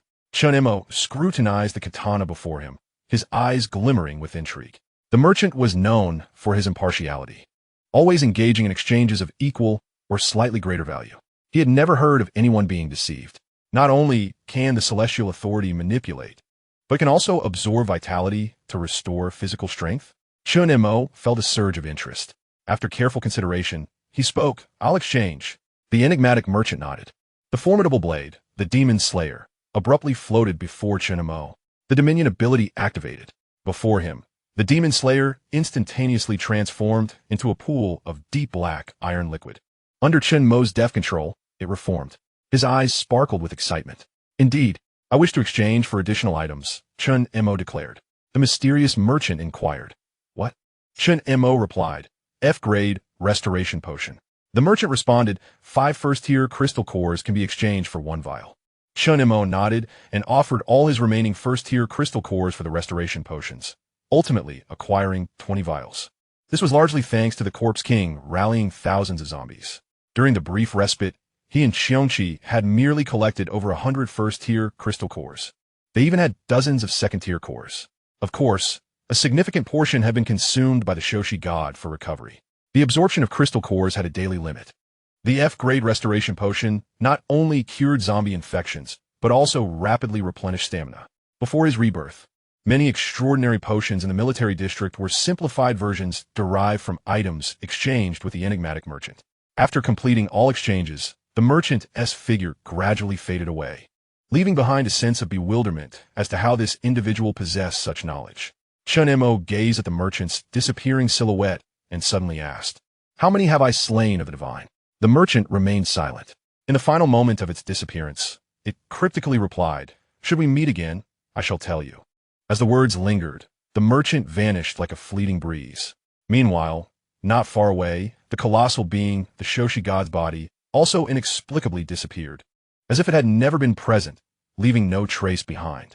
Qiongqi let out a hearty laugh, his eyes ablaze with fervor. "I believe we shall meet again." After the merchant's departure, Qiongqi promptly retrieved a slender vial of restoration potion and consumed it. In an instant, his vitality surged, completely replenishing the stamina expended during the battle against the 2 Shoshi gods. The effect was remarkable. Qiongqi's eyes gleamed as he gazed at the demon slayer in his hand. To his astonishment, he truly had the power to slay the Shoshi god single-handedly. Following his rebirth, he had even tamed 2 formidable powers, Qiongqi and the Shoshi god. This extraordinary sensation felt like a leap through time. Gripping the demon slayer tightly, Qiongqi swung it fiercely toward the horizon. Before him loomed an immense rock face, effortlessly cleaved in twain beneath the blade of Onakiri, as if it were mere parchment. The sharpness and material of the blade were unparalleled by any metal of this realm. Should he confront the Shokugami once more, armed with Onakiri, he would effortlessly pierce through its formidable flesh, unlike the steel pellets that had embedded within it, akin to sniper bullets. Safeguarding Onakiri, Qiongqi's gaze was resolutely firm. He murmured softly, "Next, I must make my way to Huabei City. You await my return." And Lin Shu, relying on the 6th war zone, should they dare to tempt fate. A flicker of murderous intent flashed as he observed the Shokugami, tirelessly rummaging through the ruins in search of corpses to restore its strength. Silence enveloped him. A 4th-tier Shokugami, in this nascent apocalypse, posed a cataclysmic threat to any survivor faction. The military district was no exception. At that moment, a sudden cacophony of gunfire erupted from the direction of the Shokugami. Bang! Bang! The creature let out a long, piercing wail, as if provoked. Qiongqi's expression shifted, his gaze drawn to the distance. There, he beheld several hundred members of the Lion faction, inexplicably arrived at this place, all fully armed and clutching firearms. Chen Montauk frowned. The Lions? What brings them here? At this juncture, the members of the Lions stood transfixed, their faces pale with terror, gazing up at the colossal entity, their scalps prickling. Many trembled uncontrollably, yet steeled themselves to attack with their weapons. Damn it! A monster! What in the world is this abomination? Bang, bang, bang! The incessant gunfire rained upon the Shokugami's massive form, in stark contrast to Qiongqi's previous slaughter of 2 Shokugami. The onslaught from the hundreds of lions was akin to a tempest. The bullets from their rifles scarcely penetrated the Shokugami's hide. All eyes widened in horror. This assault only seemed to incite the Shokugami, provoking it to scream. Instantly, the hundreds of aggressive Lion's members clutched their heads in agony, as if their skulls would burst, some even bleeding from their noses and mouths, collapsing unconscious on the spot. "Boss, should we retreat? This monster is indestructible." Jiang Dong cried out in terror beside him. That scream took down several of our brothers. "Nonsense. As long as it breathes, it fears bullets," roared Luo Tianxiong from the front. "Keep firing. Find Qiongqi. We must see him alive or dead. If we can't find him, none shall return." Despite witnessing this prolonged assault, he found himself utterly despondent, unable to penetrate the opponent's defenses. Encountering such a monstrous entity, he thought, "Brother Chun, could this truly spell disaster?" Chapter 59. when questions should remain unasked. Luo Tianxiong's countenance was grim. He harbored no doubts regarding Chun Mo's prowess. However, the creature before him was overwhelmingly terrifying, akin to a nightmare. Luo Tianxiong surveyed his surroundings, desperately searching for Chun Mo's figure. "Boss, that monster is about to strike." Jiang Dong's voice trembled with fear. Before them, the colossal beast swung its immensely fat arm, poised to crush the gathered crowd. Should that blow land, it was feared that a significant portion of the Lion's members would be reduced to mere pulp. The members of the Lion roared in a frenzy, unleashing a barrage of gunfire. Luo Tianxiong's eyes widened in horror, his gaze fierce and unyielding. He refused to allow so many of his brothers to perish in this manner. "Get the hell out of my way." With a 100-fold amplification of his A-level ability, Luo Tianxiong's might in this apocalyptic realm was formidable. His physique swelled, towering an impressive 2 meters. He seized a massive boulder from the ground and hurled it toward the Shukzishan. Boom! Yet, the boulder was as futile as a fly attempting to strike a mountain, instantly shattered by the creature's enormous palm. Just as that colossal hand was about to descend, an astonishing event occurred. The beast's right hand abruptly halted midair, transforming into specks of light and vanishing without a trace. The Lion members, previously frantic, now stood in stunned silence, their expressions a mixture of confusion and disbelief. Where had that monster gone? How could it have vanished so suddenly? The towering behemoth, measuring 20 to 30 meters, had inexplicably disappeared in the blink of an eye. This unfathomable scene left even Luo Tianxiong momentarily dumbfounded. All that remained were the deep crater and scattered bullet casings, remnants of the creature's prior existence. Jiang Dong rubbed his eyes, questioning his own perception. Cautiously approaching, he whispered, "Boss, what just happened?" Many members of the Lion exchanged bewildered glances, their expressions mirroring each other's astonishment. "Slap me and see if I'm still alive." Smack! "Did you really just hit me?" This sensation of having narrowly escaped a calamity filled each member of the Lion with immense relief. Luo Tianxiong took a deep breath, glancing around at the desolate surroundings. Dismissing further contemplation, let us set these matters aside for now. The monstrous entity is still unaware of when it might re-emerge. "Hurry, everyone, search for Brother Chun Mo here." Ro Tianxiong bellowed at the surrounding members of the Lions. "No need to search. I have already arrived." At that moment, a faint voice echoed from afar. There, in the distance, Chun Mo approached slowly alongside Qiongqi. Chun Mo wished to conceal from the Lions his second extraordinary ability, one that could even subjugate deities. For such a revelation would be utterly shocking to the mundane world. If this were to leak out, countless troubles would surely follow in the future. Upon recognizing Chun Mo, Ro Tianxiong was filled with immense joy. The members of the Lions also hurried forward, exclaiming, "Brother Chun." Chun Mo nodded and turned to Ro Tianxiong. "What brings you here?" Ro Tianxiong, cautiously glancing around as if fearing the return of the Shoshi god, replied solemnly, "Brother Chun, quickly come with us. There may be more than one Shoshi god. Just moments ago, we were engaged in battle with one, and inexplicably it vanished." To think Ro Tianxiong had come to rescue him with the Lions was somewhat surprising to Chun Mo. He calmly responded, "No need. I've already dealt with the Shoshi god. Only one remains here." Beside them, Jiang Dong furrowed his brow and interjected, "That is not right. Li Yinfeng explicitly stated he encountered another one. How could that be? Moreover, Brother Chun, just now, our hundreds of brethren were all battling that very Shoshi god. What then was that creature?" Jiang Dong was filled with numerous doubts. At that moment, Ro Tianxiong's eyes glimmered as he asserted, "Enough, Jiang Dong. Since Brother Chun has stated that the Shoshi god has been resolved, it must indeed be so. Why question further?" Ro Tianxiong laughed heartily and clapped Chun Mo firmly on the shoulder, exclaiming exuberantly, "Since Brother Chun is safe and sound, we can consider this matter settled. Henceforth, Tianhai City shall belong to us, the Lions. The Shoshi god has just vanished, and Brother Chun appears. He is almost certain this incident is connected to him." Yet Ro Tianxiong was no fool. He understood everyone harbors their own secrets. To pry too deeply might provoke Chun Mo's displeasure.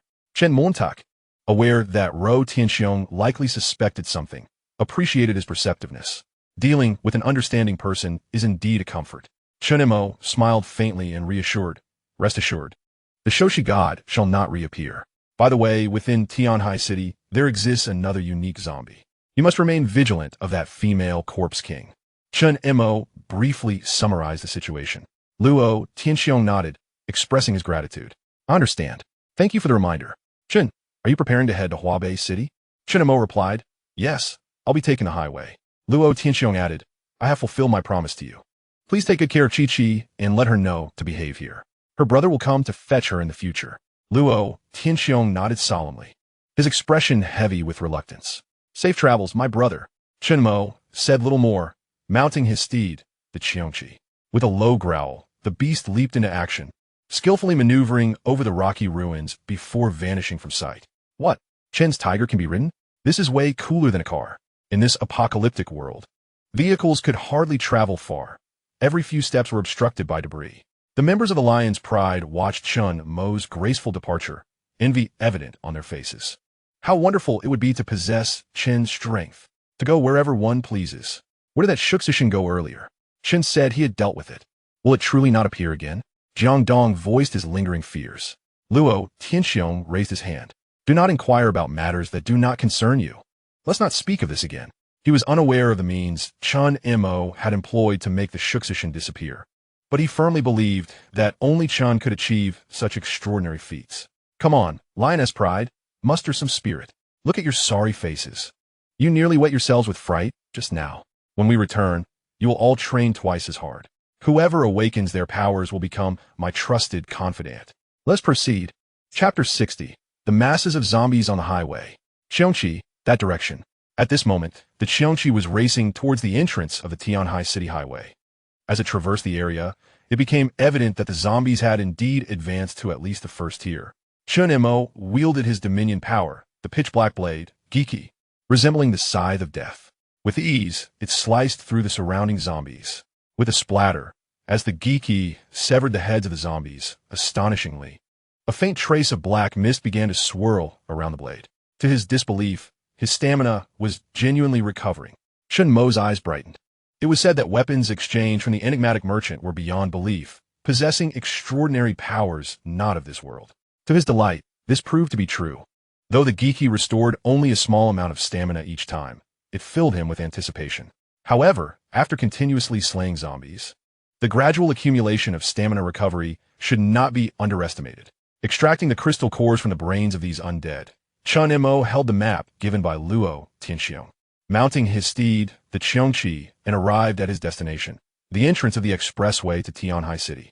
Once a bustling highway, it now lay in ruins, collapsed into an insurmountable heap of debris, isolating the other half of the expressway where hordes of groaning zombies roamed. Before him stretched an endless expanse of wreckage, and the Qiongqi leaped gracefully to the summit of a prominent pile of rubble, landing with a thud. Chen Mo lowered his gaze and beheld a vast multitude, easily numbering in the hundreds. Abandoned vehicles sat side by side, each bearing the scars of immense trauma. Numerous zombies, alerted by the commotion, began to claw their way towards the debris, attempting to dismantle the massive stones beneath Chen Mo's feet. The sheer number of zombies on the expressway surpassed all imagination. During the early days of the apocalypse, throngs of survivors had desperately tried to flee this cursed place, resulting in a chaotic blockage that rendered any progress impossible. Now, a mound of rubble stood as a barrier, isolating this location from Tianhai City. Observing this scene, Chen Mo contemplated aloud. No wonder there are so many zombies on this highway. If they were to surge in, the number of undead in Tianhai City would multiply exponentially. Among these zombies, the strongest barely reached the second tier, appearing to Chen Mo as mere abundant sources of crystal cores. The quantity of cores required for the advancement of his Tianquan ability was staggering, and with a Qiongqi and a Shuxishin to sustain, such a fortuitous opportunity was not to be missed. Come forth, Shuxishin, he commanded, his eyes gleaming with anticipation. As the Tianquan ability activated, a colossal entity materialized amidst the ruins, obscuring much of the view. After feasting on the corpses of the zombies from the city center, the Shuxishin's wound, previously inflicted by a massive metal sword, had healed considerably, though a deep scar remained. Upon discovering such an abundance of food, the Shuxishin emitted a delighted sound. Eat, eat. Chen Mo grinned widely. There's no one here. Indulge yourself, Shuxishin. He turned to Qiongqi, saying, You too, feast as you please. Following her master's command, the Shuxishin let out a resounding call. Instantly, zombies within several miles were stirred by the sound, converging upon a mountain of flesh. The Shuxishin extended its plump, pale hand, sweeping across the horde. Vehicles were crushed effortlessly within its grasp, while it seized 2 or 3 dozen struggling and howling zombies with a single hand. It opened its gaping maw and devoured them one by one, emitting an unsettling crunching sound as it chewed. Beside it, the fierce creature known as Qiongqi was equally formidable, letting out a low growl before transforming into a shooting star, plunging into the horde of zombies and relentlessly tearing and smashing them apart. The scene was gruesomely bloody, with countless splashes of crimson as the 2 terrifying beasts indulged in their slaughter. In the early days of the apocalypse, both the aberrations and deities were inherently superior to ordinary zombies by several folds. Not to mention, a 4th-tier deity of the apocalypse, Subjugate, was present here. The onslaught was overwhelming. The ground trembled beneath them as Subjugate sat upon it, his corpulent hands seizing large clusters of zombies, consuming them from left to right. Remarkably, from the deep, gaping wound on his spine, delicate little flesh buds were sprouting and writhing. Chunmo's expression remained cold as he wielded the ghost cutter, slicing open the abdomen of a 2nd-tier zombie. With a tearing sound, waves rippled from the ghost cutter, releasing a drop of black liquid that shot straight toward the zombie's head. With a satisfying splatter, it pierced through, leaving a gaping hole. The zombie struggled feebly for a moment before collapsing lifelessly to the ground. Due to the lack of prior cleansing, countless zombies continued to pour forth from the highway, seemingly endless, were it not for the assistance of Ghost Cutter and the deities Subjugate and Qiongqi. Even a 3rd-tier ability user would likely find themselves exhausted under the weight of such an overwhelming horde. Chunmo glanced at the approaching swarm in the distance. If this continued, zombies from several miles around would converge here. His eyes flickered momentarily. After his Dominion ability had broken through to Tier 3 in this location, he prepared to act. Utilizing his Qiongqi ability, Chunmo issued a command to Subjugate. With a deafening roar, Subjugate responded, causing a thunderous upheaval accompanied by clouds of dust. After consuming over 1,000 zombies, Subjugate's wounds had completely healed. He lay languidly on the ground, appearing as though he were dead and utterly motionless.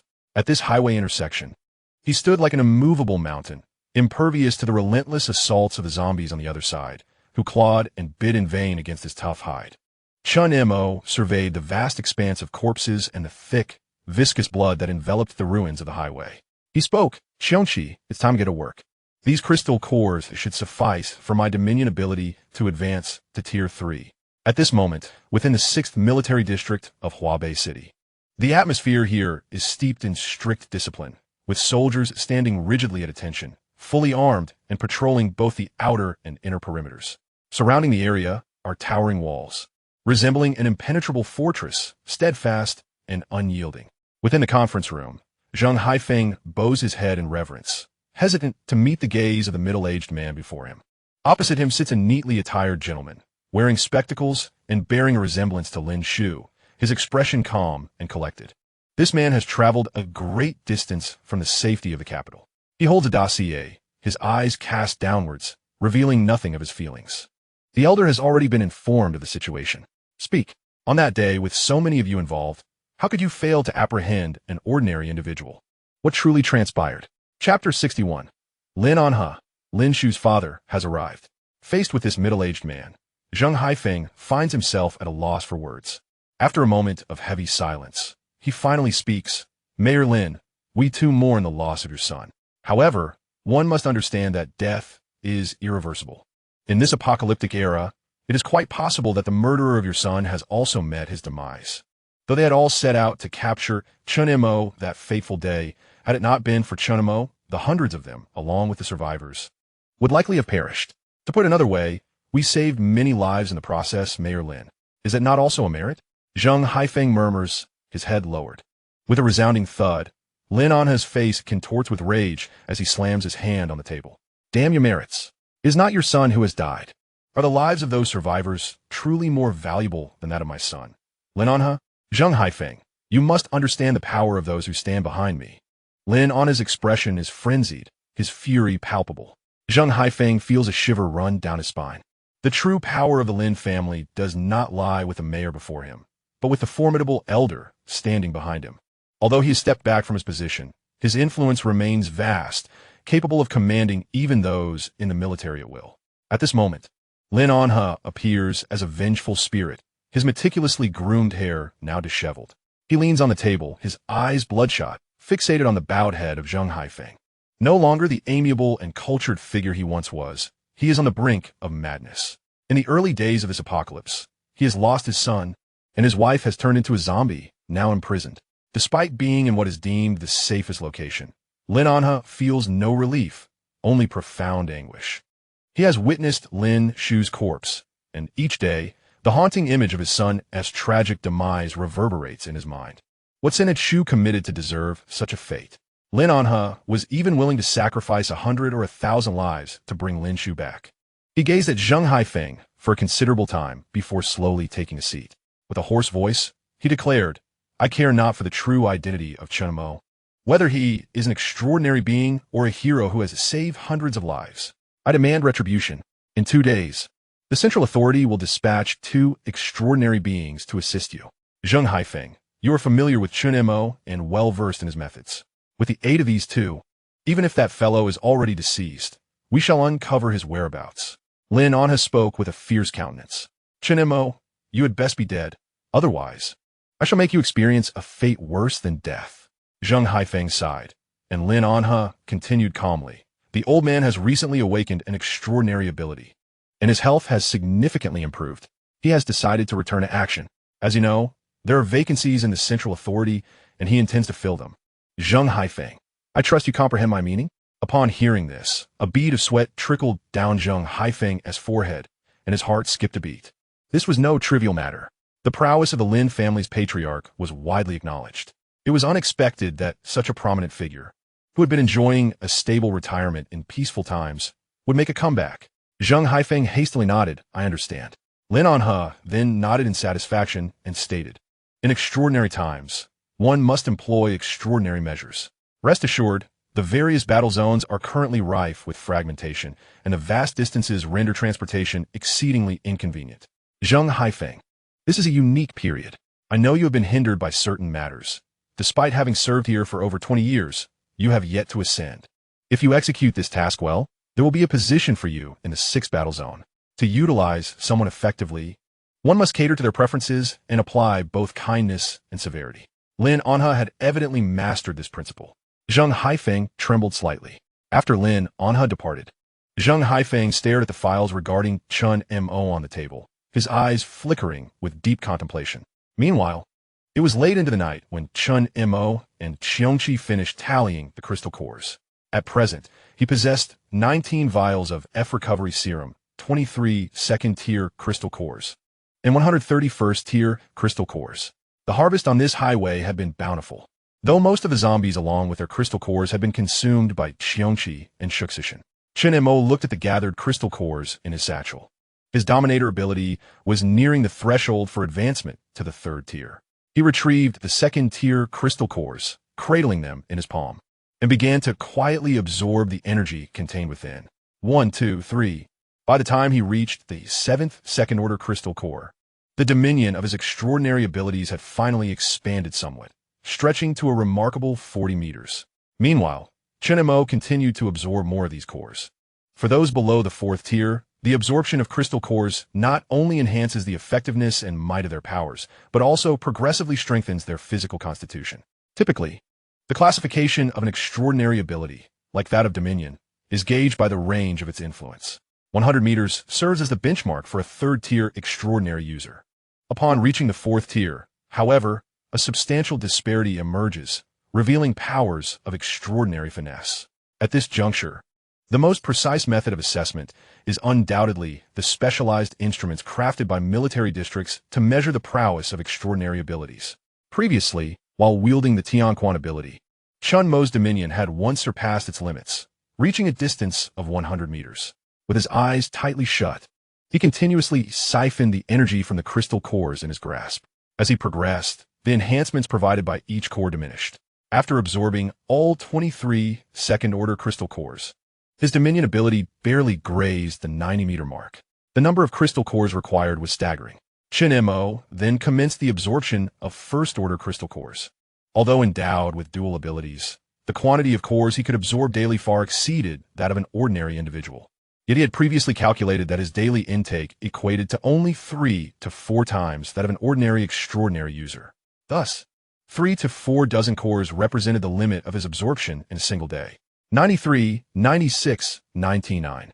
By the time he reached the 40th crystal core, a bead of sweat trickled down his forehead. 100 meters.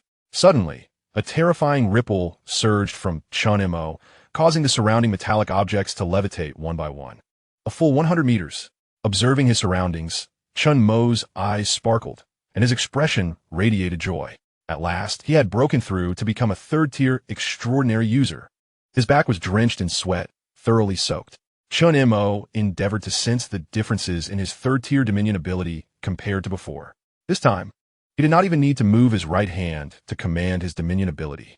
With a mere thought, the nearby metallic materials began to surge toward him, allowing him to mold and reorganize them at will. Remarkably, these densely packed iron liquids floated in the air, consuming merely half the energy of what was previously required. Chapter 62. The path ahead involves gathering sustenance. This means that after reaching the third tier, he could wield large-scale abilities, like the colossal metal sword from before. Several more times, an overwhelming wave of hunger washed over him. Instinctively, Qiongqi prepared to procure some supplies from Qiongqi, only to realize that the mountaineering backpack strapped to Qiongqi's back had long since been flung away to an unknown location. Within it lay the sustenance provided by Luo Tianxiong. Qiongqi's expression darkened, likely a result of their arduous journey or perhaps the remnants of a battle with the god of sushi. Observing the god of sushi and Qiongqi peacefully slumbering, it became evident that these two beings, one an aberration and the other a deity, had no need for ordinary human nourishment. They merely required the consumption of zombies to replenish their strength. Qiongqi rummaged through his belongings, and after a prolonged search, he finally unearthed several crystal cores, along with a packet of bear-shaped biscuits that Qi had inexplicably tucked into his pocket. Without further ado, he began to munch on the biscuits.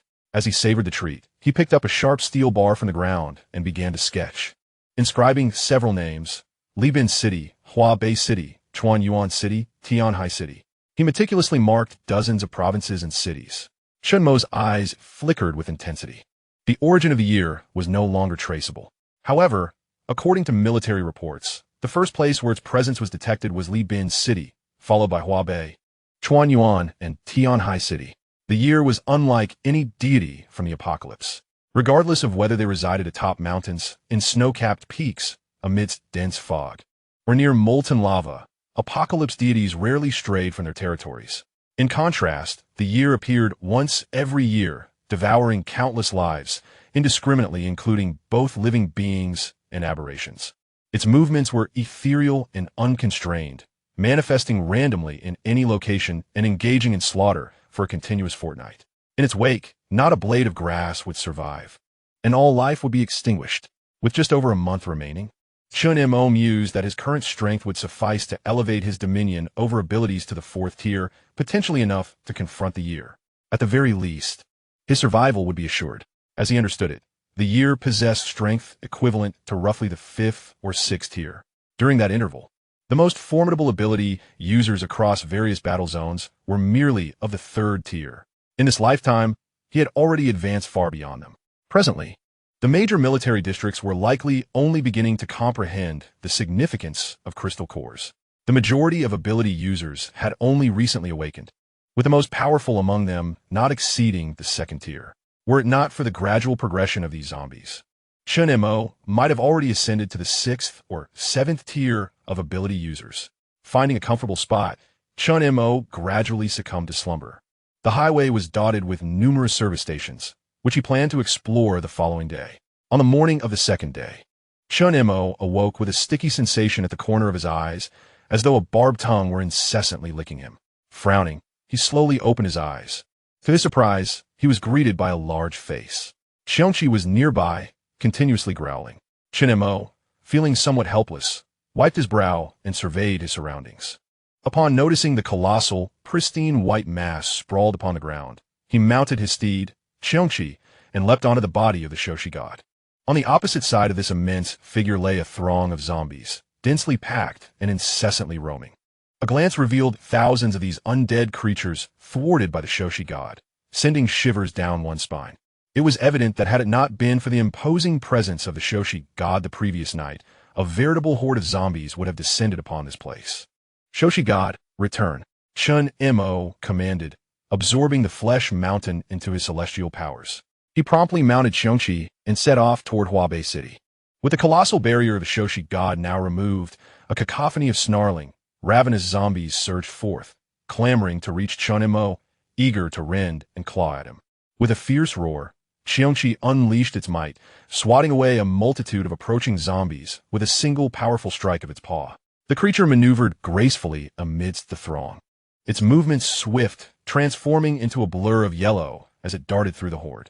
From his vantage atop Qiongqi, Qiongqi's eyes sparkled with fervor at the sight of the countless zombies before him. Each one was a potential source of crystal cores. The highway truly served as an excellent hunting ground for these precious resources. Alas, extracting the cores from each one proved to be an arduous task. Moreover, with his dominion powers having reached the 3rd tier, the ordinary 1st-tier cores offered him minimal enhancement. It was only upon encountering 2nd-tier zombies that he would consider stopping to extinguish their lives. The abundance of zombies birthed increasingly formidable corpse kings. In pursuit of sustenance, Qiongqi chose not to linger. Qiongqi moved with astonishing speed, deftly navigating through the wreckage and the congested intersections swarmed by the undead. Before long, they arrived at a service station. Qiongqi's eyes brightened upon spotting the sign. He patted Qiongqi and said, "Let us pause here." He intended to explore whether there were any edible provisions available at the service station. Inside the dimly lit, dilapidated little supermarket, which crackled with flickering electricity, the ground was riddled with holes. Suddenly, a rustling sound emerged, and from one of the holes, a gaunt man with shifty eyes and a haggard appearance poked his head out. His beady eyes darted around, scanning the surroundings. Upon witnessing the wandering corpses, a profound fear washed over his countenance. Cautiously, he emerged from the earthen pit, fearful of disturbing the nearby zombies. He yearned to seek out food that remained untainted and consumable. The man dared not venture toward the center in search of sustenance, for the surroundings were teeming with roving undead. He had to summon every ounce of caution as he scoured the shelf he had explored countless times in search of nourishment. "I am so hungry. If I cannot find anything soon, I shall truly have to contend with these ghastly creatures," he murmured anxiously. Time passed, and at last, he stumbled upon a whole bag of bread tucked away in a small corner of the floor. His eyes sparkled with joy, and an overwhelming exhilaration washed over him. Suddenly, a resounding crash echoed through the air as the door was brazenly shattered. The intense reverberation sent a jolt through him, and he collapsed to the ground, instinctively burrowing into the soil. "Oh my God," he gasped, his voice trembling with fear. Chapter 63. Earth Elemental Ability, Burrowing. Qiongqi possessed an Earth Elemental ability, classified as D-grade, known simply as burrowing. While its utility was limited, true to its name, it enabled him merely to dig into the ground. However, since the onset of this apocalypse, he had relied upon this ability to survive alongside his beloved girlfriend. At that moment, the zombies in the supermarket were roused by the commotion and surged toward the entrance. A low growl erupted, revealing a beast akin to a ferocious tiger, which charged in, relentlessly tearing into the throng of zombies. Qiongqi wielded his blade, the ghost cutter, and with a single stroke, he decapitated a zombie before him. As he surveyed the scene, where the ground appeared as though it had been excavated, Qiongqi furrowed his brow. Is there something unusual here? This many pits could not have been made by ordinary zombies. Zombie rats, perhaps? He mused, growing more vigilant. Without further contemplation, he brandished the ghost cutter, efficiently dispatching the foes in this locale. The violent commotion inevitably attracted Qiongqi's attention from his concealed position. His face contorted in terror, his body trembling uncontrollably. Could there be an even more formidable zombie approaching? All he desired was to escape through the tunnel he had dug and return to safety. Yet, he had assured his girlfriend that he would bring back food. If he failed to do so, he would have no face to show upon his return. Steeling himself, Qiongqi cautiously poked his head out. The sight that met his eyes, gory and brutal, with zombies being mercilessly dismembered by Qiongqi and the fierce beast, was enough to chill him to the bone. Just one glance, Qiongqi was momentarily struck with sheer terror, resembling a turtle retreating into its shell once more. Qiongqi and Qiongqi were harvesting the lives of the zombies in the vicinity. Fortunately, The number of zombies was relatively sparse, comprising merely over 21st-tier zombies. In a brief span, they were thoroughly eradicated by the duo of man and beast. Mo instructed Qiongqi to extract the crystal nuclei from the zombies' brains, and thereafter commenced a search for consumable food. Although the food that had been touched by the zombies bore the taint of decay, it was nonetheless a modest supermarket. After a diligent search, Mo managed to procure a handful of edible supplies from the shelves. For cans, 6 packets of instant noodles, and 2 bags of ham sausage, along with several bottles of intact walnut milk. Aside from these, the remainder had been affected to varying degrees.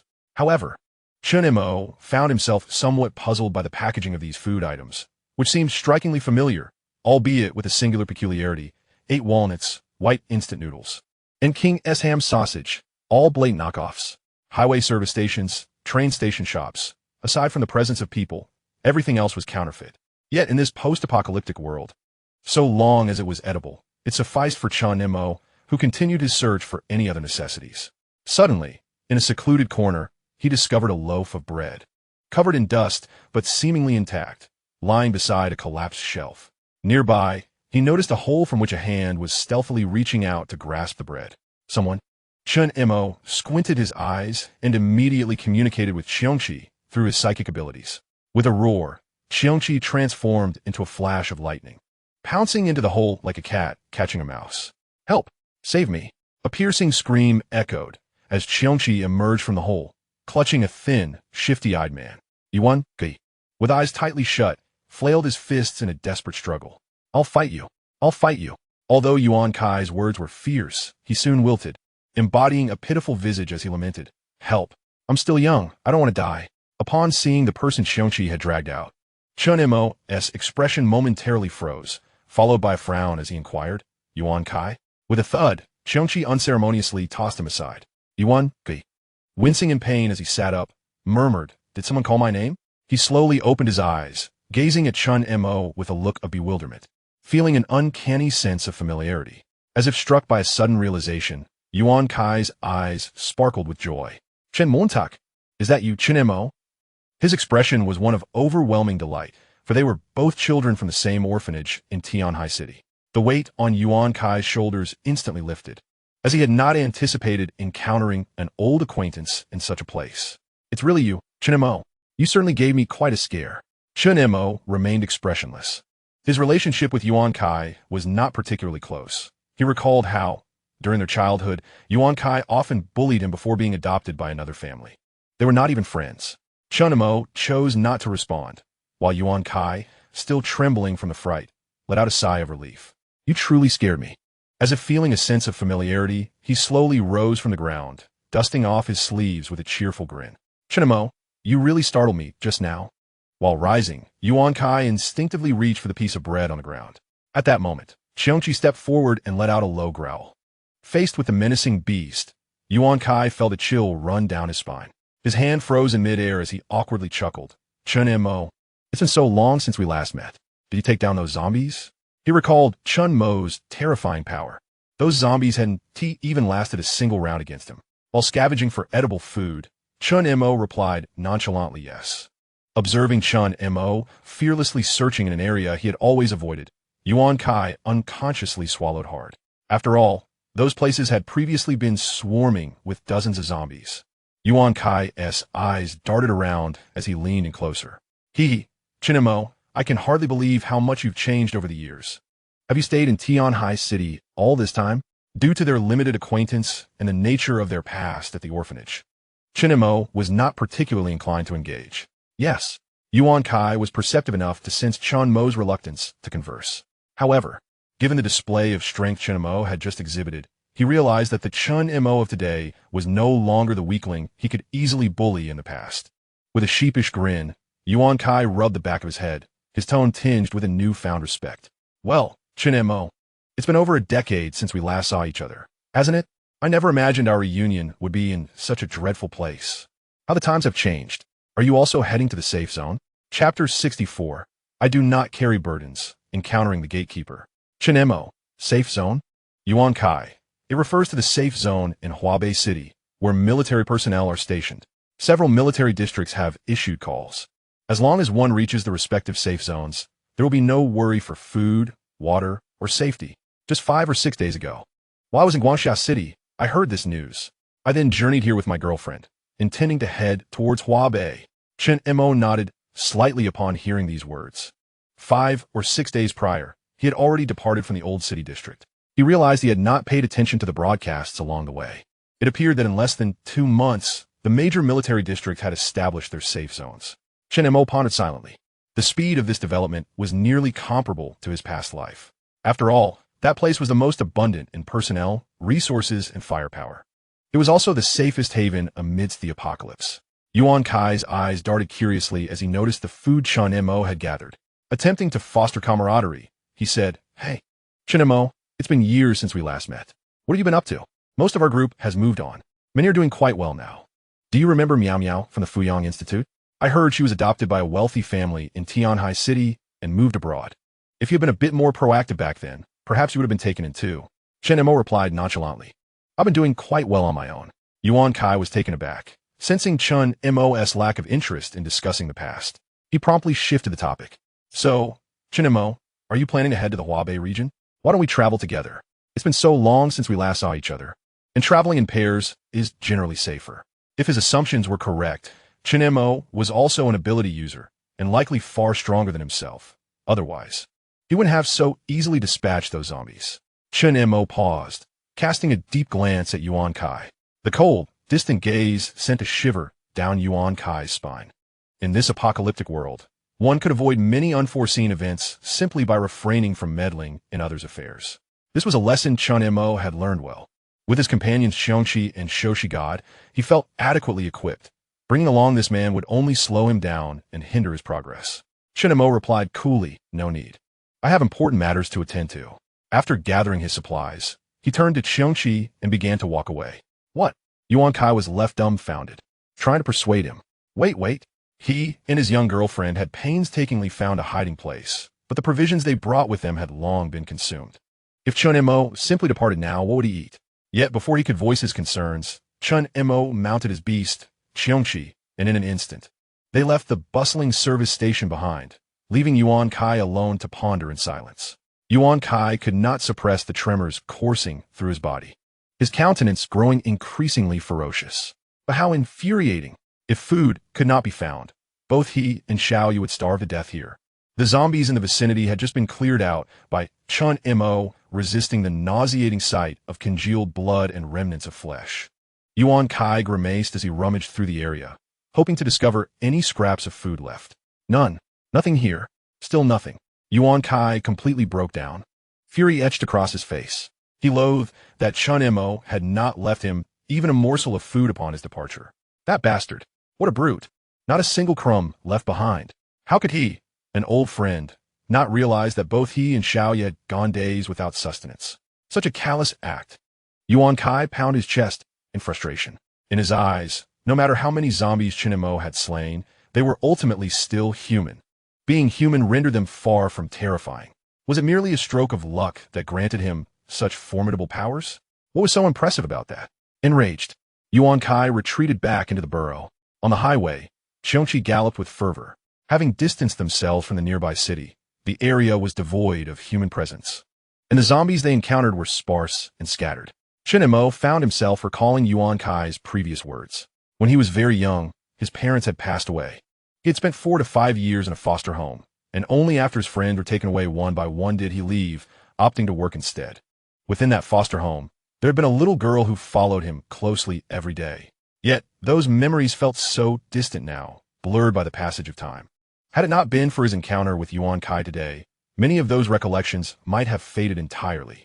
Chen Mo gathered his wandering thoughts and retrieved the map. Raising his gaze to the highway sign, he declared, "Qiongqi, head in that direction." The beast let out a low growl and quickened its pace. In the ensuing days, Chen Mo and Qiongqi traveled tirelessly, a solitary duo, pausing only briefly at each service station along the highway to rest and procure a modicum of food. It was on this particular day that, as they journeyed as usual, Chen Mo suddenly noticed something significant ahead.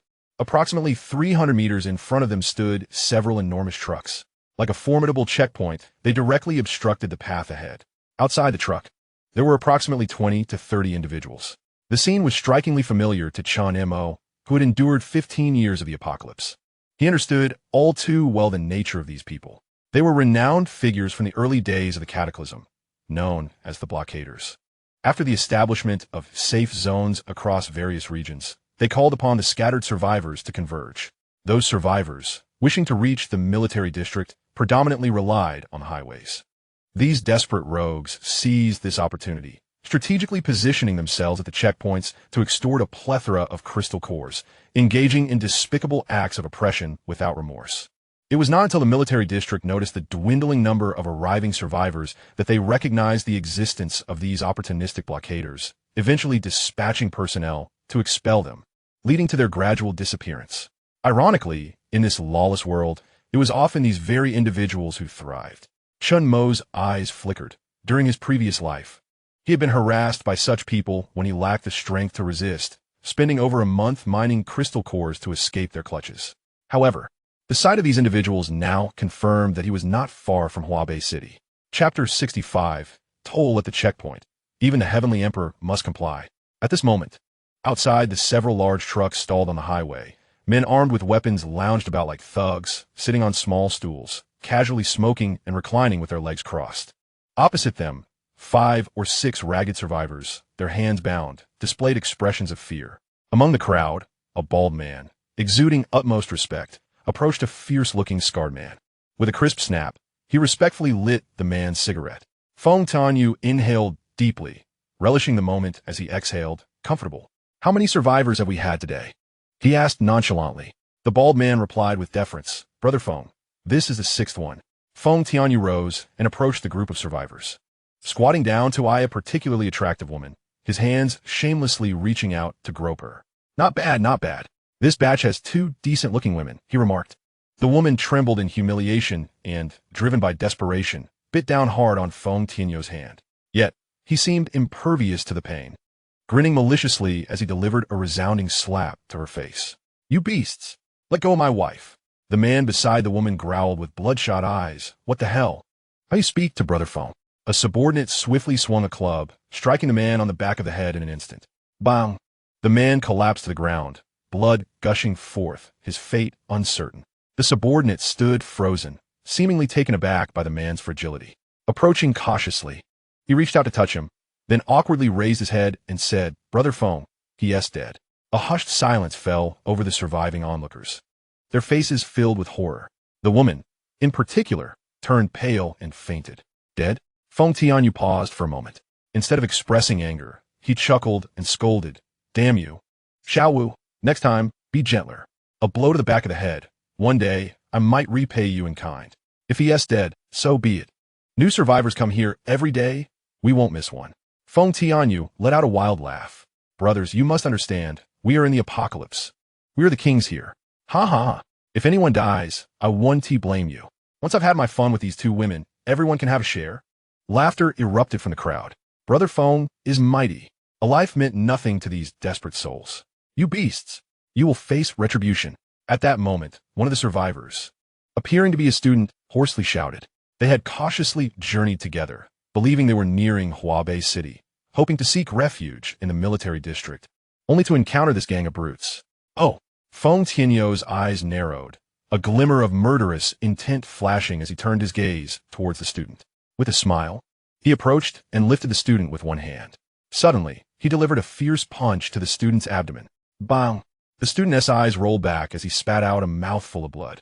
Feng Tianyu tossed him aside like refuse, disdainfully spitting of a bunch of useless fools seeking military protection. Brothers have principles in their dealings. Want to pass through?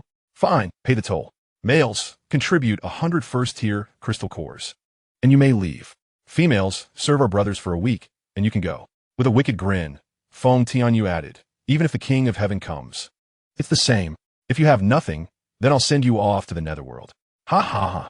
Here, we are the emperors. Indeed, Feng Tianyu was somewhat lenient. Pay the toll, and one could leave. If it were Zhao Bin and his crew, even with the toll, escape would be impossible. The few survivors present wore faces devoid of color, utterly pallid. In this cannibalistic apocalypse, they experienced for the first time that what was more terrifying than the undead was the darkness within humanity. Feng Tianyu extinguished the cigarette in his hand and returned to his seat, leisurely shaking his legs and comfortably squinting his eyes. Ah, this is truly delightful. Even the air is sweet, he mused. Hey, Brother Feng, that fellow from yesterday, wasn't he quite something? I heard he used to be a renowned influencer with millions of followers.